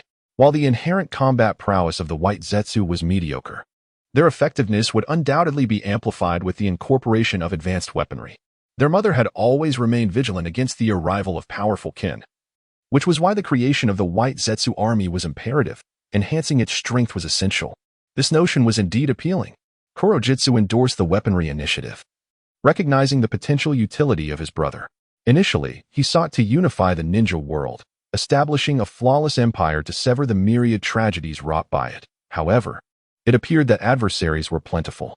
Tamura Hao exhibited a palpable ambition, his eyes glimmering with a spectral light, reminiscent of the charismatic villains from Tales of Yore. Even engaging in a self-hypnotic reverie. Let us assess. At present, our foes include the 4 major ninja villages, particularly Kumogakure. Furthermore, there are the Sage of 6 Paths and his brother, whose whereabouts remain unknown. Additionally, there are the kin of your sister, being of the same lineage. It is certain there are many more, not merely the singular Otsutsuki Ishiki, who must also be guarded against. What else? After some contemplation, Tamura Hao gestured for Kurojitsu to elaborate. The creatures from the 3 great sacred lands must also be accounted for, especially the toads of Myobokuzen. For now, these constitute our adversaries. However, one crucial point merits attention. Once the infinite Tsukuyami plan is successfully executed, the reappearance of the divine tree will inevitably be sensed by our mother-esque kin, leading to their descent into this world, likely with malicious intent. Kurojitsu added that within the inherited memories from their mother, there existed a wealth of information. One key aspect being that the divine tree serves as a coordinate for those beings to locate worlds. The Otsutsuki clan primarily traverses various realms through spatial powers, with the divine tree functioning as their spatial reference. Thus, we must prepare thoroughly, acquiring strength capable of rivaling those entities to rescue their sister and ensure her safety. Tamura Hao understood this implicitly, consistently vocalizing his intention to save his sister, revealing an attachment bordering on possessiveness, akin to an ardent elder sister devotee. This sentiment of attachment and possessiveness pleased Kurojitsu, indicating that the child nurtured by their mother was indeed reliable, significantly more so than the 2 wretches, Yui and Yumura. Mother requires no protection. She is exceedingly powerful and can resolve all adversaries once unsealed. Kurojitsu harbored unwavering confidence in their mother's strength, deeming it utterly invincible. You ought to reconsider. According to your assertions, the Sage of 6 Paths and his ilk do not match your sister's prowess, yet they managed to defeat and seal her, even usurping her power. Clearly, she lacks martial aptitude. She is not a competent warrior, and given your current demeanor, it is evident you two do not possess formidable combat abilities. Ultimately, it falls upon me to safeguard her. Without hesitation, Tamura Hao retorted. Their mother was indeed less adept in combat. After a moment of silence, Kurojitsu ultimately conceded the shortcoming in their mother-esque combat awareness. It was precisely due to this that the relatively weaker Yu Hui and his companions were able to defeat and seal him back then. Tamura Hao calmly articulated, I have grasped the situation. It is highly probable that you and your scheme have already been exposed. Even if Uchiha Madara manages to awaken the Rinnegan, it is likely orchestrated by the Sage of 6 Paths behind the scenes. In the future, relying on this foundation to rescue my sister will likely lead to further calculations and seals, and she may even be killed. Alternatively, he might seek to usurp her power, reaching her level of strength, or perhaps he has already made sufficient preparations to lure her kin here, turning this place into his hunting ground. Preying upon the Otsutsuki to enhance his own strength, we must devise a covert plan, creating a dual strategy, one overt to attract the Sage of 6 Paths' attention, and the other concealed for my preparations. Indeed, my plan does not necessitate your assistance. You may proceed as you see fit. Kurojitsu concurred, his strategy centered on Uchiha Madara. Requiring no external aid, it was prudent for his brother to formulate a separate contingency plan if his own strategy faltered. The likelihood of rescuing their mother would be greatly increased. I require comprehensive intelligence on the 5 great shinobi villages, especially Konoha. Tamura Hao yearned for deeper insights, particularly those not revealed in the original narrative. Kurojitsu offered no further commentary, employing Jinjutsu to transmit all known information into Tamura Hao's mind. Edo Tensei, the resurrection of the deceased. Upon reviewing the information in his mind, Tamura Hao displayed a contemplative expression. According to Kurojitsu's intel, the second Hokage had nearly completed the Edo Tensei before his demise, with subsequent experiments merely refining the technique. The first Hokage, as the reincarnated vessel of Ashura's chakra, and the Senju clan, descendants of the Sage of Six Paths and Ashura, saw the first Hokage capturing the nine-tailed beasts and distributing them across the 5 great shinobi villages. His wife produced the nine-tails Jinchuriki, while the second Hokage, Senju Tobarama, developed the forbidden jutsu capable of resurrecting the dead. Simultaneously, Uchiha Madara, under your inducement, embarked on the path of merging with the Rinnegan. All these events converge. Is it merely coincidence? At this juncture, Tamura Hao posed a rhetorical question, to which Kurizetsu fell into silence. It appears that in your plan, the future entails not only contending with the living of the 5 great shinobi villages but also the deceased, particularly that first Hokage. Furthermore, I have a strong inkling regarding the Sage of Six Paths' hiding place. A smile surfaced on Tamura Hao's face, for he had long suspected it to be the fabled Pure Land of Yomi. It is well known that at the conclusion of the 4th Great Ninja War, the Sage of Six Paths summoned the souls of the past Kage of the 5 great shinobi villages. Kurizetsu's demeanor darkened, feeling increasingly unsettled. What he once believed to be a flawless plan now revealed numerous flaws. Since the Sage of Six Paths sought to be a hidden hunter, having concealed himself for millennia, it was unlikely he would reveal himself easily. It was highly probable he would accomplish his goals through his 2 sons. According to your assertions, the cyclical reincarnation struggle between those 2 individuals is now contingent upon the commencement of their next life cycle. Should it occur in close proximity, it would indicate that the Sage of Six Paths has already orchestrated his plans, merely awaiting your plunge into the fray, particularly with respect to Indra's reincarnation. The essence of his lineage resides within the Sharingan. A mere ordinary Manjiki is insufficient, for it requires an eternal Manjiki Sharingan akin to that of Uchiha Madara, necessitating a brother of exceptional caliber.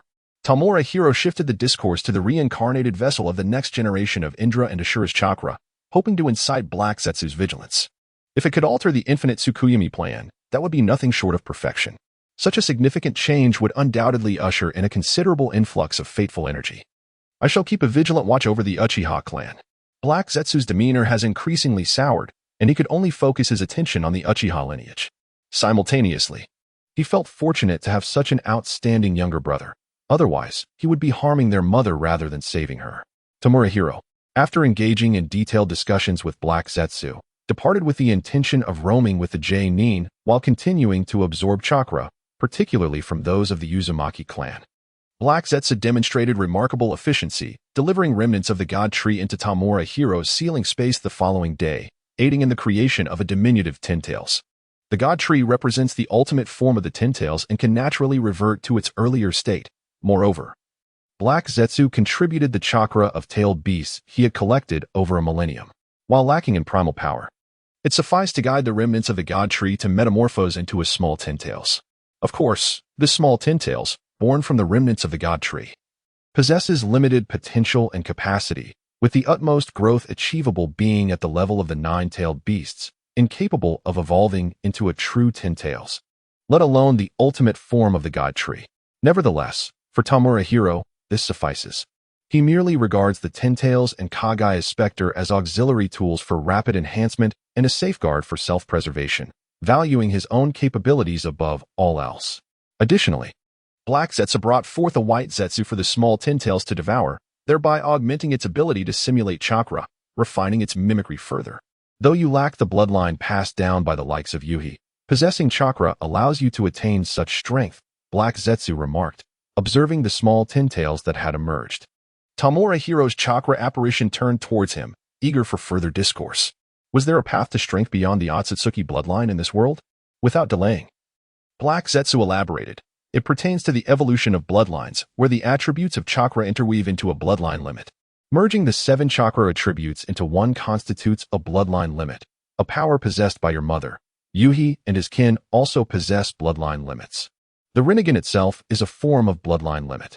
During the evolution of bloodlines, your chakra lineage will be elevated. If you can cultivate a bloodline limit, your body will undergo transformation, bestowing upon you a formidable lineage that rivals that of Yuhi and his kin. This is an inheritance from your mother. An intrinsic essence of chakra, even the foundation of the Otsutsuki clan is ultimately chakra, rather than merely bloodline constitution. Everything originates from the evolution of chakra. That is the very genesis of all things. The Tsutsuki clan is merely the result of ancestors who cultivated chakra to a certain level, thus achieving a transformation of their bloodline and passing their powers down. This merely granted the Tsutsuki clan a higher starting point. If their ancestors were capable of such feats, others certainly can be as well, albeit with considerable difficulty. At the very least, one must provide this younger brother with a glimmer of hope, encouraging him to train diligently and enhance his abilities. Lacking formidable combat power myself, it is only fitting that my brother compensates in that regard. Yet, I possess only a lightning affinity and likely lack the yin-yang attribute as well. Village Hao frowned, while the path of bloodline fusion holds limitless potential. The challenge lies in my singular attribute. Am I to transplant the flesh of another? Or perhaps dabble in the techniques akin to the cursed art of Kagaya? It seems that in a previous life, a character named Hyuga followed such a path, ultimately achieving bloodline acquisition. This could indeed be altered through bloodline fusion. One could cultivate other nature transformations that resonate with the lightning attribute, subsequently merging them into a bloodline. Thus, one could utilize the power of the bloodline, rooted in the lightning attribute, to incorporate another attribute into their chakra. This notion parallels the metamorphosis brought about by bloodline fusion, wherein the body acquires unprecedented chakra attributes, naturally allowing for the attainment of foundational attributes one lacked. Alternatively, one might conceive that chakra inherently possesses all attributes, with some being manifestly potent while others remain too weak to materialize. Bloodline fusion serves to enhance these weaker attributes, thereby rendering them manifest. Chakra harbors infinite possibilities. Its potential is beyond imagination. Black Zetsu reveal the pathway. This force of chakra is truly wondrous, and the claim that Kagaya unraveled its essence is merely superficial. Chakra is far from the simplicity they envision. Even the powers possessed by Mother long ago were far from the limits of chakra, and Kagaya and Hagoromo were significantly distant from those heights. Otherwise, their bodies would not have aged and perished as they did. For the Tsutsuki, bloodline acquisition is merely a starting point. Every legitimate Tsutsuki possesses at least one bloodline ability, and the limits achieved by Kagaya and Hagoromo are but the threshold for their clan. Is there truly such a method? Village Hao was taken aback. He had not considered such a path before, nor was it mentioned in the original Naruto series. However, he held no doubts regarding the potential of chakra. After all, it is the very force that enabled the Tsutsuki clan to dominate the universe and devour life-bearing planets. Even the Tsutsuki, who do not actively train and merely rely on consumption to grow immensely powerful, would, if they actively pursued the mysteries of chakra, reach unfathomable heights. How does my teacher, the third Raikage, manifest that black lightning? I had previously inquired about this black lightning from Yue AI, but she was equally perplexed, stating that it was an accidental discovery by her father during his training with lightning release chakra mode, and it was not a bloodline. Hence, Yue AI did not inherit the power of that black lightning. Furthermore, in the future, Kakashi would develop a form of purple lightning, which surpassed ordinary lightning release in terms of potency. Heijue remarked, "The secrets of chakra are far more intricate than you imagine. The current research within the ninja world merely scratches the surface. The potential for transformation in its nature is boundless." In the past, Yu and Ucun cultivated the yin and yang attributes to a profound level, resulting in a more potent form of yin-yang power. The nature transformation of the 5 elemental attributes can similarly be refined to that extent, albeit with greater difficulty. Simultaneously, nature transformation is fundamentally intertwined with the fusion of bloodlines. The deeper one delves into nature transformation, the more profound the level of bloodline fusion becomes. The yin and yang attributes serve as the core foundation, holding paramount importance. If you aspire to surpass Yu and the others, it is imperative to cultivate not only the yin-yang power, but also elevate the other 5 elemental attributes to that level. As for the third Raikage's black lightning, it represents a rudimentary initiation into the mastery of lightning attributes. Though the challenge is immense, nearly insurmountable at the very least, it can provide this younger brother with a target to strive towards, fostering continuous effort that will yield some achievements, especially with the support of his mother and the small 10 tails. The forces of yin, yang, wind, lightning, earth, water, and fire echoed in Suanhao's mind, filling him with confidence. While such feats may seem daunting to others, his unique advantage lies in the enhancement of his understanding. Given sufficient time and the power of fate, he is destined for success. Furthermore, He has already made initial strides in the transformation of lightning attributes. He intended to consume the corpses of the Uzumaki clan. Their ancestral bloodline would greatly assist in elevating and refining the essence of the small ten tails. Casting a glance at the watermelon-sized small ten tails, Heijua offered a reminder before departing the sealed space. Tian Tsuenhao did not linger, heading from his tent towards the graveyard of the Uzumaki clan. The bodies of the Uzumaki clan had been prepared and buried the previous day, as the final explosive tags had obliterated nearly all the remains, leaving only scattered limbs. Utilizing the unique sensory chakra of the Uzumaki clan, he was able to identify and gather them for burial. As for the remnants of the sand and rock ninjas, they had been collected by the cloud ninjas. A ninja's body itself is a significant source of intelligence, as many ninjutsu and secret techniques leave traces upon them, particularly those of bloodline ninjas. Such valuable materials must not be squandered. Arriving at the immense mound of graves, Tian Tsuenhao placed his palm upon the earth, connecting his chakra with that of the small ten tails. A tendril emerged from his palm, penetrating the ground and extending towards the numerous remains of the Uzumaki clan below, infiltrating and absorbing the bloodline power contained within. The bloodline is the core foundation of a ninja. All power stems from the inheritance of bloodlines, especially those descended from the Sage of Six Paths and the Otsutsuki clan, whose lineage is unparalleled. Previously, he could only absorb chakra. Now, with the small ten tails, he could delve deeply into the absorption of bloodline power. Evidently, the small ten tails was quite fond of the Uzumaki bloodline's power, responding with an excited wail. Kagaya's ethereal counterpart cradled the small ten tails, absorbing and refining the essence of the core power embedded within the bloodline of the Uzumaki, particularly the intricate seals within the chakra. For her, this served as the most exquisite sustenance, a means to enhance her own being, as her spectral form solidified further and her spiritual essence intensified. The faction had been established. Observing the transformation of Kagaya's apparition and the small ten tails, Tamura Hao realized his position had been solidified. He felt no aversion to aligning himself with the likes of Black Zetsu and even Kagaya Tsutsuki. In his perspective, neither Black Zetsu nor Kagaya Tsutsuki nor the Sage of Six Paths were virtuous entities, even without delving into conspiracy. The millennia of warfare and countless tragedies wrought by ninjas were sufficient evidence of their malevolence. The Sage of Six Paths, who claimed to uphold peace and maintain tranquility and order, left him perplexed as to how that old man could utter such words with a straight face. Was he truly preserving the peace and order of the Pure Land, given that none of them were paragons of virtue? It mattered little which side he chose to ally with. Compared to the enigmatic Sage of Six Paths, who had two sons as pawns, Black Zetsu, whom he understood better and who had yet to reveal his true allies, offered a greater sense of security. Vajra lockdown. As he gazed at the golden chakra chains extending from his palm, Tamura Hao smiled. Having devoured the bloodlines and chakra of numerous Uzumaki, the ten tails had acquired newfound strength, manifesting in these chains, which exerted a formidable suppressive effect on all chakra, particularly tailed beasts. This Vajra lockdown shared its origin with the chakra chains of the Outer Path Golem, albeit the latter was significantly more powerful, possessing a higher tier and a stronger restraint on tailed beasts.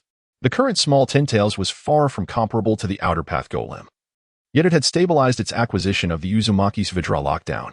Should the small ten tails continue to evolve, this Vajra lockdown could potentially be enhanced to that of the Outer Path Golem's chakra chains. Of course, this Vajra lockdown was presently a manifestation of the ten tails' power, not his own, and enhancing his own strength remained paramount. At this juncture, the Vajra lockdown merely afforded him a means of self-preservation, preventing him from perishing before his mission could even commence. "What are you doing here?"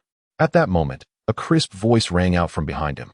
Tamura Hao retracted the Vajra lockdown and turned to see none other than Kushina Uzumaki. The girl's eyes were red and puffy, a clear indication of her recent tears. Yet she confronted him with a fierce little expression. "Adorably fierce. The scenery here is quite lovely. I simply came to take a look." Tamura Hao feigned innocence, claiming he was merely there to enjoy the view. He couldn't help but acknowledge that the Uzumaki clan possessed an exceptional eye for choosing locations. This place, vibrant with life and beauty, seemed a waste for a graveyard and would surely thrive as a residential area. "You're lying. You are definitely up to something nefarious." The girl was wholly unconvinced, even stepping forward to uncover the clandestine activities of the mysterious figure. However, as she approached, a sudden pain shot through her neck, causing her to faint once more. "Why must you force my hand?" Observing the girl collapsed on the ground, Tamura Hao considered that she might become quite a troublesome presence in the future. Immediately, he lifted the young girl and stepped on the small hole left by the recent act of the Ten Tails, flattening it. Fortunately, the hole was not large, merely the width of a finger, making it easy to conceal. Carrying the girl back to the ruins of the hidden whirlpool village, Tamura Hao entrusted her to a woman of the Uzumaki clan for safekeeping, while he ventured further inside. Though the hidden whirlpool village lay in ruins, there were still remnants to be salvaged, and nothing should go to waste. Ahau, I've been looking for you. At that moment, Yayue AI approached, bearing a massive scroll, which he promptly handed to Tamura Hao. The corpses are all contained within. The venomous creatures have already extracted everything clean, including an arm of Danzo. Previously, they had studied the properties of the shark's skin, discovering that it not only devoured others' chakra, but could also consume flesh and blood to refine chakra with remarkable efficiency. The flesh of ninjas served as a particularly nourishing sustenance for it. Thus, after processing the bodies of all participating ninjas, they sealed them away. Aided by the Uzumaki clan's specialized sealing techniques that prevented decay in the short term. Naturally, they had extracted the bones of the Kagaya clan, leaving the flesh behind as sustenance for the shark's skin. While it might seem sinister, these minor details were inconsequential if they could enhance the strength of their junior brother. Did you catch up with that person? Tamura Hao inquired, accepting the large scroll. Indeed, we did. The individual is the commander of the Iwagakure ninja army, known as Nishishirjin. He possesses significant confidential information about Iwagakure, including strategies for the impending war. Moreover, they have already acquired a Jinchuriki for the Four Tails, dispatched to the battlefield in the land of Whirlpool. Had we known earlier, we could have seized the opportunity then. Yayue AI expressed regret, astonished that Iwagakure had secured a tailed beast Jinchuriki. Although it often went berserk, it had begun to harness the power of the tailed beast. According to records, the four-tailed strength was relatively lower among the nine-tailed beasts, making it easier to seal, while the eight tails was far too powerful.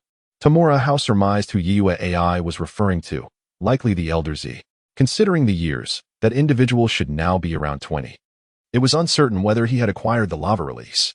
The eight tails was indeed formidable, but it would soon become a lesser concern. Contemplating their recent gains, a smile nearly stretched from Yayue AI's lips to his ears.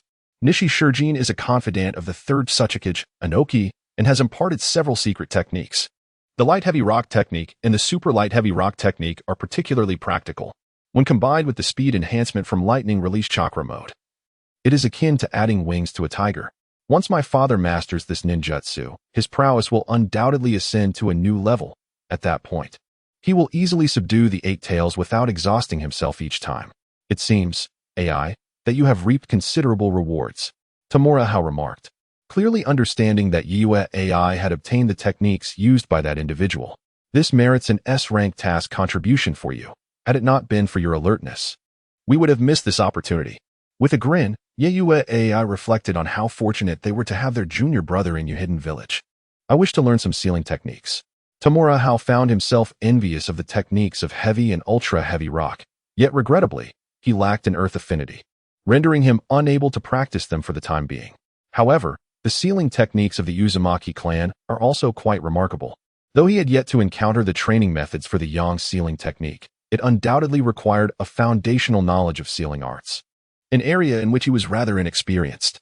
He could only utilize chakra to activate sealing formulas, and thus, further study was essential. At this juncture, he ought to concentrate on mastering the nature transformation of lightning chakra. Being overly ambitious could prove detrimental. Moreover, sealing techniques typically demand a substantial amount of chakra, which he would be unable to utilize even if he learned them. Yayue AI disagreed with Tamura Hao's perspective, asserting that he should maintain his focus on the lightning nature transformation. He had already made preliminary progress, and what remained was merely to refine his skills without delay. There was a reason behind his interest in sealing techniques. The leader of the Uzumaki clan had mentioned that a yang sealing technique could store chakra, potentially alleviating his shortfall of chakra. Tamura Hao gathered an arc of electricity at his fingertips, with the chakra provided by the shark skin. He was able to progress significantly in his lightning training. Coupled with the enhancement from his unique ability and the sword of the thunder god, he achieved preliminary mastery much more swiftly than anticipated. Is it truly accomplished so quickly? Yayue AI was taken aback, for he himself had devoted 5 years to mastering the lightning nature transformation, while his junior had achieved it in a fraction of that time. Ever since I awakened my chakra, I have been exploring the nature transformation of lightning. Although my previous attempts were hampered by improper methods, they nonetheless constituted a valuable accumulation of experience. After receiving the insights and techniques from both you and our teacher, along with the assistance of the Sword of the Thunder God, my success was almost a natural progression. Tamura Hao expressed that he had previously laid a foundation in this area. One must not shine too brightly, lest they attract suspicion. Indeed, upon hearing this, Yue AI understood and accepted the explanation. Your talent may be lacking, but your potential is unparalleled. Once you address the shortfall in chakra, your future accomplishments will undoubtedly be remarkable. He marveled at the potential of his junior. It was truly formidable.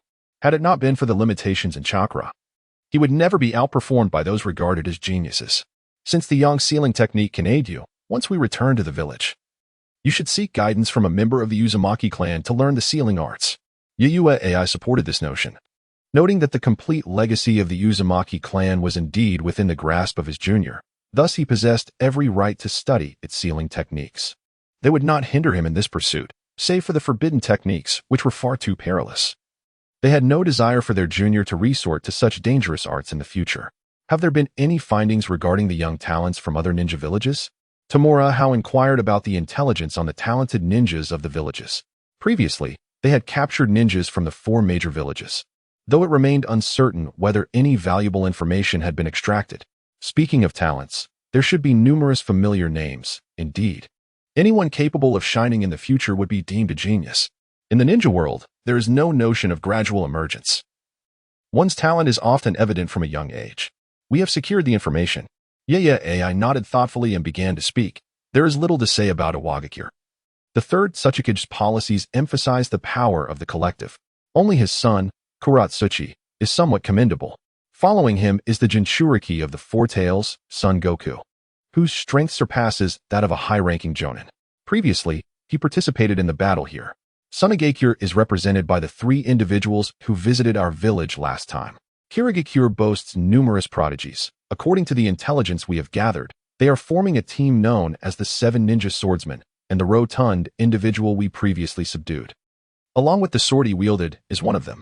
As for Kumogakure, it is home to an overwhelming number of geniuses, each hailing from prominent clans, possessing unique bloodline limits and secret techniques that elevate them far above ordinary shinobi. When mentioning Konoha, a shadow crossed Yeye AI's face, for in comparison, Kumogakure pales significantly. Konoha boasts a plethora of bloodline limit families and numerous clans specializing in secret arts, producing an abundance of talent.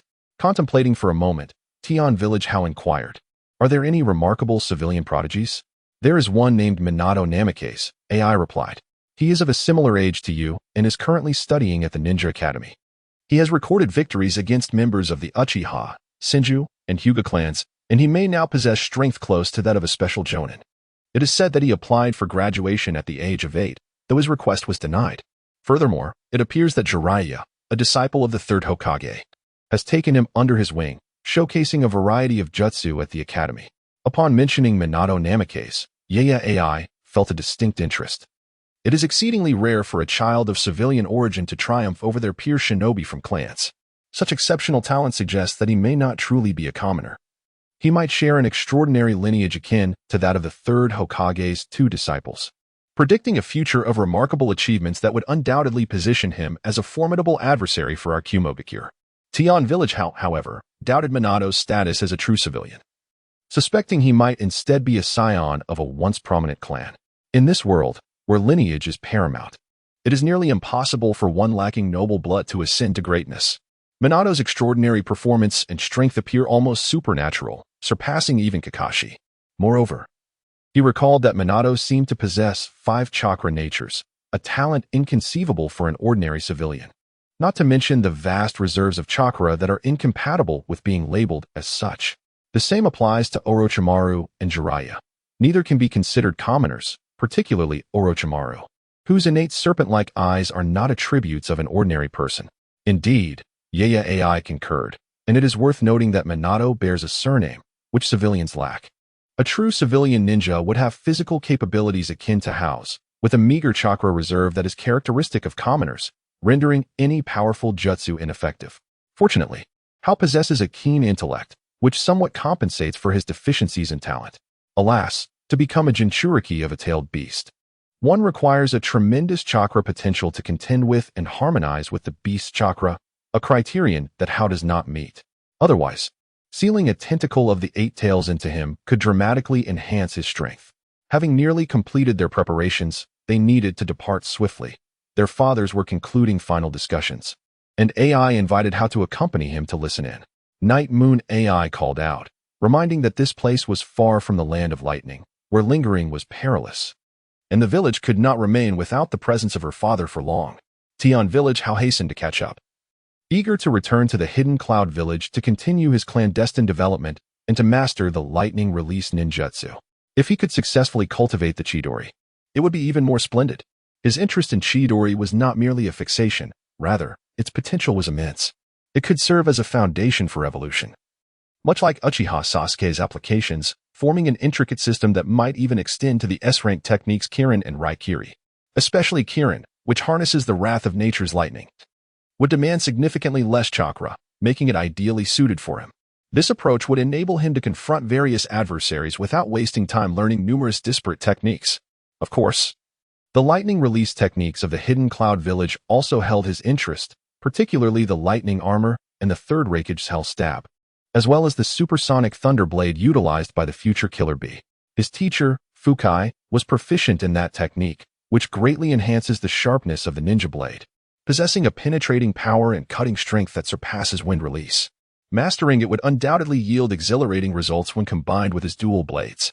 Additionally, the supersonic thunder blade, being a supportive type of ninjutsu, has modest chakra consumption, significantly less than that of offensive types, making it well-suited for a ninja of his rather modest chakra capacity. With a tenfold increase in chakra from his current state, he would be able to learn and execute it. Indeed, a tenfold increase. Alas, his chakra talent was rather unimpressive, compounded by the limitations of his young physique, rendering his prospects grim. The two soon entered a large tent bustling with people, where the third Raikage naturally occupied the central seat. Upon seeing his son and disciple arrive, a smile graced the third Raikage's face, particularly towards the disciple, whose intellect was truly commendable. Tian Village Hao and Night Moon AI exchanged little conversation, quietly positioning themselves behind the earthen platform to listen to the discussions unfolding around them. Various matters were under deliberation, including the resettlement of the Uzumaki clan following their arrival in the hidden cloud village, intentions regarding the impending ninja world war, and the capture of the Hokage's son, Sarutobi Shinji. It was proposed that the Hokage's son be sent to the Sand Village, for his identity was particularly sensitive, and it would not be appropriate for them to eliminate him. Coincidentally, the forces arranged by Konoha for the Sand Village involved the Sarutobi and Shimura clans, and it was believed that the Sand Village would capitalize on this opportunity. Furthermore, since they had just eradicated the elite of the Shimura and Sarutobi clans, perhaps the Sand Village could breach the defenses there and penetrate deep into the Land of Fire, drawing Konoha's main forces away. Additionally, based on intelligence obtained from a Sand Village puppeteer, it seemed that the Second Wind Shadow had pioneered a forbidden technique involving human puppets, enhancing combat efficacy. The corpses of the Konoha ninjas could be sent along, surely inflicting greater damage upon Konoha in battle. The proposal was made to package Sarutobi Shinji and send him to the Sand Village, executing a strategy of diversion. I believe it would be more prudent to send them to Iwagakure, where the Senju clan dispatched by Konoha could further exacerbate the tensions between the third Hokage's lineage and the Senju clan. However, some voiced dissent, suggesting that Iwagakure was a more fitting destination. After a moment of contemplation, the third Raikage ultimately declared, "Let us send them to Sunagakure, for the land of earth is closer to us, and Inoki is a cunning old fox. It is more advantageous for Sunagakure to benefit than for Iwagakure." Of course, this was merely a superficial rationale. In truth, his intention was not to deepen the conflict between the Senju clan and the third Hokage's faction, but rather to ensure the Senju clan's demise in this ongoing ninja world war. He was resolute in his desire to prevent the emergence of another first Hokage, and thus, any opportunity to eliminate them must be seized. In contrast, Tamura Hao harbored his own schemes. With Sarutobi Shinji still alive, even if sent to Sunagakure, it was uncertain whether he would be eliminated. Should he be returned to Konoha through certain negotiations that would pose a greater risk, although difficult to dispose of entirely? Severing part of the threat seemed feasible, at least ensuring that Sarutobi Kanoamaru would not emerge. After the third Raikage made his plans, he led the ninja army back home. However, chaos erupted across the ninja world upon the transmission of news regarding the war in the land of whirlpools, leaving many villages bewildered and enraged. As anticipated by Tamura Hao and Tsuchikage, Kumogakure descended into internal strife, with the ninja clans and the third Mizukage at odds, their animosity laid bare. Though open conflict had yet to commence, covert skirmishes had already begun, particularly over the coveted tailed beasts, both sides eager to seize control. Kumogakure was equally furious. Having sent forth thousands of elite ninja, only to suffer catastrophic losses without acquiring suitable sealing techniques, with only 4 returning, and even those, Chiyo and Zuki, severely injured, necessitating years of recuperation. Without further ado, the third Kazekage personally led his forces towards the border, intent on delivering a harsh blow to Konoha's contingent. Iwagakure, too, was incensed upon learning that their trusted ally, Nishi Shurjin, had fallen in the land of whirlpools, poisoned by Konoha, though he did not personally lead the charge. He dispatched a formidable army to press against the land of fire. Kumogakure naturally aligned its forces as well, even before Konoha deployed its Uchiha elite. The third Raikage had sent troops into the land of water to establish a defensive line on advantageous terrain. Simultaneously, Hanzo of the Salamander from Amigakure declared war on Konoha, aligning with Iwagakure and Tsunagakure against Konoha's forces in the region. This caused great alarm in the land of fire and Konoha, despite their strength. They found it challenging to withstand the combined assault of 3 ninja villages, not to mention the strategic prowess of the semi-divine Hanzo. However, what troubled Sarutobi Hizashi even more was the exposure of the intricate details of the war in the land of whirlpools. He faced not only the pressure from the 3 major ninja villages but also the mounting tension within Konoha itself. The wife of the first Hokage had summoned him for a discussion. He bore the weight of his clan's annihilation and the potential loss of his son, suppressing the pain. It was imperative to quell internal discord within the village, otherwise, everything would be lost. Is this the outcome of your actions? Sarutobi Hizashi cast a glance at his old companion across the table, his expression a tumult of anger and disappointment. I sought your assistance to alleviate my troubles, not to create further complications. Moreover, you have recklessly revealed the secret of your transplanted Sharingan. The leader of the Uchiha clan has already dispatched envoys to convey their formal greetings. It is fortunate that the elite Uchiha are currently away. Had they remained in the village, I fear they would have gathered in a mob. To covet the bloodline powers within the village is a grave taboo. Shinomiya Danzo maintained a stoic silence, his countenance as cold as ice. The recent conflict with the land of whirlpools had indeed been poorly executed, with the most significant oversight being the unexpected defection of the Uzumaki clan to the Hidden Cloud village, who concealed a portion of their kin. Those defectors had already set sail for the Hidden Cloud, complicating matters considerably.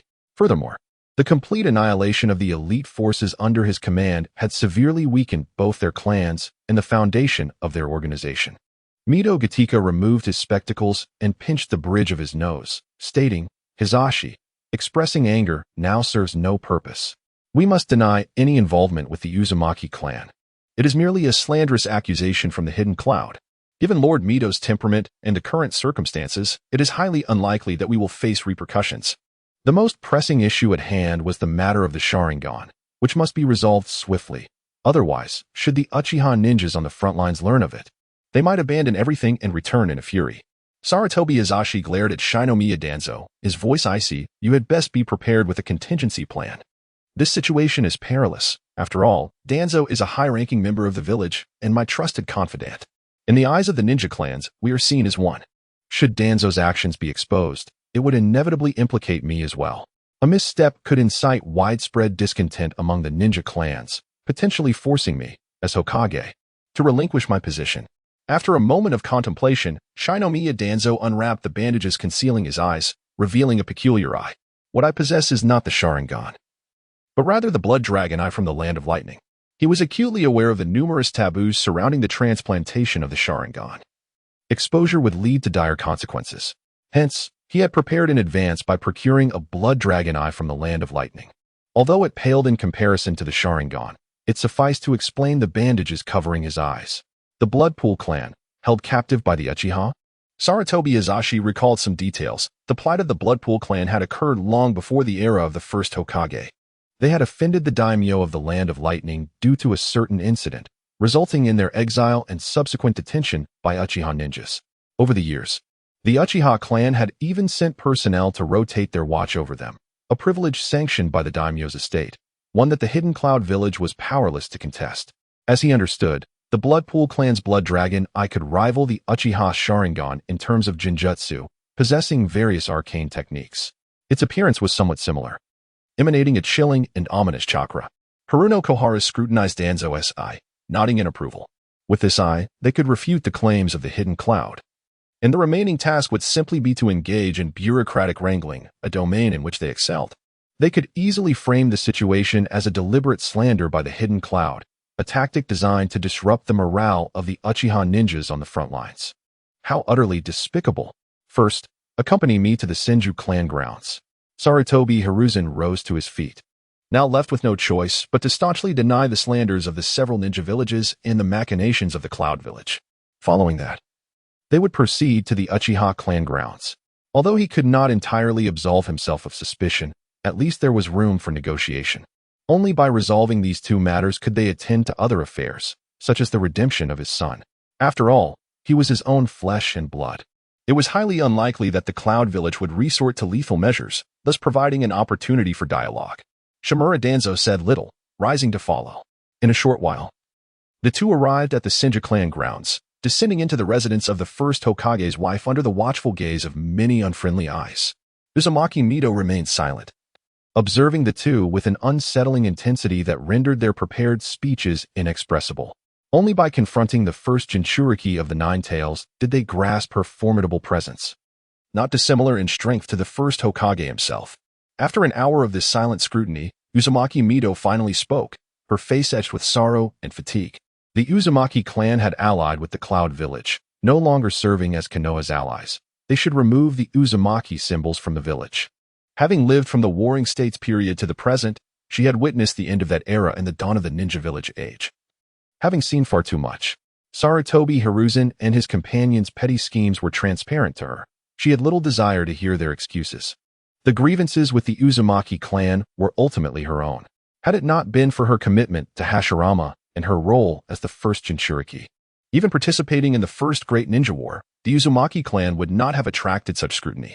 When her uncle had come to scold her back then, she had anticipated such a day would come, though she never expected the true threat would arise from the students of Hashirama and Tobarama. The silver lining was that the Uzumaki clan had shifted allegiance to the Cloud Village rather than facing annihilation, which offered her some solace. However, the friendship between the Uzumaki clan and Konoha had come to an end. Some matters were better severed. Mido's words sent a shiver through the hearts of the two men. Aware that she had disowned the truth, yet fortunately, she did not intend to pursue the matter further. "We will handle it well. Please take care of yourself," they hastily assured her before retreating, albeit with a sense of defeat. Though the outcome did not align with their expectations, it was satisfactory enough to maintain some semblance of stability. "Hashirama, was your vision of the ninja village truly correct?" Mido murmured to herself within the confines of her room, a sense of confusion welling within her. Hashirama's original intention was to establish a village that would safeguard children from the onslaught of hostile forces, allowing future generations to thrive joyfully. Yet the reality diverged sharply from their aspirations. After Hashirama's death, even more horrific wars erupted, engulfing the entire ninja world, with the very foundation of these conflicts rooted in the system of ninja villages. Now, with the onset of the Second Great Ninja War looming, she felt an ominous premonition. The Uzumaki clan had become the first casualty of this impending conflict, nearly facing extinction. Who would be next? This was not the outcome she desired, and in retrospect, it seemed that Uchiha Madara's singular vision of a ninja village might have been a more favorable path between nations and among shinobi villages. The prospect of friendship and harmonious coexistence is utterly unattainable. Setting aside the confusion on the side of the Uzumaki clan, Sarutobi Hiruzen and Shimura Danzo arrived at the Uchiha clan's territory. Under the watchful gaze of eyes brimming with animosity and ire, they were escorted to the residence of Uchiha's patriarch. Uchiha Ryong disregarded Hiruzen's words, merely activating his Sharingan to scrutinize the blood red eye exhibited by Danzo. The ocular power within it clashed with your chakra, indicating that the transplantation had occurred too recently for proper acclimatization. Suddenly, Ryong uttered a statement that caused Hiruzen, who was attempting to deceive, to stiffen, while Danzo's expression grew more formidable. Had he seen through it? The process of eye transplantation is not as straightforward as one might think, particularly for an outsider, which necessitates an extensive adjustment period. Although Danzo had received the blood-red eye, it was merely a rudimentary transplant, lacking proper adaptation, rendering it nearly ineffective. Patriarch Raiyang. Hiruzen sought to interject, yet was halted by a raised hand from Uchiha Raiyang. Since you have not successfully implanted the Sharingan, you must return it to us, including those acquired by the Senju clan during the Warring States period. No bloodline of any shinobi clan shall be allowed to circulate freely, least of all our Uchiha's Sharingan. In truth, Raiyang did not regard this matter with great significance. There had been numerous clan members who had vanished during missions in the past, leaving no trace behind, particularly after the previous clan leader, Uchiha Madara, had displayed his unmatched prowess. Countless eyes had coveted their power. However, the Uchiha Sharingan is not so easily obtained, and after that tumultuous period, the major factions had grown quieter. Simultaneously, he did not wish to jeopardize relations with Hiruzen and the others, as it would only benefit the Senju clan, and he required Hiruzen's cooperation in weakening the Senju clan. The latter posed the greatest obstacle to the Uchiha's ascension to the position of Hokage. As long as the Senju clan existed, it was impossible for them to produce a Hokage. Thus, allowing Hiruzen and his companions to engage in a conflict with the Senju clan was in alignment with the Uchiha's current and future interests. Nevertheless, it was also essential to ensure that neither party emerged unscathed. This was an opportunity to reclaim the Sharingan from both parties. While not all could be retrieved, at least the majority should be reclaimed. Danzo. Seeing that Uchiha Raiyang had made his point clear, Hiruzen turned towards Danzo. The research project on the Sharingan initiated by Lord Tobirama had been entrusted to Danzo, yet it had yielded no significant results, rendering any external distribution futile. I shall arrange for someone to deliver it to you later. With a somber expression, Danzo ultimately acquiesced. Naturally, he could not relinquish all of the Sharingan left by Lord Tobirama and those he had secretly acquired over the years, especially the 3-tomo Sharingan. He needed to retain some for further study.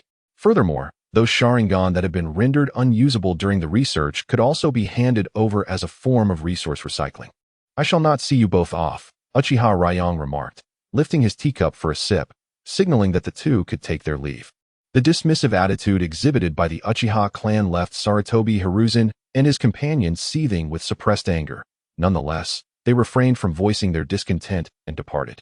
Once outside the confines of the Uchiha territory, both men exhaled a sigh of relief, having managed to maintain their composure. Tans, you must hasten to the front lines in the land of rivers. The situation cannot be sustained solely by Hiruzen, Sarutobi Hiruzen remarked, referencing the battlefield where their clan's ninjas formed the vanguard. Meanwhile, their elite forces had covertly ventured to the land of whirlpools to plot, only to be decimated by the combined forces of the Cloud Shinobi and the Uzumaki clan. The higher echelons of combat power on that front were critically diminished, leaving them vulnerable to a breach. Although his brother, Sarutobi Hiruya, was stationed there, it was still insufficient, far from adequate. Moreover, the summoning contract held by his brother had likely been sealed, significantly diminishing their strength without the aid of their summoned beasts. Should the shinobi forces of Sunagakure breach their defenses and infiltrate the heart of the Land of Fire, it would spell catastrophe, particularly for their clans, as the complete annihilation of their kin would lead to dire consequences for both clans and the stability of their village. I require the support of the Inuzuka, Nara, and Akimichi clans. I will bring Orochimaru with me, as his summoned beasts are well suited for large-scale warfare, Tan stated coldly, acknowledging the responsibility he bore for the losses incurred by both clans and the elite of the Foundation due to his oversight. However, he could not withstand the formidable forces of Sunagakure alone. Support was imperative. In addition, he needed Orochimaru's assistance, not merely for his strength, but for his unparalleled abilities. I shall engage in discussions with them.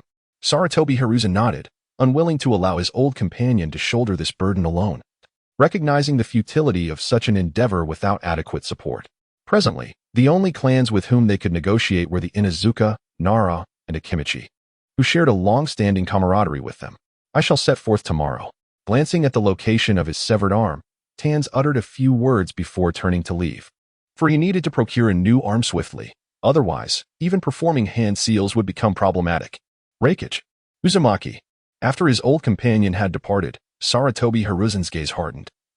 a fierce demeanor overtaking his features, as an ocean of murderous intent surged within him. The losses sustained were catastrophic.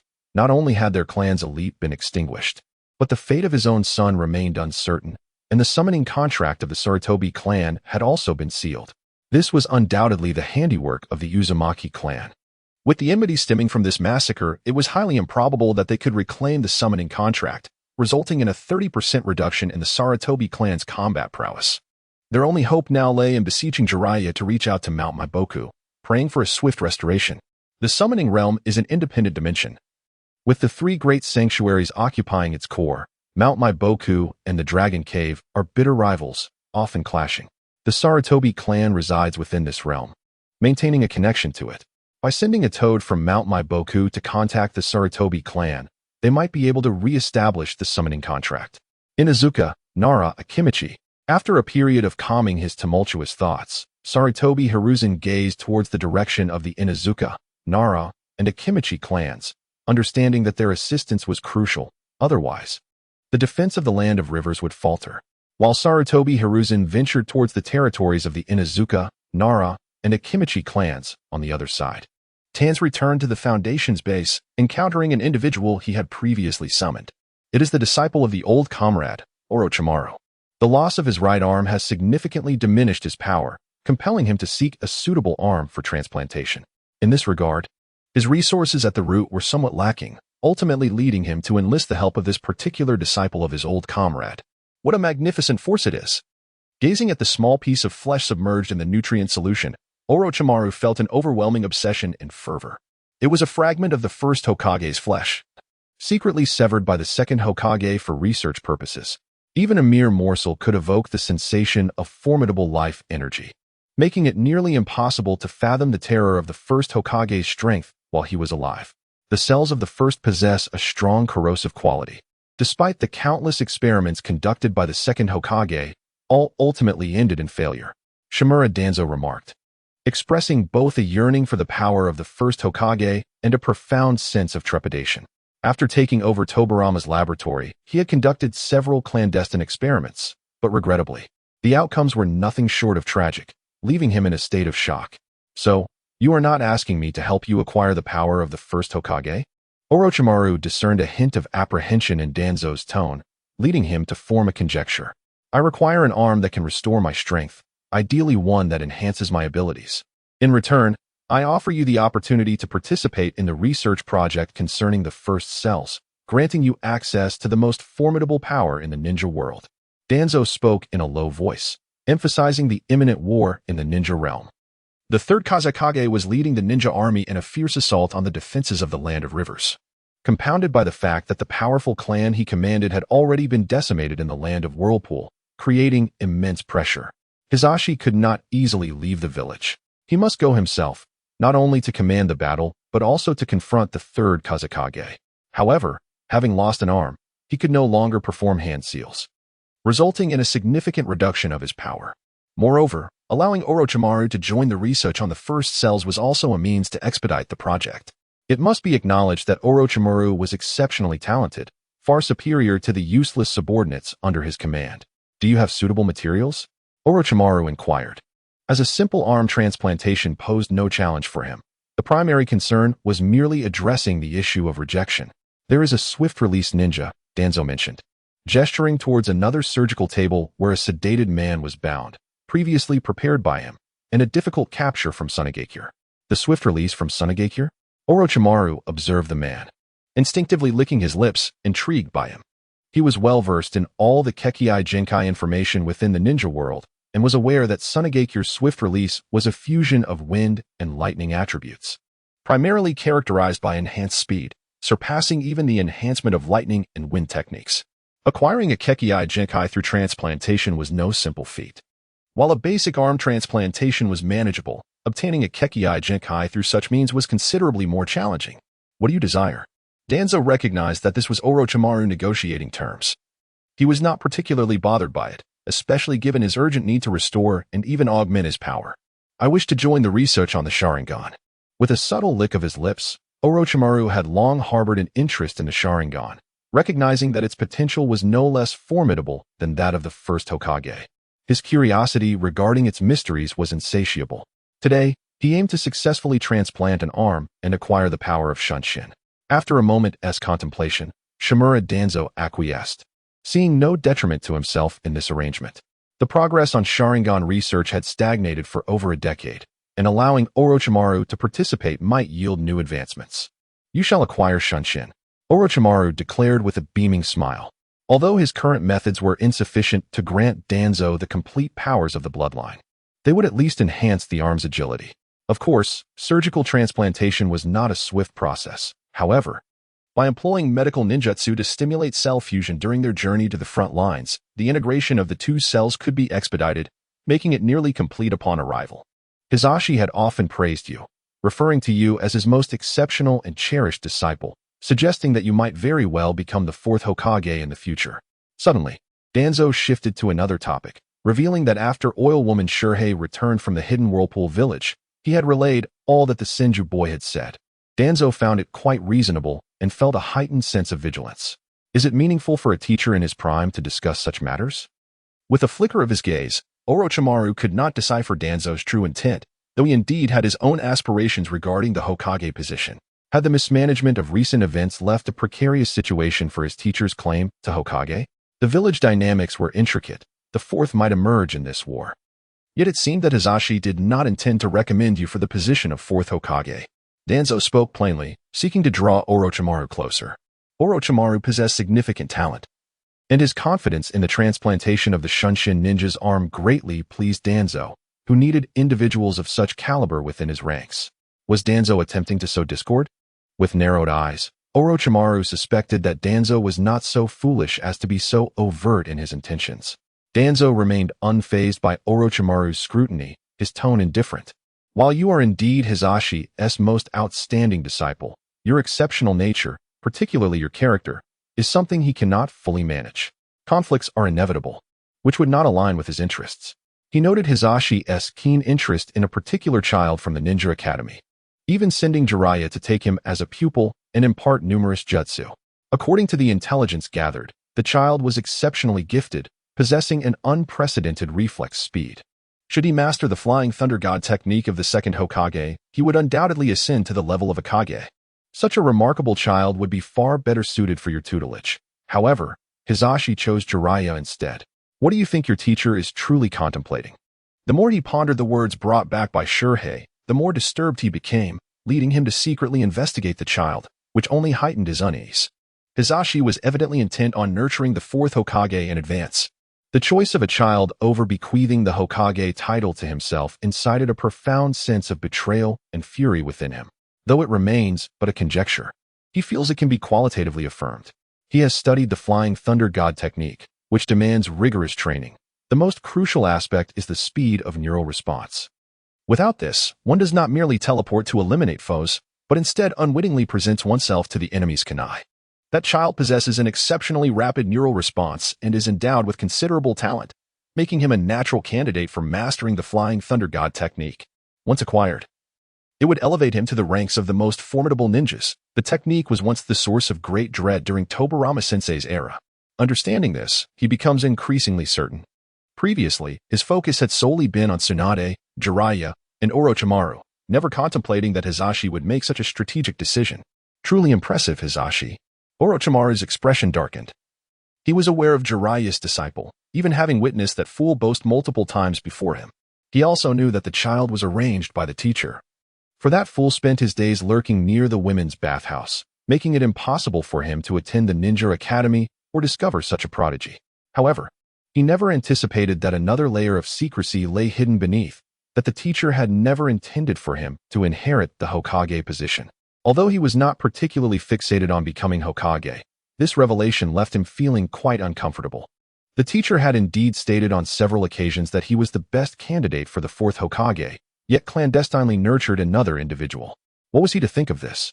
Was it merely a fade to attract attention, allowing that child to grow safely? Truly, a masterful maneuver, teacher. It is evident that your obsession with power surpasses your desire for authority. There should be no conflict between us. What Hisashi can offer you, I too can provide. Perhaps even more. Observing Orochimaru deep in thought, Shimura Danzo extended an invitation. He had maintained a keen interest in Hizashi's three disciples. Recognizing that Orochimaru was not enamored with power, but rather deeply engaged in training and research, displaying remarkable aptitude. This provided a solid foundation for collaboration. I look forward to your guidance in the future, Lord Danzo. A smile graced Orochimaru's face as he accepted the invitation, regardless of the teacher's intentions. He was indeed more devoted to power, even willing to undergo personal transformation. Furthermore, Danzo possessed elements of interest that aligned with the two most powerful forces in the current ninja world, making collaboration advantageous for him. As for future matters, they could be addressed later. Moreover, Danzo's perceptiveness and intellect in this regard astonished him. He had failed to perceive the teacher's underlying arrangement, yet Danzo had seen through it. But how could someone with such insight and intellect suffer a devastating defeat in the land of water? It seemed perplexing. Could there be some hidden truth? Or perhaps the Raikage advisor from the Hidden Cloud Village truly possessed terrifying wisdom. Orochimaru's adaptability pleased Danzo, who responded, "You may take some of the first Hokage's cells and Sharingan with you to the front lines, where there will be ample prisoners available for your research experiments. Regardless of the nature of your experiments, I wholeheartedly support you. Yet it is imperative that we yield results promptly to aid me in vanquishing the Hidden Sand Village. Certain experiments are ill-suited for our village, but this war presents an opportunity for them. The conflict will not conclude swiftly, and both sides will deploy a substantial number of ninjas, which serve as excellent materials for experimentation. Moreover, the elite shinobi from both clans, along with those from the Foundation, were annihilated in the land of Whirlpool, necessitating the urgent cultivation of new high-end combat power. Conventional methods will undoubtedly prove inadequate, compelling us to resort to some extreme measures. How delightful this is." Licking his lips, Orochimaru felt quite satisfied with this promise. He had harbored numerous ideas in the past, yet had been constrained by circumstances from attempting to validate them. Now, he had found an opportunity. Collaborating with Shimura Danzo was indeed a pleasurable endeavor. At the same time, the Root Ninjas, following Shimura Danzo's orders, delivered a significant number of Sharingan to Uchiha Ryo. Uchiha Ryo brought those eyes to a secluded area within his clan, where many items were arranged, most notably bottles containing nutrient solutions, each preserving a pair of eyes, all Sharingan, predominantly in the form of the three-tomo variant. There was also a peculiar pair of grayish-white eyes. He carefully sealed away the inferior and damaged Sharingan sent by Danzo into a gourd, placing the remainder on a shelf alongside the three-tomo Sharingan. Regrettably, if Kagami had not been so closely allied with Shinja Tobarama, with these eyes at his disposal, he could have utilized Izanagi to eliminate all foes, paving the way for an Uchiha to ascend as Hokage. Uchiha Ryo gazed mournfully at the preserved Sharingan. These were the accumulated treasures of their clan over the past century. The eyes of their Uchiha kin would never accompany them to the grave. They were the clan's most precious resource, particularly the three-tomo Sharingan. That was the medium for performing Izanagi. Yet it was a pity that Izanagi required the potency of a Manjiki Sharingan to be fully realized, enabling the complete alteration of one's fate. Although Kagami had awakened the Manjiki and possessed formidable ocular power, his heart was not devoted to the clan, leading to his premature demise. How unfortunate. The greatest source of pressure for him was the first Hokage's wife, who had perfectly mastered the power of the Nine Tails. Even the Manjiki Sharingan would struggle to affect her, as she had reached a level comparable to that of the first Hokage and Uchiha Madara. In the face of such an existence, even possessing a Manjiki would not suffice to rival her unless one could acquire the same eyes that Uchiha Madara once possessed. How did he come to possess those eyes? As his gaze fell upon the peculiar grayish-white eyes on the shelf, Uchiha Ryo felt an insatiable desire and curiosity. How did Uchiha Madara obtain that pair of eyes? Over the years, they had conducted various research experiments, yet none had succeeded. They were not obtained through the transplantation of blood relatives' eyes, indicating a deeper, undiscovered reason. Unfortunately, only Uchiha Madara knew this secret, and he had been slain by the first Hokage, with his corpse taken away by the second Hokage. After a long contemplation, Uchiha Ryo sighed and turned to depart. However, unbeknownst to him, another presence had entered alongside him, arguably a being of significance, a rather nourishing source. Kurizetsu emerged from the shadows, his gaze fixated upon the multitude of Sharingan with evident satisfaction. He was already aware of the Uchiha clan's tradition of retrieving the eyes of their deceased kin, and even of others who would seize the eyes of fallen Uchiha ninjas, whether or not they intended to transplant them, as they could fetch a handsome price at the exchange market. The exchange market had always offered bounties for Sharingan and Byakugan, particularly favoring the Byakugan for its minimal side effects. However, his interest lay solely in the reincarnation of Indra and the Meijiki Sharingan, showing little regard for these ordinary Sharingan. Nevertheless, his brother's current needs for these eyes to nourish the small tintails and bolster their mother's power compelled him to personally acquire a portion of them.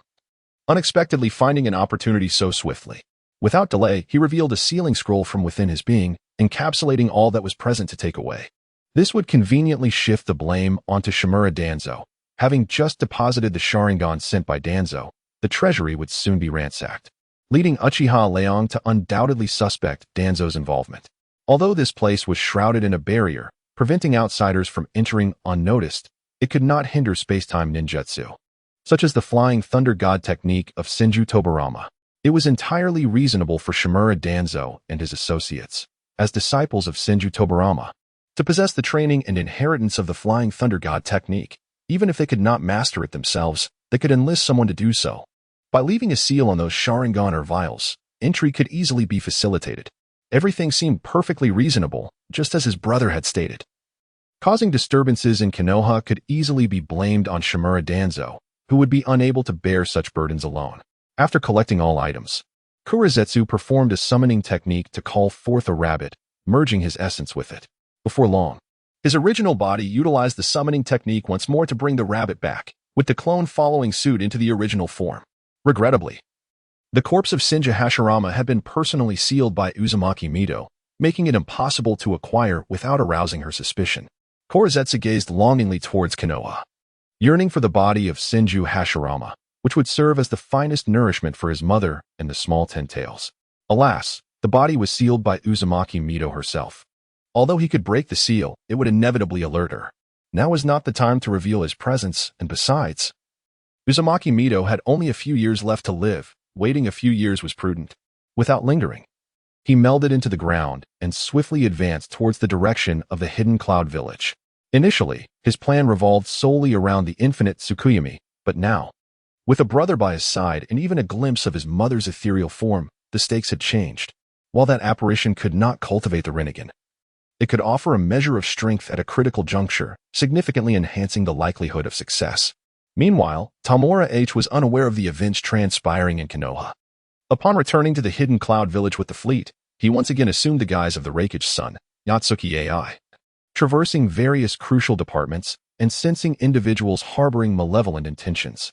Such individuals, regardless of their reasons, stances, or identities, would be meticulously monitored by the forces orchestrated by the Tsuchikage. Soon, they arrived at the research department, where they identified several individuals harboring malevolent intentions towards Yue AI, as well as some with peculiar sentiments. What happened? Upon witnessing Tamura Hao emerge from a laboratory with a sudden change in expression, the atmosphere grew tense. The individual leading the research on the chakra cannon is not right, Tamura Hao stated gravely. Both the sealed spaces Jinchuriki and Kagaya's Phantom have reacted simultaneously to him, which is unprecedented. This laboratory was dedicated to the chakra cannon, a project aimed at addressing the lunar crisis revealed by the Jonin village. Of course, it was merely in its initial stages, having only recently commenced, with the chakra cannon merely possessing a skeletal framework and numerous challenges still to overcome. Yue AI and Fukai, who had been tailing them using transformation techniques, exchanged glances of concern. Is that person also a spy? Are you certain? The gravity of the situation deepened on Tuchai's face. This was not a favorable development. Let us take him aside. I need to sense him. There's definitely something amiss. Tamura Hao expressed his conviction, filled with curiosity about what could elicit simultaneous reactions from the Kagaya Phantom and the Jinchuriki. Wait until Dr. Osi finishes work. Then ambush him on the way and bring him here. Do not expose our intentions. I can later claim he was attacked by a spy. Tuchai pondered seriously before addressing Fukai, who nodded in understanding. Tamura Hao refrained from further comments, continuing to traverse the research department in the guise of Yue AI until nightfall, at which point he followed Tuchai into a concealed chamber where Fukai awaited with the unconscious Dr. Osi. Tamura Hao approached and connected his chakra with the Jinchuriki and Kagaya's Phantom, meticulously sensing the stranger's body, ultimately focusing on the individual's head. He placed his hand upon the forehead, cautiously channeling chakra, and soon discovered the source of the anomalies experienced by Kagaya's phantom and the Jinchuriki. It was an exceedingly subtle and obscure cursed mark, concealed deep within the brain, exuding a familiar aura that sent a chill down Tamura Hao's spine.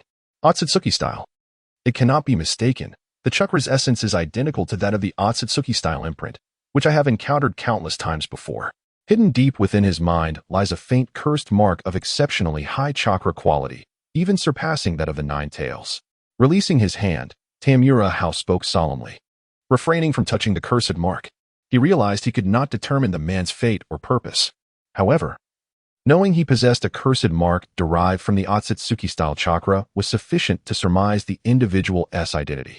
In Naruto, there are references to the shell organization established by the Otsutsuki style, which operates covertly and maintains connections with various major forces in the ninja world, including the 5 great ninja villages, labeling its members as outer formation and leading various technological advancements.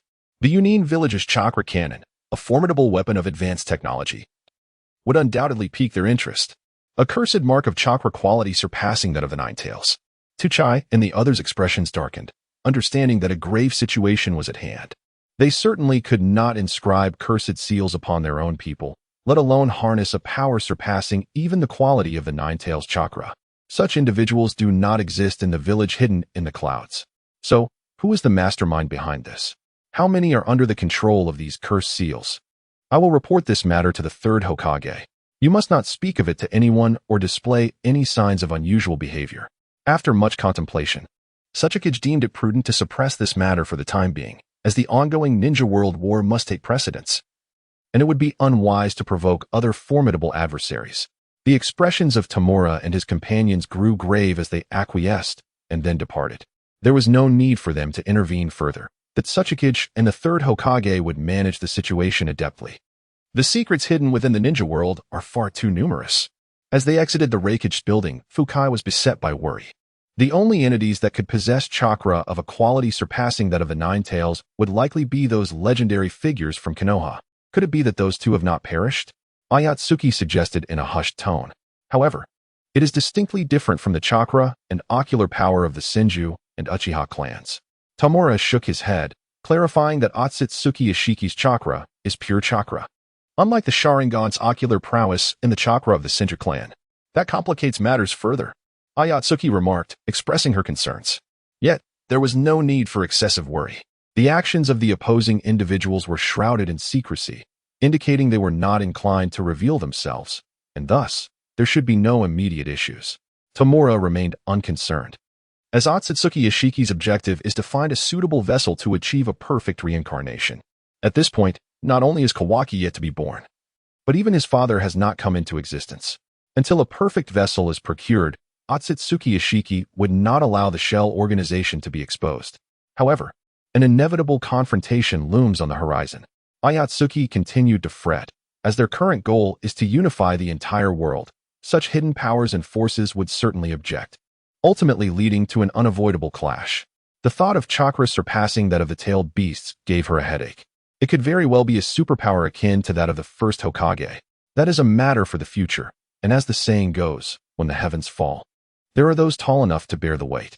Our current strength is not even the pinnacle of the village hidden in the clouds, Tamura reassured her, asserting that there is no need for excessive concern and that they should focus on the tasks at hand.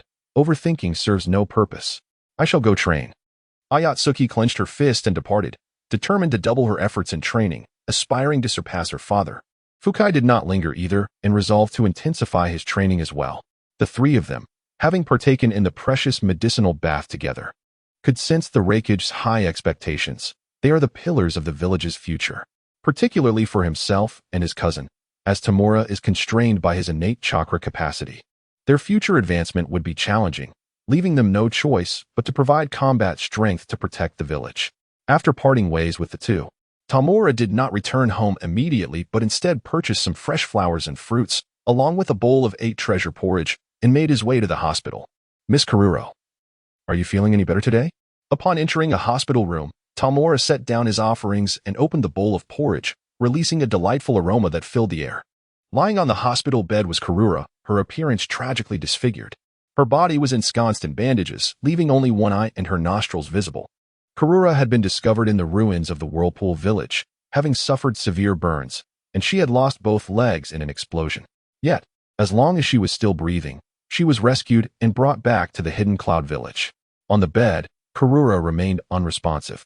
Her solitary eye reflected a profound silence, her heart rendered numb. She was acutely aware of her injuries and her condition. Her life, as she knew it, was irrevocably altered. The extensive burns covering her skin ensured that even if she were to heal, she would emerge as an unsightly monstrosity. This was undoubtedly a devastating blow for a woman. And her spirit had withered. Noticing the desolation in the girl's expression, Tamura Hao endeavored to console her. He spoke of life's brevity and the importance of finding joy, urging her not to despair, for the journey ahead was still long, and anything was possible. Although her beauty had been marred, she had become a one-eyed figure, and with her legs lost, her insides gnawed upon by venomous creatures. It seemed she would spend the rest of her days bedridden. Tamura described her current plight and future existence, prompting Karura, who had initially been numbed, to turn her eye toward him. "Are you attempting to comfort me? I am well aware of my condition. There is no need for your words. I was once quite charming and witty." Upon witnessing the girl's reaction, Tamura shifted his tone. "I have read accounts of the first Hokage of Kumogakure, who possessed an astonishing regenerative ability. His injuries could heal rapidly. Even if he lost an arm or was bisected, he could recover, akin to an immortal being. This level of recovery is attainable through chakra and ninjutsu, though it requires time to research and uncover its secrets." At this, a flicker of hope ignited within the girl's previously dull heart. Is it truly possible to recover? Yet, this glimmer was fleeting, as Karura rasped. "There is no need for your false comfort. The power of the first Hokage is but a legend. Such strength has not graced Konoha since, and it is beyond the reach of others." The absence of figures like the first Hokage in Konoha was testament enough that such power was merely an elusive myth. Intangible and unattainable. "I clearly lack the talent for comforting others," Tamura quipped, noticing the girl's return to her state of numbness. He then donned a mischievous, audacious expression. "I command you to gather your spirits and embrace a new life. Otherwise, I shall strip you bare and photograph you, sending the images to Rasha. I can only imagine the expression and feelings Rasha would have upon seeing you now. What a delightful anticipation. And your parents, they must be in utter despair. Wouldn't you agree? Now, they are only aware of your demise. When they discover that you are alive and have transformed into this grotesque and bizarre visage, a second wave of sorrow will undoubtedly ensue. I wonder how your parents are faring, whether they can withstand such news, if only." Tamura Hao fantasized with a villainous countenance, recalling how Master Ru once asserted that the most efficient method to escape current anguish is to inflict a greater suffering to overshadow it. This approach is far superior to the tedious art of persuasion. Kagura stared in disbelief, unable to fathom how drastically one could alter their demeanor. Has a different person emerged? After a prolonged moment, she managed to calm her tumultuous thoughts and resolutely declared, "What do you seek from me? I will not divulge the secrets of the sand manipulation technique or the village's confidential matters." She was uncertain of the truth behind his words, even questioning his true identity. Yet she dared not gamble. She did not wish for Roshan or her parents to witness her current repugnant appearance, nor did she desire to inflict pain upon them. The girl's capitulation brought Tamura Hao a sense of satisfaction, and he marveled at the remarkable cunning of the former leader, Danzo. In the future, Danzo would employ ruthless and despicable methods to coerce Yakushi Nan into continuing her work. Now, he was merely emulating the same effective tactics. "Indeed, I, Tamura, am the true inheritor of Danzo's legacy. The future second Hokage will undoubtedly be me, Tamura Hiten. We have already gleaned the sand manipulation technique while you were in slumber, utilizing illusions combined with medicinal substances. We have also uncovered a significant amount of the hidden sand village's secrets. As for me, I aspire to establish a shop dedicated to crafting puppetry prosthetics for the disabled. You seem to possess some knowledge of puppetry. Once you are discharged from the hospital, you can create yourself a pair of puppet legs and thereafter work at my establishment to earn money for me." Exhibiting his capitalist nature, Tamura valued monetary power above all else, something that is always in demand. He yearned to dabble in any lucrative venture, and the realm of disabilities promised rich rewards. Moreover, with the Second Shinobi World War on the horizon, there would certainly be a multitude of casualties, all of whom would serve as prime clientele. Furthermore, as long as Kagura survives, it constitutes a shift in the narrative, a force of destiny that benefits him greatly. After a prolonged silence, Kagura ultimately yielded. Although she was not a puppeteer, she possessed sufficient knowledge to create simple prosthetics to aid her daily life. However, she suddenly sensed something amiss. Observing the individual who had just finished a bowl of fragrant, hot porridge, she blinked in bewilderment. Wasn't this porridge meant for me? This treasure kanji was increasingly reminiscent of home. Having relished a bowl of the kanji, Tamura Hao savored the taste before retrieving a glass vial filled with a viscous, dark red liquid.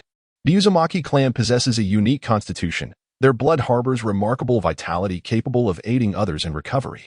This vial contains blood extracted from a decayed corpse, with all toxins carefully removed. While its efficacy may not rival that of fresh blood, the quantity should suffice for your swift recuperation. One of the remarkable items discovered previously in the hidden whirlpool village proved to be remarkably effective. Upon returning to the village, specialized personnel conducted thorough examinations to ensure its safety before it was brought back. However, I refused to consume it. The sight of that viscous black-red liquid filled with repulsion. It is the blood of the deceased, utterly revolting. Your grievous injuries, with severe burns covering your body and your innards gnawed upon by venomous insects, are not easily recoverable. Be compliant. Dear, open your mouth. Tamura Hao gently persuaded, pinching the girl's cheeks to pry her mouth open, disregarding her struggles as he forcibly poured the foul blood into her, even infusing chakra to facilitate its absorption. This was for Karura's own good. While the burns on her surface could be likened to the second Suchikage rendered as a mummy, the damage inflicted upon her insides by the insects was far more challenging to mend. Even if recovery were to be achieved, it would undoubtedly leave lingering afflictions. Such injuries require extraordinary measures for resolution. The blood of the Uzumaki clan was indeed potent. Shortly after consumption, Karura's wounds began to mend.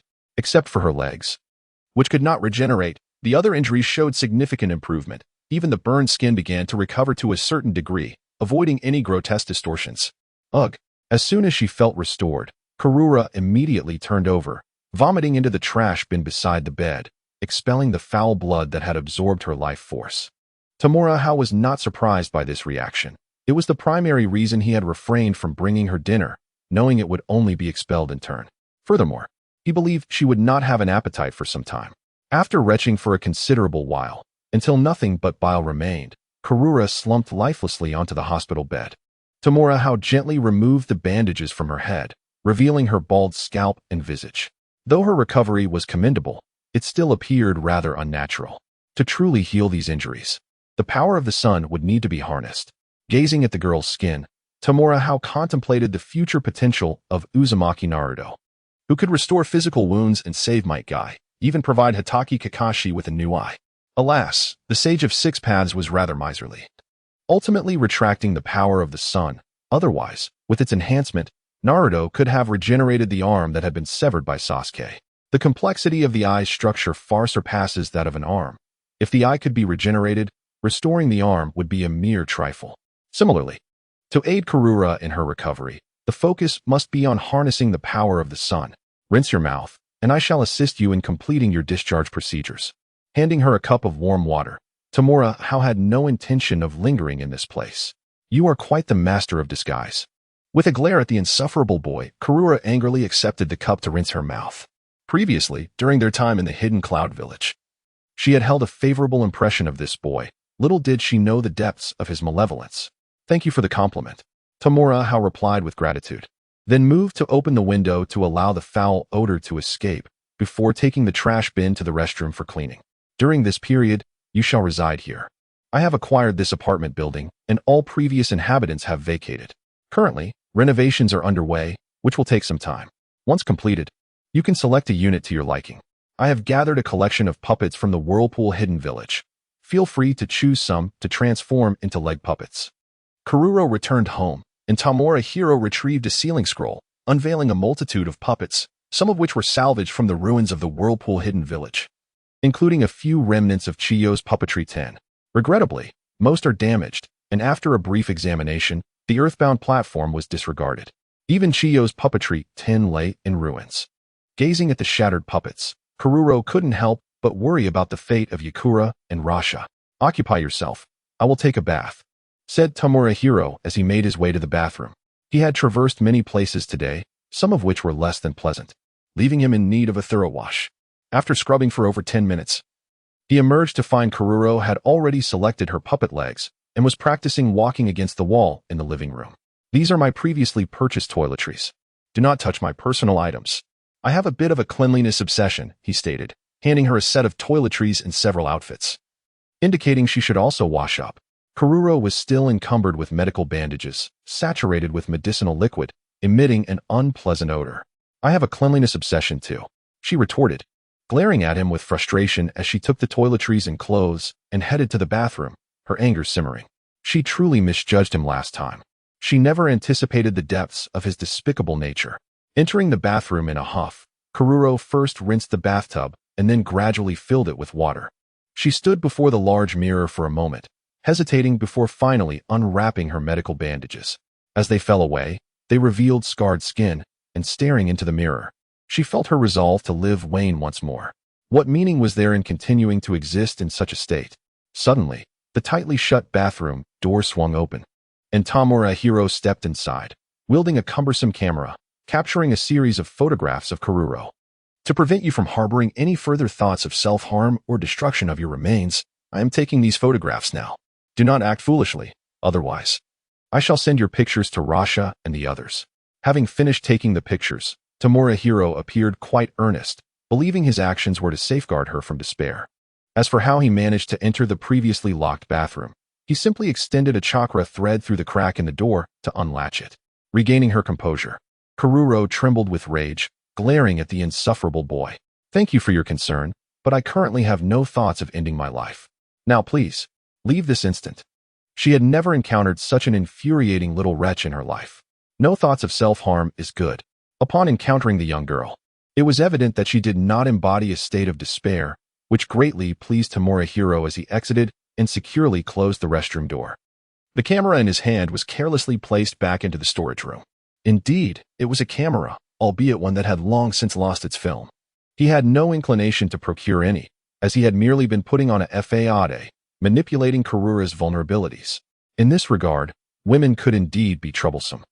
One disfigured appearance seemed to warrant an extreme reaction, displaying a lack of respect for their own lives. He was disinclined to expend effort in persuasion, hence resorted to this simple and blunt method. Achieving the goal was paramount, while the means were secondary, such as the mindset of a ninja. Of course, the primary reason for not purchasing film was to serve as a narrative foreshadowing, should Kururo inadvertently discover that the camera, devoid of film, had never been genuinely utilized. Her inner resentment would likely dissipate, perhaps even transforming into fondness. Numerous novels and anime feature similar tropes, serving as the quintessential redemption arc for antagonists. After a full hour had elapsed, Kururo finally emerged from the restroom, adorned in a dress and walking with considerably more grace. In the place where I found you, I collected some sand, likely refined by your sand manipulation technique. Later, you can gather more sand to cover yourself, thus sparing you the burden of others' scrutinizing gazes and providing some solace to your heart. Tamura Hao tossed a glass bottle, containing more than half a bottle of sand. Catching it, Kururo felt her chakra mingled within the sand, filling her with delight. She hastily opened the bottle, re-establishing the connection with her chakra and drawing the sand forth to envelop her head, quickly restoring her former appearance. She had long been accustomed to covering her skin with refined sand. If she had enough sand to envelop her entire body, she could indeed disregard the gazes of others, allowing her to live a life free from worry. How did you come to consider saving even the Uzumaki ninja? Tamura Hao inquired with curiosity. From the information gleaned through the genjutsu of the upper ninja, he learned that during that battle, she primarily manipulated sand to swiftly transport the injured, regardless of whether they were from Sunagakure or Yuzushigakure. Such actions were hardly befitting a ninja. While I cannot alter the village's decisions, I understand that that battle was not justified, Kururo said after a moment of silence, her heart heavy with complexity. Previously, she had not given it much thought. But having actively participated in the invasion of another's homeland, witnessing the loathing in the eyes of the Uzumaki left her feeling profoundly unsettled. During her time at the Ninja Academy, she had been taught to protect her village, a lesson she held dear. Yet, she gradually realized that the existence of ninjas was not as noble as she had once believed. She had always regarded the protection of her village as her ninja way, willing to sacrifice her own life, but this time she found herself cast as the villain invading another's village. Was it justifiable to invade and destroy the homes of others in the name of protecting one's own village?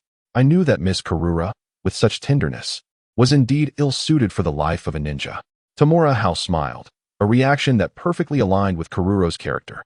What is the essence of a ninja's existence? What significance does a hidden village hold? I once believed I had a clear understanding of these concepts. But now I realized that I had not grasped the entirety of the matter. Why must the ninja world inevitably be embroiled in warfare? Karuro felt lost. The previous conflict shattered her steadfast belief in the ninja way, which had been a primary source of her prior emotional numbness. Taking a bite of an apple, Tamura Hao remarked, the issues within the ninja realm are intricate, and the causes of war are manifold. On a superficial level, the aggressive party wages war out of ambition, seeking to acquire more. The weaker side, striving for self-preservation against the onslaught of the stronger, often succumbs to unrealistic aspirations, compelling them to exhaust all means to bolster their strength and weaken their adversaries, thus resulting in repeated, bloody conflicts. In the chaos of war, the delineation between right and wrong becomes nebulous. As the saying goes, the hero of one is the enemy of another. Perspectives differ, leading to divergent understandings. War has been dissected by countless individuals in the past. Its essence remains unchanged, merely an extension of interests, albeit manifested in varying forms. This principle holds true in this world as well. Is there a way to avert war? After a moment of contemplation, Karuro inquired, expressing her profound distaste for conflict, which brings forth an abundance of tragedies. Despite this insufferable brat's flaws, he possesses remarkable intellect. Upon returning, they recounted their experiences in the Hidden Cloud Village, earning even Lord Kaizokuro's commendation for this wretched child. Does he possess knowledge of how to prevent war? Tamura Hao finished his apple and then remarked, there are indeed methods to avert war, as demonstrated by the first Hokage and Uchiha Madara in their time. They achieved this by enveloping all conflicts within a single greater war, using absolute strength to suppress all dissent. Subsequently, they established laws that would govern all, compelling adherence from everyone. While the notion of fostering peace through mutual understanding among individuals is not entirely far-fetched, it is fundamentally flawed, for not all hearts are inherently benevolent. Laws serve as the baseline of morality and kindness. Currently, the absence of a flawless standard, one that could also bind those in positions of power, allows them to instigate various wars according to their whims, inflicting suffering upon others and deriving their joy and gain from the agony of the innocent. Take, for instance, the recent conflict initiated by the three major ninja villages, including Konoha, against the Uzumaki clan. This was merely for their own gain. The first Hokage and Uchiha Madara possessed unparalleled power, yet they failed to unify the ninja world. Particularly the first Hokage, who chose to adopt the contemporary ninja village system, believing that peace could be achieved through understanding among individuals, villages, and nations. The outcome, as you have witnessed, was the immediate eruption of the first great ninja war upon his demise, a conflict of such scale that it surpassed any battle of the Warring States period, affecting the entire ninja realm and resulting in countless casualties, inflicting tremendous pain upon the world. Now, the second great ninja war has commenced, with the Uzumaki clan as the first victims, and this is merely the beginning. Following the second great ninja war will come the third, the fourth, and the fifth, ad infinitum, each time resulting in innumerable tragedies and misfortunes. As long as the ninja village system persists, war will never cease. This encapsulates the current plight of the ninja world. Avoiding war is not inherently difficult. Our ancestors made the solution abundantly clear: unification. Unfortunately, the laws and systems established back then were not sufficiently refined and contained privileges that eventually morphed into loopholes, leading to the internal decay and collapse of entire nations. The downfall of the Song and Ming dynasties was not solely due to foreign conquest, but rather a result of self-inflicted wounds. In the early years of both dynasties, they were capable of subduing foreign tribes, yet ultimately weakened, allowing outsiders to exploit opportunities to invade. Thus, the concept of grand unification is indeed correct. Afterward, it is merely a matter of instituting stringent laws and systems to ensure lasting stability, at least for several centuries without issue. As for the conflicts among the 5 villages, that poses no greater challenge. You, Kumogakure, aspire to unify the ninja world? Karura comprehended this notion and was quite astonished by the sheer ambition of Kumogakure. What are you surprised about? We are not the only ones harboring such aspirations. This sentiment exists among all 5 great ninja villages. who recognized that this is the true path to peace. With a roll of his eyes, Tamura Hao discerned that this girl had yet to adjust her mindset. Still viewing matters from the perspective of a Sunagakure ninja. Must it be this way? After pondering for some time, Karura was unsettled by such thoughts, for they would lead to the loss of many lives. If you could persuade the 5 great ninja villages to relinquish everything and amalgamate into a singular ninja village, that would be quite an achievement. Tamura Hao presented a rather implausible notion, which rendered Karuro speechless. Such a feat was absolutely unattainable. Rising to his feet, Tamura Hao stated indifferently, "These matters are not for us to ponder. In the shinobi world, strength reigns supreme. The reason the first Hokage could convene the 5 Kage summit and have the other villages heed his philosophies was due to his unparalleled might. Lacking strength renders any further contemplation futile. What you must do now is swiftly recalibrate your body and mind, and then commence working at the establishment I have set up to earn me some money. Your room is over there. The cupboard within contains bedding." He gestured towards a vacant room before retreating to his own. Reclining on his bed, he retrieved the sword of Raijin to continue honing his mastery over lightning nature transformation.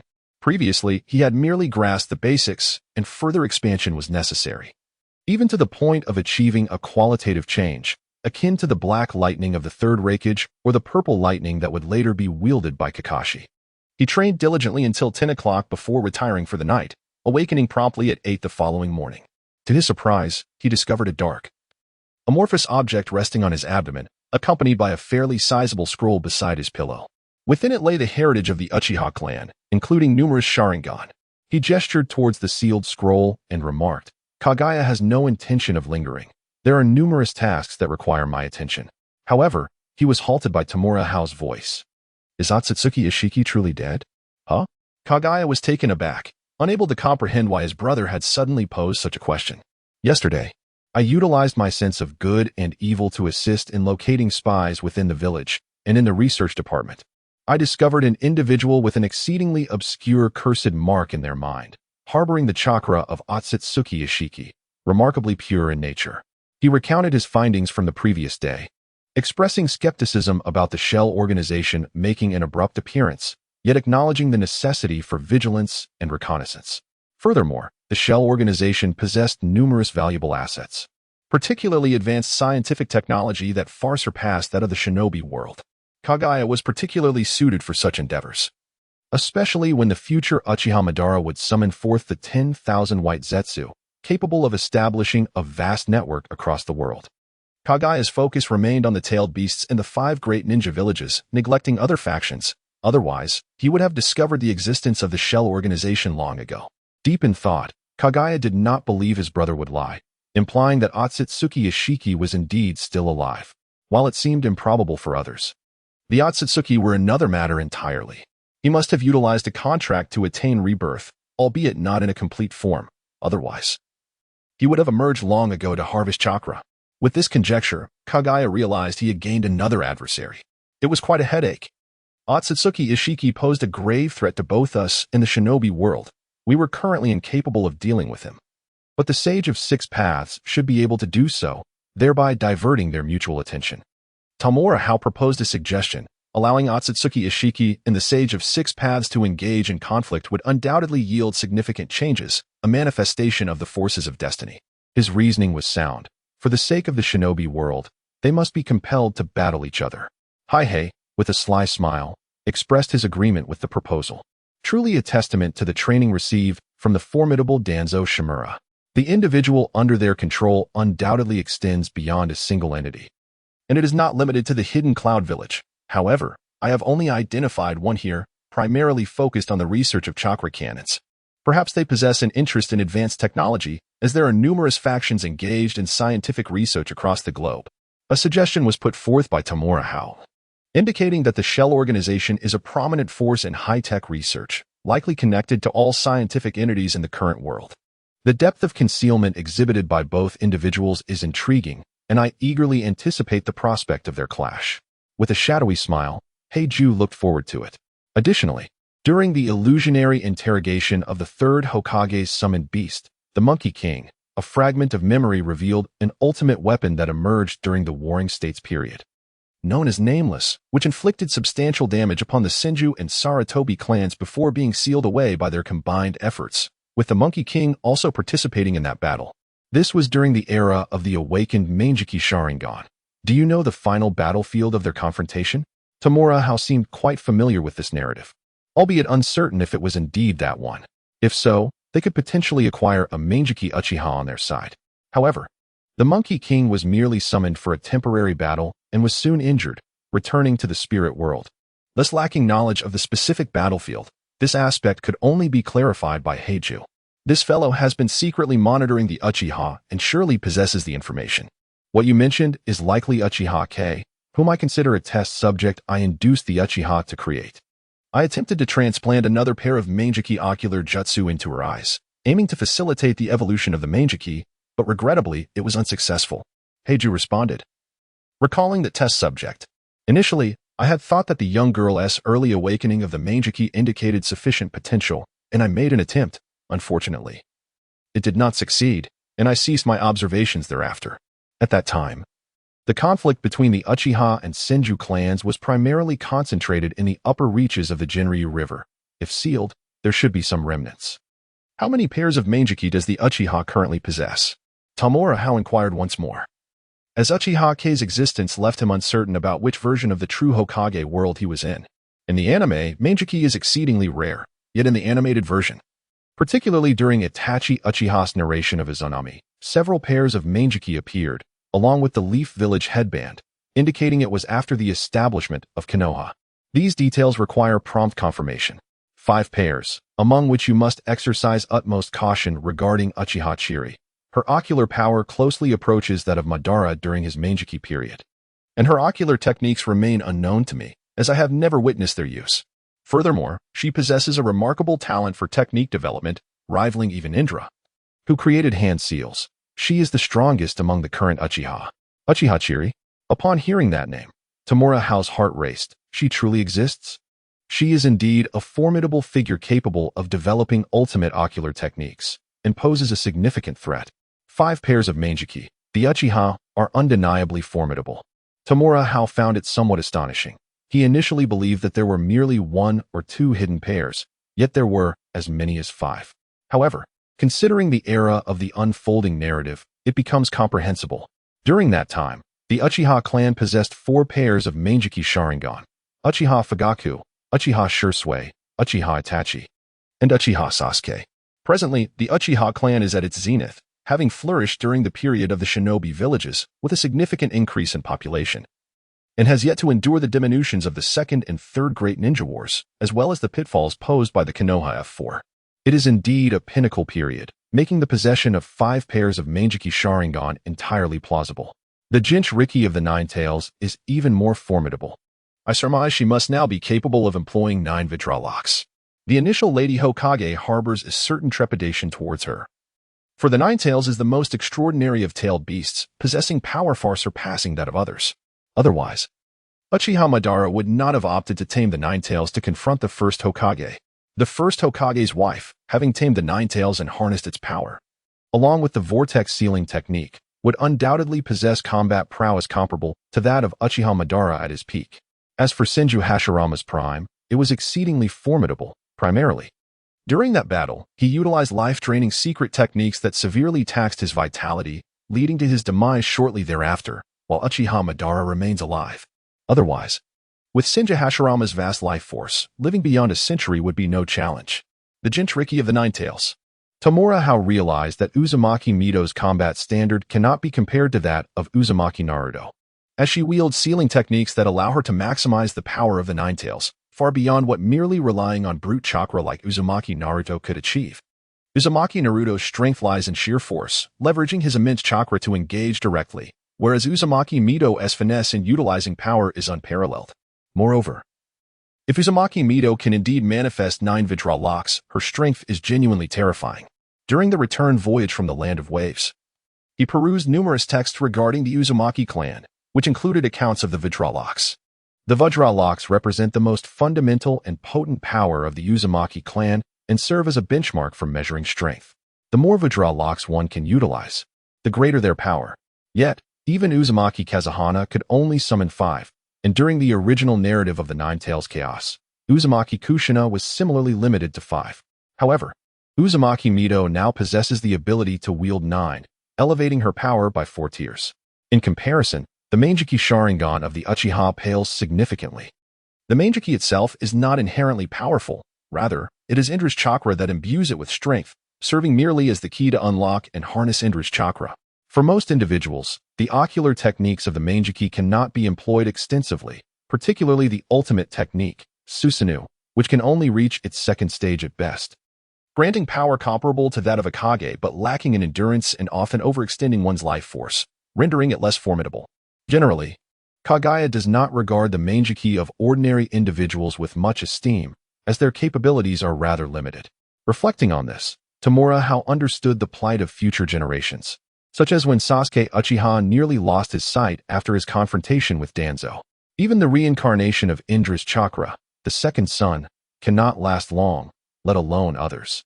It is no wonder that Uchiha Fugaku, despite possessing the eternal Manjiki Sharingan, remains exceedingly timid. Even after the Nine Tails turmoil significantly weakened Konoha's forces, he still dared not to reveal himself, demonstrating a degree of self-awareness. Furthermore, even Uchiha Itachi ultimately succumbed to the toll that his Manjiki Sharingan exacted on his body. During the grand battle against Uchiha Sasuke in the Pacific, he primarily relied on Genjutsu to sustain himself, eventually resorting to Susanoo, only to meet his demise. Indeed, the foundation of all power lies in chakra. Everything else is merely an illusion. Tamura Hao understood that ultimately it all comes down to chakra. The prowess of the second son and Uzumaki Naruto stems from the chakra of Indra and Ashura. And even if the Sage of Six Paths were to bestow them with an advantage in the future, it would still be through chakra. Kaguya's dark essence pondered. From a higher perspective, this is indeed the case. According to the memories passed down from our mother, the lineage of the Tsutsuki clan is strictly hierarchical, with a significant suppression exerted by those of higher status over those below. Just as the Sharingan and Wood Release can dominate other shinobi, even those of equal power may find themselves subdued. This perhaps reflects our mother's intent in shaping your existence. He had been contemplating the significance of his brother's existence and their mother's purpose, ultimately arriving at some conjectures. This may be a manifestation of their mother's attempt to create an entity beyond the Tsutsuki, one that, if cultivated, could evade the constraints imposed by the Tsutsuki bloodline, thus enabling a robust resistance against future members of the Tsutsuki clan. I must devote myself to rigorous training, Tamura Hao declared, brimming with confidence, as he cast his gaze upon the sealing scroll brought by Kaguya's essence, filled with anticipation. The most precious item within was the Shikuyatachi. Kaguya's essence offered a final reminder before sinking into the earth, preparing to investigate the research factions. Ignorance may have been bliss in the past, but now that he was aware, a targeted search would undoubtedly yield results. His laughter was unseemly, akin to that of a villain. He could not fathom how someone as beautiful as his sister could bear such a child, certainly not of her bloodline. After rescuing his sister, he would have her remade. Otherwise, standing together would be far too embarrassing. Tamura Hao could not refrain from critiquing, for Kaguya's essence truly embodied the archetype of a villain. Even he had to engage in self-hypnosis to accept the essence's form, but more importantly, he needed to reshape his perception, treating Kaguya's phantom as his sister. Only by deceiving himself could he deceive Kaguya's essence, a being that had lived for millennia. He even suspected that the essence had left a fragment nearby to monitor him, making it imperative that he reveal not the slightest flaw. Tamura Hao's suspicions were well-founded. Kaguya's essence had indeed left a fragment nearby to observe, and it had overheard his remarks. What can I do about the form our mother bestowed upon me? The fragment gazed down at its own dark form, feeling a sense of gloom. In her later years, their mother had possessed little strength, forcing her to mold him into this shape. Nevertheless, he found solace in his brother's determination to rescue their mother. Together, as brothers, they would undoubtedly succeed in liberating her. Certainly, one must provide better support for my younger brother to embark on the path of self-reliant integration into the bloodline system, rather than coveting our mother's power like Yui. Tamura Hao did not immediately exit the room. Instead, he first unwrapped the scroll, revealing a plethora of small glass vials, each containing a pair of 3 Tomo Sharingan, amounting to several hundred pairs. In addition to these, there were other items, treasures of the Uchiha clan, preserved for over a millennium, unexpectedly gathered by Kaguya. It is fitting to say that Kaguya truly lives up to her reputation. Observing the numerous vials, Tamura Hao felt a profound sense of satisfaction. Unlike the Hyuga clan, the Uchiha do not possess a curse that destroys their eyes upon death. So it is certain that the clan members would have their eyes extracted posthumously. After all, during the eventual annihilation of their clan, both Uchiha Ibido and Danzo were aware of the necessity to extract eyes. Surely the Uchiha themselves would not refrain from doing so? In fact, Uchiha Ibido, on 2 occasions before his demise, bestowed his Sharingan upon Hatake Kakashi. The Sharingan transcends ordinary vision, with the protection of ocular prowess and suitable nutrients along with proper refrigeration. Preservation for centuries is entirely feasible. Regrettably, eternal preservation is unattainable. Otherwise, there would undoubtedly be even more. Tamura Hao, feeling a twinge of greed, reflected on the Uchiha clan, which was founded by Indra and has endured for millennia, standing as one of the foremost ninja clans in the shinobi world, boasting a considerable population. Over the course of these 1,000 years, the number of clan members awakening their Sharingan must surely be in the tens of thousands. Even if they were merely 3 Tomo Sharingan, their accumulation would be a formidable sum. Alas, the Sharingan is not an inanimate object. It cannot be preserved indefinitely and will ultimately decay. Wait. If I were the leader of the Uchiha clan, I would not simply resign myself to watching these Sharingan decay, would I? Suddenly realizing this, he recalled Kagaya's last words. Stirring a conjecture within him, his gaze swept across the items, and soon a small, crimson gourd caught his eye. The sake cutting sword? The taka sword? Upon picking up the small gourd, Tamura Hao fell into contemplation. The name sake cutting sword is not widely known, yet the taka sword is renowned, said to be the mightiest of the Kusanagi swords. In this world, the Kusanagi sword represents a school of blades crafted by the Kusanagi clan, and only the finest can bear the name. For instance, the sword given to Orochimaru's second disciple is also a Kusanagi. The taka sword, hailed as the strongest Kusanagi, is coveted and feared even by Orochimaru himself. In the Naruto universe, the taka sword's essence is embodied in a sake gourd, hence its alternate designation as the sake cutting sword, specifically, the manifestation of Uchiha Itachi Susanoo. Of course, Itachi Susanoo was materialized through in release, a power governed by the imagination, capable of conjuring form from nothingness. Both the Manjiki Sharingan techniques and Susanoo are products of in release, while the object before him is an authentic artifact, most likely the original form of the taka sword. To put it simply, it can be understood as an existence akin to the 6 Paths ninja tools, capable of ensnaring its target within a dreamlike illusionary realm, possessing the power to seal them permanently. Does this imply the existence of an illusionary world within? Gazing upon the sake blade in his hand, Tamura Hao formed hand seals to activate the seal on his abdomen, entrapping the Sharingan and the sake blade within, while the remaining items were securely placed back into a sealing scroll. As consciousness intertwined with chakra, he entered the sealing space, where he immediately beheld the diminutive Ten-Tails energetically shattering bottles to absorb the Sharingan contained within, even consuming the nutrient solution with unrestrained delight. Kagaya's ethereal form embraced the small Ten-Tails, jointly absorbing and refining the ocular power of the Sharingan, the eye at her forehead solidifying further in substance. Once all the Sharingan had been thoroughly devoured, the small Ten-Tails turned its attention to the sake blade, extending its 10 tails to envelop it tightly, instantly extracting a vivid crimson ocular energy that was then consumed.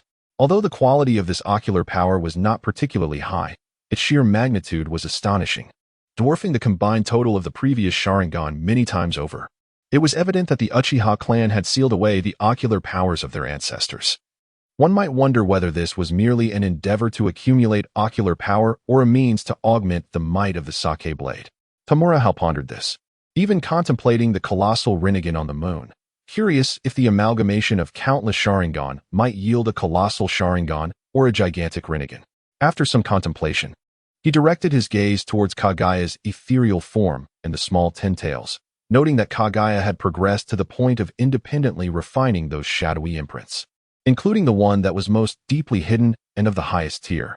Although the level of this imprint was elevated, its traces were exceedingly faint, rendering the difficulty of refinement relatively low. This was primarily due to Tamura Hao's previous intervention with his golden finger, which had shattered that imprint, allowing Kagaya's form to become remarkably pure, thus enabling its identification and consumption. Otherwise, that imprint would have remained concealed in the depths, imperceptible to discovery. akin to how ninjas in the shinobi world cannot detect the Sage of Six Paths imprint within their own chakra. It was too malevolent. It had to be separated. Observing the crimson Sharingan of Kagaya's ethereal form and the small ten-tails, Tamura Hao connected his chakra to them, guiding the separation of that malevolent essence. Currently, both Kagaya's ethereal form and the small ten-tails were operating on instinct, making them considerably easier to control. Despite their discomfort with the extraction of their own power, they did not resist.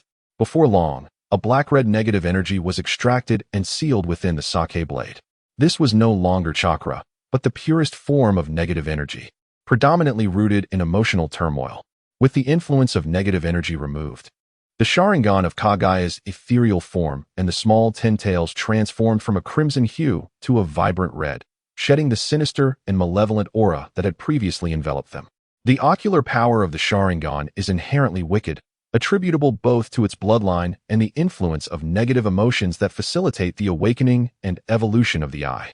Chakra, being a fusion of mental and life forces, is susceptible to influences from both realms. Thus, the malevolence of the mind inevitably impacts chakra. For instance, Orochimaru's chakra emanates a chilling evil, and then there is Zabuza, known as the demon of the mist, whose chakra has even changed color. The power of the Sharingan manifests in such a manner.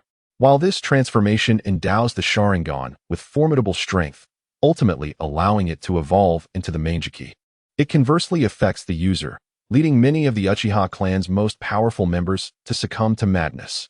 The deeper the affliction, the greater the strength. There are scarcely any who remain unscathed, and even those who appear normal harbor latent abnormalities.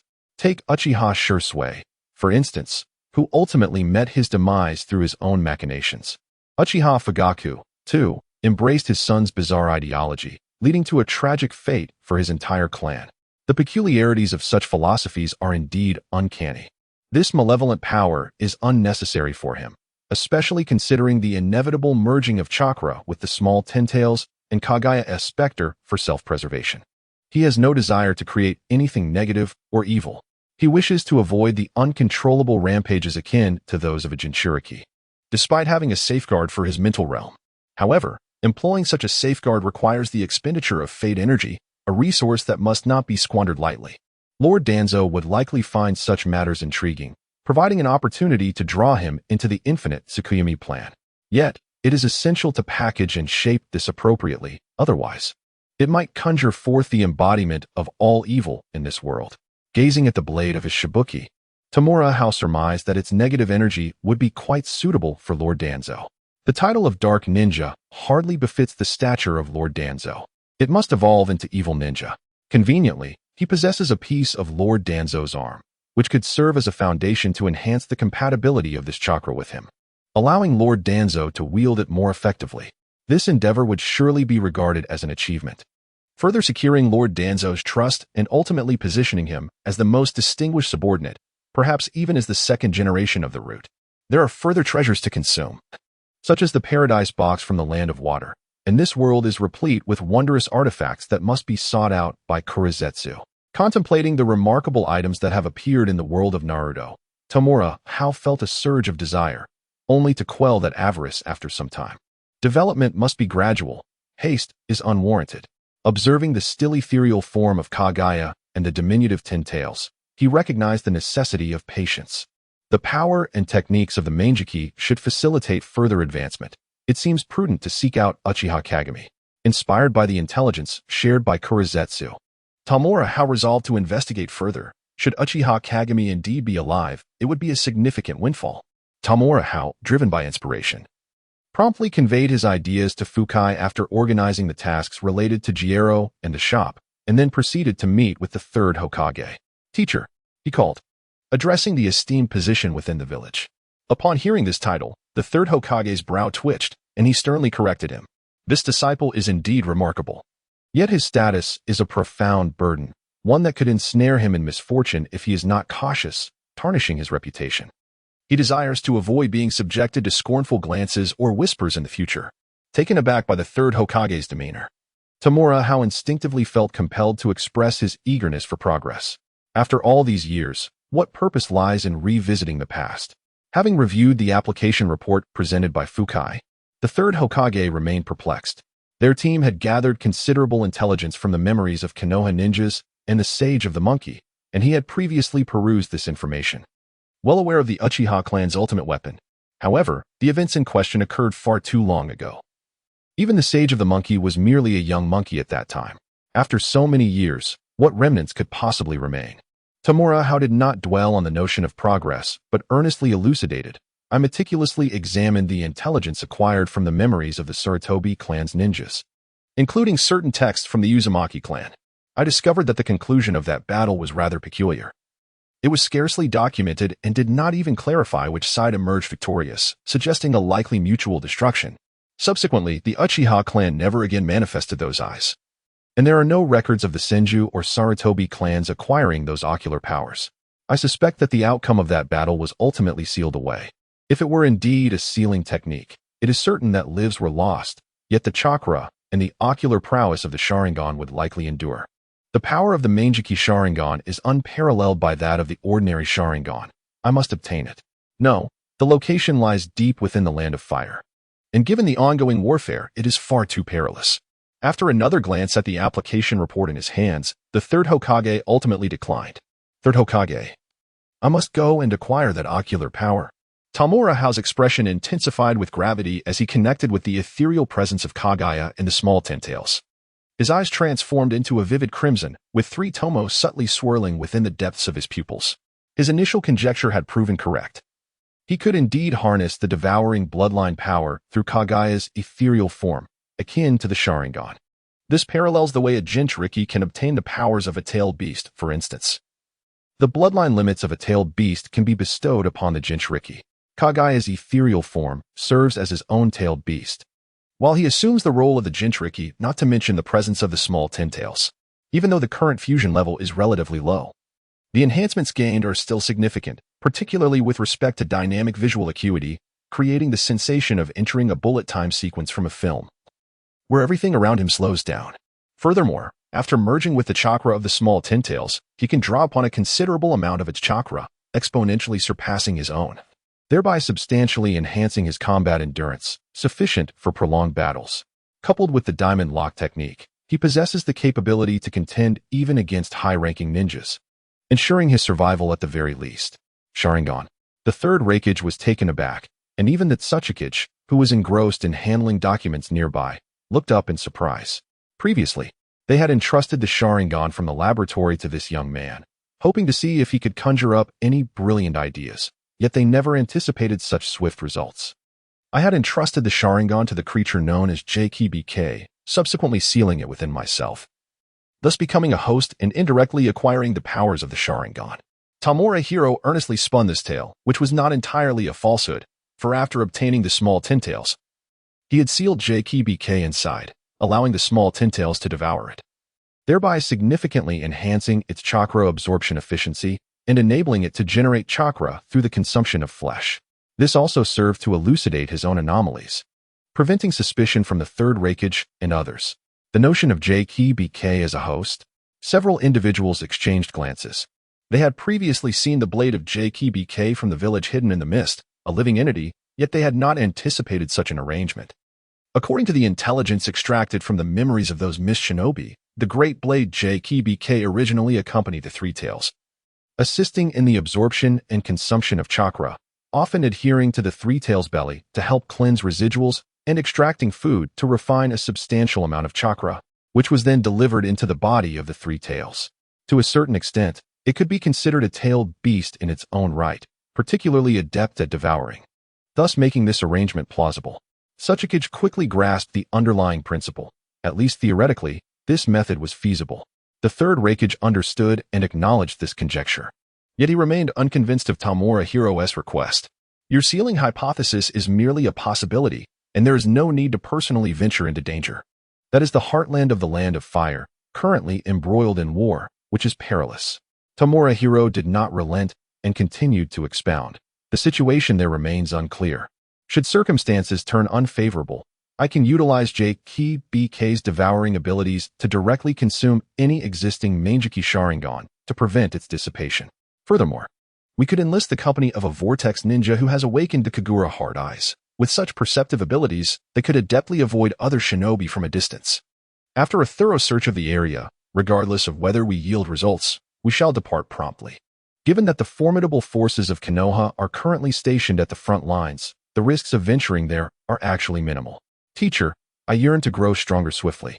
This is a rare opportunity for me, and I must seize it. He certainly did not intend to take genuine risks, having devised a plan long ago. Moreover, this excursion would merely be for reconnaissance, not to engage any opposing factions. That location harbored no significant shinobi presence, thus posing little threat. Third Lord, among the current members of the Vortex clan, the most powerful wielder of the Kagura Hard Eyes is Uzumaki Waika, whose perceptive range extends to a staggering 30 kilometers. There are few in Konoha who can surpass such a range, and it is unlikely they would be stationed in such a redundant location. That Tsuchikage offered a persuasive remark, asserting that a simple search would indeed entail minimal danger.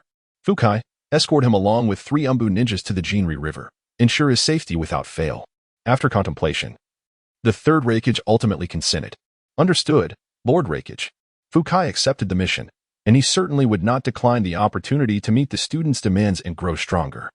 Though this journey appeared perilous, it was in truth not particularly daunting. They were not tasked with infiltrating Konoha's intelligence, and Tsunegakure held no strategic significance. As long as they avoided contact with Konoha's shinobi, conflict was unlikely, and they might not even be detected by the opposition. Thank you. Third Hokage, Tamura Hao chuckled, his desire for Uchiha Kei increasing. After all, he possessed the legendary Mangeki Sharingan, with its 4 ocular techniques. In the village, such prowess warranted respect. The third Raikage's expression darkened as he reminded them, I still have my dignity. Yes, Lord Raikage, Tamura Hao replied, a slight twitch at the corner of his eye compelling him to adjust his address. Without further ado, Fukai selected 3 members from the Yatsuki clans Anbu and sought out Uzumaki Yu to escort Tamura Hao on their journey to the Land of Fire. To ensure greater secrecy, they opted not to travel by land, but rather took to the sea, circumventing through the Land of Water before entering from the southern region of the Land of Fire.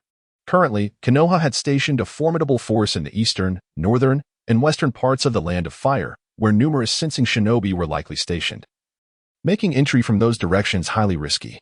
Even with Uzumaki Yu's Kagaya's heart eye facilitating long-distance perception, traces would inevitably be left during their travel. The keen observation skills of shinobi meant that such traces were likely to be detected by the enemy, thus necessitating entry from the south. Additionally, traveling by ship would allow them to conserve their energy, ensuring they arrived in the best condition possible in the Land of Fire. Naturally, Tamura Hao did not cease his training aboard the vessel, particularly focusing on the transformation of lightning chakra. He had long set his sights on a D-rank lightning ninjutsu, known as the Thunderflash technique. Indeed, this was its name. However, it bore no relation to any techniques from his previous life. It was merely a ninjutsu designed to stimulate the body's muscle nerves, thereby enhancing explosive speed, albeit only for a brief moment, just a single strike. This technique was a fundamental form of lightning ninjutsu, and despite its D-rank classification, it proved remarkably practical. Moreover, the rank of a ninjutsu does not directly correlate with its power. For instance, the signature technique of the Mist Village, the Mist Concealment technique, is also merely D-rank. It can be more effective than many higher-ranked jutsus when utilized adeptly. Tamura Hao regarded the Thunder Flash technique as an extension of the Chidori, as the latter also enhances speed for explosive bursts. However, Chidori's greater significance lies in its piercing ability concentrated in the hand, along with a prolonged stimulation of body speed. Unlike the Thunder Flash technique, which only offers a fleeting moment of explosive power, currently, Tamura Hao's chakra volume and mastery of lightning transformation were insufficient to achieve such concentration. So he decided to focus on stimulating his physical capabilities first. Of course, the Thunder Flash technique itself did not require transformation, as it was simply a D-rank ninjutsu. However, it involved a considerable number of hand seals, 6 in total, while his current seal speed was 2 per second, necessitating 3 seconds for completion. If one could refine the transformation of the lightning attribute to a certain level, it would be possible to eliminate 4 seals and accomplish the task with merely 2, significantly enhancing the effectiveness of the ambush. As for the yang sealing technique acquired from the Uzumaki clan, it necessitates a solid foundation in sealing arts and demands a high level of chakra control, which I currently do not possess. Accompanying that esteemed member of the Uzumaki clan, Uzumaki Yue, I also harbored the intention of learning about the Uzumaki sealing techniques from her. She, being a direct descendant of the Uzumaki clan, is knowledgeable about most of their sealing arts, having only refrained from studying the forbidden techniques. Thus, while expending chakra to cultivate the transformation, I found myself in a continuous cycle of learning sealing arts as my chakra dwindled. After 8 consecutive days, our vessel finally arrived at the land of whirlpools. The 6 of us concealed the ship in a secluded area and subsequently ventured northward into the land of fire. Currently, the internal situation of the land of whirlpools is chaotic. The destruction of the whirlpool hidden village has presented many with opportunities, leading to a surge of bandits and marauders. This turmoil provided an ideal opportunity for our infiltration, yet the sight of such disorder left Uzumaki Yuyue seething with rage.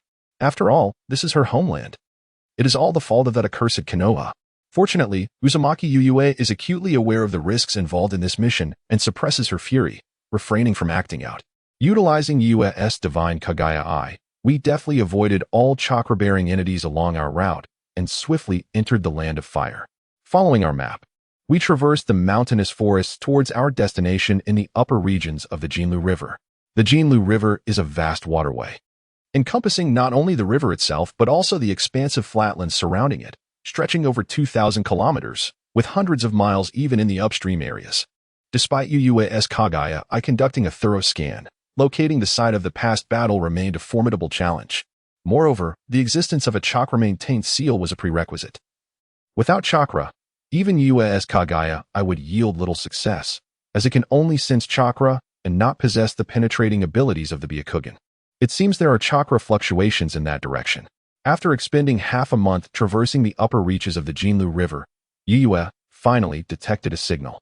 Have we finally found it? Fukai and the 3 Umbu ninjas were jolted with excitement, having expected to return empty-handed. Without pausing, they hastily made their way to the sensed location, ultimately arriving at the bank of a tributary of the Jinlu River. Beneath the water, the chakra displayed a robust vitality, undoubtedly belonging to the Senju clan. Yuyue carefully attuned her senses and confirmed it was indeed the chakra of the Senju clan. Is it a sealing technique? Tamura Hao inquired, his interest piqued by the ultimate weapon of the Uchiha, rather than any secrets the Senju clan might have harbored here. Additionally, he found this sealing technique intriguing, as it could preserve a person for decades without any physical change, as if time itself had been halted. Should it involve the forces of time in its sealing, it would certainly hold significant research value. It is likely the 4-symbol seal. Only a seal of such a closed nature can persist to this extent. Vortex Yuya arrived at the riverbank, gazing at the semicircular shoreline, with conjectures forming in her mind. His corpse lies directly beneath the center of this circle. After sensing the surroundings, she signaled to the 3 Umbu ninjas. One Umbu, skilled in water release, formed hand seals to manipulate the water flow, creating a water dragon that plunged into the riverbed, swiftly emerging with a stone block in its grasp. This was drawn forth by earth release ninjutsu. Another Umbu, proficient in earth release, stepped forward to examine it closely, then formed hand seals to loosen the stone, quickly revealing a peculiar corpse. It was a human body, bearing a fatal penetrating wound to the chest, yet it had transformed into something akin to stone rather than flesh and blood. Additionally, the armor bore a clan emblem, the Senju clan S.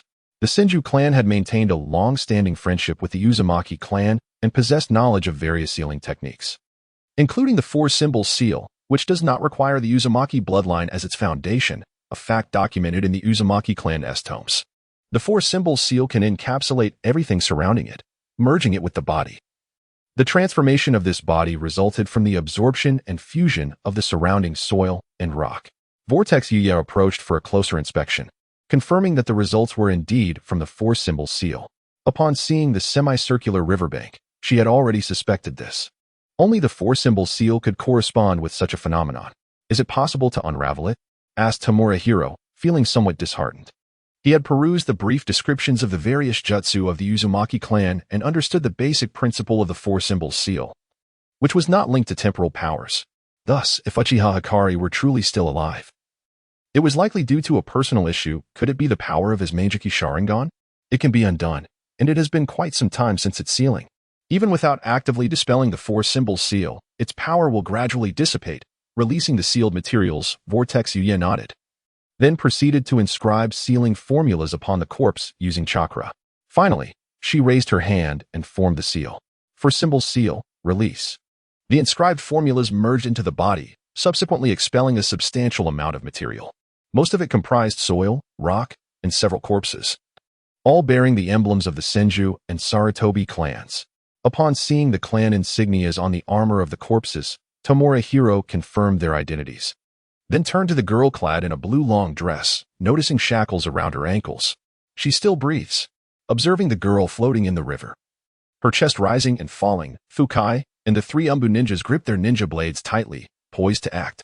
Seal her chakra, Tamura Hao signaled to Vortexiye, indicating their lack of time to linger and wait for her to regain consciousness and persuade her. After all, this was within the borders of the Land of Fire, and they were currently in a time of war, surrounded by leaf ninjas. Even if they utilized Vortexiye's Kagura Shingon to sense and avoid the leaf ninjas as much as possible, they could not guarantee complete safety. They needed to return swiftly. The young girl seemed to have heard Tamura Hao's voice, abruptly opening her eyes, which shimmered with a crimson glow, locking onto the figures on the shore. Using the technique of Tsukuyami, she ensnared the consciousness of several individuals before struggling to swim ashore. Her condition was dire. Not only was she injured, but her chakra was completely depleted. The recent exertion of employing a technique not her own had further strained her body. Yet, before she could catch her breath, something pressed against her arm, and a surge of electricity coursed through her entire being. Without chakra, she found herself utterly defenseless, her gaze fixed on the boy who had appeared before her, a mix of astonishment and confusion in her eyes. Why was this person unharmed? Release your jutsu, or I will kill you. Tamura Hao's cold stare bore into the girl, and internally, he felt a surge of exhilaration. Surely it was she. The girl remained silent, unwavering as she met his gaze. Did she not fear death? Recognizing her fearless demeanor, Tamura Hao understood that she was unafraid of mortality. Let me propose an alternative. I could summon 100 or so burly men to attend to you.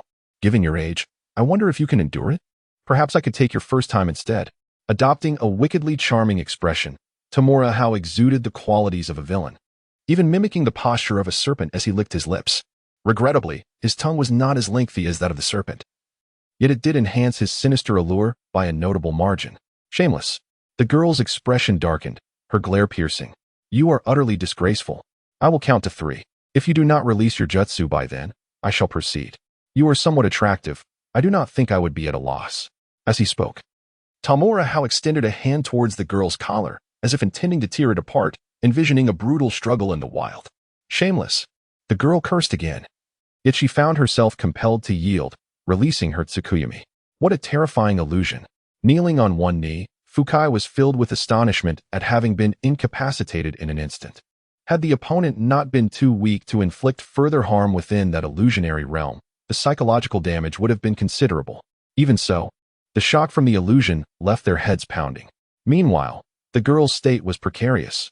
Once more invoking her ocular power, she further drained her body, her complexion turning as pale as a sheet. She even clutched her chest tightly, distorting the slight bulge beneath her grasp, her face contorting in evident agony.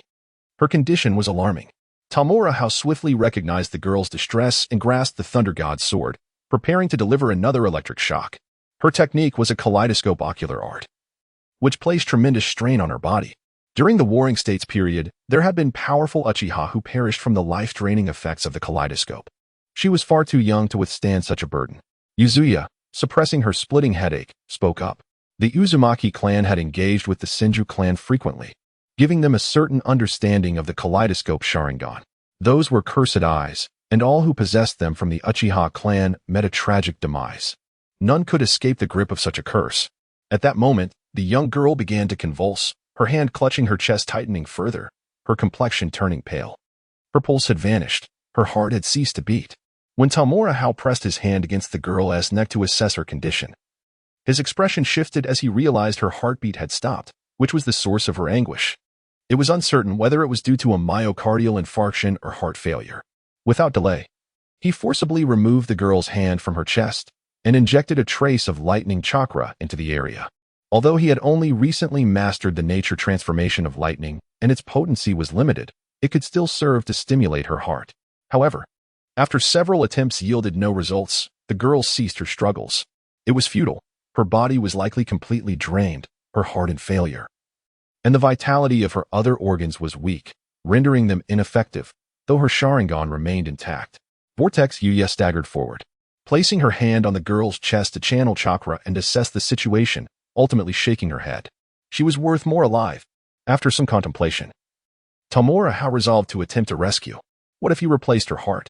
He possessed the intact hearts of both Kin and Jin, as well as that of the second Hokage, Senju Tobarama, whose heart was particularly vibrant. As he spoke, he retrieved the 3 hearts from the sealing technique embedded in his armor, initially intended as bait for the Akatsuki, but in this dire circumstance, they would have to be utilized. The success of the endeavor was uncertain, but attempting it bore no risk. If unsuccessful, he could simply remove the heart and preserve it once more. He decided on the heart of the second Hokage, though he could not guarantee success. Gazing at the 3 hearts, Vortex Yuya eventually retrieved medical instruments from her ninja tool pouch. As a medical ninja who had even studied medical ninjutsu with the Senju clan, performing a simple transplant was within her capabilities. Yet, while the procedure itself was straightforward, whether the recipient would accept the transplanted heart remained an open question. Taking a deep breath, Vortex Yuya suppressed her headache and formed hand seals to create a shadow clone to carry out the surgery. She was still reeling from the mental trauma inflicted by Tsukuyami, making it exceedingly difficult to focus. Conjuring a shadow clone was already a significant strain. The shadow clone swiftly cut open the girl's clothing, conducted a rudimentary disinfection of her chest, and then severed her ribcage, revealing the heart that had ceased its function. It was evident that not only had the girl's heart stopped beating, but it had also turned a dark crimson, oozing blood, with numerous capillaries having ruptured. The clone deftly severed the blood vessels and temporarily sealed them with chakra to prevent further blood loss. Subsequently implanting the heart of Senju Tobarama and using the palm healing technique to rapidly connect the vessels. At that moment, Vortex Yuya suddenly spoke. There are 4 chakra signatures approaching from the direction we came. They must have traced our presence. One is of Nin strength, while the other 3 are of Jonin level. You all continue to recover. I will handle this, Tamura Hao responded before leaping away. The current state of several individuals is far from satisfactory. The psychological trauma they endure is not easily mended, presenting considerable challenges and rendering them unfit for combat. It falls upon them to confront the situation alone. At the very least, a Nin and 3 Jonin should suffice. Caution is paramount should the situation become dire. The use of explosive tags is advisable. Fukai, in his compromised state, offered a reminder as his combat capabilities were severely diminished, compelling him to swiftly alleviate his mental wounds. His vision was blurred, perceiving double images of those around him, making it virtually impossible to engage in battle. The intense headache further hindered his focus on harnessing chakra to perform ninjutsu, rendering him nearly a burden. It was indeed a lapse in judgment to have fallen prey to a mere girl, yet it underscored the terrifying prowess of the Mangeki Sharingan, which had transcended the limits of Nin. Tamura Hao remained silent, having already darted into the thicket. His chakra merging with the ethereal forms of the Ten-Tails and Kaguya, his eyes transforming into a vivid crimson, with 3 spinning tomo faintly visible within his pupils. This was the source of his confidence in confronting an entire squad, although the compatibility of his chakra with that of the Ten-Tails and Kaguya was not optimal. The sheer magnitude of their power, even in minimal amounts, provided him with substantial enhancement. In such a state, his strength surged significantly, and he felt the pressing need for a skirmish. 1 Nin and 3 Jonin were perfectly suitable for this endeavor. The 4 Konoha ninjas advanced cautiously, tracking elusive traces. Captain, how much longer must we pursue? One team member could not help but grumble, bloodshot eyes betraying their prolonged lack of rest. The other 2 shared the same weariness. They were on the verge of a shift when their captain made a discovery, leading them to follow the trail for an entire day and night. Cumulatively, they had gone 2 days without respite, remaining in a heightened state of vigilance that even seasoned ninjas found taxing. Remain alert. The traces left behind are sparse, indicating the presence of experienced ninjas, which is perilous. Prepare the signal flares. Should we encounter danger, we must fire them immediately, the Nin captain gravely cautioned. Despite his own exhaustion, he understood the critical importance of maintaining this lead. Should enemy ninjas infiltrate their territory, it would pose a dire threat to the entire Konoha front. Upon witnessing their captain's serious demeanor, the trio steeled themselves. They pressed on, with the Nin captain at the forefront, his focus razor-sharp, scanning the surroundings for traces while remaining vigilant against potential traps and ambushes. However, the primary tracker was a formidable ninja dog, as the captain hailed from the Inuzuka clan. renowned for their prowess in tracking and reconnaissance. Thus, they were often assigned to patrol the front lines and rear areas. Suddenly, the advancing ninja dog emitted a low whine, its keen senses detecting the scent of blood. The Haotian captain twitched his nose, catching a faint whiff of the metallic aroma, prompting him to whisper a warning. Together with the ninja dog, they utilized their acute sense of smell to pinpoint the source of the blood, a solitary drop that had fallen amidst the grass. Upon witnessing the blood, the three genin were invigorated with excitement. Previously, there were merely faint traces, but now it has become evident that someone is indeed active in this region. According to the reports, there are no ninjas from Konoha present here, which leaves only hostile ninjas. However, the Chunin captain and his ninja dog suddenly seemed to sense something, turning their heads towards a particular direction, immediately adopting a defensive stance. At that very moment, a figure burst forth from that location, a dazzling flash of blade light following suit. The experienced Chunin captain and his ninja dog leapt aside in the nick of time, yet the three unsuspecting genin were caught off guard. Two of them were instantly decapitated, while the furthest girl was yanked away by the Chunin captain, who entangled her wrist with wire, narrowly avoiding a fatal strike, yet losing her right hand that held a signal flare in the process. Indeed, the assailant was Tamura Hao, employing the newly learned Thunder Flash technique, executing the swift strike with remarkable speed and precision. Without a moment's hesitation, he lunged forward, the elongated blade of his kunai thrusting sharply into the girl's mouth, piercing through the back of her head with a clean efficiency, devoid of any mercy. Simultaneously, an invisible, colorless chakra thread extended forth, deftly ensnaring the signal flare drawn by the Chunin captain, pulling it off course toward himself. With a piercing whistle, the flare shot towards Tamura Hao, who expertly severed it with a swift motion of his kunai, preventing it from detonating. All of this transpired under the powerful dynamic vision of the Sharingan. And even in comparison to the acquired dynamic vision, Tamura Hao's current speed seemed sluggish as a snail. The formidable dynamic vision enabled him to make the most intricate adjustments and execute the most precise strikes. Upon witnessing his signal flare being diverted, the Chunin captain's expression shifted slightly, and he launched himself towards his ninja dog from the side of a tree trunk. The ninja dog, seemingly in sync with him, raced towards him, both preparing to unleash the secret technique of the Inuzuka clan. The Inuzuka clan's secret techniques require the cooperation of their ninja dogs, yielding far greater power than ordinary ninjutsu. However, Tamura Hao had already deduced the identity of the individual upon seeing the ninja dog and was prepared to counter the clan's secret techniques. Without any pause, he continued his advance, throwing a kunai attached to an explosive tag. Seeing the kunai with the explosive tag hurtling towards him, the Chunin captain, now almost reunited with his ninja dog, could only evade reluctantly. Yet, the anticipated explosion did not occur, as the explosive tag remained untriggered, merely intended to intimidate him into evasion. The foundation of ninja combat lies in the intelligence war, yet the core principle of battle is deception. For instance, the basic transformation technique taught in ninja school is designed to mislead opponents. With a decisive strike, he unleashed a flurry of powerful attacks upon catching up to his foe, the enhanced strength technique amplifying his explosive power as he executed a series of slashes. Under the enhancement of the Sharingan's dynamic vision, he could discern the opponent's vulnerabilities with greater clarity, making his blade strikes more precise and cunning. Faced with Tamura Hao's relentless onslaught, the Chunin captain found himself unable to coordinate with his ninja dog to execute their secret technique, resorting only to wielding his kunai for defense. However, the brilliance of the opponent's ninja blade was overwhelming. Even his exquisite kunai struggled to withstand its sharpness, being severed time and again until his supply of kunai was utterly depleted. Faced with such a formidable weapon, it was imperative to engage the enemy in a tit-for-tat confrontation. A straightforward assault would be futile. Recognizing that the adversary's strength and speed surpassed his own, the Haotian captain realized he might not survive this encounter. Resolutely, he turned back to his previous position, intent on retrieving a signal flare from his teammates. He could perish, but he refused to do so in vain. It was crucial to send out a signal to alert the neighboring shinobi of his village to the peril at hand. He would not allow the enemy an easy victory. The loyal ninja dog, attuned to its master, launched itself forward to obstruct the foe, buying precious time, even if just a fleeting moment.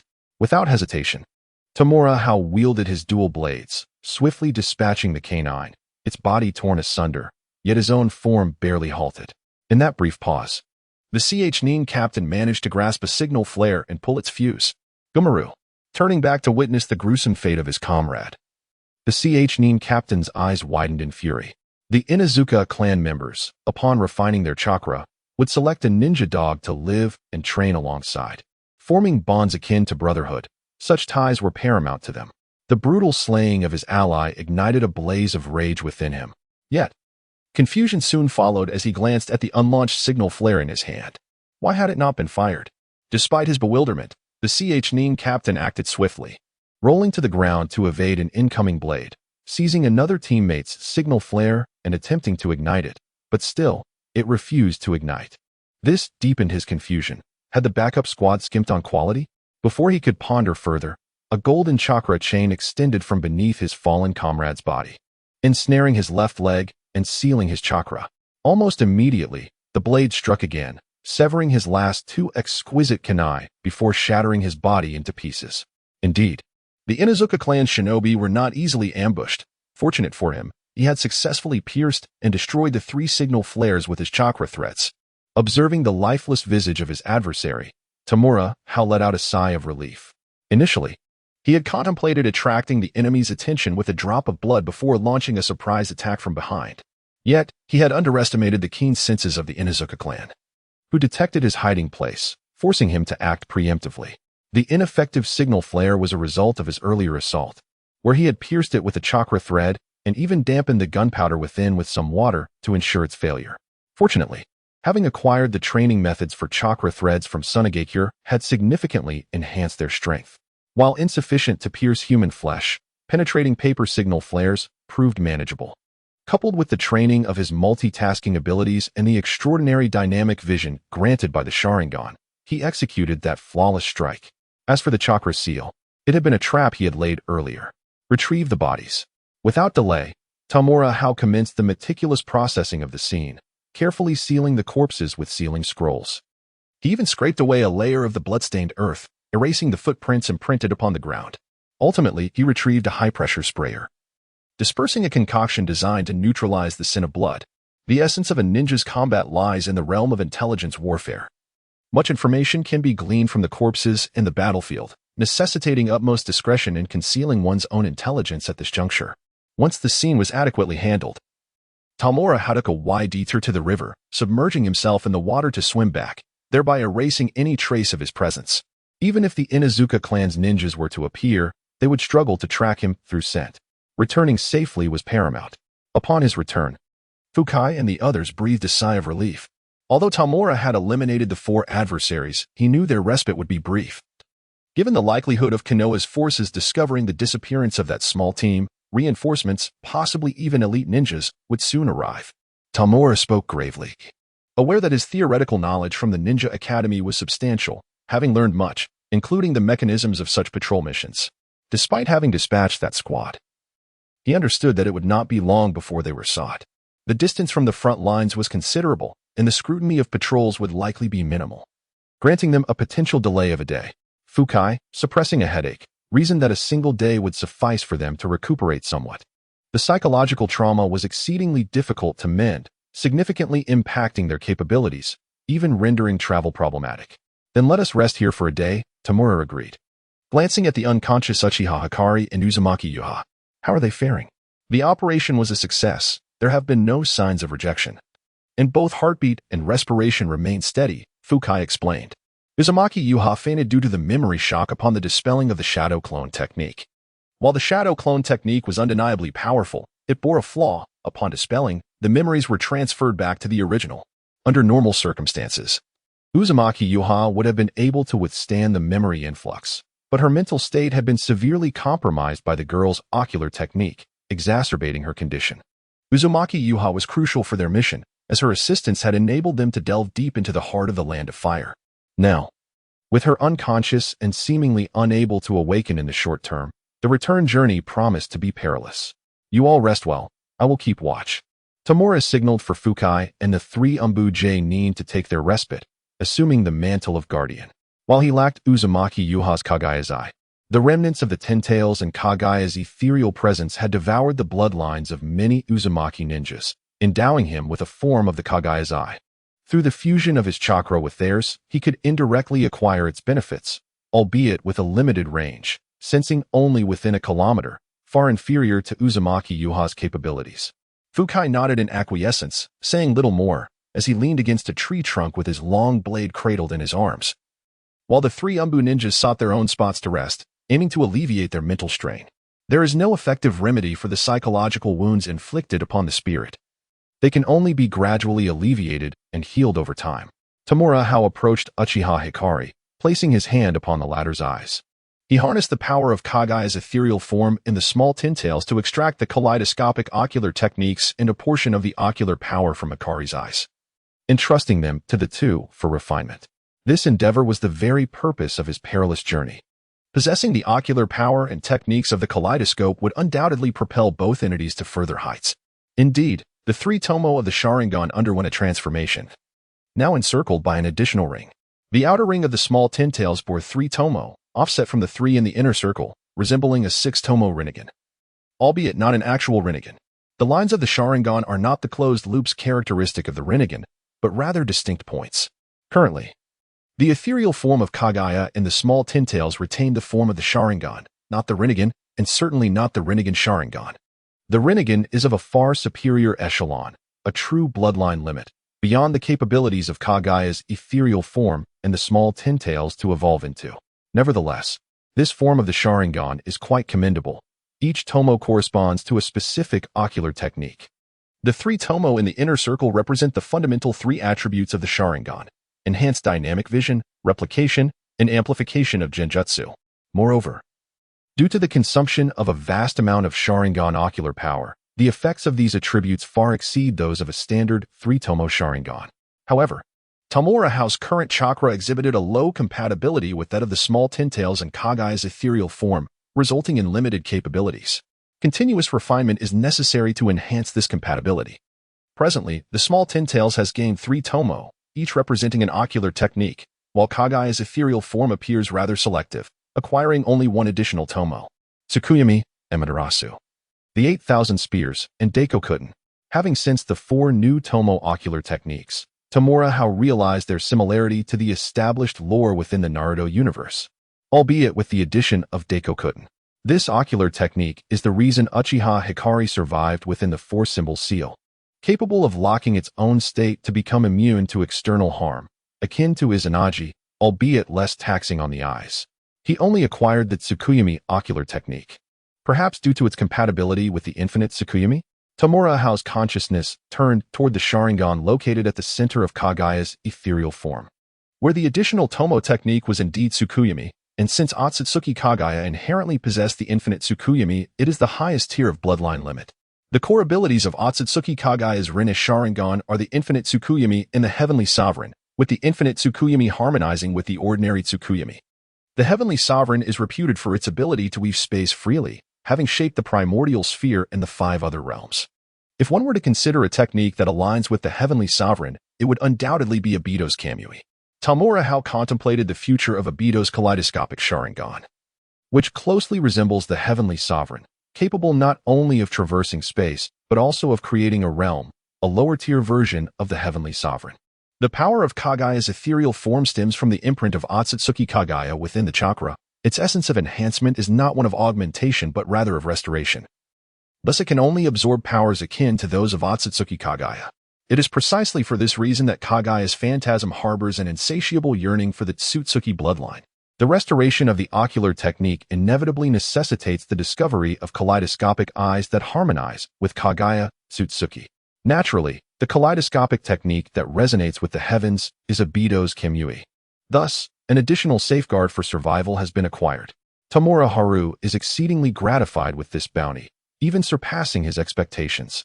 He initially believed that Kagaya's phantasm and the small tintails could only absorb and refine ocular power, yet they have also gained ocular techniques. The 8,000 Spears. Gazing at the young maiden before him, Tamura Haru decisively employed the 8,000 Spears ocular technique, leaving an imprint upon her heart. Subsequently, he extracted the essence of her chakra through this imprint, which, after being refined and consumed by the small tintails and Kagaya's phantasm, absorbed the traces of the Sage of 6 Paths, the Tsutsuki clan, and the primordial Tsutsuki. What remained was the chakra imbued solely with Kagaya's imprint, which he returned to the maiden's body, bestowing upon her chakra a baptism of purification. Moreover, with the capabilities of the 8,000 spears, any chakra utilized by Uchiha Hikari in ninjutsu will be conveyed to the small ten-tails to be devoured. In truth, Tamura Hao had long suspected an anomaly with the chakra. As articulated in past lives, energy does not spontaneously arise nor vanish, but rather transitions from one form to another, shifting from one locale to another. This principle of energy conservation also applies to chakra. Yet, when ninjas release ninjutsu using chakra, it seemingly evaporates, neither returning to the ninja's body nor merging with the natural world, akin to how the chakra from shadow clones returns to the original body upon contact. At that moment, he contemplated the source of chakra in the ninja world, the Sage of Six Paths, and even considered the infinite chakra anomaly presented by the impure world reincarnation. The depths of the ninja world are indeed unfathomable. He has always sought to free himself from the constraints of the Sage of Six Paths chakra, at least to assist the higher echelons of the Cloud Village in doing so, thus allowing him to strategize with greater confidence. Otherwise, they possess no secrets from the Sage of Six Paths. This is a primary reason for his significant regard for Uchiha Hikari, as the 8,000 spears ocular technique could, to some extent, alleviate this predicament. Tamura Hao, unperturbed by the patrolling squad, was aware that the elite of the various ninja clans were currently stationed at the front lines, while others remained in Konoha. Thus, it was improbable for any formidable forces to be positioned here. They merely required a day's respite to regain their strength. And with 4 jonin present, even at half their capacity, they could easily contend with a jonin team.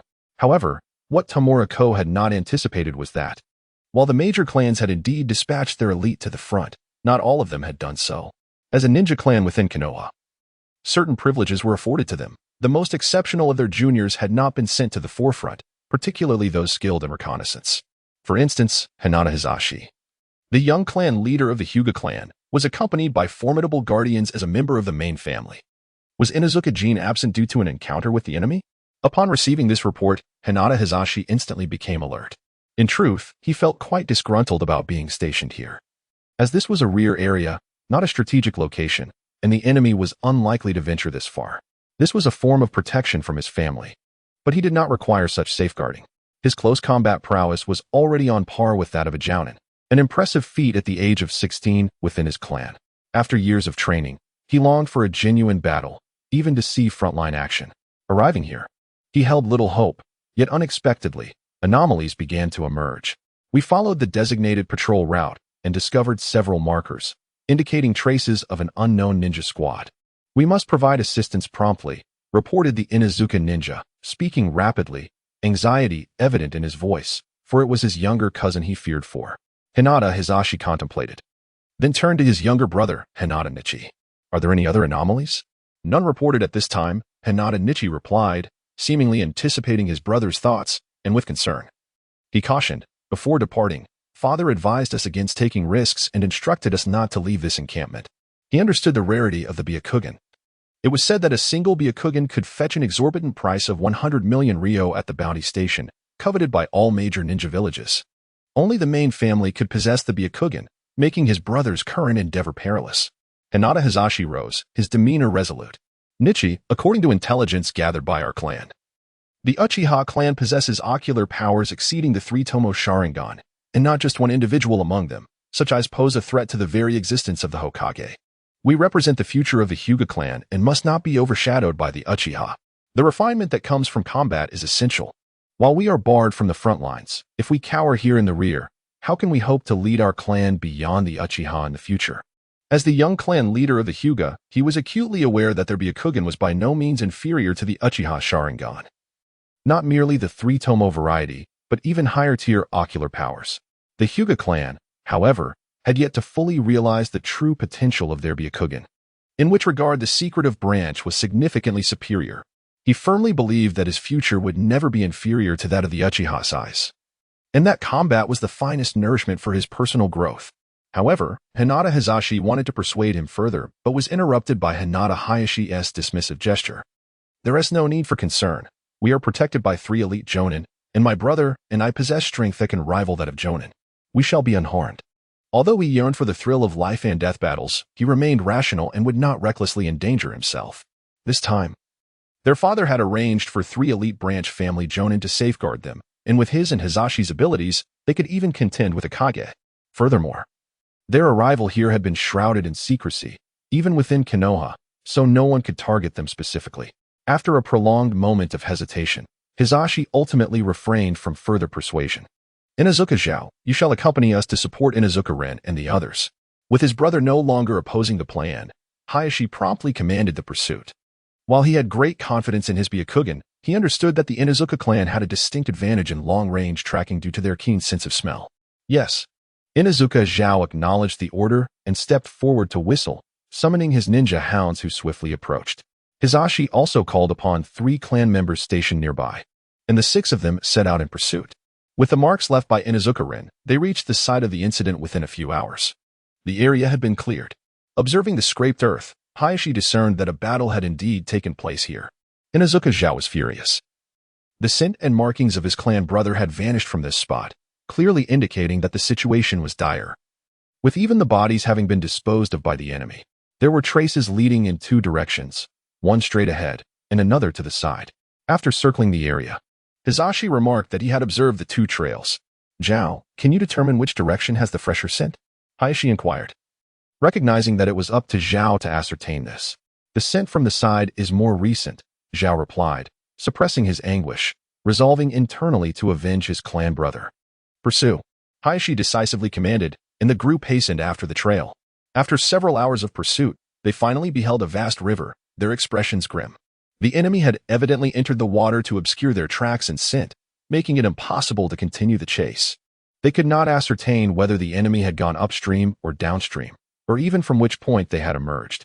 If there were further tributaries, the task of finding them would be even more daunting. Return and pursue along another direction, Hayashi ordered, compelling them to retrace their steps with increased urgency. It wasn't long before they reached the fork in the path and began following the alternate trail. Although the scent here was faint due to the passage of time, some residual traces remained, along with inconspicuous markings, making tracking feasible. On the other side, Tamura Hao and his companions were taking a much-needed respite, aware that they would not move until the Leaf Ninjas ceased their pursuit. The primary concern was that Uzumaki Tamaki remained unconscious, without her Kagaya's Byakugan perception. Their advance was perilous, as a mere oversight could lead them to cross paths with the Leaf's patrolling ninjas, a far more daunting prospect. Suddenly, 6 individuals appeared, 5 of whom exuded formidable chakra, particularly 3 whose chakra levels rivaled those of the 3 esteemed elders. Tamura Hao spoke up, his gaze gravely fixed in that direction. He had been attuned to the chakra of the small tintails and Kagaya's shadow, using the latter's Byakugan to sense his surroundings. Although his range was limited to 1 kilometer, it was still quite sufficient. 3 elite jonin? How could there possibly be 3 elite jonin here? Fukai was perplexed. The trio of Umbu ninjas he had brought along were seasoned veterans, elite members of the Uzuki clan, undeniably competent jonin. Yet, to his astonishment, there were indeed elite jonin from the Leaf, and 3 at that. Could it be that the Leaf had covertly stationed them here? Surely, the odds seemed too coincidental. Let us retreat. 1 Umbu ninja swiftly hoisted Uzumaki Tamaki onto his back, while another carried Uchiha Hikari. Since their presence had been discovered, retreat was the only option. Though they remained troubled and their ability to fight was hindered, it no longer impeded their journey. The act of moving depended more on physical prowess, an area where they, as cloud ninjas, excelled, especially being members of the Uzuki clan. Let us follow the river. I'll try to ascertain which clan is pursuing us. Hopefully, they bear clan insignias or other distinguishing features, suggested Tamura Hao, producing a compact telescope. His companions nodded in agreement as they swiftly proceeded along the riverbank. Before long, 6 members of the Hyuga clan emerged in pursuit. Thanks to the river's open terrain, visibility was excellent. While running, Tamura Hao glanced back through the telescope and immediately recognized the pursuers due to their unmistakable features. His excitement surged upon seeing the pairs of Byakugan. The pursuers were indeed ninjas from the Hyuga clan, 5 pairs of white eyes, among which a young boy was being subtly shielded by the other 4, likely a member of the main branch of the Hyuga clan. Notably, he lacked the caged bird seal.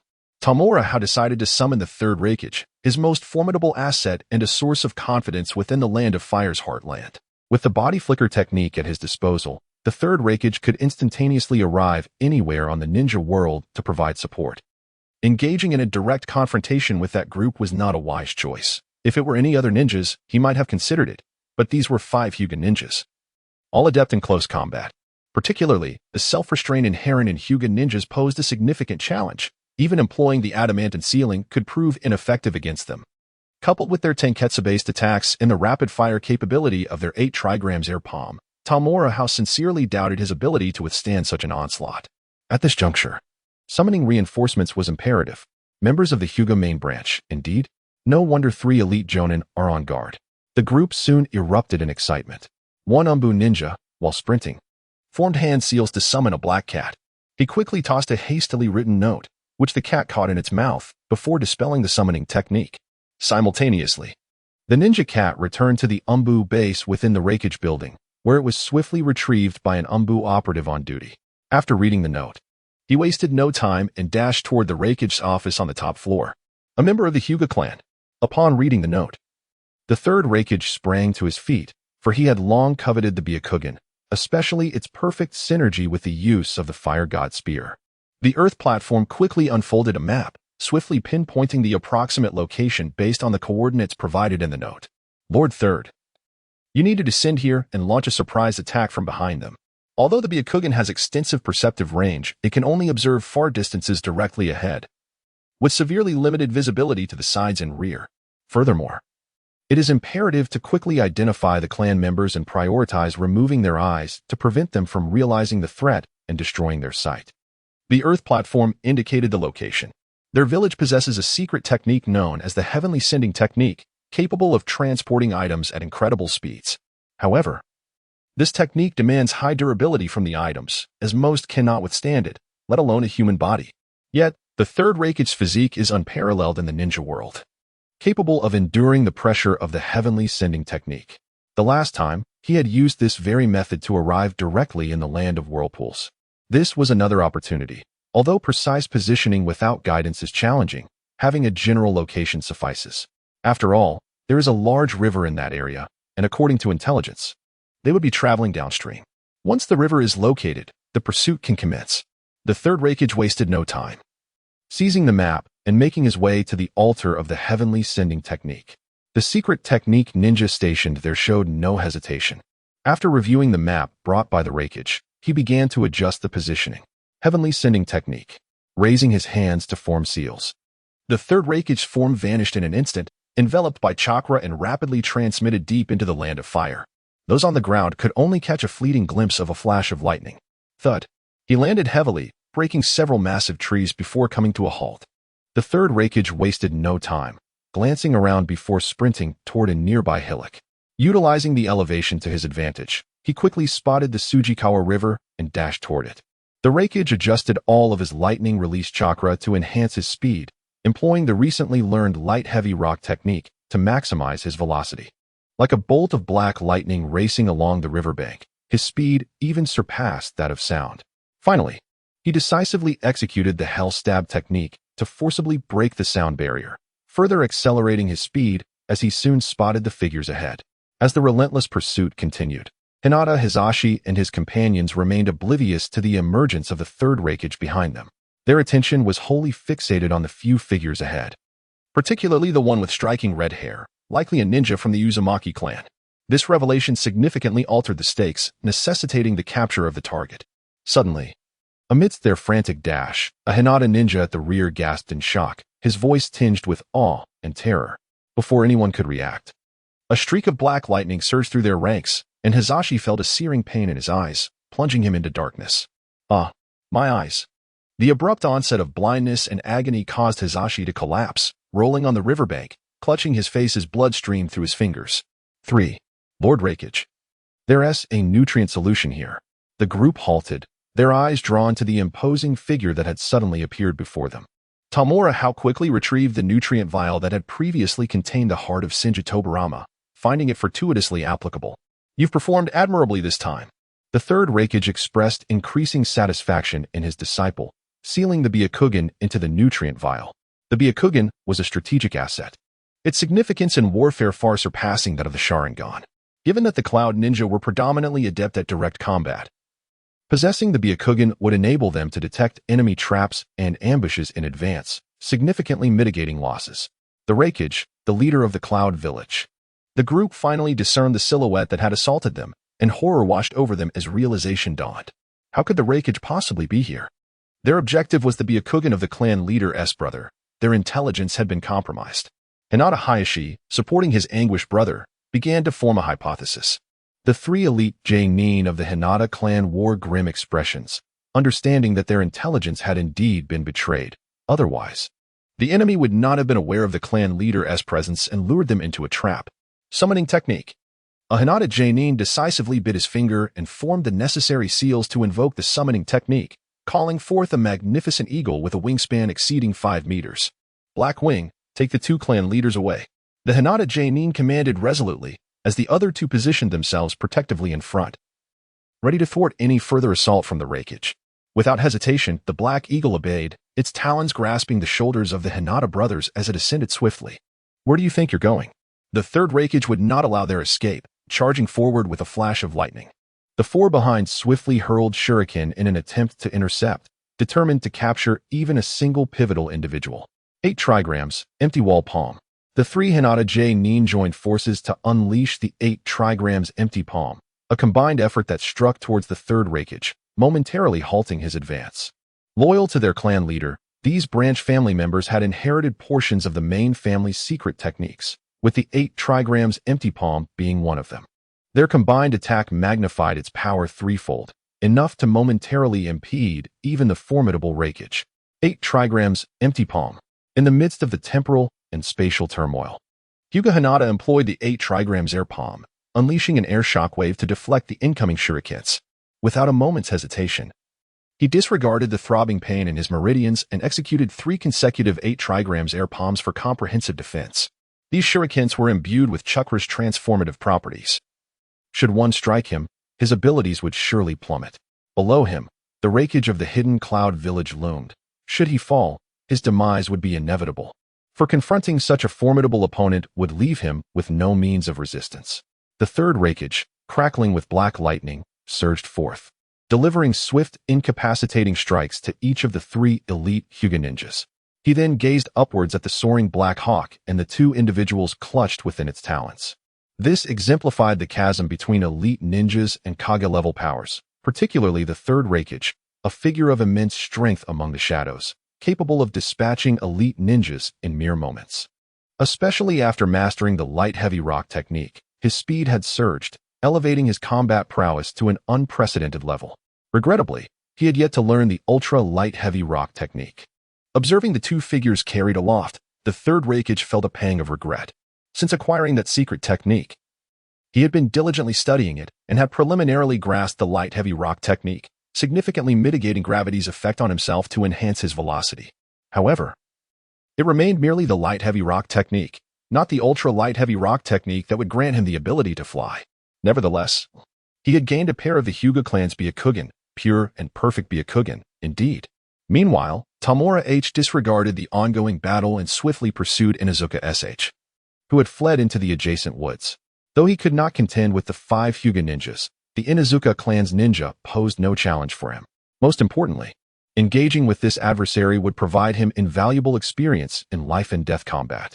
With the third Raikage observing from the sidelines, he could not afford to miss such a fortuitous opportunity for practical experience. Inuzuka clan ninja, you cannot escape. Better to halt and engage in a decisive battle with me.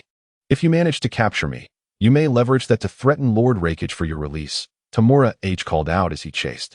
Alas, the opponent's speed was too formidable, particularly within the complex woods, making pursuit a daunting task.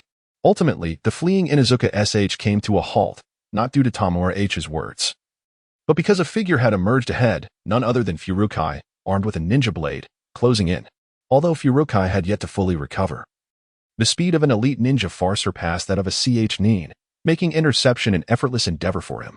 Fukai refrained from attacking, choosing instead to stand quietly, intentionally allowing this individual to engage with his student. It was essential for this student to face certain enemies independently in the future. Thus, experiencing combat under Furukai's watchful eye would be beneficial. Strong individuals inevitably grow through bloodshed and battle. There are no exceptions. Tamura H. 2 must traverse this arduous path. Do you hold a significant status in the hidden cloud village? Inuzuka SH inquired, casting a cold, menacing glare at the approaching youth. Sensing the absence of hostility from the elite ninja ahead, the formidable jonin refrained from making a move, seemingly intent on allowing the pursuing youth to engage him in combat, perhaps wishing to serve as a whetstone for his adversary. Yet, one must be cautious not to be dulled in the process. I have a remarkable mentor. Tamura Hao's visage, concealed beneath his mask, bore the same ferocity. His opponent was not merely a sharpening stone, but an enemy. Against an adversary, one must strike without mercy, without unnecessary words. Inuzuka Zhao decisively coordinated with his ninja dog to execute the technique tooth for tooth, their forms transforming into two tornadoes rushing forward. Tooth for tooth is a truly complete martial art, its power doubling that of the mere tooth, with chakra capable of stirring the surrounding air into a whirlwind, embodying both offense and defense.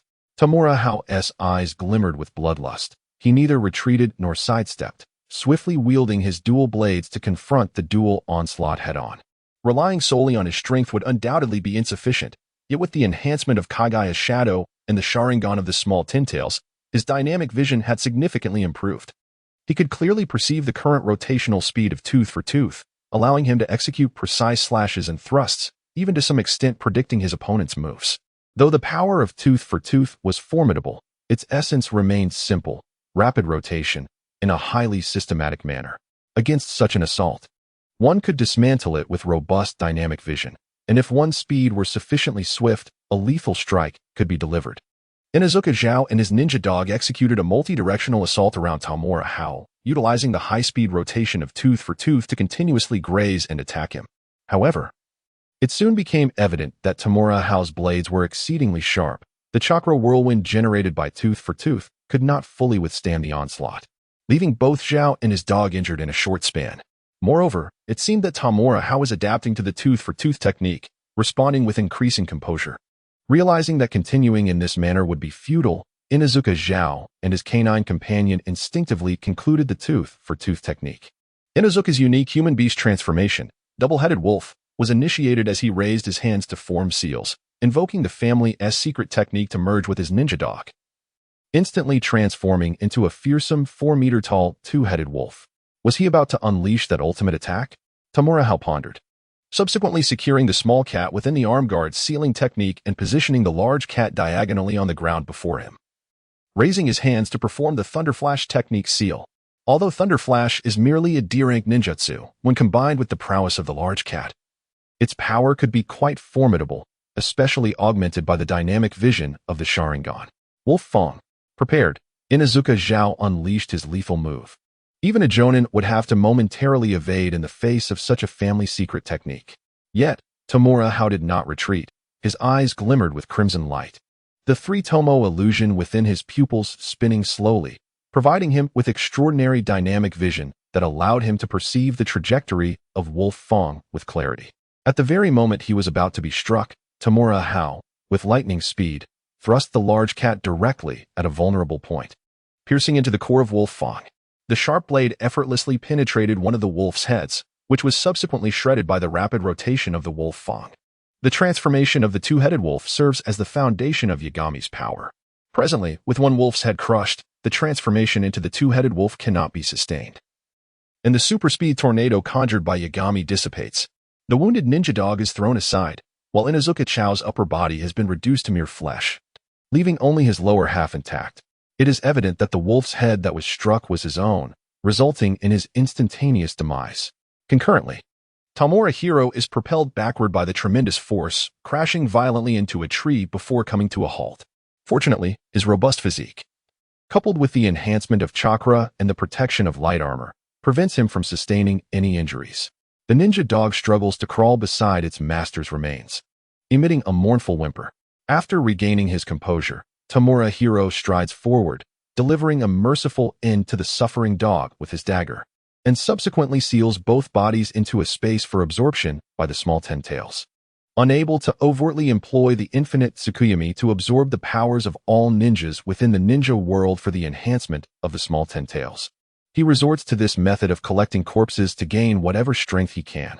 This is made possible by the small tentails having consumed the flesh of the shark's skin, acquiring the ability to refine chakra from food, with the blood and flesh of ninjas and ninja beasts serving as optimal sustenance. Though this may seem sinister, it is the reality of the ninja world, and compared to those who conduct human experiments, Tamura Hao's actions are relatively benevolent. In such a state, he is more than capable of being invincible beneath the rank of jonin. Fukai reflects on the rapid growth of this student, especially after gaining the shark skin. However, this is external assistance. I hope for an enhancement of innate strength. Tamura Hao remains grounded, fully aware of the essence of true power, understanding that only the enhancement of his own abilities signifies genuine strength. Maintaining a clear awareness is paramount. Fukai is quite pleased with his student's clarity, and he turns to head back. After ensuring no detail has been overlooked, Tamura Hao follows suit.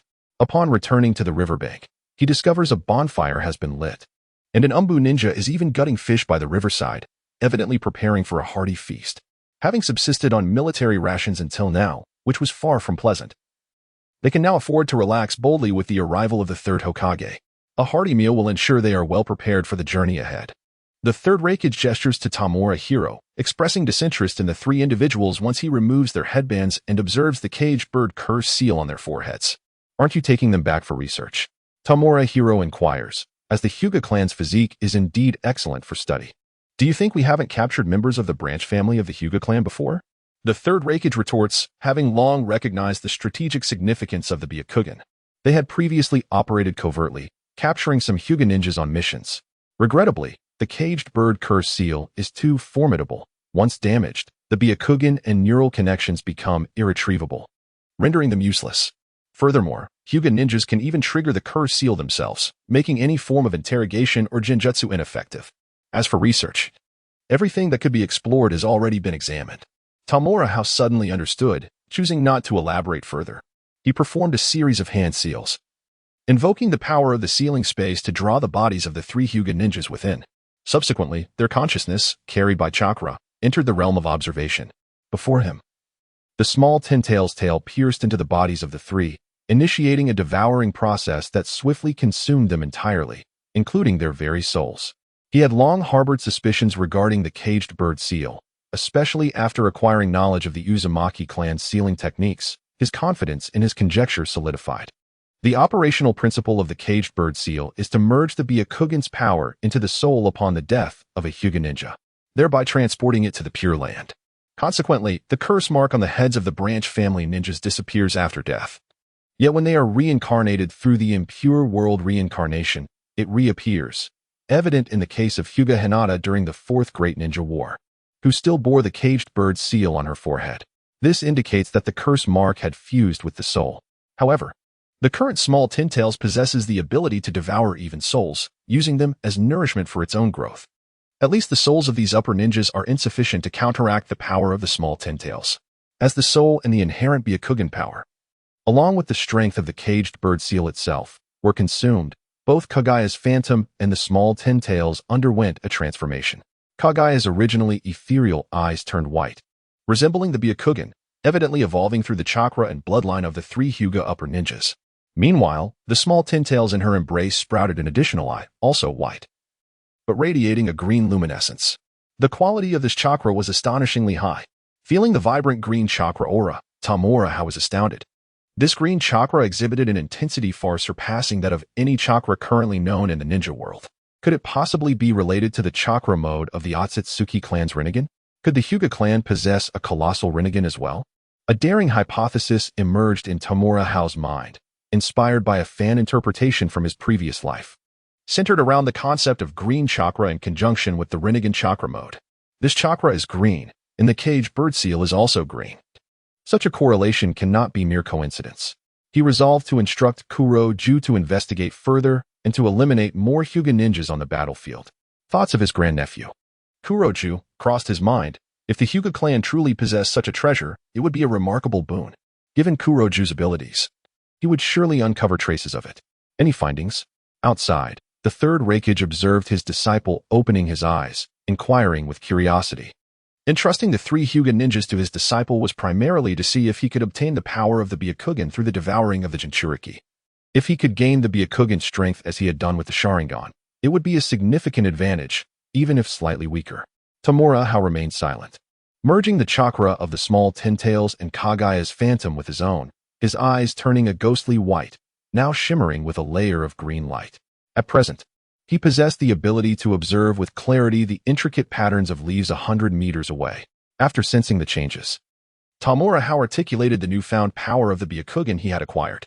Similar to the power obtained from the Sharingan, it only possesses the initial ability.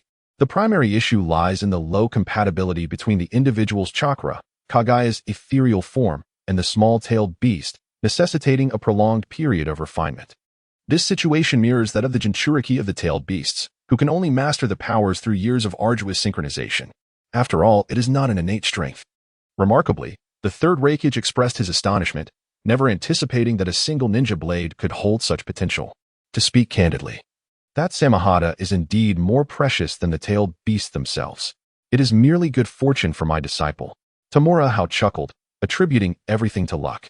Upon the death of a Hyuga ninja, the Byakugan would be instantaneously destroyed by the caged bird curse seal, resulting in the loss of its ocular abilities. To enhance the power of the Byakugan in the future, one must inevitably venture onto the battlefield and strive for further improvement. The third Raikage made a note of this. Initially skeptical of his disciple's ninja path, placing greater emphasis on his intellect, particularly those novel and intriguing ideas, seeing him as a potential strategist to aid his son. Suchikage also held high hopes for this young man.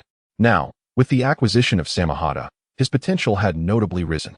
The disciple aspired to journey to the land of iron upon mastering sealing techniques and lightning-release ninjutsu to study the swordsmanship of the samurai. Tamura Hao expressed his plan to study abroad, acknowledging that his chakra aptitude made it exceedingly difficult to pursue a path akin to that of chakra manipulation, let alone attain the level of chakra control necessary for such techniques. Hence, for a considerable duration, swordsmanship appeared to be the most suitable path for him, and it harbored significant potential. For instance, Uchiha Madara's use of Susanoo in swordsmanship could cleave mountains, even allowing him to contest with the massive Buddha of Hashirama for an extended period.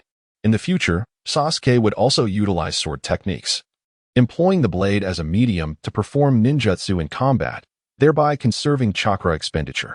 Thus, swordsmanship indeed possesses great promise, particularly when wielding a fine blade.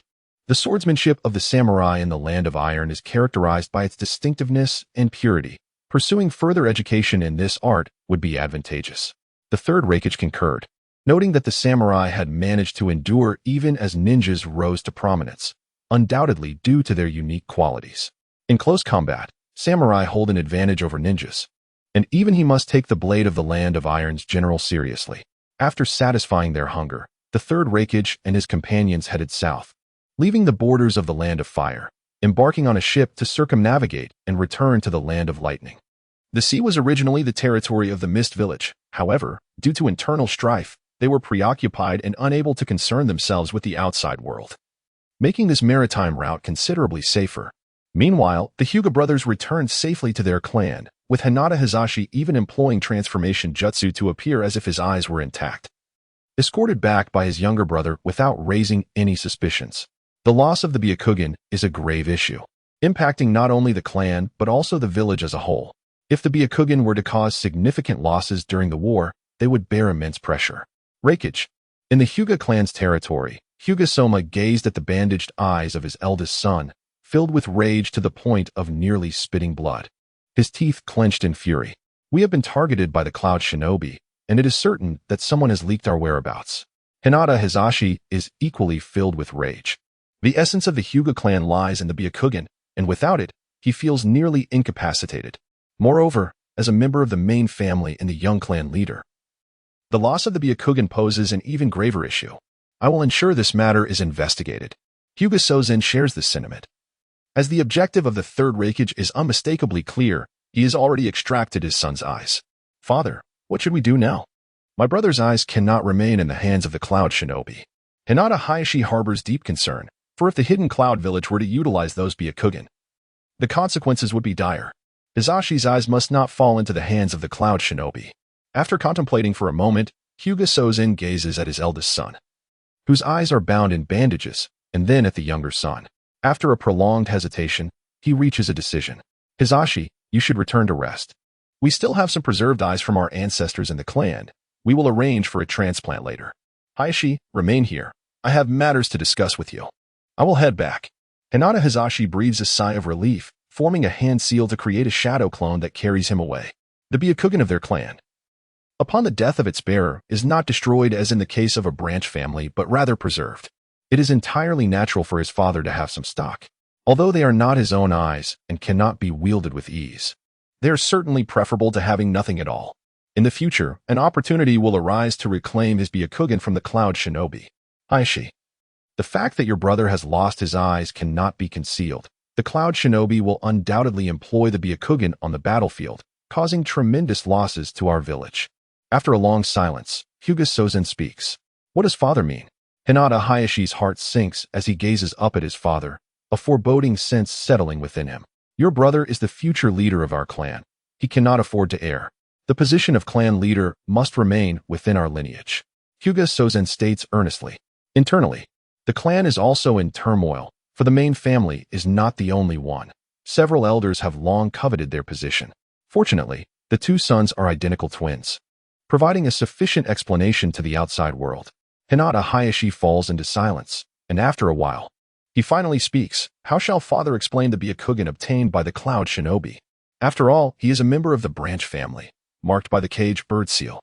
The Cloud Shinobi possesses several legendary Six Paths tools and has previously acquired the Uzumaki clan's powers, capable of dispelling the caged bird seal. However, there is no need for an immediate explanation, as the Uchiha are the ones leading the combat efforts on that front. This reasoning, while fraught with potential issues, is the only course of action available at present. As for the current phase, no justification is necessary, for it is the Uchiha who are responsible. Incurring some losses upon them may prove beneficial. I understand. After a lengthy silence, Hinata Hayashi replies despondently, then raises his hand to extract his own eyes. Disregarding the pain of the act, he secures a bandage around the vacant eye sockets and rises, groping his way out. Although the physical suffering is difficult to endure, it pales in comparison to the anguish of the heart. Alas, watching his second son depart, and then gazing upon the eyes that had been ravaged by cursed seals and drained of their ocular power, Hyuga Soge let out a deep sigh. His heart was fraught with pain and turmoil, yet the rigid customs of the clan compelled him to comply. It had been a long while since his son had called him father. He was now addressed as Lord Father, a title that felt all too foreign.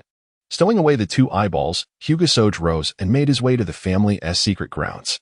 Raising his hand, he formed a seal to activate the Byakugan, thereby unsealing the barrier that guarded the sacred place.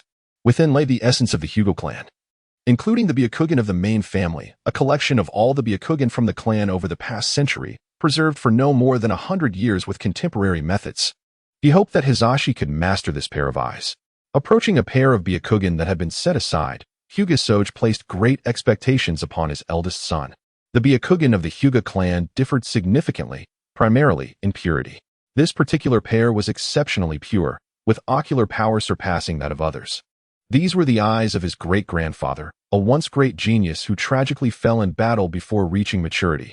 They had remained sealed ever since. Originally, there had been no intention to utilize these Byakugan, but with the loss of his eldest son's eyes and the need to preserve the lineage of the clan leader, it became imperative to employ his great-grandfather's eyes. May Hizashi prove capable of wielding them.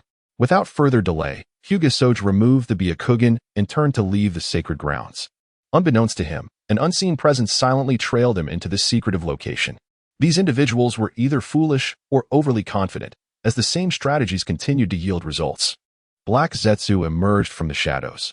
Upon seeing the apparition of his mother, he understood how to restore her power. He must focus on the descendants of Kaguya and the branch family. Both the Sharingan and the Byakugan were essential. Thus, he was not merely lying in wait within the Uchiha clan, but had also established a presence among the Hyuga clan. Especially after receiving word from his main body that the young Hyuga branch leader had lost his eyes, he realized an opportunity was at hand. Indeed, the Hyuga clan leader had come to this very place. Initially, he had planned to wait until an elder of the main family passed away, at which point their Byakugan would be extracted and sealed here, but the opportunity had presented itself sooner than anticipated. Without a moment's hesitation, he produced a pre-prepared sealing scroll and began to gather all the treasures within. Finally, he signaled to his main body to use summoning jutsu to transport him away. This secret ground was similarly enveloped in a barrier, rendering ordinary means of entry and exit ineffective. Even if he could break the barrier, it would undoubtedly alert the Hyuga clan. Yet, this barrier could not withstand the forces of space. Summoning jutsu represented a fundamental application of spatial power. Far away, Black Zetsu's main body summoned its counterpart, surveying the acquired spoils with satisfaction, then gazing up at the bright moon in the night sky. Only you remain. He was aware that Kaguya had taken some of her descendants to the moon long ago to guard the Otsutsuki statue and her own seal, where they had propagated a relatively pure Otsutsuki clan. In contemporary times, the scattered bloodlines of the Feather Garment, specifically the Senja Vortex and the Uchiha clan, have been entirely gathered by my younger brother. Among the 3 bloodlines left by Yumura, those of Kaguya and Hyuga have also been acquired, leaving only the primary bloodline of Yumura on the moon. Once that primary lineage is obtained, the spectral essence of our mother will undoubtedly be significantly restored. This would serve as a semblance of our mother, albeit merely a vessel, lacking the essential data needed for complete restoration. While it is certain that this reconstruction will pale in comparison to the original power of our mother's data, it should suffice to elevate my brother to a certain level. The convergence of bloodline limits may be unrealistic, yet the pursuit of the truth-seeking orb should pose no great challenge. Once Uchiha Madara awakens the Rinnegan and summons the Outer Path's golem, individuals from that realm will surely descend in search of it. Gazing steadily at the luminous moon in the night sky, Kurizetsu has long since devised plans for this. My younger brother is still quite young and requires my support. Thus, careful strategies must be employed. Tamura Hao was unaware that his grandnephew had orchestrated an opportunity for him.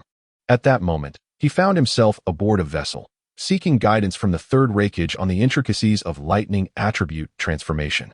While Fukai was competent in his own right, his mastery of this particular discipline paled in comparison to that of the third Raikage. It is noteworthy that the third Raikage had undergone a transformative evolution in his own training, attaining the formidable power of black lightning, which far surpassed the strength of ordinary lightning release chakra. Only the future iteration of Kakashi's purple lightning might stand as a worthy rival. Although the third Raikage himself could not fully comprehend the essence of this transformation, he possessed a wealth of knowledge that greatly benefited Tamura Hao and his companions, who were listening in, also gleaned significant insights. After several days of navigation, they finally arrived in the land of lightning and made their way directly back to Kumogakure. Tamura Hao, accompanied by Uchiha Hikari, returned to his apartment building, a matter he had previously discussed with the third Raikage. Upon learning that his disciple had consumed the girl's Mangeki Sharingan with the use of the Samahata, the third Raikage had lost interest. For only the Mangeki could capture his attention. A mere regular Sharingan held little value, especially considering the girl was but a child. This entire building belongs to me. You may choose your residence according to your preferences, Tamura Hao remarked to the girl behind him, before approaching the newly installed grand entrance and knocking. He had already communicated his requirements to the construction crew, and the entrance now symbolized that the entire building was his private domain. The girl behind him glared resentfully at someone ahead. She had regained consciousness on the ship and felt the loss of her Mangeki Sharingan, which had been seized by the shameless scoundrel in front of her. Furthermore, he had inscribed the 8,000 spear mark upon her, as if to imprison her for a lifetime. How detestable! With a creak, the door swung open, but it was not the expected Karura who appeared. Instead, it was a small girl with red hair. What are you doing here? Upon seeing the girl before him, Tamura Hao was momentarily taken aback. How did this girl come to be in his home? The once amiable Kushina Uzumaki's expression soured upon spotting him, and she promptly waved her hand to shut the door, signaling her unwillingness to welcome the so-called big bad guy. Left outside, Tamura Hao fell silent, puzzled by the turn of events. Moments later, the door opened once more, this time revealing Karura. "Welcome back, Haokuin." Karura greeted him with a warm smile, reminiscent of their first meeting, which brought a sense of comfort to his heart. A stark contrast to her previously icy demeanor. Karura's genuine kindness and warmth made Tamura Hao realize that the camera he had left behind had indeed served its purpose. However, he chose to feign confusion as he glanced at Karura and stepped inside, only to be momentarily bewildered by the scene that unfolded before him. While the exterior of the apartment building appeared largely unchanged, save for the addition of the grand entrance, the interior had undergone a transformation of monumental proportions. The first floor had been converted into an expansive living room, complete with a small bar and kitchen. The staircase has transformed into a villa-style indoor structure, adorned with lavish decorations that unmistakably imply a considerable expenditure. Meanwhile, Uzumaki Kushina is seated at the dining table, enjoying her dinner, and upon noticing someone's arrival, she huffs softly and turns her head away. Tamura Hao is led to the dining table by Kururo, where dinner is currently being served. Please wait a moment. Your dinner will be ready shortly, Kururo apologizes, explaining that she was unaware of Haru's return today and had only prepared dinner for herself and Kushina. There's no rush on dinner. First, tell me what happened with this house. I distinctly remember only requesting a simple renovation. So how did it come to this? Haru is perplexed. He has been away for just over a month, yet such significant changes have occurred. We felt that your home renovation plan lacked perfection. So we made some simple modifications, Kururo states, glancing at Kushina, claiming it was merely a straightforward adjustment. Are you certain this is just a simple modification? Haru's skepticism grows as he surveys the opulent decor and the dramatically altered layout of the house, suspecting this may be a form of retribution from the girls. It is evident that a substantial amount was spent on this. This is the bill. Materials cost 100 million ryo, and labor costs 200 million ryo, Kushina declares, presenting an invoice that indicates Haru now owes 300 million ryo. How did you accrue this 300 million? Even if Russia coated the place in gold dust, it wouldn't be this extravagant. Looking at the bill, Haru feels quite disheartened. Although he possesses the means to protect himself financially, he cannot allow himself to be taken advantage of. The renovations above only cost 10 million ryo. The key expense lies in the transformation of the basement. This newly developed space is fortified with barriers of high intensity. Kururo hands Haru a layout of the house, particularly highlighting the basement's modifications. Upon examining the layout and then glancing at the two girls, Haru's expression contorts in disbelief. What you have constructed is not a basement. It is clearly a beehive. If the data above is correct, this basement boasts 100 levels, each 10 meters high, totaling 1,000 meters, with a diameter of 100 meters, nearly occupying the entire mountain's interior. Jonin village is located in mountainous terrain, with residences nestled within the mountains, and this apartment building is no exception. He originally intended to create a simple basement, yet it has evolved into a hive-like base. Haru surmises that if it were not for structural and groundwater issues, the two girls would likely have aimed for the Earth's core. Surely, the labor costs aren't all for the Uzumaki clan? He suddenly realizes, casting a suspicious glance at the red-haired girl. Creating such an expansive subterranean space would undoubtedly require Earth-release ninjutsu, consuming an extraordinary amount of chakra. Jonin village does not possess many Earth-release ninjas. It stands to reason that it must be the work of the Uzumaki clan, although they primarily specialize in sealing techniques. The chakra they wield would indeed enable them to employ ninjutsu effectively. Shouldn't it be permissible? Kushina Uzumaki displayed an air of unapologetic confidence, asserting, I am merely securing benefits for my clan. What of it? How do you intend to persuade me otherwise? If not, I shall not acknowledge this bill. Tamura Hao crossed his arms, awaiting the attempts of the two to sway him. Tamura, would not be a fool. Uchiha Hikaru glanced from one to the other, finding the situation rather amusing. Kururo maintained her gentle demeanor, explaining, based on Hiro-kun's tendencies, we can surmise that in the future, many more girls like us will be brought here to reside. They will require specific training grounds, as well as laboratories and workshops. For instance, the creation of my puppet prosthetics necessitates various high-precision instruments, and the research aspect demands even more, requiring 3 tiers. Kushina will engage in the study of various sealing techniques and barrier arts, which also necessitates 3 tiers. Hiro frowned at her words, questioning what she meant by based on my tendencies. Did he appear to be some sort of lecher? Nonetheless, this notion reminded him that in the future, he could acquire certain characters from the plot. There are numerous ways to alter the storyline, and seizing characters is undoubtedly the most straightforward approach, a direct means to undermine the narrative's foundation. If the core individuals are gone, the story can no longer unfold. I too require 3 tiers. Upon Karuro's conclusion, Uchiha Hikaru, who had remained silent, voiced his intention to secure the 3 tiers. Eager to witness the financial downfall of this brazen villain. Casting a sidelong glance at the smug girl, Hiro chose not to dwell on her, focusing intently on Kururo. These arguments alone are insufficient to convince me. Within that dialogue, it was evident that Kushina was merely a supplementary figure, as she too was learning sealing techniques and would require many years to achieve mastery. As if anticipating Hiro's skepticism, Karura calmly elaborated.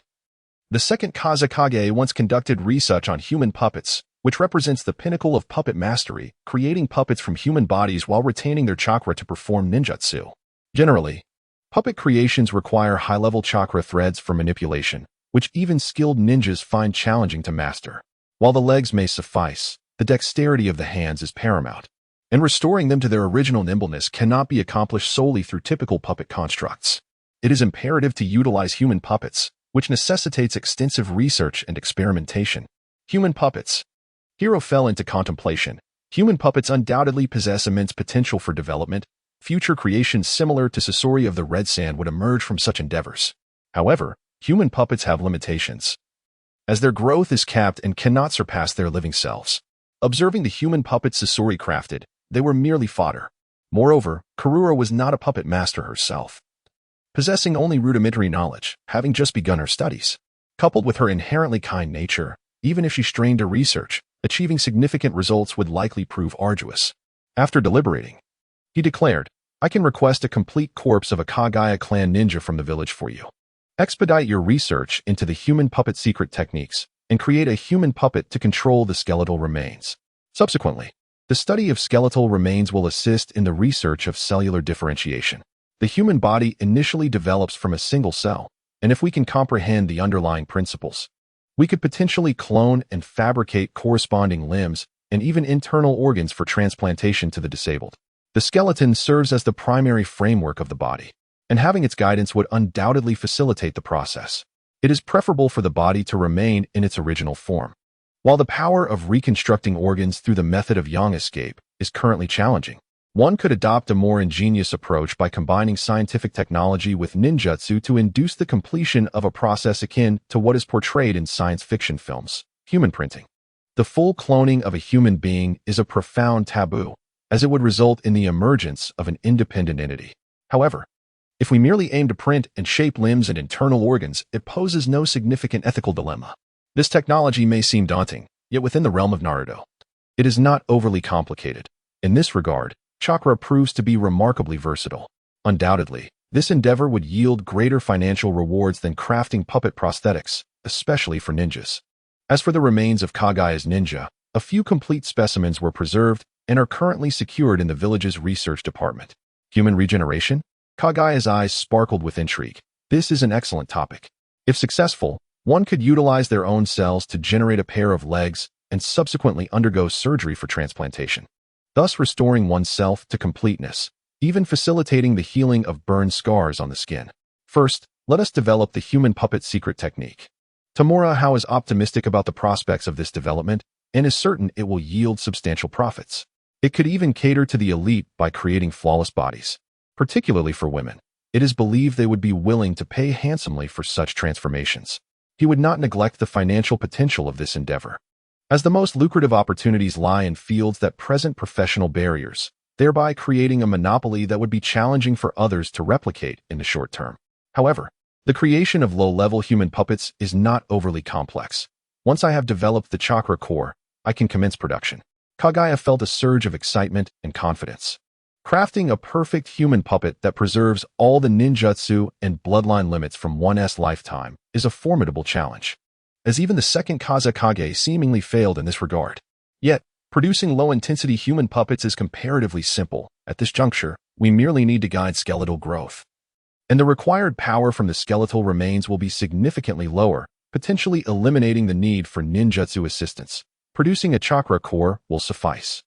I shall prepare dinner for Haokuen. In an improved mood, Kagaya rose and headed to the kitchen to begin her preparations. The ingredients were readily available, making the process quite convenient.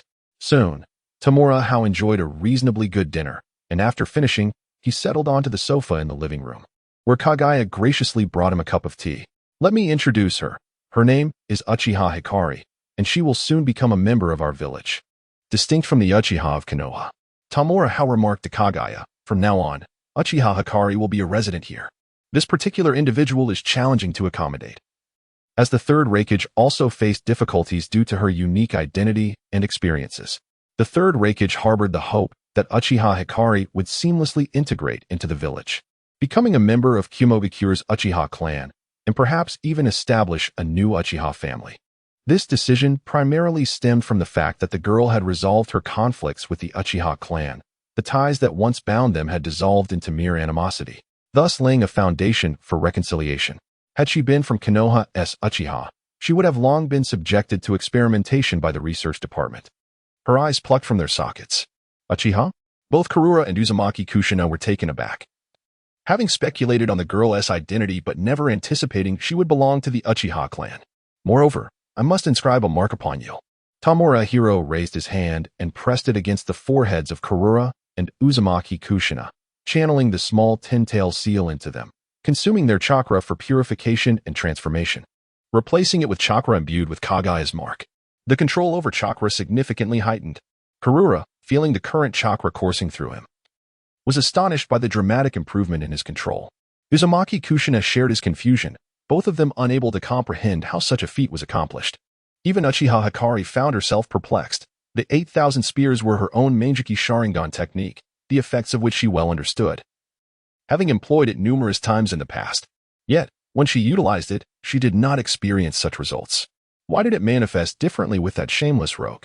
Be careful, or you'll go blind from overuse, Uchiha Hikari retorted, her irritation palpable.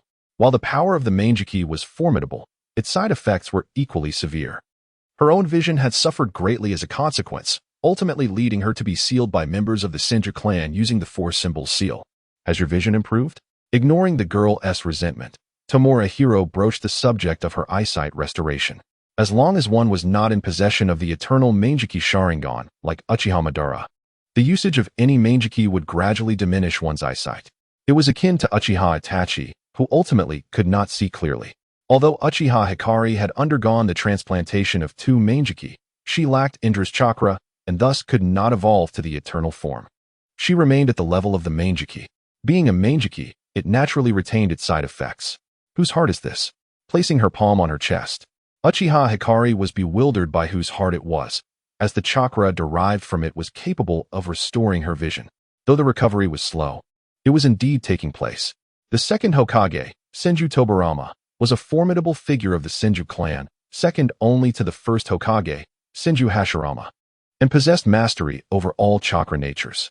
Tamura Hao held high hopes for Uchiha Hikari, who had awakened her Manjiki at such a young age, a testament to her innate talent and potential. With the heart of Senju Tobirama now integrated, it was akin to amalgamating the powers of Uchiha and Senju.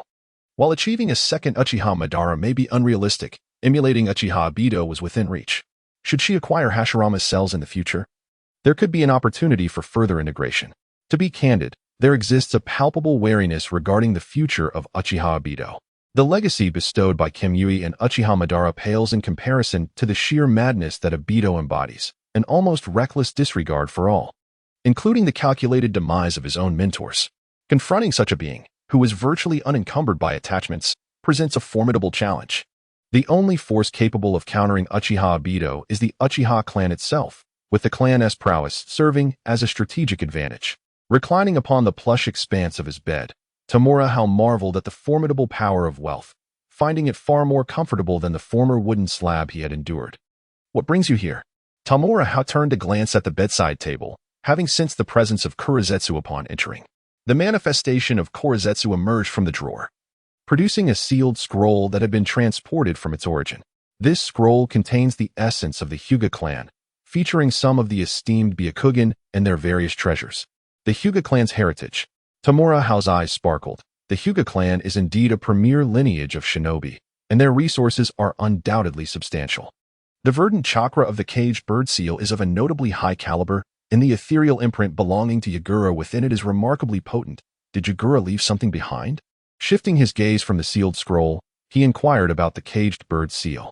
I surmise that Yagura has left behind one of his eyes within the Hyuga clan, utilizing it to siphon the ocular prowess and chakra of future descendants. Kurizetsu articulated a prior hypothesis, affirming that the caged bird seal of the Hyuga clan is indeed intricate, with its core residing in that unique chakra. Do not entertain thoughts of that nature. Orchestrating these resources is already a daunting task.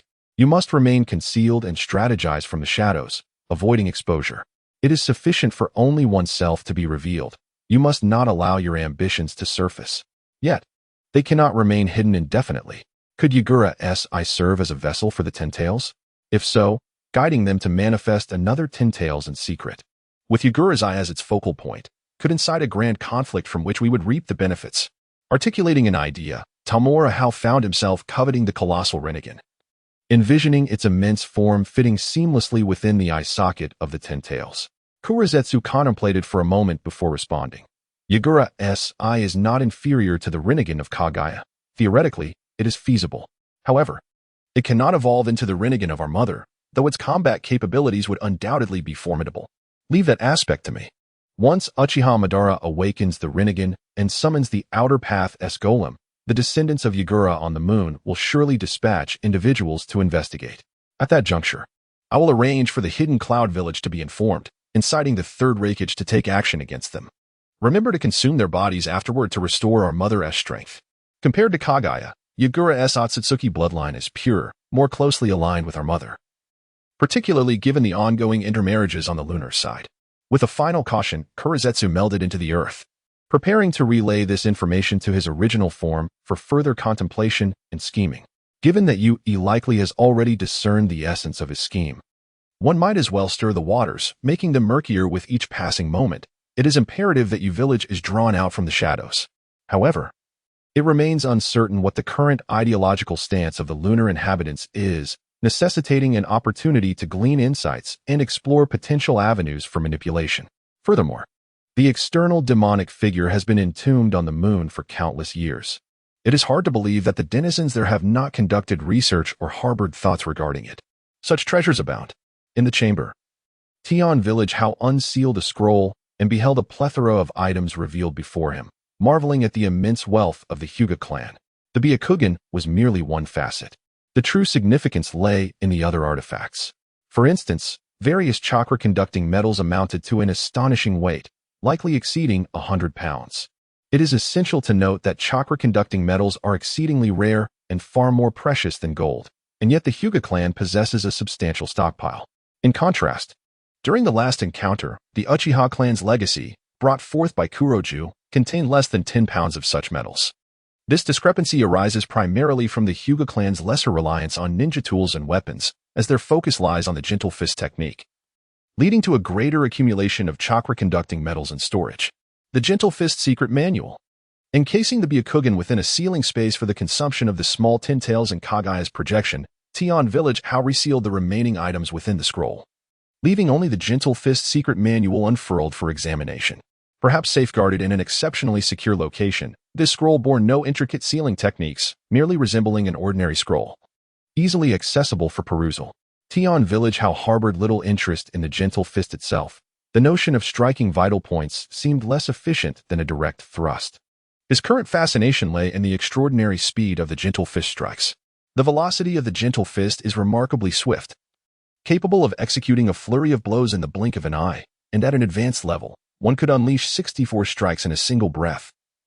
Known as the 8 trigram 64 palms, targeting 64 specific chakra points, should he manage to wield 64 blades in a single sweep.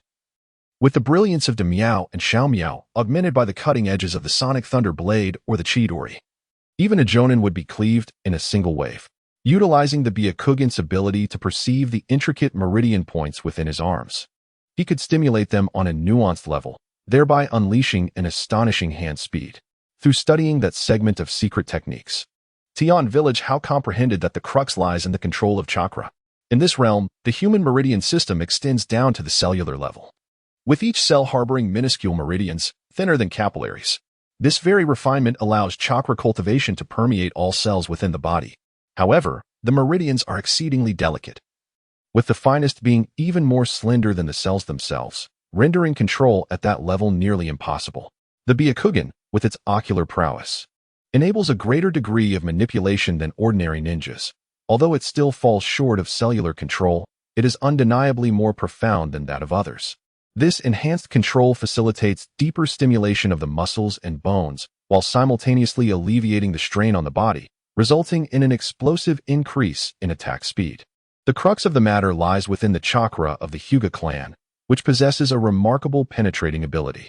It is no wonder that they persistently choose to use their fingers for strikes rather than employing kekkei or ninja blades. As he continued to observe, Tamura Hao's perplexities began to unravel.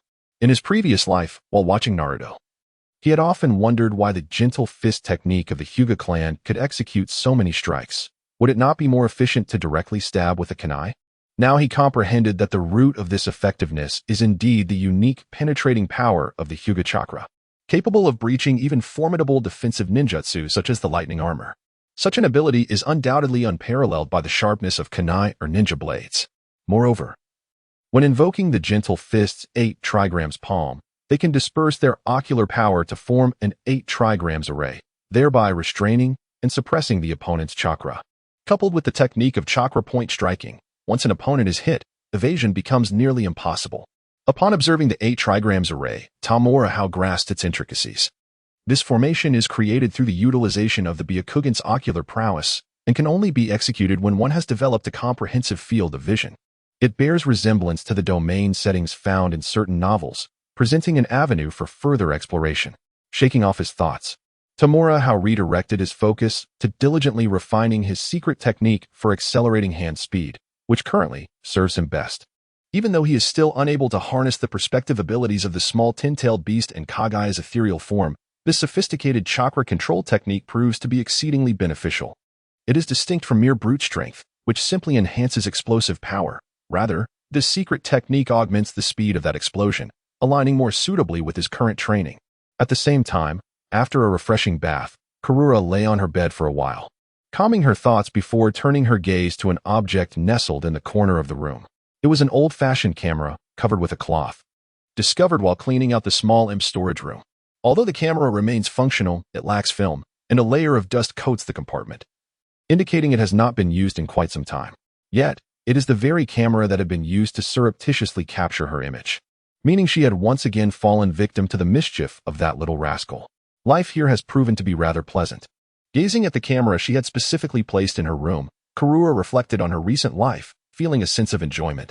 Primarily, she is no longer burdened by those murderous missions, especially those involving the active invasion and destruction of others' homes. Instead, her endeavors have shifted towards assisting others in crafting prosthetic limbs and restoring their normal lives. Witnessing the smiles of those who regain their lives through the aid of prosthetics instills in her a newfound purpose. She yearns to extend this joy, enabling more individuals to experience such happiness. Knock, knock. At that moment, a gentle rap echoed at the door. Karura glanced at the prosthetic limb beside her bed, then used a wisp of fine sand to float over and turn the doorknob, revealing a young girl with crimson hair. "Karurane, I want to sleep with you tonight." Uzumaki Kushina entered, clutching a pillow, for she did not wish to sleep alone. She dreaded the thought of an insidious villain unexpectedly appearing by her side in the middle of the night. Certainly, Karura is aware of her identity and recognizes her involvement in the war against the village. Yet, she perceives her as a compassionate elder sister who did not harm her kin during that battle. In fact, she even assisted in treating her tribe members on the battlefield. Albeit none survived, but her actions sufficiently demonstrate her allegiance as a friend of the Uzumaki clan. Furthermore, the war was instigated by the higher-ups of Sunagakure, leaving Karura unable to oppose it, which is understandable. Consequently, after moving here, she and Karura became good friends. Although Hojun sometimes behaves rather rigidly, he possesses a kind heart and is fundamentally a good person. Karura, with a gentle smile, comforted her, understanding the girl's sentiments. Despite the girl's intense animosity towards Hojun, it is primarily rooted in fear. Indeed, she was so apprehensive upon his return tonight that she dared not sleep alone. "You seem off." Uzumaki Kushina suddenly stood up from the edge of the bed and approached Karura, scrutinizing her with a discerning gaze. "Today, you've been unusually gentle towards that despicable scoundrel, even offering to prepare dinner for him." She had previously sensed something amiss with Karura, whose demeanor now starkly contrasted with her earlier attitude towards that villain. "I have merely discovered his most authentic self," Karura replied with a gentle smile, not denying the change. She had indeed viewed that young rascal as contemptible, but upon discovering that vintage camera, she realized she had misjudged him. His seemingly harsh and despicable behavior was primarily a means to dispel his own suicidal thoughts. Her previous mindset had been flawed. Had he not resorted to such rigid and humiliating methods, perhaps he would not have recovered, and she might have succumbed to despair. While death is indeed terrifying, sometimes the act of living demands even greater courage, and she had fought valiantly to persevere. "You have betrayed us," Uzumaki Kushina exclaimed in fury, initially believing she had found a kindred spirit, only to now perceive her as a traitor. "How can you do this?" "From your personal experience, harboring hatred towards him is justified. However, in the context of the entire Uzumaki clan, you ought to express gratitude. If it were not for him, your clan might have faced obliteration, or at the very least, many more lives would have been lost." Karura sought to soothe the girl, hoping to resolve their discord, lest it lead to complications in the future. But he is so wicked, so vile. After a moment of silence, Uzumaki Kushina could not contain her anger. "He is nothing but a contemptible villain." With tender affection, Karura gently caressed the girl's rosy cheek, embracing her with compassion. "You are still young and do not yet grasp the harsh realities of the world. Some individuals may appear malevolent, yet possess kind hearts, while others may seem benevolent, but harbor cruelty and coldness within. The latter are far more terrifying than the former. Take, for instance, Konoha. They are allies of your Uzumaki clan. During the First Shinobi World War, they even assisted your clan in repelling the attacks from Kirigakure.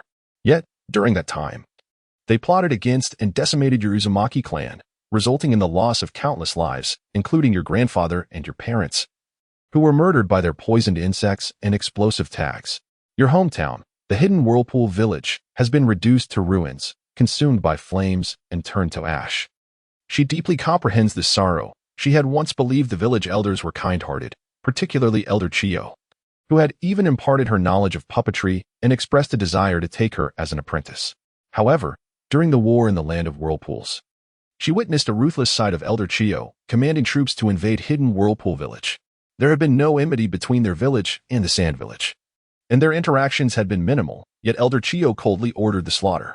In her view, that battle was undeniably unjust. Their invasion of another's homeland and the massacre of innocent lives bore no distinction from the forces that had once invaded their own sand village. Uzumaki Kushina fell into silence, reflecting on the words of her sister Karura. The death of her grandparents and parents, alongside the destruction of her village and the loss of countless relatives, had catalyzed her growth and shaped her perspective on various matters. She understood Karura's sentiments, though many aspects still eluded her grasp. The essence of the truth was clear. She had encountered the three individuals from Konoha, particularly the elder sister and the son of the Hokage, whose smiles had endeared them to her. Yet, those whom she had taken a liking to were the very architects of her village's ruin and the demise of innumerable kin. While the scoundrels who had caused her anguish had also rescued many of her people, the swift integration of her kin into the Cloud Village during this period had indeed been aided by those unscrupulous villains. The distinction between good and evil had become exceedingly convoluted. Knock, knock. At that moment, a knock resounded at the door. Without hesitation, Karura manipulated the fine sands to open it, revealing Tamura Hiro. "Is there something you need, Hiro-kun?" Karura inquired, puzzled by the late hour of his visit. Uzumaki Kushina lifted her head from Karura's embrace, glancing at the newcomer, suddenly reminded of an unfinished task. With a gentle smile, Tamura Hiro approached, seizing the opportunity to lift the red-haired girl, channeling lightning chakra to render her immobile, and then pressing her onto the bed, lifting her skirt to deliver a flurry of slaps. Smack, smack, smack. Don't seek trouble unnecessarily in the future. Or next time it won't be just 10 slaps. After administering 10 resounding slaps, Tamura Hiro withdrew, leaving a warning before turning to depart. Those were 3 small objectives. If he didn't administer some form of punishment, his thoughts would remain unsettled, leading to sleepless nights. Before leaving the room, his peripheral vision caught sight of a covered object in the corner, which, judging by its outline and size, must be the old-fashioned camera. Indeed, Master Ru had not deceived him. In this world, there is no trick that cannot ensnare the unwary, and if there is, then let another layer of entrapment be added. Commonly referred to as a nesting doll, he was nothing more than a despicable villain. The girl's eyes reddened, tears welling up within her, her heart swelling with intense hatred. Beside her, Karura felt a wave of embarrassment, unsure how to console her.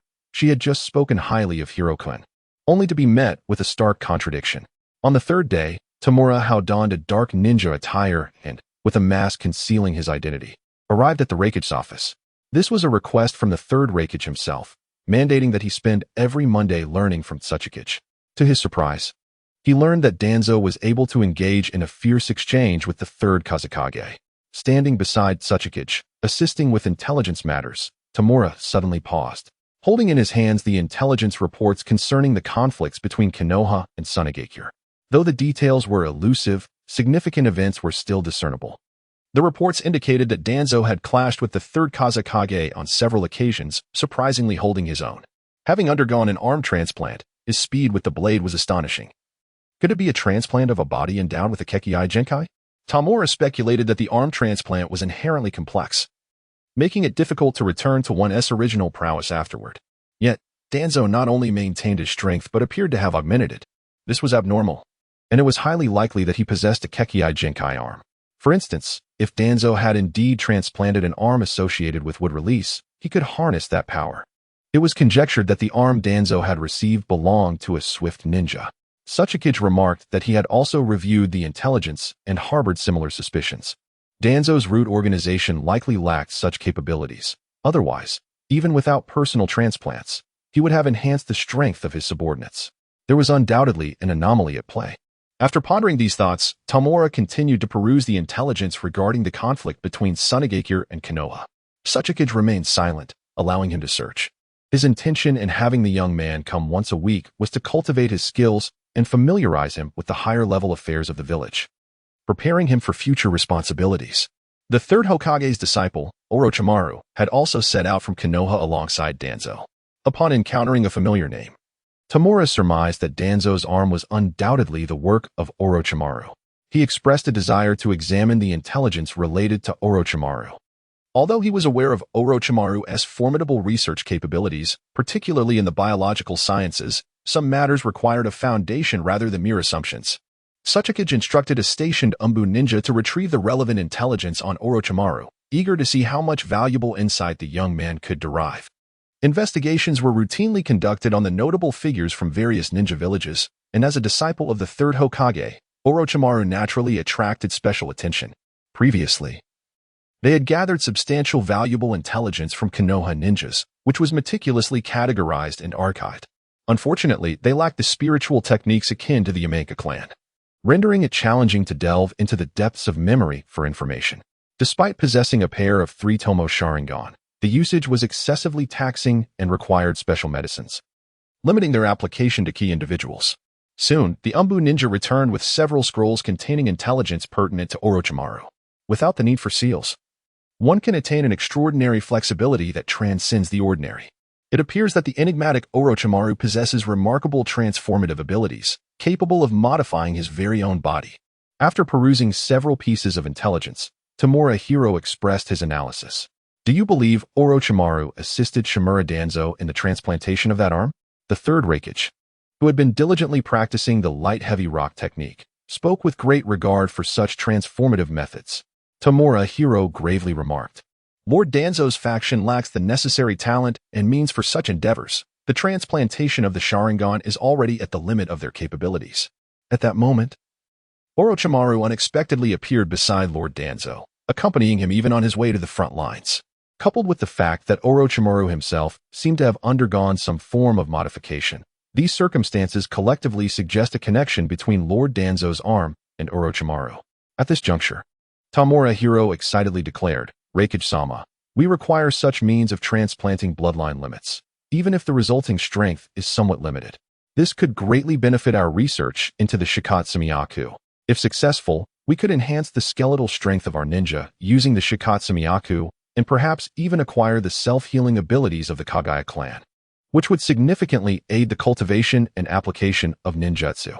Various ninja villages have explored the transplantation of bloodline limits, yet none have succeeded. Here in Kumogakure, the most coveted ability is indeed the Shikatsumiyaku, particularly by the Yagura clan. There is no need to possess the capacity to extract bones for combat. Merely obtaining the fundamental ability to enhance skeletal strength suffices.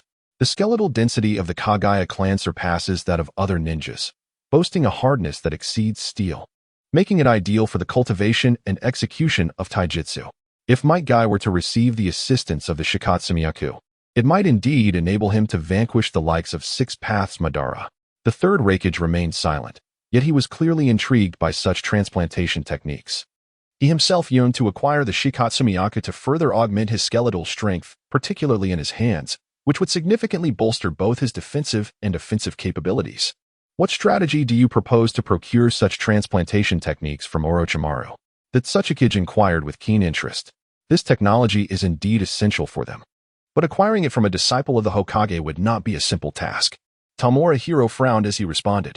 It is unwise to adopt a forceful approach with the Hokage's disciples. We must resort to persuasion and trade. Someone who is willing to inflict modifications upon themselves undoubtedly craves power, and this could serve as a potential breakthrough. Continuing, the Tsuchikage gestured for him to elaborate. The third Raikage, watching intently, bore a look of satisfaction, increasingly pleased with this disciple. What Kumogakure truly needs is someone with intellect. His own son possesses commendable ninja talent, sufficient to become a Kage, yet he lacks the necessary acumen and is somewhat impulsive. Thus, an advisor is essential. This child fits the bill perfectly. According to the intelligence gathered from those Konoha ninja, although Lord Danzo and the third Hokage are ostensibly united, there exists a conflict. Lord Danzo aspires to become the fourth Hokage, yet the third Hokage remains opposed and vigilant against him. As one of the disciples of the third Hokage, Orochimaru could not possibly be oblivious to this fact. Yet, his current association with Danzo undoubtedly suggests there are compelling reasons behind it. From the intelligence we have gathered, it is evident that the most exceptional resource in Danzo's possession is his research on the Sharingan, one of the two mightiest powers within the Hidden Leaf and the ninja world at large. With the Sharingan at his disposal, it is likely that Danzo is also delving into the powers of the first Hokage, providing us with a potential avenue to explore. Tamura Hao, aware of the current means to engage Orochimaru, recalled the records of the Uzumaki clan. Among them was a theory positing that both the Senju and Uchiha clans trace their lineage back to the legendary sage of Six Paths and the shinobi sect, one inheriting the physical prowess of the sage, while the other inherited his ocular abilities. Moreover, the Kaijin has devoured parts of the organs and tissues of the Sharingan and Senju Tobirama, suggesting that while their powers may be in opposition, they might also complement one another. In addition, Uchiha Kagami's eyesight has gradually been restored thanks to the transplantation of the second Hokage's heart, lending credence to the ancient records. The Sage of Six Paths and the Shinobi sect? The third Raikage pondered this, aware of the existence of the sage due to the Six Paths ninja tools, even recognizing the name of the Shinobi sect. Sukadai, you are tasked with this matter. Combine the records of the Uzumaki clan with our own and craft a reasonable intelligence report to negotiate with Orochimaru. We must ultimately secure the perfected transplantation technique for the bloodline limit. Understood, Sukadai affirmed, increasingly satisfied with the young boy beside him, noting how his constant reference to Danzo sounded rather peculiar. Should Shimura Danzo ever discover your true allegiance, he would likely rest uneasily. Sukadai's efficiency was commendable. By the following day, he had concocted a plausible ancient record and arranged for someone to travel by sea to the land of rivers. In the castle of Jakuzan at the border of the land of fire, Shimura Danzo was taken aback by the report that a Wagakure had dispatched an envoy to him. What could that old Kudanoki possibly be scheming? Perhaps they had conceived some novel ideas. Orochimaru, who was presently engaged in adjusting the cellular structure of Danzo's arm, also expressed curiosity regarding a Wagakure's intentions. Go fetch them. Danzo, momentarily perplexed, could only await their arrival for further clarity. How many more times can this arm be utilized? Glancing at his ashen limb, Danzo felt a twinge of dissatisfaction. He had initially believed it could be maintained indefinitely, yet after several clashes with the third Kazekage, its resilience had waned. This was with Orochimaru's frequent adjustments. Otherwise, it would have long since succumbed. He desired not such a disposable asset. Currently, he was investigating the essence of the first Hokage's extraordinarily active cells, hopeful that a breakthrough could enhance the arm's longevity. However, if he continued to engage in high-intensity combat, it would inevitably deteriorate. As Orochimaru wrapped Danzo's arm in specially formulated medical bandages, he was acutely aware that this limb would not endure much longer. At the very least, one must endure through this war. Lord Shimura Danzo certainly does not wish to falter during this conflict. Orochimaru refrained from saying much, yet remained prepared to hear what the envoy from a Wagakure had to convey. Soon, a robust middle-aged man was ushered in, embodying the distinctive, sturdy physique typical of a Wagakure, albeit with altered forehead protectors and attire, serving as a guise. Lord Shimura Danzo, this is the collaboration proposal from our Tsuchikage. I kindly request your perusal. The middle-aged man wasted no time and produced a scroll he had brought along. A long serpent slithered out from Orochimaru's sleeve, seizing the scroll to examine its contents. Upon unfolding it, a look of astonishment appeared on his face. He then handed the scroll to Lord Shimura Danzo with an odd expression. After a brief glance, Danzo too was taken aback. The audacity of that old coot, Inoki, was indeed remarkable. However, should this be the objective? It could indeed compel Inoki to set aside his animosity from the battle against the Uzumaki clan and send envoys to collaborate with him. He would inform Inoki that he was far too eager. With a casual use of wind release, Danzo obliterated the scroll, stating indifferently, the content is quite straightforward. It seeks to covertly unite in the downfall of the Senju clan. While we share a common goal in this regard, the timing is not yet ripe. The individual in question still lives. The previous scheming against the Uzumaki clan was the utmost tolerance that individual could muster. Should the Senju clan be eradicated now, it would undoubtedly invoke fury. I will convey this to the Tsuchikage. The middle-aged man nodded earnestly, bowing before exiting. Before leaving, he cast a peculiar glance at Orochimaru. Danzo was not the target of this visit. The scroll was a mere fabrication, intended solely to facilitate this meeting with the Hokage's disciple. Initially, he had anticipated encountering various complications, yet he found this individual right beside Danzo, which alleviated much trouble. The glance caused Orochimaru to momentarily pause, then smile. It seemed there was a surprise in store for him. I shall return to my experiments, he remarked to Danzo before stepping out of the room.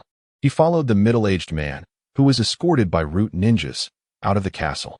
Ultimately, they arrived at a secluded location where 3 more burly ninjas awaited. One of them nodded to the returning middle-aged man and then glanced toward a particular direction, evidently sensing their objective. Lord Orochimaru. The middle-aged man turned, slightly bowing to Orochimaru as he emerged from behind a large tree. What is it that you seek from me? Orochimaru inquired with keen interest. Perceiving that the 4 harbored no hostility and were evidently approaching with goodwill, we are quite intrigued by Lord Shimura Danzo's method of transplanting that arm. This time, we have prepared an ancient scroll concerning the Senju and Uchiha clans, which we believe Lord Orochimaru would find appealing. As the middle-aged man spoke, he accepted a scroll handed to him by his companion. Senju and Uchiha. Orochimaru's serpentine eyes narrowed slightly, contemplating the implications, while simultaneously feeling a burgeoning intrigue. This transaction appears to lack equilibrium. How can you persuade me of the value of that intelligence?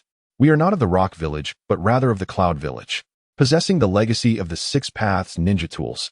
The legendary Kin and Jin are descendants of the Sage of 6 Paths, and we have recently acquired the heritage of the Uzumaki clan, holding a plethora of ancient secrets, including the origins of the Senju and Uchiha clans. The middle-aged man did not hesitate to reveal his true identity. Cloud Ninja. After pondering this, Orochimaru found himself increasingly intrigued by the scroll. He then raised his hand to form a seal, summoning forth a scroll from his mouth. Simultaneously, an exchange and verification would take place. After stating this, Orochimaru tossed the scroll over. He was unperturbed by the possibility of deceit from the 4, despite their chakra strength indicating they were all jonin. He had methods to manage such encounters. Moreover, the proximity to the castle and the presence of numerous Leaf Village ninjas patrolling ensured that these individuals would not escape should they attempt any trickery. Without a moment's hesitation, the middle-aged man flung forth the scroll he held, while an accomplice swiftly unfurled the viscous scroll using steel wire. All present wore masks, deliberately avoiding direct contact with the scroll, clearly wary of Orochimaru. One of the medical ninjas quickly examined the contents of the scroll, confirming its authenticity. After a considerable time, he nodded, indicating that it was indeed genuine, at least according to his medical ninjutsu expertise. On the other side, Orochimaru was visibly exhilarated, as the intelligence contained within was precisely what he required. It became clear that the Senju and Uchiha clans stemmed from a singular origin, both being descendants of the Sage of 6 Paths. The Sharingan was not merely an evolution but a reversion to ancestral traits. According to legend, Uchiha Madara's eyes represented the pinnacle of the Sharingan, and if combined with the power of the Senju clan, it was conceivable that one could regress further to the eyes of the Sage of 6 Paths, the fabled Rinnegan. In that moment, clarity washed over him, resolving many of his previous confusions. He had delved into the research of the Sharingan and first Hokage's cells to a considerable extent, uncovering numerous enigmas, and this intelligence elucidated everything. If that were the case, then all would indeed make sense, and he could merge the 2 lines of inquiry, undoubtedly yielding superior results. It appeared that Lord Orochimaru was thoroughly pleased with this transaction, and so were we.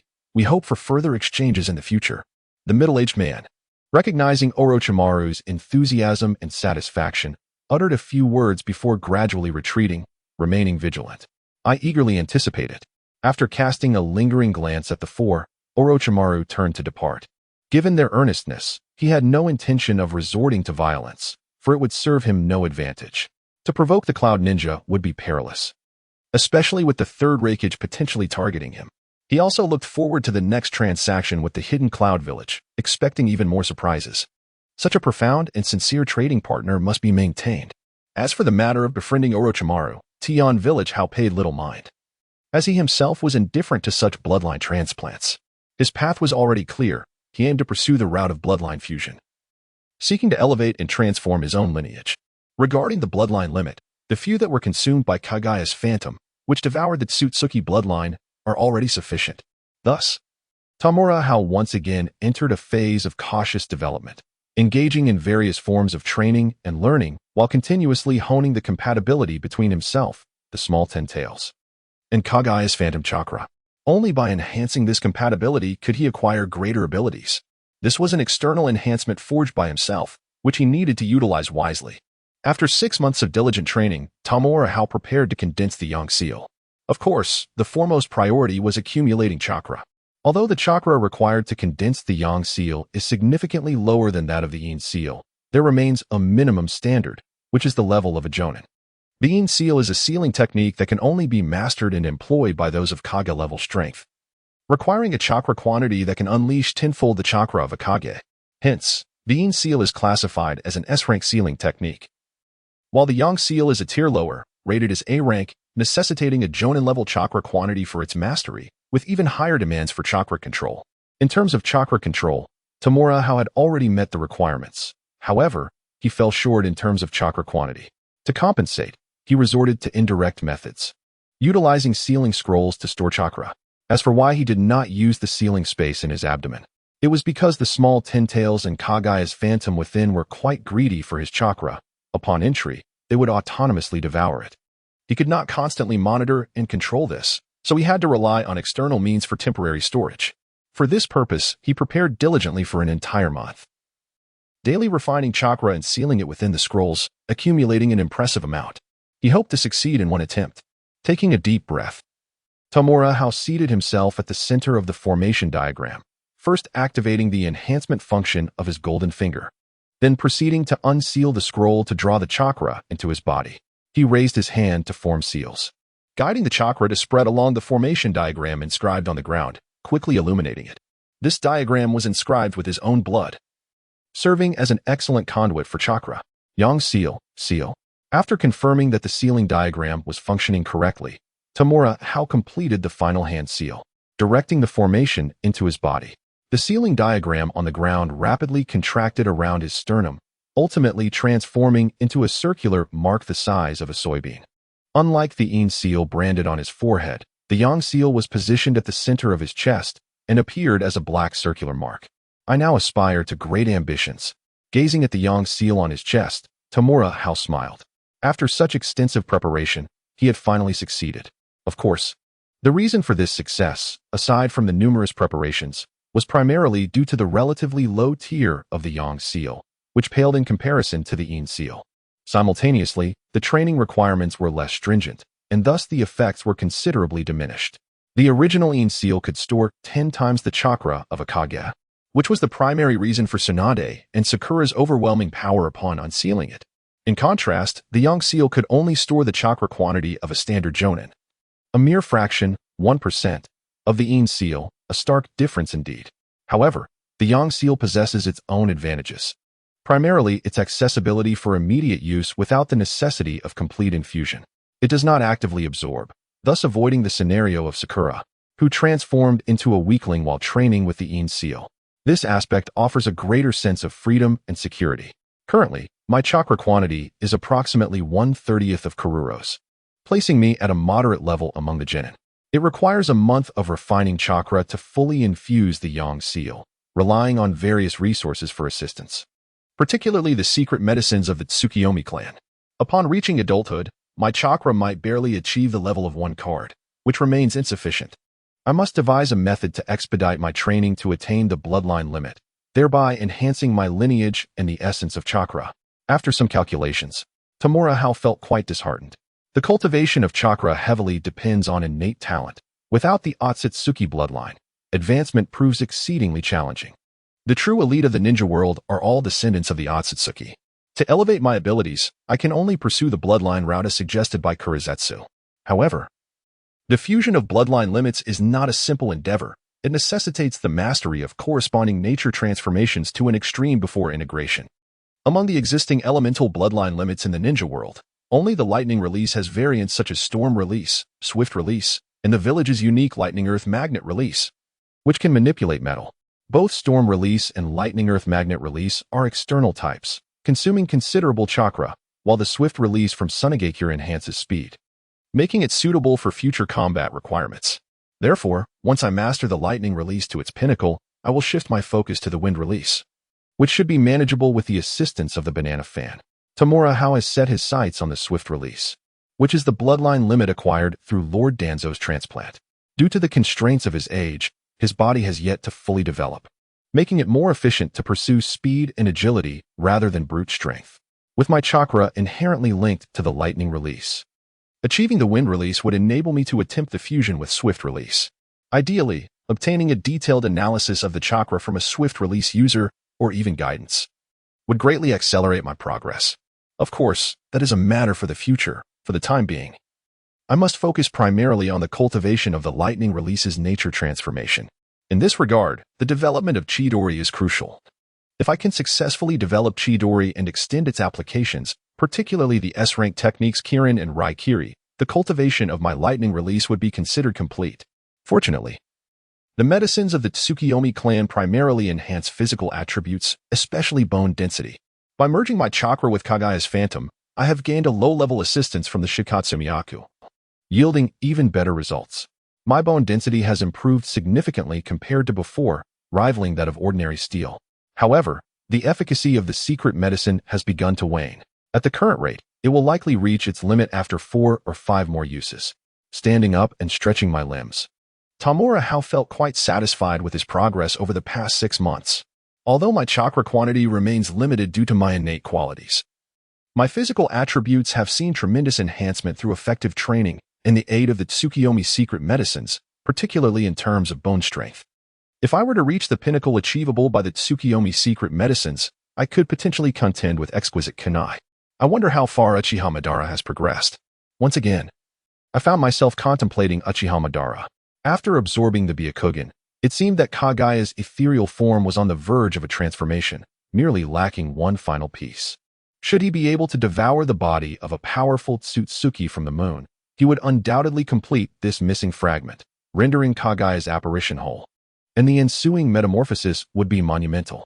This was an external force crafted by others, and he even aspired to cultivate a new consciousness, one that would belong solely to his version of Kagaya Tsutsuki, allowing him to wield it with confidence. Furthermore, if an opportunity arose in the future, he could consume the sealed Kagaya Tsutsuki, acquiring her entire power. To lure the Tsutsuki from the moon, he could only wait until Uchiha Madara awakened the Rinnegan, subsequently summoning the Outer Path Divine Statue. This was the chance he and Black Zetsu had long plotted and awaited.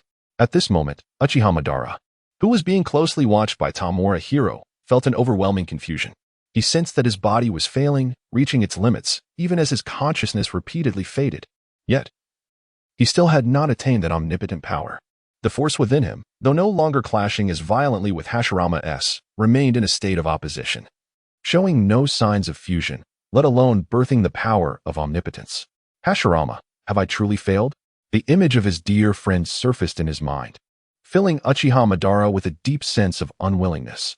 He had orchestrated so much to validate his beliefs, only for the outcome to become a mockery. In the present shinobi world, only the first Hokage, Hashirama Senju, was remembered as the god of ninjas, who still recalled the rose that danced upon the battlefield, Uchiha Madara. Yet, no matter how reluctant he was, he could not alter the decay of his body, nor could he stave off death.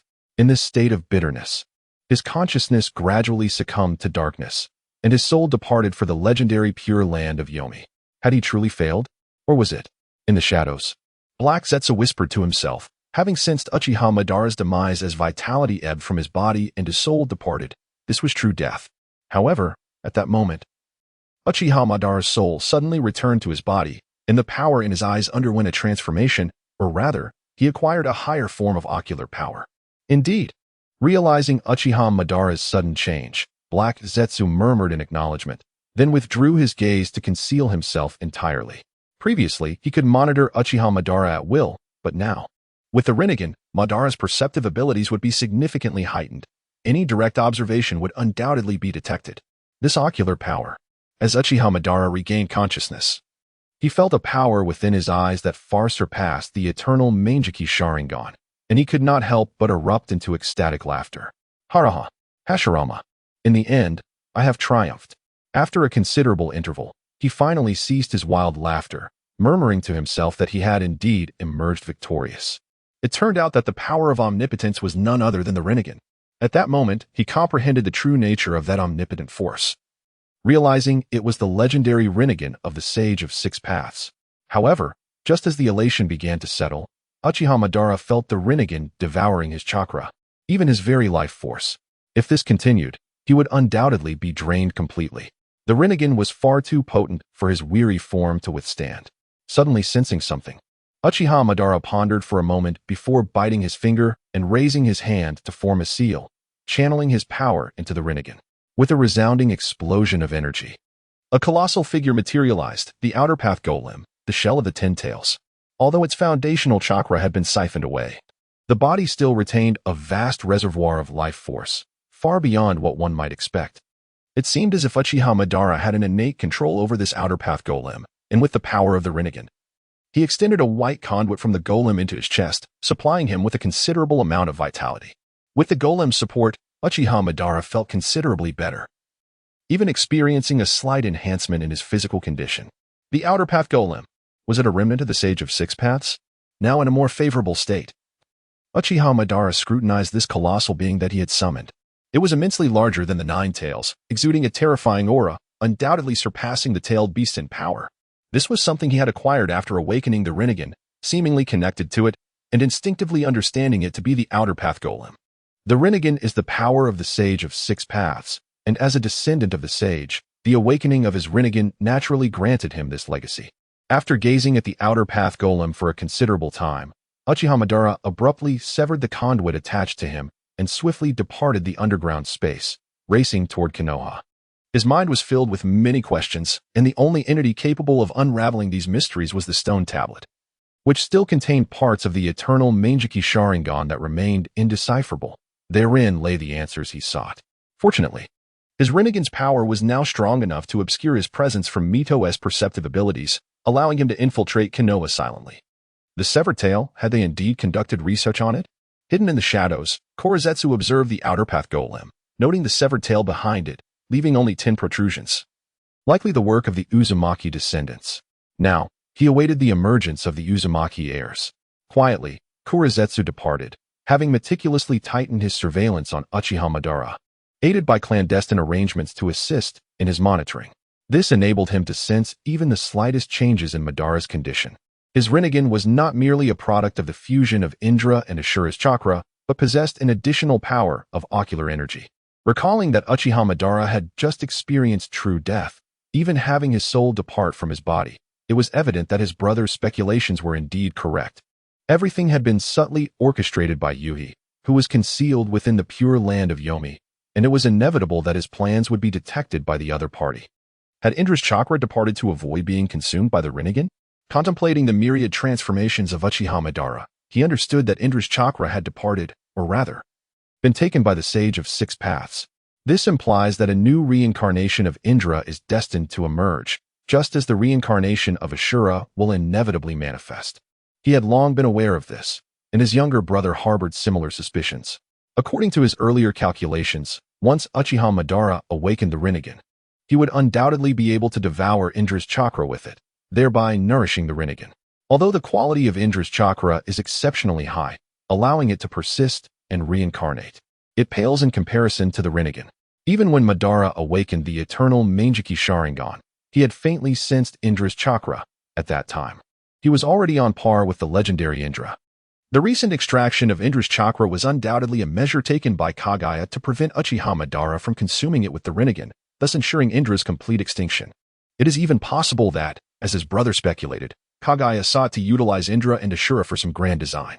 "I will not be defeated," Black Zetsu resolutely proclaimed, filled with unwavering confidence that he would rescue his mother and cultivate his brother.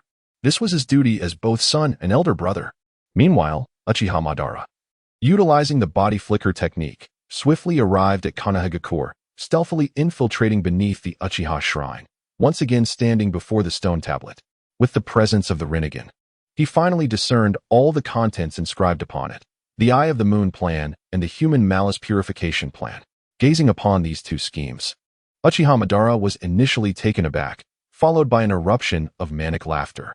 "Haraha, Hashirama, I told you all that you were mistaken. The existence of the ninja villages is destined to be a blunder. As long as humanity's inherent flaws remain, conflict and war will never cease, and tragedies will perpetually recur. Ad infinitum.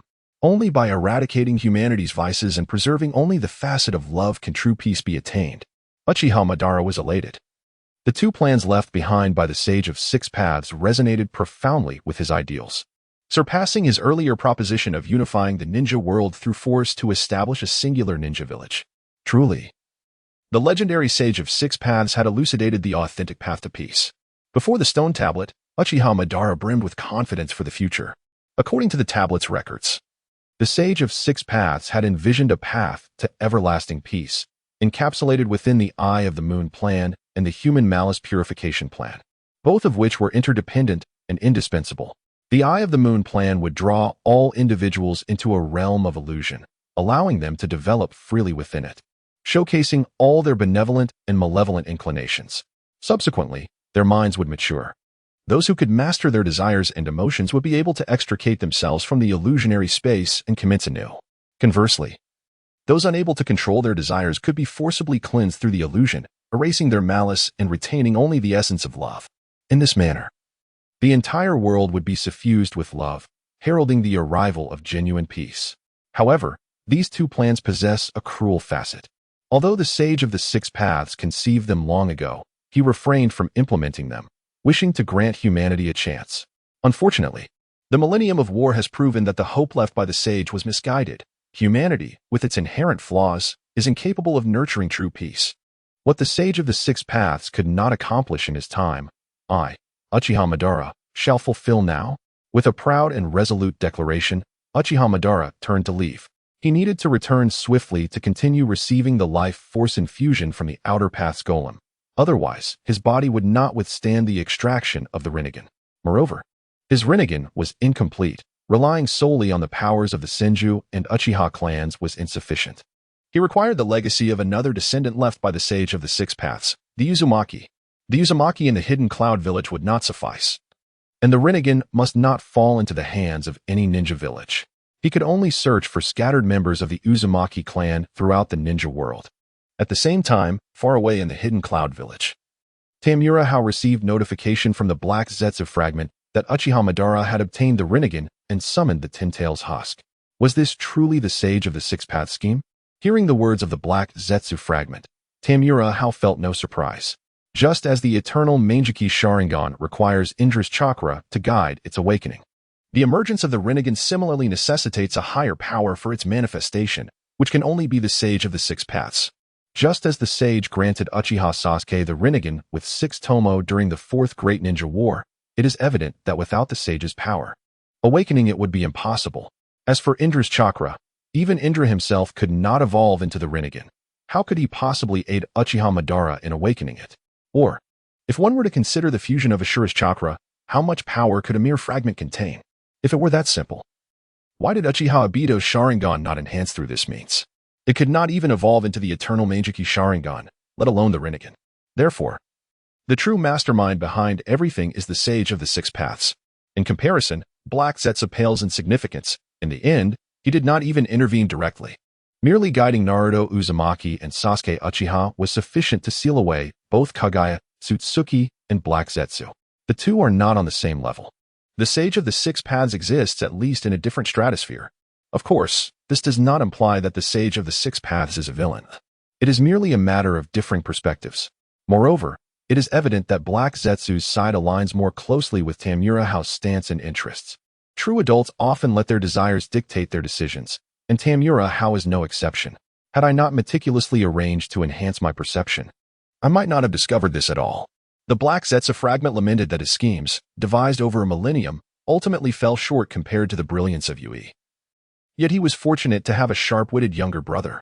What is Uchiha Madara doing now? Is he studying the Ten Tails husk? Tamura Hao inquired. He has gone to Konoha to examine the stone tablet beneath the Uchiha shrine. Based on your previous analysis, I have refined the plan, adding a human malevolence purification aspect to the Moon Eye plan. The multiple transformations of the clan stemmed from the inherent flaws of certain individuals: greed, hatred, deception, and so forth. He believed that he would find great favor in the proposed scheme. Black Zetsu chuckled sinisterly, realizing that this plan was far more persuasive than the mere Moon Eye plan. He was well acquainted with Uchiha Madara's evolution, and the most significant turning point for Madara occurred when he overheard a conversation between the Senju brothers. Senju Hashirama intended to honor his promise and make Uchiha Madara the second Hokage, but was countered by Senju Tobirama, who ultimately persuaded him otherwise. This deception left Madara feeling betrayed by Hashirama, prompting his departure from Konoha, only to return wielding the Nine Tails and engage in a fierce battle with Hashirama, seizing a piece of his flesh. In the present, with all former friends, family, and foes long gone, Uchiha Madara found himself unbound by any attachments, driven solely by the pursuit of peace and the desire to prove his correctness to Hashirama. Guiding him according to this principle would undoubtedly lead to success. But what lay ahead for him? What actions should he undertake? Tamura Hao gazed enviously at Uchiha Madara's body. Even without the Indra's chakra, it remained a prized possession. Having Kagaya's shadow and the small Ten Tails consumed, it would undoubtedly yield great benefits. His own body was failing, and his Rinnegan was not fully developed, requiring the constant nurturing of the Uzumaki clan's chakra. Furthermore, the unique ocular techniques of Madara's Rinnegan were still unclear, and for now, he intended to refrain from intervening, allowing Yui to play his part. Black Zetsu had no intention of further involvement, since Yui had crafted that pair of Rinnegan for Uchiha Madara. He would undoubtedly have his own schemes, and Black Zetsu would remain concealed in the shadows, prepared to witness the unfolding drama. Tamura Hao understood that the Rinnegan possessed unique ocular techniques, much like Uchiha Sasuke's Heavenly Hand Power and Uchiha Madara's Limbo, Border Jail. Like the Sharingan, unique ocular abilities were rare, unless the eyes themselves were flawed. Though Madara's Rinnegan originated from the Sage of Six Paths, it would surely harbor distinctive techniques, such as the Outer Path, Samsara technique. The Rinnegan and Sharingan represented two distinct forms of ocular power, did they not? Suddenly, Tamura Hao posed a question, his mind ignited by a bold idea. The Rinnegan and Sharingan of his mother were unique, tied to the peculiarities of this world. That variant of Sharingan was akin to a byproduct, fundamentally different from the Rinnegan's ocular power. Although uncertain of his brother's intentions, Black Zetsu responded, currently, Uchiha Madara's body is aging, and the Indra's chakra has departed from him. He will require time to find a suitable host for reincarnation, and the reincarnated body will need time to mature. If I were Yui, even if he were to craft a technique to restore Madara's body, it would undoubtedly come with numerous restrictions. Moreover, that pair of eyes would still require the nurturing of the Uzumaki clan's chakra to reach completion, presenting an opportunity. When Uchiha Madara identifies a suitable candidate for the transplantation of his Rinnegan, you can either bring that pair of eyes to me or take me to them, allowing us to extract the Sharingan's power from those eyes. The Rinnegan serves as the pivotal point in this narrative. It is believed that Uchiha Madara will no longer require those eternal eyes, as the bearer of the Rinnegan will lack the capability to harness that formidable power. Tamura Hao has set his sights on Madara's eternal eyes. Even without their destructive potential, they possess the ability to forge an unparalleled warrior. Throughout the entirety of the Naruto saga, the Rinnegan has yet to manifest the powers of the previous Sharingan, a feat that was indeed displayed by the reanimated Madara. Therefore, extracting that power will likely go unnoticed by both Uchiha Madara and the Sage of Six Paths. This power is undeniably potent. Kagaya's manifestation is in full agreement with this proposal. By augmenting their strength, the likelihood of successfully rescuing their mother in the future increases substantially. The descendants of the Zuki clan residing on the moon should be descending shortly. Ensure your cooperation here in the Hidden Cloud Village. I shall handle the rest. So refrain from intervening to avoid drawing their attention. After uttering these words, Kagaya's manifestation vanished into the ground. Oh, the Tsutsuki. Tamura Hao is filled with anticipation. The hidden sand village is in a frenzy, having finally transformed those Sarutobi and Shimura ninjas into human puppets. Within the Raikage Tower, Tamura Hao scrutinizes intelligence from various fronts, particularly the confrontation between the sand and leaf villages, where he finally witnesses the emergence of the human puppets. Initially, they had dispatched the corpses of the leaf ninjas led by Danzo to the sand village, including a few live captives, one of whom was the son of the Hokage. However, after their delivery, no relevant intelligence emerged, leading them to believe that the sand village would adhere to some moral code and refrain from exploiting those corpses. To their astonishment, they were suddenly deployed, catching the leaf ninjas off guard. The morale of the Shimura and Sarutobi clans has crumbled, as the Sand's ninja army breached their defenses, leaving the Orange Blossom Castle in ruins with catastrophic losses. Creating high-quality human puppets is no simple task. Suchikage remarked that it is not a matter of the Sand Village possessing integrity or principles, but rather that the construction of human puppets is inherently challenging.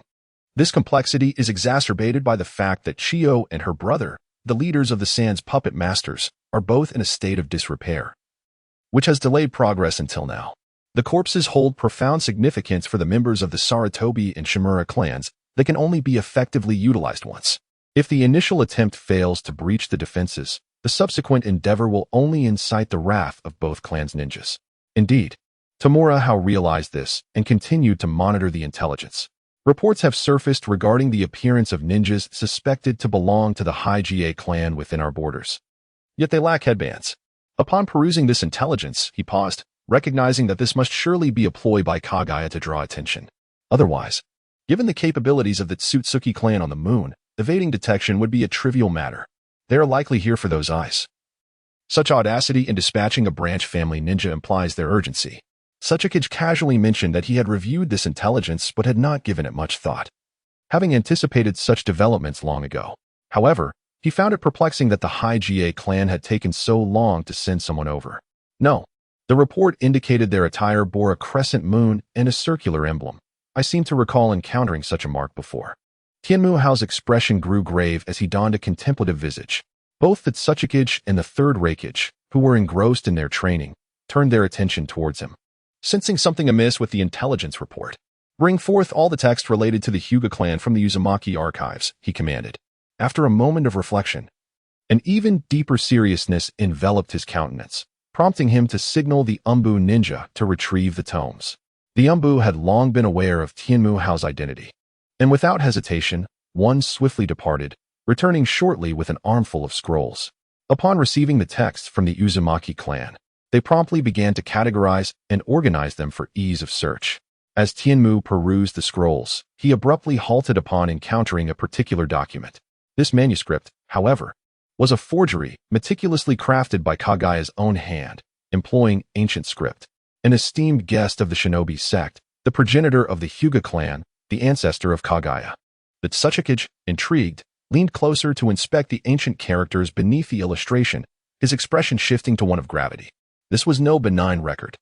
The Suchikage feared that a significant crisis loomed. They had already confirmed the existence of the shinobi sect and the Sage of Six Paths, the very foundation of the current shinobi world.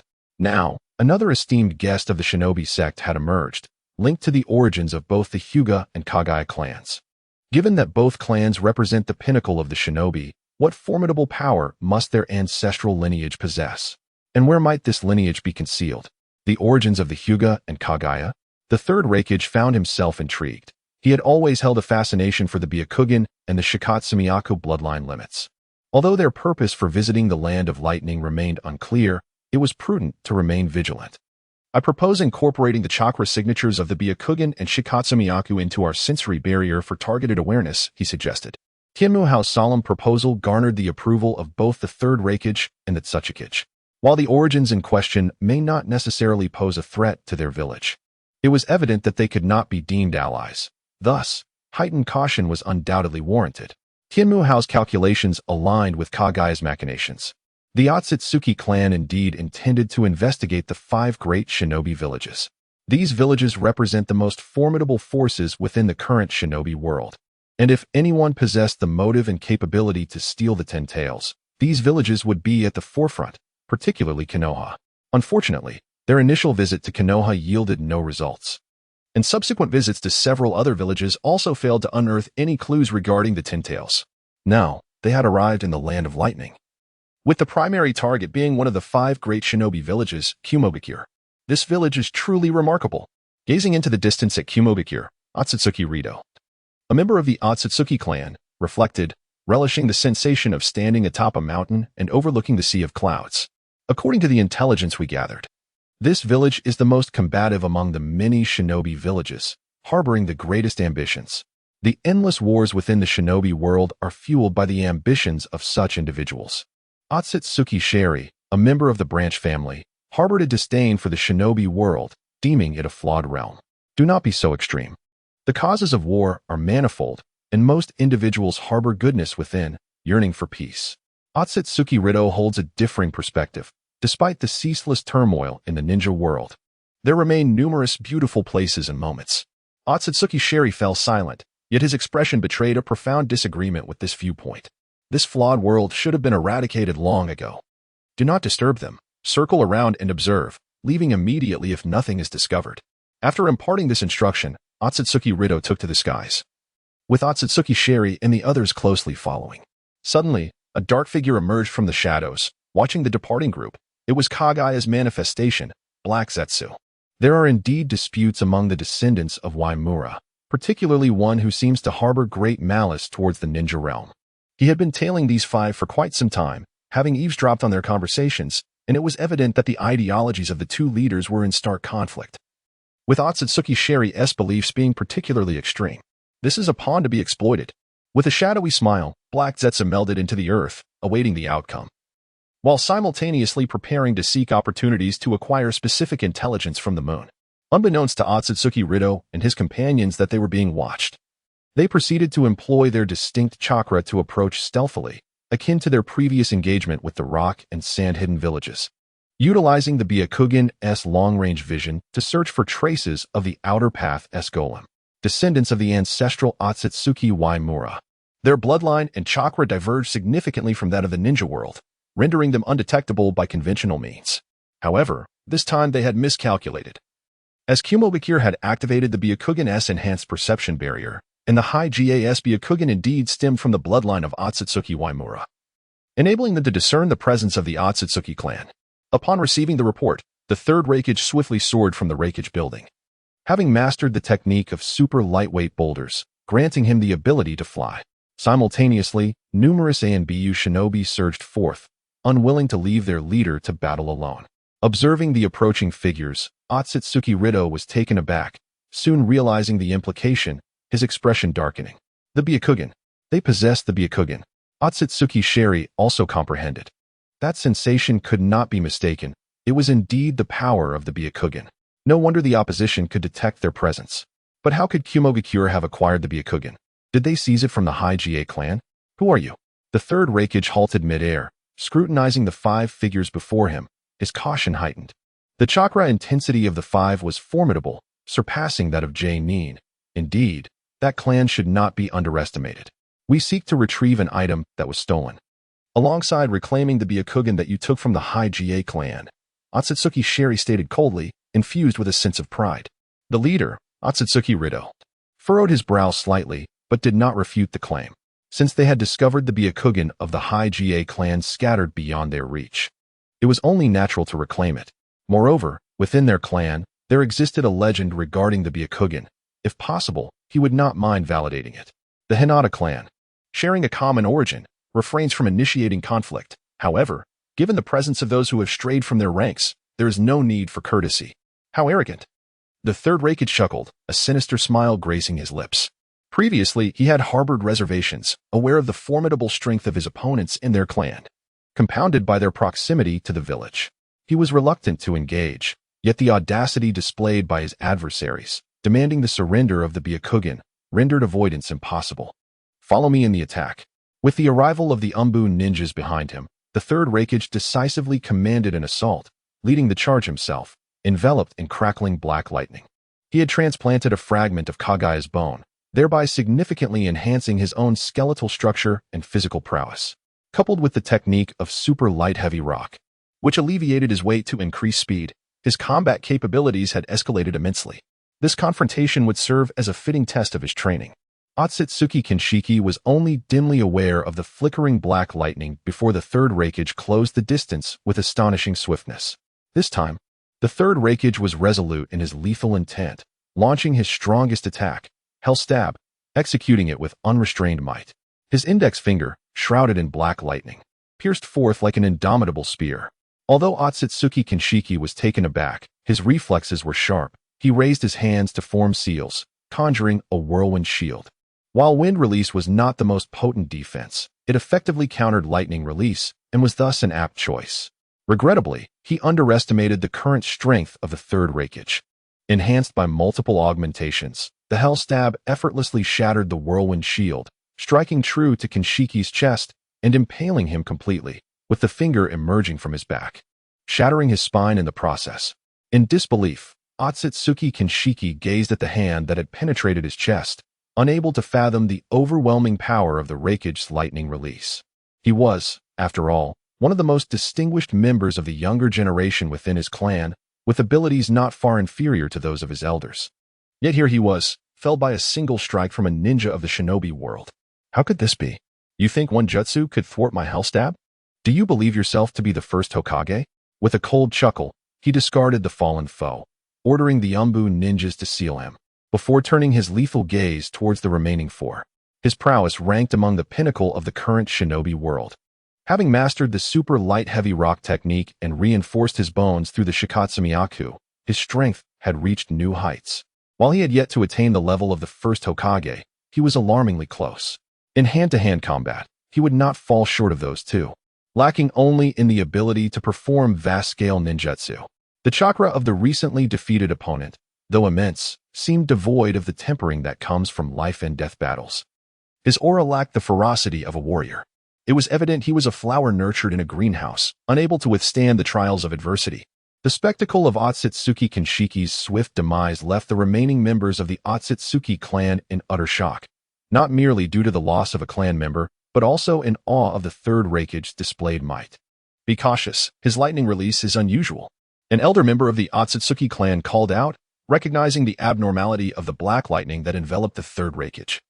It was no ordinary lightning release, for it could not have so easily penetrated the defenses of wind release.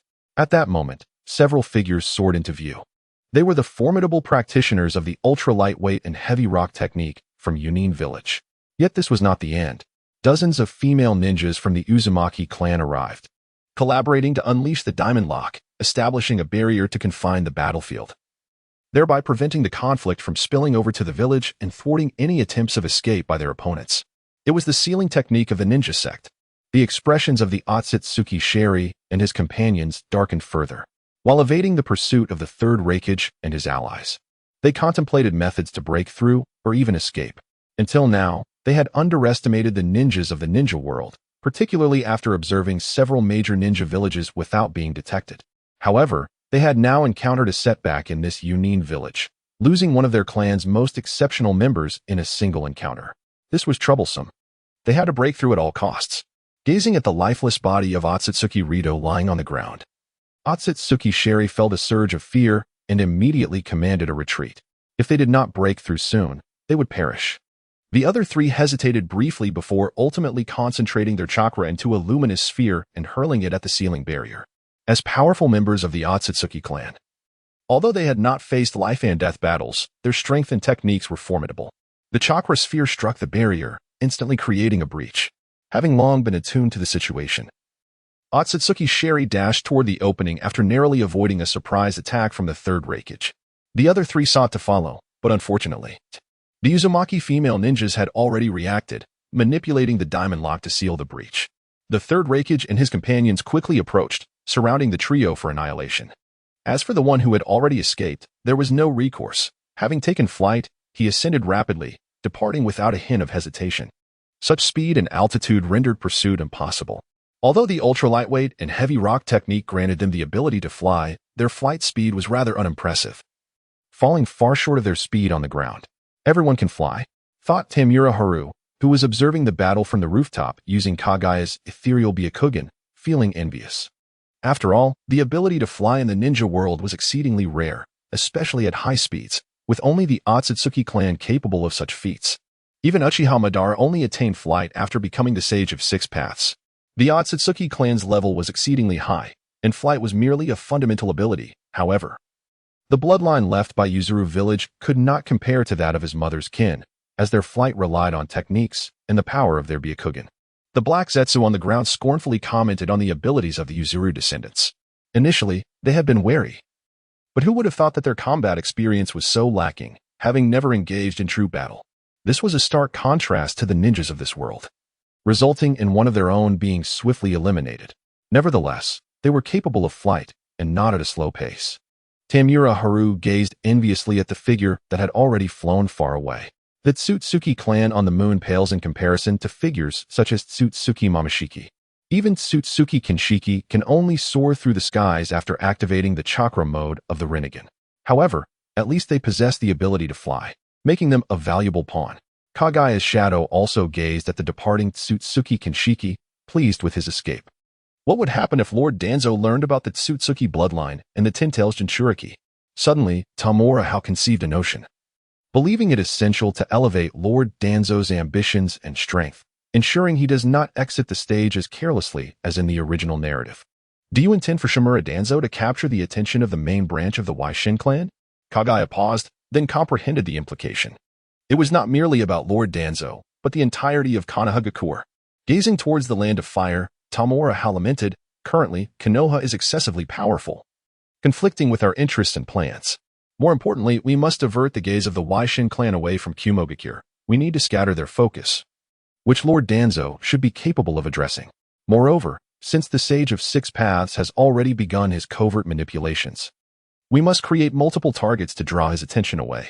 The reincarnations of Indra and Ajura are likely still within Konoha, and having Lord Danzo operating there would undoubtedly be advantageous.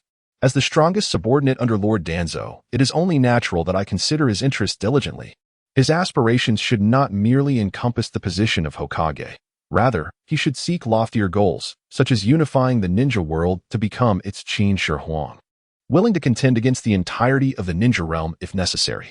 I believe Lord Danzo possesses the courage and resolve to persist unwaveringly, even at the cost of Konoha's complete sacrifice. What specific plans do you have in mind? Kagaya's interest was piqued.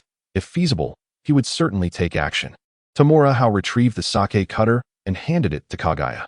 My sister has extracted all the negative aspects of the power consumed by the small Ten Tails.